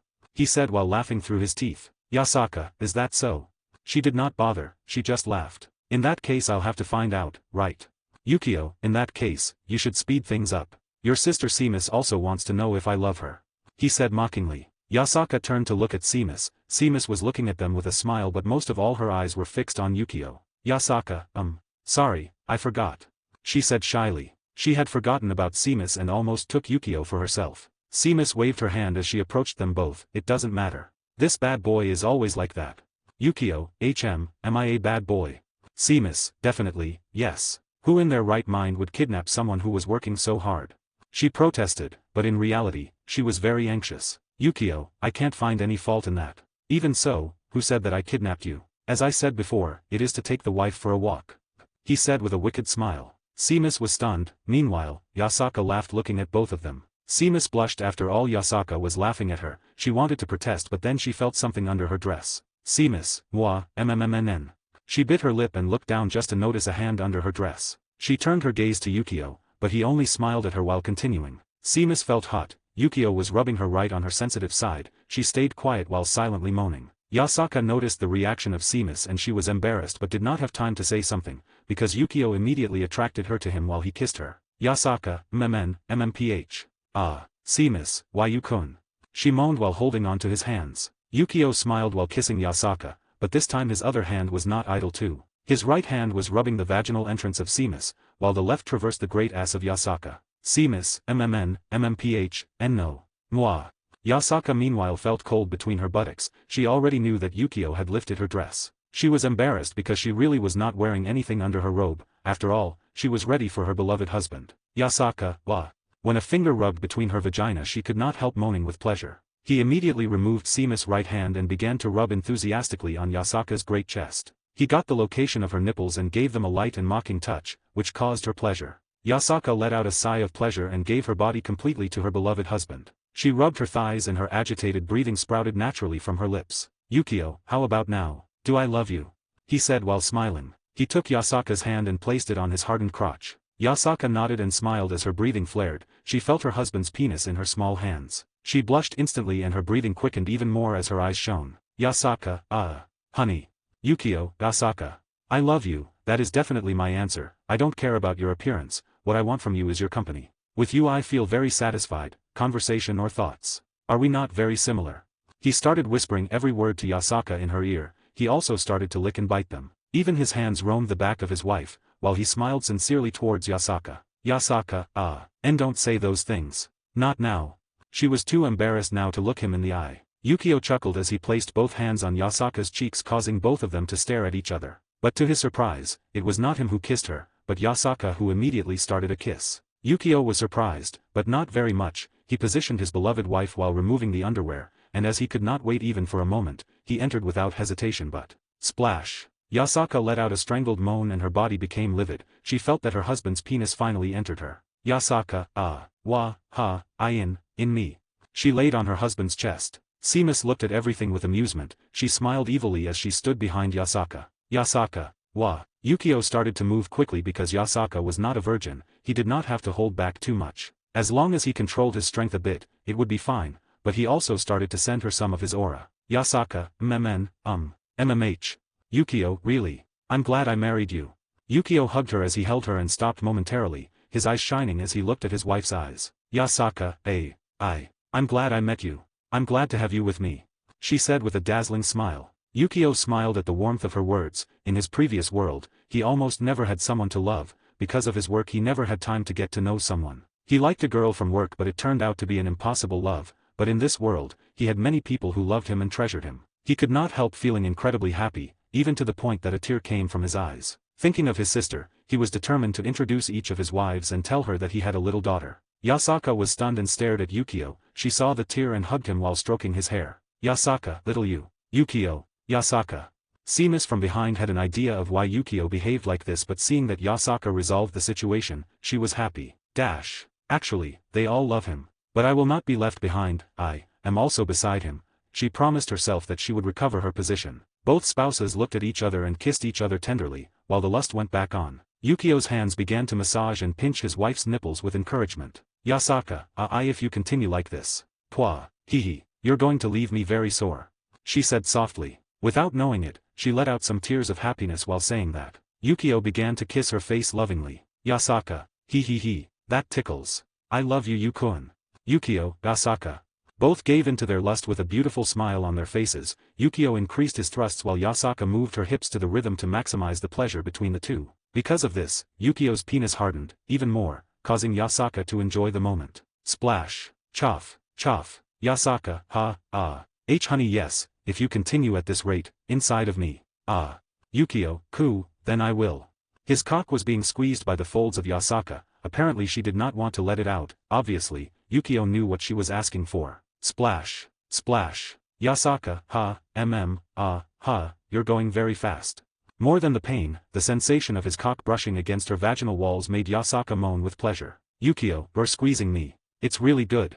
Each time his cock pushed, her wet pussy contracted, accumulating a dull tingling. Yukio, arg. Fighting against the urge to ejaculate, Yukio pulled his wife towards him, causing Yasaka's huge breasts to be crushed together. Yasaka, that's right, fast. Due to the sudden movement, and the position Yukio had raised his speed even more. Yasaka felt that he was about to finish, but she wanted to hold back, she still wanted more, but something hot and wet licked her buttocks and she had a chill. Yasaka, what? She turned around only to see Seamus' sneering smile. Seamus-san, what are you doing? She was nervous, that smile was like her husband's when she did bad things. Seamus, She pointed innocently. Nothing worth mentioning. Don't you want Yukio for yourself? In that case, I will help you enjoy it better.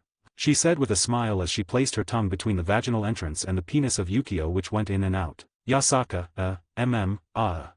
wait no, but it feels good. She was too embarrassed. Yukio, Yasaka. You look so sexy, can you show me your face? Yasaka was stunned and looked away, while she rubbed her lips. Seamus' hot tongue was causing her a very difficult time. She almost could not resist letting go. Yasaka, I cannot. Why you will not like it? She said shyly. Seamus laughed, and with her thumb began to also play with the Yasaka anus. Yasaka felt a chill and her moans intensified, she could not believe this. Do the other sisters also do this when they are together? It's too embarrassing. She bit her lips. Yukio laughed at her expression and kissed her on the cheek, then. I will not force you. His cock, which moved so violently, each thrust caused a spill of Yasaka's vaginal juices. Splash. Choff. Sklups. In the room there were several sticky sounds and flesh colliding with another. There was also the sound of Seamus who animatedly licked Yasaka's vaginal entrance and the penis. Yasaka, I cannot take it anymore. She said as she relaxed her entire body. She had a satisfied expression and closed her eyes while lying on her beloved husband. Yukio smiled and rubbed Yasaka's back. Don't you think you should let me know beforehand? Yasaka felt ashamed, she wanted to satisfy her beloved husband but could not. Yasaka, I am sorry. She said softly. Yukio, I love you. That's what I care about. He said cheerfully as he stroked her hair. Yasaka smiled, thank you. She knew that her husband's physical endurance was monstrous, after all, he was a very powerful dragon. Yukio placed her aside and looked down at a naked Seamus who was smiling. Yukio, why that smile? You do know it's your turn now, right? He said while making a malicious smile. Seamus choked and looked away. You're not satisfied. Come to me then, okay. Yukio approached her while standing on top. Yukio, why do I always listen to that line from you? My little masochist. He said mockingly as he massaged his wife's chest. Seamus, well. You win, your thing is T-touch, very well. Han. She could not continue when 2 fingers already submerged inside her vagina excitedly. Splash splash. Yukio, oh, that would not be a punishment now, you know. He said while laughing. Seamus, why you know but, Yukio stopped his movements and smiled. But what? Seamus looked at him dumbly and then realized. Wait, will you not continue? You cannot do that, or can you? She felt nervous, although she was protesting. What woman did not want to be with her man after so many years? She just wanted to bother him. But she remembered that he promised to punish her. Was this his punishment? Well, it was very painful for her because she wanted this. Yukio, who knows? Do you know? He said as he made himself sound innocent by laughing and lying down. Seamus bit her lips. You can't do this. I want it too. Yukio, want? When did I deny it? Seamus, but, and the punishment? Yukio looked away, but had a smile on his face. Maybe we can solve it later. Seamus smiled animatedly and started crawling towards him seductively. Then we solve it later. So both started. They gave birth to their love again. Who would have known that both would become addicted again to their partners' bodies? Editor, Mav. 94, Parents, 1. The next morning Yukio was reading several reports. In each writing of the reports was the total of magic pills that have been sold in all branches. Although this money was useless for him, at least it would not for his family, after all. What else would the money be for? He could not tell everyone, but if he wanted money, simply by shaking a finger even the gold of this world would come to his hands. He could only smile ironically. Yukio, have you been selling to each faction? And no attacks so far? He asked while drinking a cup of tea. Beside him was Yasaka who was smiling broadly as she watched her beloved husband work. Yasaka, yes, each sale was made equally to all factions. Now, attacking us. She shook her head. Who would dare to attack us? There is a rumor that the yokai have some kind of relationship with the Godai 13. What did you expect? Since that rumor occurred, many factions had come in a friendly way, they even sent gifts. Well, everything could be noticed after some time. The yokai faction had been gone for years and suddenly reappeared, but this time with magic pills, to the top it off even selling them. This could only mean that the Godii 13 was allied with them. Yukio gave her a smile and continued to browse through each report. After all, he was now the master of the yokai faction. Yasaka, watching her husband work, did not resist and sat next to him while resting her head on Yukio's shoulder. "Yukio, are you not acting too spoiled? At this rate, I do not know if I have a pet or a wife," he said mockingly as he stroked his wife's hair. Yasaka stuck out her tongue. "So what? You do not come to see me very much, I just want to stay like this a little longer, okay?" Yukio could not help laughing, watching this older woman behave like a child, but whatever. Remembering Great Red, who must be behaving like a little punk for millions of years. There was not much difference. "Yukio, okay. But won't you have me all the time from now? Anyway, I'll be living in this place for a while." Yasaka, that's true. That's why it's better to spend more time together, so I can enjoy more," she said seriously as she took her husband's unoccupied hand and interlaced their fingers. Yukio, "Oh, I've already spoiled you enough," he said comically while laughing. Suddenly he remembered something. "Hey, what about little Kunu? Why haven't I seen her recently?" Yesterday he was supposed to talk to her, but since the punishment happened he could not see her. Yasaka smiled as she closed her eyes. "That little girl must be training, possibly you will see her in the afternoon. After all, she says she wants to be so strong to join your team." "Yukio, my team? Are you talking about the lieutenants?" Yasaka, "Yes, since Bale previously came to visit me, she has been very excited to want to be as strong as a lieutenant, so she has not stopped training. Didn't you promise to help her years ago?" Yukio, well, it's true that I promised, but did I not leave for around 10 years? He said to excuse himself. Yasaka opened her eyes and stared at him before smiling. "But now you are her father. It is your duty, no?" Yukio put on an expression of loss and laughed. "Yes. I'm her father, right? Anyway, I should talk to her soon. I still don't know what she wanted to talk to me about." Yasaka nodded. She thought that maybe Kunu would finally accept Yukio as her father. She could not help but feel happy as she leaned on her husband's shoulder. Yukio let her rest while he continued reviewing the reports. He only reviewed these reports because he wanted to see the factions that accepted the magic pills. He knew that this happiness would be ruined soon. Galigo, the demon of blood, is a destroyer of dimensions, and what Yukio could discover before returning to this dimension is that this demon was about to reach this place. But the strange thing was, why hasn't he arrived yet? He's supposed to have come to this world much earlier, and with his attitude, it's impossible for him to be happy living here. That had puzzled him. Galigo was supposed to be a destroyer of dimensions, but during this time he lived here, he has not felt the presence of anyone who entered this dimension. It's weird because Galigo must have arrived a week ago. He sighed and rubbed his forehead because when suddenly something happened outside of a plan, that only meant more problems will appear. He wanted to talk to Yasaka about something, but suddenly he heard the door. Knock knock. Yasaka, who was lying on her husband's shoulder, made a grumpy expression. After all, she was enjoying a loving moment with her love. She fixed herself and she opened the door. There stood a beautiful woman. Well, her height was small but her chest indicated otherwise. "Sereorg, Ichan, I'm back," she said, jumping briskly. Yasaka had an expression of looking at an enemy. "Yes, I can see that, just come in and take a seat." Sereorg, who was animated, felt a bucket of cold water on her head, smiled shyly and entered. She did not understand why Yasaka was acting like that, but when she entered she saw Yukio. "Sereorg, oh, it's you again," she said, pointing at him. Yukio made an uncomfortable expression. "Why are you so outraged?" Issei, who was sitting in front of his home computer, was reading some post from a game site. Sitting next to him was his girlfriend Katace, who was holding a book that showed old weapons or swords. It was really weird for a woman to read this kind of thing, but because of her ability, this was useful. Issei collapsed on the table while sighing. "Issei, how boring. When will we start classes?" he said as he stretched out his hands and picked up a piece of chocolate on the desk. Katace looked up and smiled. "Hee, you don't care about classes, what you want to see is Yukio-san, right?" Issei looked at her and smiled dumbly. "Well, that's true. The truth is that I want to know why he left, besides how he became so strong. Since he confirmed that Yukio is Agorist, he has been very impatient. His brother was a powerful being, he was even feared by the factions, and also, he had very strong and beautiful wives." Katace stuck out her tongue. "I know what you're thinking, but, does he not act a little overboard? To destroy 2 clans, and there are even rumors that he has stolen wives of others." Issei chuckled. "So, the strongest are supposed to be destined for big things, wasn't that what the noble demons told us? Besides, I have not seen my brother do something bad. The Phoenix clan. Well, most of them were despicable, bastards." Katace listened to him and nodded. What he said was true, some Phoenix even kidnapped or killed for fun. Issei continued. "Besides, wasn't another Phoenix clan recreated? But I must admit that the new name is quite interesting. Dark Phoenix, or Phoenix of Dark Flames." Katace nodded. It was a good name, sounding dominant. This name was created by the Phoenix survivors. In addition, they did it due to the reminder of that powerful being called Agorist who destroyed them for their vile acts. This would serve as a peace offering and a reminder of what their actions may cause. Cates, that's true, I can't complain. But about having many wives, that's what we'll have to talk about. She said while remembering the gentle and mature boy, who was her brother-in-law. She could not believe that he became so dominant, and in addition, having many love relationships at such a young age. Yes, and how will you stop it?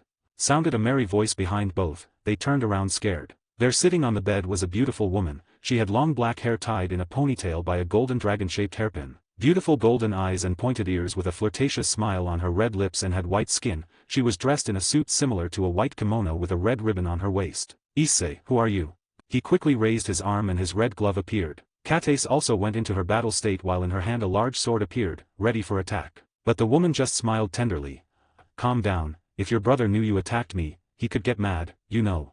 Her voice sounded sweet and kind, but sent a chill to the two teenagers present. Issei, wait, brother. Cates, Issei. Look at her clothes, she said pointing to the woman in front of them. Issei suddenly realized that this woman had the same suit and hairpin that her brother's wives wore previously. Issei, are you a friend of my brother's? He immediately asked. He wanted to know the identity of this person. Seamus shook her head. No. I am one of his wives, but in reality, I am not here for this. Although it is an honor to meet my husband's little brother, I was sent to know if your mission was fulfilled. Issei did not know whether to trust this woman or not, but suddenly a voice sounded from his glove. Drake, child. She is not a dragon, but she is one of your brother's wives. Now stop bothering me. He said suddenly while the glove went away. Issei's mind went blank, but then he shook his head and looked at the woman in front of him. More and more he felt that his brother was moving away from him. Now even another beautiful wife appeared. He placed his hand on his chin. I must say that my brother has very good tastes. Wait. Those ears. Whoa, an elf.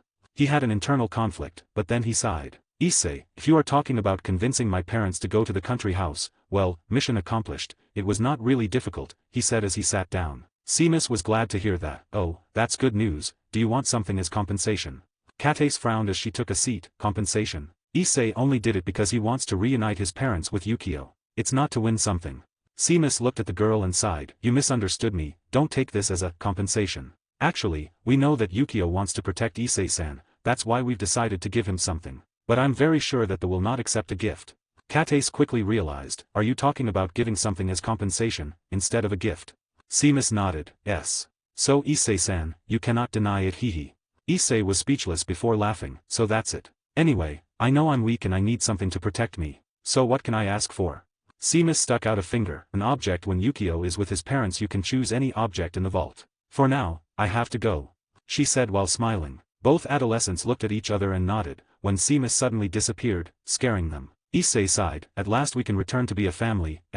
Cates at the side felt happy because her boyfriend would finally see her brother again. She hugged him and they both stayed that way. In another place, a beautiful blonde woman was in the air floating. She had a pale and beautiful face, emerald green eyes, and a voluptuous body that was tightly wrapped in her academic suit. Most notable were two pairs of horns coming from her forehead pointing upward, a long green tail and two large wings from her back. She had a smile on her face but her transformation was over and she began to fall to the ground numbly. Before she could touch the floor a beautiful woman with silver hair held her in her arms, while giving her a look of respect. Kaori. Incredible. The power of Miss Asia just woke up but it is almost at our level, she said while admiring this girl. Yes, this great mature woman was Asia who had transformed into her dragonoid mode. Each time a pure dragon entered that stage, they would have a body transformation, some would get slight changes, but on Asia, even her body had become that of a mature woman. But now she returned to her base state, a small teenage girl. Kaori then instructed the others to escort this girl to her residence in the human world. After all, they would only take her back to the club again,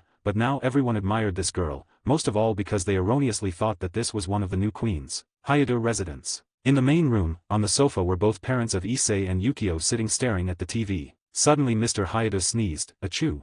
Mrs. Hayado, did you get a cold? Do you want me to bring you something?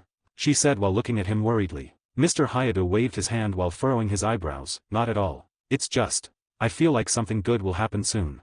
Mrs. Hayado, oh, you too?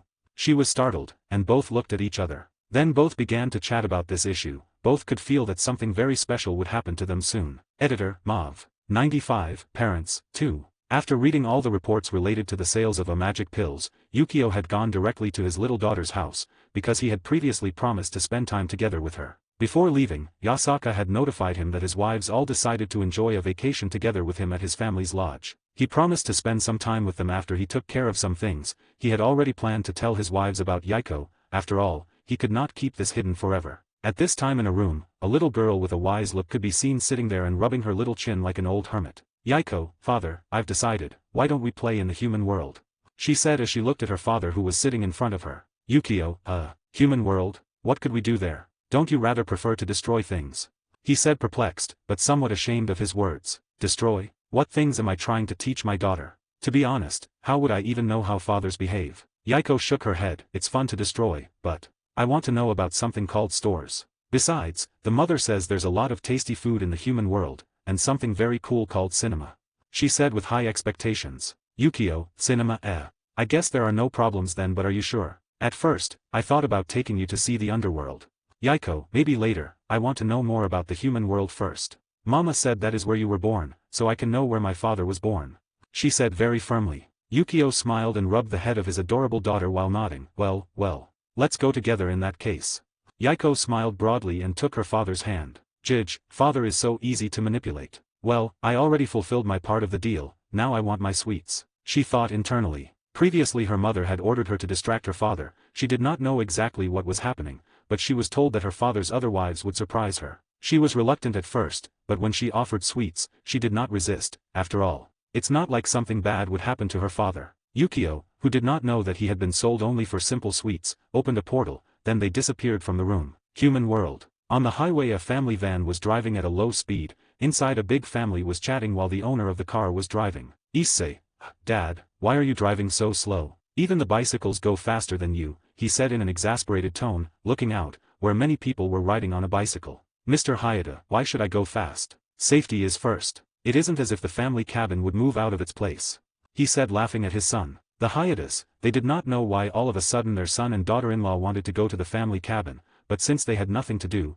they decided to accept and go together. Mrs. Hayata kept a smile looking at the back seats. Since the disappearance of her elder son, she has felt very empty, but always had Issei and Kates to cheer her up by her side. "Mrs. Hayata, calm down son, it's like your father says, safety is the main concern. Why don't you just play with Kates and Murayama-chan?"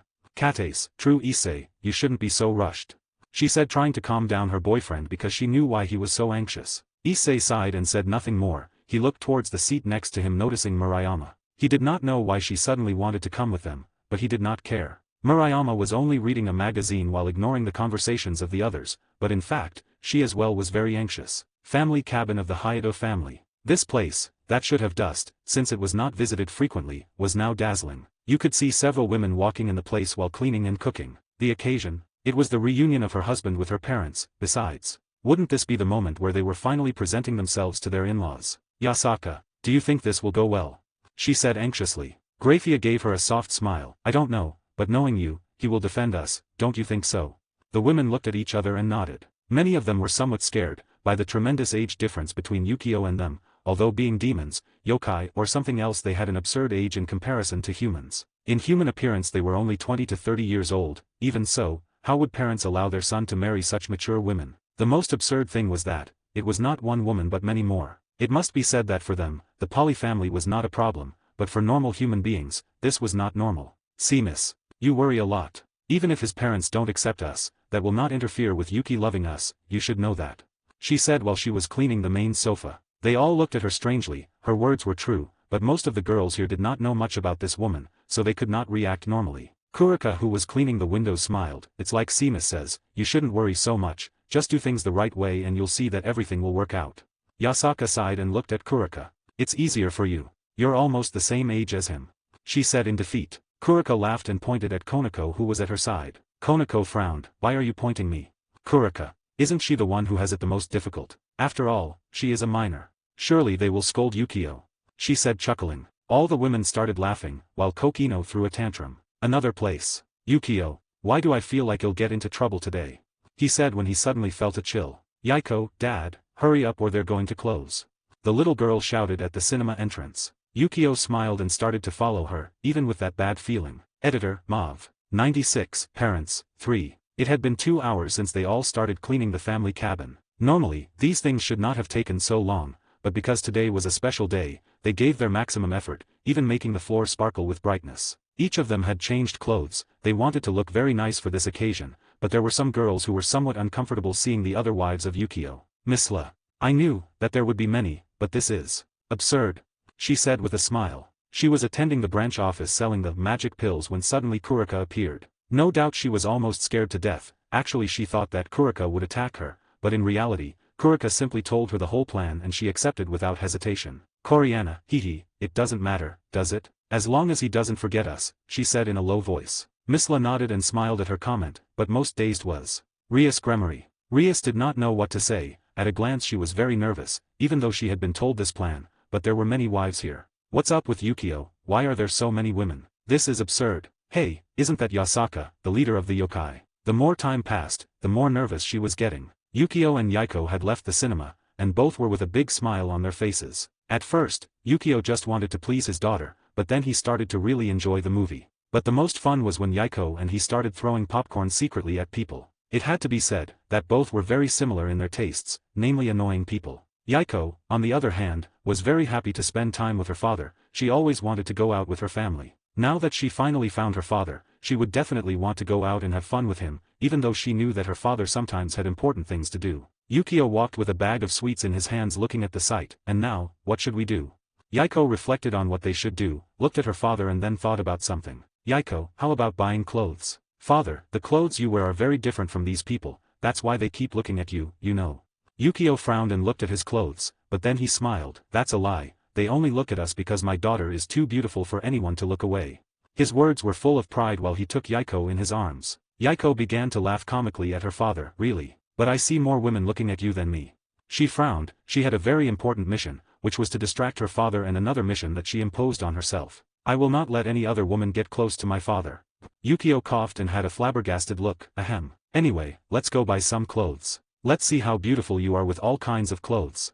Yukio, yes, but you too. She insisted on buying clothes for her father. Yukio shrugged and accepted. Anyway, it was certainly strange that someone walked with a yukata through the streets. So both went to a clothing store, where soon news was spread that a millionaire bought almost all the clothes for his adorable daughter. But those things were for later. Minutes later, the Hayata's family had finally arrived at the family home, each leaving the car only to be received with the lights on in the house. This left Mr. Hayata very stunned. This house did not usually visit her frequently and he remembered very well that the lights were turned off the last time he came. Mr. Hayata immediately got scared and tried to call the police, but Issei stopped him quickly. Mr. Hayata, what are you doing, son? Someone must be inside, it's dangerous. He said quickly when he noticed how Issei was walking towards the cabin. Issei, phew, I'll just look, it's not a big deal, as long as we do not make noise, nothing will happen. Ms. Hayata was the most nervous, but Katase was calming her down, but inside Katase did not know whether to laugh or cry. Surely the one inside had to be Yukio. Issei and Mr. Hayata walked slowly to the cabin. Because Yukio previously wanted a place alone, this cabin which was bought was almost outside the city, meaning that only this house was on this site. It was a large and spacious two-story wooden house with a front door with 2 windows on each side. But Issei and Mr. Hayata chose to go to the back because in the rear area there was a large sliding glass door, typical of a Japanese house. Although it was somewhat dangerous, that door gave a full view into the main room, but previously they had learned that said glass door was very strong. Issei was even amazed at how resistant that glass door was, so he never told his father to change them. They both stealthily approached to see who was inside. When they looked they almost did not know what to say. Their house, the cabin that was their property, was extremely clean and also there were many women inside talking or playing together. People who did not even know. Mr. Hayata. Son, I think they invaded our cabin. He quickly said to his son. Issei repressed the desire to laugh because he had noticed some figures that he recognized. No. They did not invade, stop exaggerating. Actually, father, I know some of those people. Mr. Hayata, do you know them? Wait, did you invite these women before we came? Why are they all women? He felt strange with the words of his son. If there were men and women it would be understandable. But there were only women in this place. My son wouldn't be involved in something strange, right? That was his thought. Issei made a forced smile. Even if I told you, you still will not believe me. For now, let's look for the others and get in. They aren't bad people. Mr. Hayata thought a little and nodded. After all, this was his property. Also, if his son knew these people, they should not be bad. Both immediately returned to the car to tell the others. Mrs. Hayata looked at her son in a strange way. Then to Katase and sighed. Maybe it was not what she thought. Everyone started walking towards the family home. Anyway, they had to know who these people were. Inside the family home. Misla. Girls. You did notice that, right? She said somewhat nervous. The others smiled and nodded. Obviously they could notice the presences outside. Graia, without a doubt it's them, I clearly remember their auras. She said to assure the others. She was the only one after all who had seen Issei's parents before. Yasaka sighed and tried to keep her nerves, the other women were in a similar state. Except for two women who looked at each other with smiles. Kurika, oh, Seamus. You or me, who do you choose? Seamus pointed at her lazily, aren't you the first wife? You should do your job instead of throwing me the problems. Kurika laughed a little, you didn't say that when you became his first woman, but well, even that fool still has not come during this time. Didn't Yaiko-chan know of the plan? Seamus shrugged, that girl. She's very similar to her father, did you really expect her to follow the plan perfectly? Kurika frowned. She apparently also has a part of you as well, wanting to monopolize Yukio, right? Seamus avoided her gaze while whistling, and then the two laughed. The other girls could not hear their conversation because both used their energy to block any words. But seeing their laughter, the others also laughed. After that, they were less nervous. They were already Yukio's wives, they had to endure this. It was not as if such a thing was more difficult than fighting the angels or demons. They were the parents of her husband, and without a doubt, they would do the best they could to get their approval. They all took courage and stared at the door which is about to open. It's time to introduce yourself. Editor, Mauve. 97, Parents, End. After making great purchases with Yaiko, both left the last store they visited together. Yaiko had changed her previous clothes, now she was dressed in a beautiful white dress that had printed red flowers on it. Yukio on the other hand, had a white shirt with short sleeves, with black pants, wearing white shoes that made him play with his shirt. The reason why he bought such a thing? Well, Yaiko said that it fit him and without hesitation he bought it. After all, what father would not like to have the good point of his daughter? Leaving those things aside, Yukio could not help but look at his daughter, proudly. He was immensely proud of how cute his little daughter was because they were in the human world. He had used a little magic to hide Yaiko's ears. But he was sure that if he removed the magic, his daughter would dazzle once more with her elven touch. He even thought that when she grew up she would have a certain resemblance to her mother. He could not help falling into a thought. Am I in a position to give my little daughter? If some idiot comes to ask for his hand, first, he will have to fight against me. Suddenly Yukio felt that Yaiko was no longer walking and was confused. He turned around just to see that his daughter was staring at him. Yaiko was looking at his father, and she was reluctant to say the words, but she had to say them because she had promised before. Yaiko, father, how about you take me home now? I think it's too late. She said quickly. Yukio, why? Did you not want to go to the amusement park? Do you feel bad somewhere? He said while bending over and looking worriedly at his daughter. Yaiko quickly denied, oh, no, it's just that it's too late, and mom says I always have to get home early. She only now remembered her mother's plan. She had been having so much fun that she even forgot about it. Yukio looked at her and sighed with some disappointment. After all, he wanted to spend more time with his little daughter. Yukio, well, then let's go home. It's true that it's already late, and I have some things to do. He rubbed his little daughter's head. The people around looked at them and smiled. After all this interaction was heard by some, and without a doubt, they seemed to be a very nice father and daughter. Yaiko smiled and nodded. She took her father's hand as they both walked to look for some deserted place and enter the portal. Yukio had left his daughter in the house, but he wondered why he did not feel the presence of Seamus. Then he remembered that all his women should be in the family home of the human world. He thought about it a bit and decided not to bring Yaiko. First he would have to talk to his wives to tell them everything about how he had a daughter. He did not want to look for problems himself. When he appeared outside the family cabin, he did not even pay attention to the surroundings and quickly entered. But what he saw inside left him stunned and he did not know what to do. There were clearly his wives inside. But there were also other people he knew very well. His parents. Mr. Hyuda, what it felt like. Believe me, when I saw so many people inside, I could not help but be frightened. My son did not even tell me that so many people would come. He said while laughing. In his hands he held a glass of wine and was sitting on a sofa, while the others were sitting around. In front was a table with bottles and sandwiches. Mrs. Hyuda was looking at everything strangely. Every woman here was too beautiful and very friendly, but the strange thing was. Yasaka, do you want a little more wine? Misla, no, don't serve him that much, that would be bad for him. Graia, girls could you behave? Yasaka-san, don't go around serving so much wine. That was the strange thing, every woman here was trying to earn the favor of them. Mrs. Hyuda as a woman understood more than anyone else, and every woman who served her, also came to her husband as if they wanted to be friends with him. They only meant two things: 1, these women were really just friendly, or 2, these women were interested in something else. She took the courage and smiled as she looked at them. Excuse me, girls. Can I know what kind of relationship you all have with my son? Instantly, each of the women remained silent and stopped their actions, while they looked at each other. Mrs. Hyuda frowned. Those actions said something clearly, and she looked at Issei for answers. Issei, mother, if you want to know, wait a little longer. I think.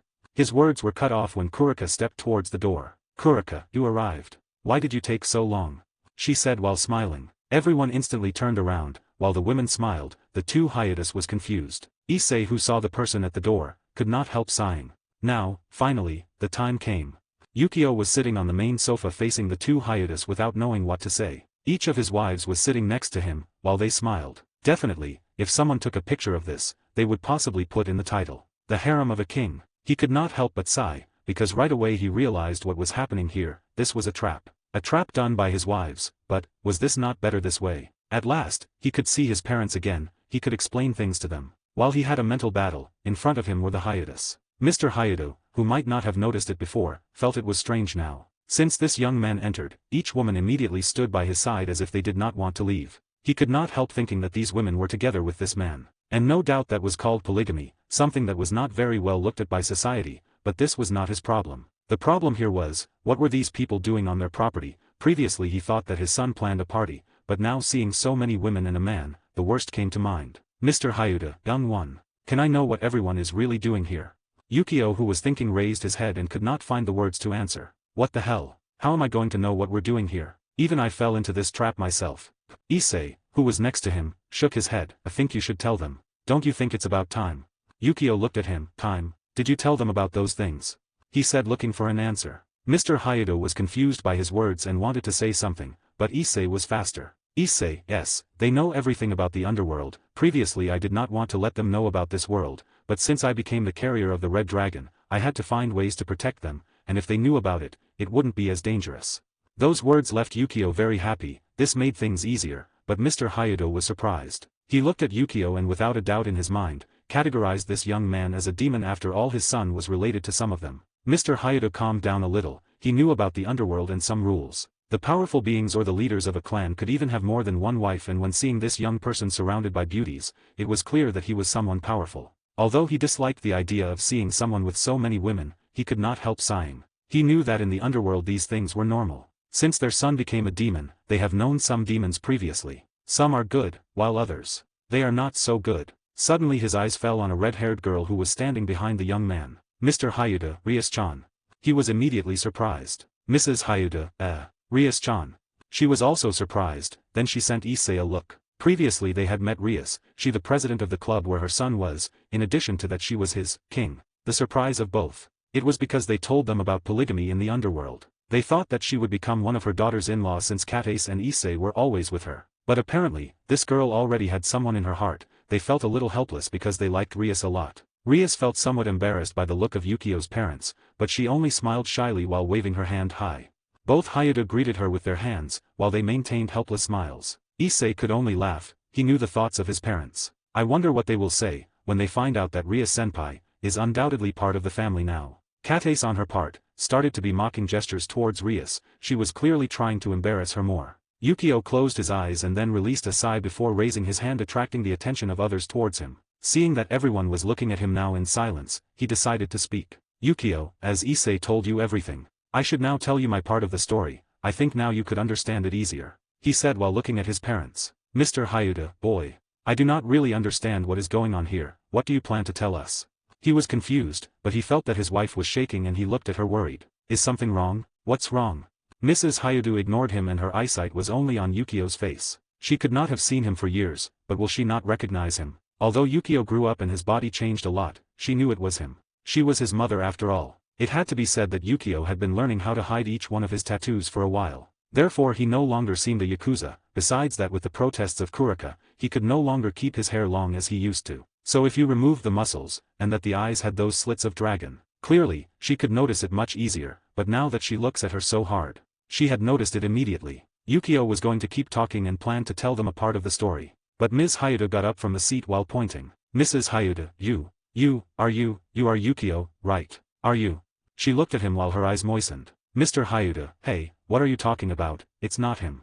He suddenly tried to look at Yukio, but like all humans, when they look at things superficially, they will not be able to see anything, but if someone points out key things, they will undoubtedly observe everything differently. Yukio scratched the back of his neck uncomfortably as his mother slowly approached him. The women moved away to give them space. Yukio, He did not know whether to answer them or not. But Mrs. Hayuda ignored his discomfort and threw herself on him. Yukio was surprised but quickly took her in his arms while hugging her. Mrs. Hayuda, you, I know you are. She kept screaming while hugging him. She knew it, She could feel it, this was her son and it did not matter how she had this feeling. Mr. Hayato stood still and did not know what to do, but he clenched his fists and turned his gaze towards Issei. Issei, yes. I didn't need to tell you, right? Mr. Hayato, since when were you aware of this? He said softly. Issei, not for long. He appeared in the underworld to rescue Rias, that's where I confirmed everything. He lied a little but decided that would be for the best. Mr. Hayato, I see. He looked at Yukio. Yukio was comforting his mother, he knew he had to tell them everything now. She stopped hugging him and looked into his eyes, those golden eyes, she remembered them very well. Mrs. Hayato, why? Why did you disappear? Why did you leave us? She asked while clinging to her son's hands. Yukio looked at her and then sighed. It was not my intention. I never wanted to leave you, and it was something that was not planned. When I returned I wanted to go back to you. But how believable would it be to say that I came back just like that? Mrs. Hayato looked at him and nodded. That was true, but she was very hurt too. Yukio cleaned the tears of his mother in a loving way. I can tell you everything. So you can understand why I disappeared all this time.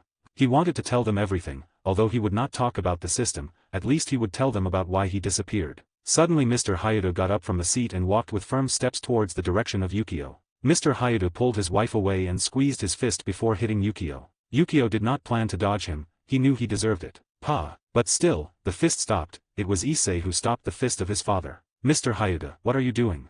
Issei, that won't solve anything and you know it, Dad. Brother needs to tell you some things, if after listening to him you still want to hit him, I won't stop you.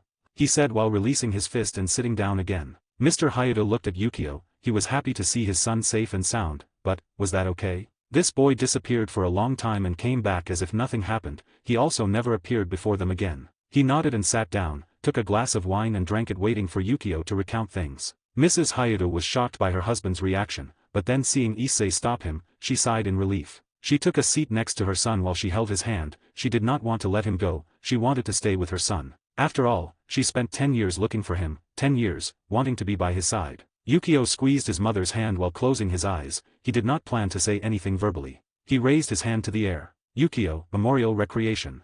Suddenly, on the roof, something similar to a lake was created where images were reflected. Each person paid attention carefully, after all. These were the memories of Yukio. There they could see everything that happened, from the beginning where they were told that they were trapped, the beginning of a friendship, war, and Yukio falling in love with Seamus, Kurika, Akeno, Rose and Miley. Everyone saw everything, even until Miley's sacrifice. An hour later, the skill had already vanished, and Mrs. Hayato was holding her son's hand, she was shocked about everything related to that place. The pain her son went through was a terrible thing, and although she could not forgive him for abandoning them, she still decided not to pay attention to that now. Her son suffered, but she looked back at some women and saw Kurika and Seamus, also Akeno. Although she was upset that her son had more than one love relationship, they were the ones who saved her son. Everyone looked at Seamus' betrayal, but Yukio also showed that she was actually controlled. Now the other women understood who Seamus was, and without a doubt. Was she not the real queen of the harem? Mr. Hayato sighed and shook his head while looking at his son. He was not an irrational person, nor was he as if he wanted to hit his son,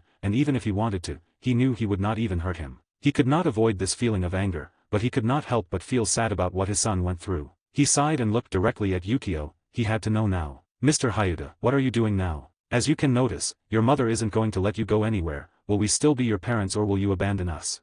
Although his words sounded calm, he was hurt to say this. Yukio left for 10 years, would they even be considered his parents? Yukio shook his head, nothing. I don't plan on doing anything, and even though I left for 10 years, that does not change the fact that you are both my parents. If what you're trying to ask me is if I will visit you, I'll do it every day, and about my mother.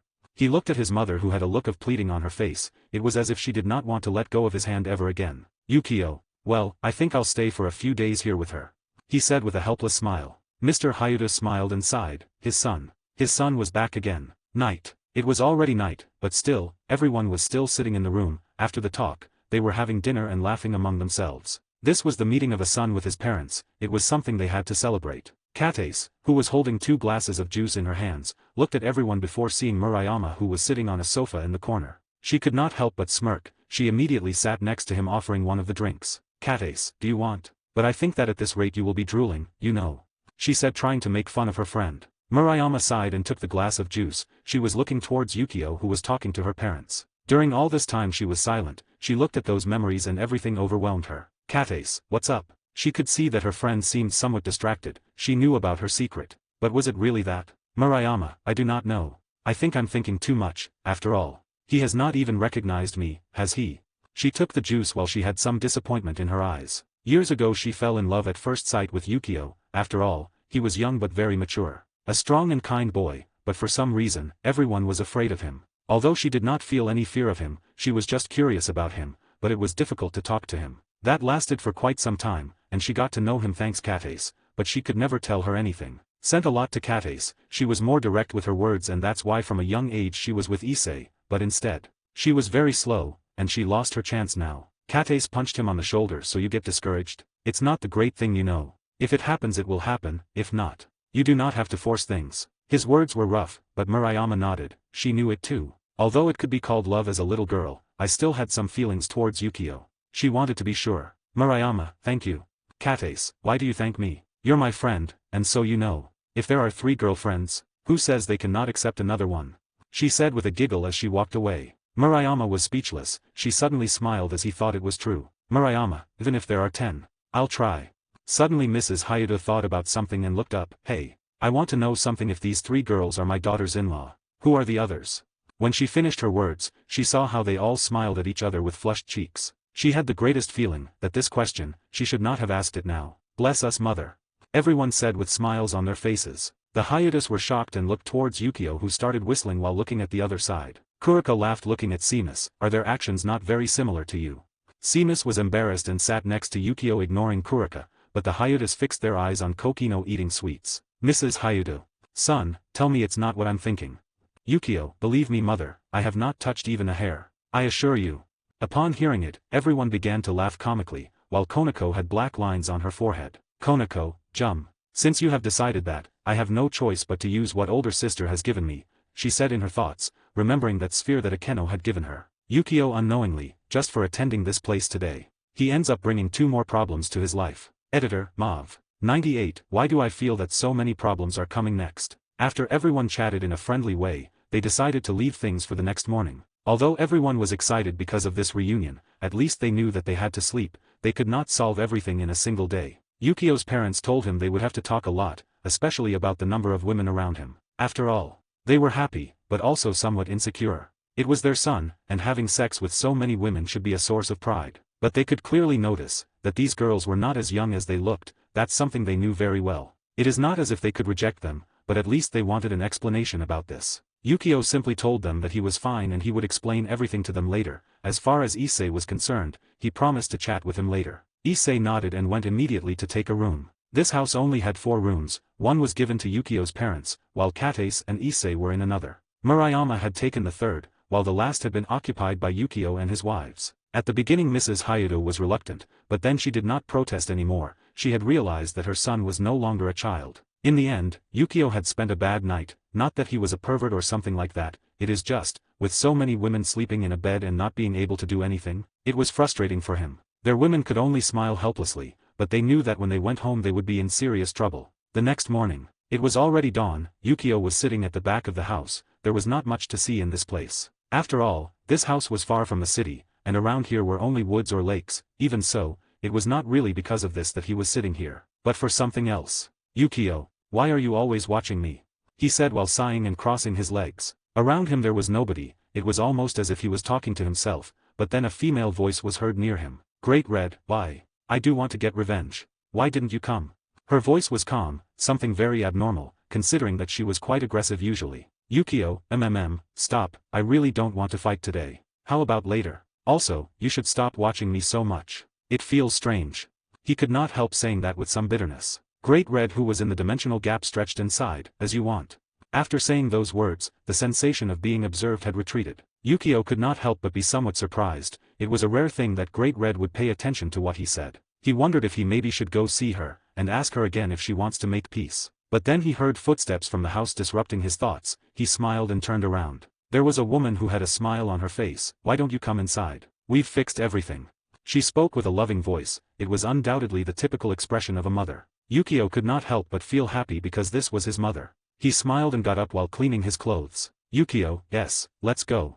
He started to follow his mother into the family home. Today they had planned to make a barbecue. After all, there was no better way to get to know each other than eating as a family. At this time 2 women were walking on the busy streets, but they were frowning as they looked at each place. Her appearance was beautiful, worthy of being women becoming stars, but both were wearing coats with hoods to cover their features. Suddenly the woman in front stopped and sighed as she looked very tired. Gabriel. Where are we? Where is the yokai faction supposed to be? She could not help speaking out loud while feeling defeated. Griselda, seeing the state of her queen, could not help sighing. Gabriel-sama, how about we return? If we keep doing this we will get into trouble. Gabriel, no. You don't understand, I want to meet a fairy. The books don't describe how they are and I just want to witness one with my eyes. She said while pointing to herself. Griselda, and how are you going to witness one if you can't even find the yokai faction? Also, why are you so sure that if we go there we can witness one? Gabriel showed a smile and proudly puffed up her chest. Intuition. Something tells me that in that place I'll be able to find what I'm looking for, don't underestimate me.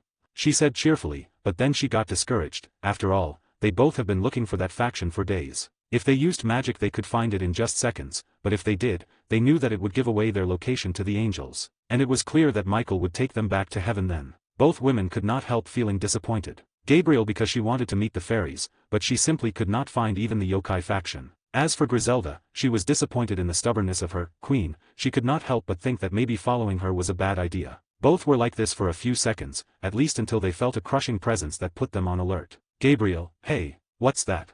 She tensed and was about to use her angelic powers. But Griselda stopped her quickly. She saw the person who emanated such presence and immediately recognized her. Kala Warner. Ex-fallen angel and someone who is currently at supreme rank. Dimension of Yukio. In a very luxurious house of wood, which was surrounded by many fairy guards. Inside was a woman with long golden hair. She had a letter in her hands, but she was somewhat indecisive. She could not help sighing while touching her forehead. Reiko, what am I doing? I'm not a little girl anymore. It's not like it's something bad. I just want him to come and have dinner with us. If that's possible. She said decisively. Then looked at the letter in her hands and took her courage before marking it with some of her energy. She doubted her actions a little but then she kissed it with her lips. It was marked with her lipstick. Too exaggerated? No, and how are letters sent again? Oh damn. I don't know. She had a headache, but immediately as if she couldn't brood any more, she put it in a box before delivering it to a guard outside. The guard who received it, knelt while retreating. Reiko could not help feeling strange with the way they treated her. It was too luxurious, but she felt happy inside. Reiko, will he come? Place of the fallen angels. A man was sitting. He had a quiet expression, but it was clearly a facade. His manner was quite chaotic. It was filled with emotion and fear. Barakil, how is this possible? He could not help saying out loud. In his hands he had some photos. In each picture there was a woman, who was in heaven reunited with several angels. He could not help feeling cheerful, but also very confused. This was Shuri. It was his wife who was in heaven, but she was with the identity of a representative of the Godii 13. Previously he had heard that she was under the protection of Agaris, but to think that she became someone of high charge. So, his daughter. Where is his daughter at this time? Many things went through his head. Suddenly the door of the room opened while entering Azazel looked at Barakil with a smile. Azazel, what surprised you? You shouldn't have that expression and the Godii 13 has surprised me so much that even if they tell me that the world ends tomorrow, I could only argue that they were right. He shrugged as he walked and took a seat. After all, this was his office. Barakil was reluctant. He kept the photos and sighed as he looked at his friend. Since when did you know about this? Is there anything else I should know? Azazel, I just found out. That was sent to me by a friend. As to if you should know something else, I advise you to discover it yourself. Barakil raised an eyebrow at his comment. So, there is something? What is it? Azazel, as I said, discover it yourself. I don't want problems.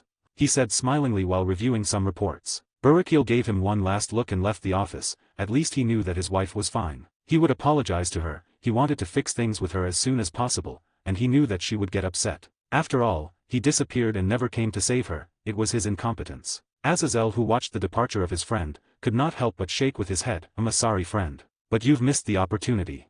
It was no secret to anyone. Shuri, the representative of Godii 13, was actually one of the wives of Agaris. After all, that strong presence of energy that flowed from Shuri was undoubtedly energy to protect her. Azazel then looked at the reports and each one was about the information he could gather. He had learned that the yokai faction was being protected by fairies, not only them but even his shipments of magic pills too. The magic pills were very superior, to the point where they sold them to other small factions. Also something else. Yasaka, she had the same energy around her as Shuri. He smiled bitterly. Azazel, why do I feel that so many problems are coming next? And his words were certainly true. After all, Cockabile was still such an idiot, to continue his plan, even knowing of the presence of a dragon that was not very friendly. Editor, Mauve. 99, Legacy. At this time in the middle of the busy streets, many people could be seen walking here and there. Children and adults having fun together. The doors of the shops open, as everyone went in and out of each of them. This could be called a normal market, except that, these people were not human, but demons. Yes, this place was the city Lissafod, where Yukio had come earlier. At this moment among the sea of demons walking among the streets, a fragile figure of a woman could be noticed. She had a short stature, possibly some would confuse her with a small high school girl, of course, if it were not for the enormous amount of mana that was coming out of her body. This woman was Seamus Leviathan, who was scowling at the moment. She was being surrounded by some guards who were escorting her. Why? She asked herself as she closed her eyes and analyzed things. Previously she had been watching the yokai faction. She wanted to know the identity of the man named Yukio. But suddenly Yasaka's energy had disappeared without a trace. She was alarmed, and when she went to the said mansion, the yokai only told her words she could not understand. "Yokais, our leader is taking a vacation, we ask for you to please wait for her return." Those words were short, but they confused her. She did not really care if Yasaka took vacations or not. The real problem was something else. Sereorg, how did she leave the mansion? I did not even see her exit and suddenly her presence disappeared.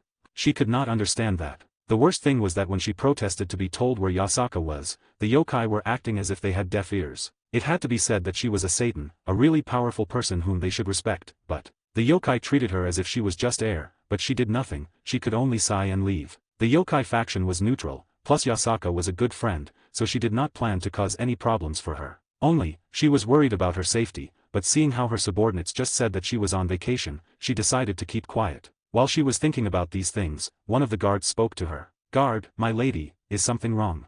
Sereorg, not really, how long is it till we get there?" she said distractedly. The guard made an uncomfortable expression and pointed to the place. Actually ma'am, we're already here." The guard's words caused Sereorg to raise her head and become a little embarrassed, but she nodded. "Sereorg, stay outside, I'll take care of the rest." She had a notebook in her hands and entered the store. Upon entering the store, the first thing that could be noticed were many dolls, whether stuffed animals or plastic, each had magical or military suits. It was kind of funny to see a bear dressed as a soldier, that was for sure, but Sereorg smiled at seeing so many dolls. After all, this was her little paradise, one of her stores, and she was coming today to present a new product. She could not help but feel happy. She came to the counter but accidentally hit someone. Sereorg, I'm sorry, I didn't notice you. Kuchan.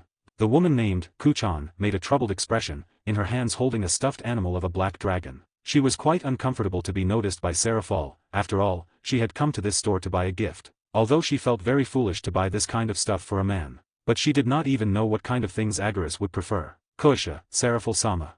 In the end, she could only smile helplessly. In a room in the family cabin, Yukio was sitting on a sofa while his eyes were closed. Because his wives spent most of their time doing some work, some chose to retire. Misla had left reluctantly since she still had a business to attend to on the magic pills. Coriana naturally decided to follow her, rather, she was dragged by Misla. As for Seamus, clearly, she could not stay here, she had to take care of Yaiko. Akeno and Kurika, they had to stay in Yukio's dimension like queens and supervise the place. Meanwhile, Shuri went to heaven to verify the branch that was created there. Konako, well, she just disappeared, which was quite typical of her. They clearly did this to make it easier for Yukio to relate to his parents. The only two that remained were Yasaka and Rias. Rias was normal because after all she already knew the family. As for Yasaka, he started to wonder why it was not Kurika who stayed. But when he asked, he realized why.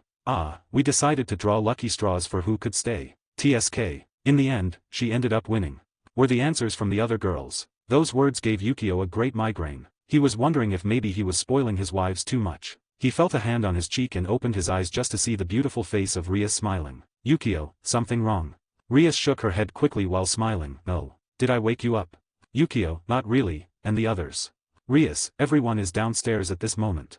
She stopped before looking at the door. Her face showed an uncomfortable expression and clearly wanted to say something. Yukio, noticing it, took his wife's hand and stared at her. "What's the matter? It's very strange to see you look like that." Rias sighed and then looked at him with determination. Can I compare myself to them?" Yukio, "Compare yourself to them? I don't understand."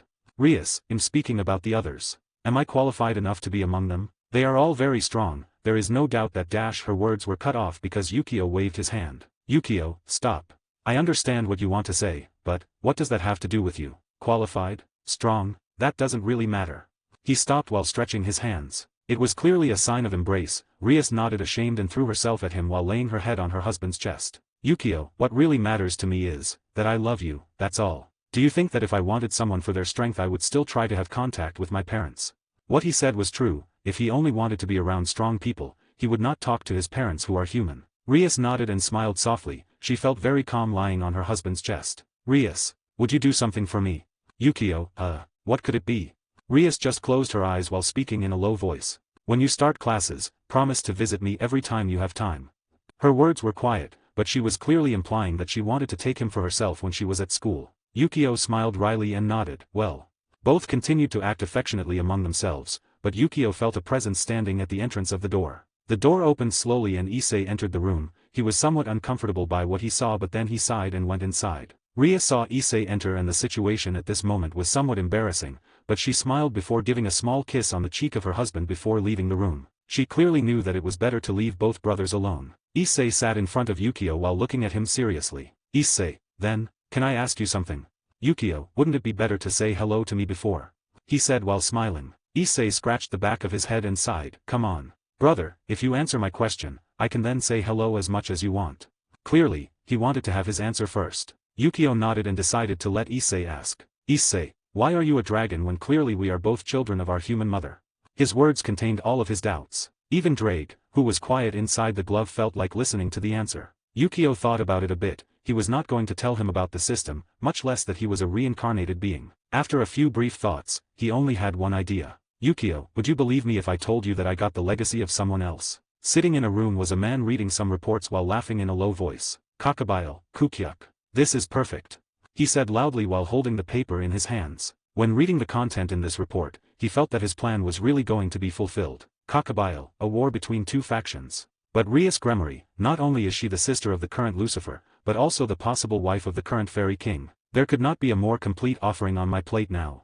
His plan was to attack the heir of Satrai and Gremory. This would cause a war between demons and fallen angels, something he wanted. But now his faction was joining the fairies. Suddenly he made a dark expression while remembering that woman who humiliated him previously. Kakabile, well, Godai 13, I'll make sure you all die. He said aloud as he laughed completely. The plan was in perfect condition. Unfortunately, this guy seemed to have a stroke to find problems against those who he should not. Editor, Mav. 100, should I visit them? It was late in the night. Yukio had left the family cabin. A few hours ago a subordinate from the yokai had told him that Kalawarner brought 2 guests. He felt curious about why they had called him. Clearly, his wives had given an absolute order not to disturb him. This only meant that whoever these 2 guests were, they should be important for Kalawarner to break the rule. Yasaka wanted to come with him, but he told her she did not have to worry, it was better than she stayed here. His mother, she had a lot of affection for Yasaka, therefore they were always talking. So instead of habitually opening a portal, he decided to walk for a while. He wanted to stretch his feet. At first, he started to run, but when he entered the city he started to jump over the roofs. This reminded him of when he was barely a child and he spent most of his time fighting. Without knowing it he smiled while the moon illuminated his face. Just at this moment in a room in the yokai mansion, 2 women were sitting on a sofa. Standing next to the desk that should be where the yokai leader sits, was Kalawarner. As she looked at both women, Gabriel, who held a cup of chocolate in her hands, felt uncomfortable with the atmosphere. After all, she was someone very restless. Gabriel, excuse me, Kalawarner-san, can I know why we're here? She asked cautiously. Kalawarner looked at her before answering. Didn't you want to come to the yokai faction? For that, I brought you here.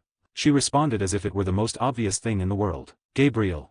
She did not say anything, she just sipped her chocolate cup with a strange expression. Griselda endured her urge to laugh at this situation. Bring us. You mean practically kidnap us? But previously when they met her on the street, things were not like the two thought. Griselda at that moment wanted to talk peacefully with Kalawarner. After all, she had already heard that she represented the Godai 13. But when they approached, 3 hooded people had already surrounded them and started asking them why they had come to this place. To avoid problems, both women declared that they wanted to visit the yokai faction. Kalawarner nodded and told them to follow her. They did not want to, but the auras released by the 3 presences, along with Kalawarner, were clearly powerful. They could only go reluctantly, since then they have been sitting here. Griselda looked at her, Queen, who was taking the cup of chocolate with wrinkled eyebrows. Griselda. See. I already told you Gabriel-sama, but I always end up in trouble when I'm doing something with you.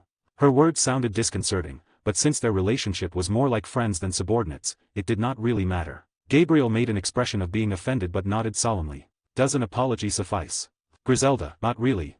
Gabriel sighed and felt dejected. She only wanted to see a fairy but ended up with this problem, but she thought. The yokai faction is neutral, they won't do anything to us. Right?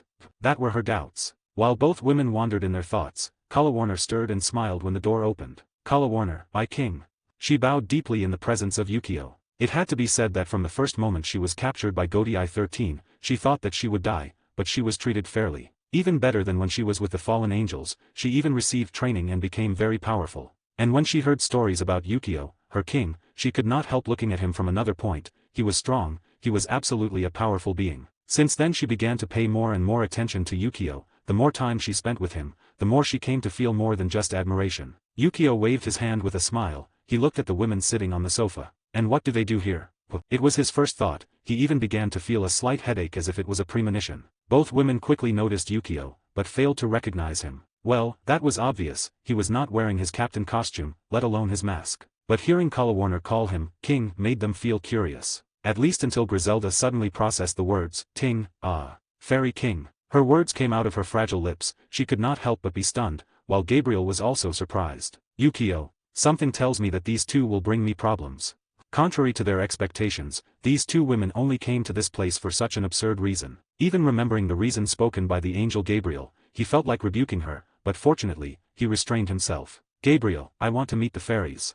Were her words, said very strong and clear. Yukio had been left with nothing to say, but, was that really an inconvenience? While Gabriel did not do anything dangerous, he told her that she could meet the fairies who guarded this place. To her surprise, Gabriel nodded very animatedly. She even said that she would get a nearby place to stay while visiting this place. It had to be said that the fairy guards who looked after this place were around 100. When both women left the room, Yukio could notice the look of Griselda towards him. Was she trying to feel my powers? No, it was more like she was trying to mark me, he thought a little. Actually, his thoughts were accurate. Griselda for some strange reason felt the urge to mark Yukio. A mark meant that if she had success, she could know Yukio's location, but unfortunately for her, she could not do it. It was due to the strong magical particles that surrounded Yukio's body. Leaving those things aside, Yukio began to change his thoughts to something more important. He had a bad premonition. And the people of this world were too weak. He had to accelerate his plans. He looked to his side. There stood Kalawarner as if she was his secretary. Yukio, you know, you don't have to stand all the time.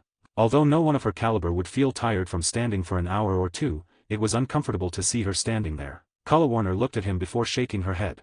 I can't just sit down, I prefer to stay this way. Yukio sighed and nodded. He was not going to try to change the reasoning of this girl. He got up because he had something to figure out. Wouldn't it be good to pay them a visit?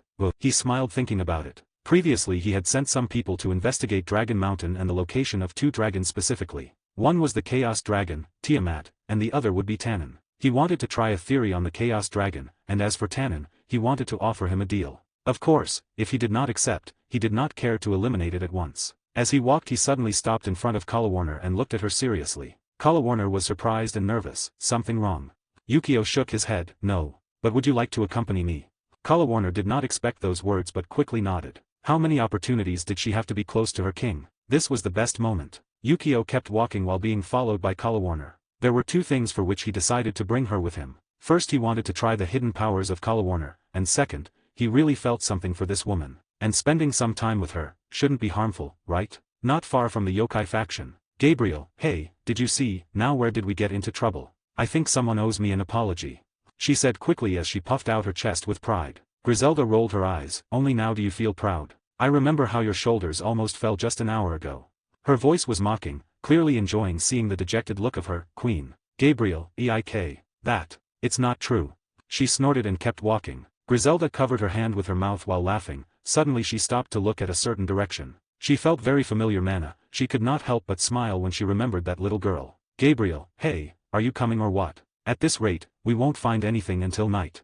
The cries of her queen took her out of her thoughts. She sighed and felt that even following Kalawarner could be better than this woman. Editor, Mauve. Hi guys. I made a paid service in Telegram where you will find a great collection of fanfiction audiobooks organized and regularly updated. What you get? An unlimited access to the full audiobook library. New fanfiction audiobooks added regularly.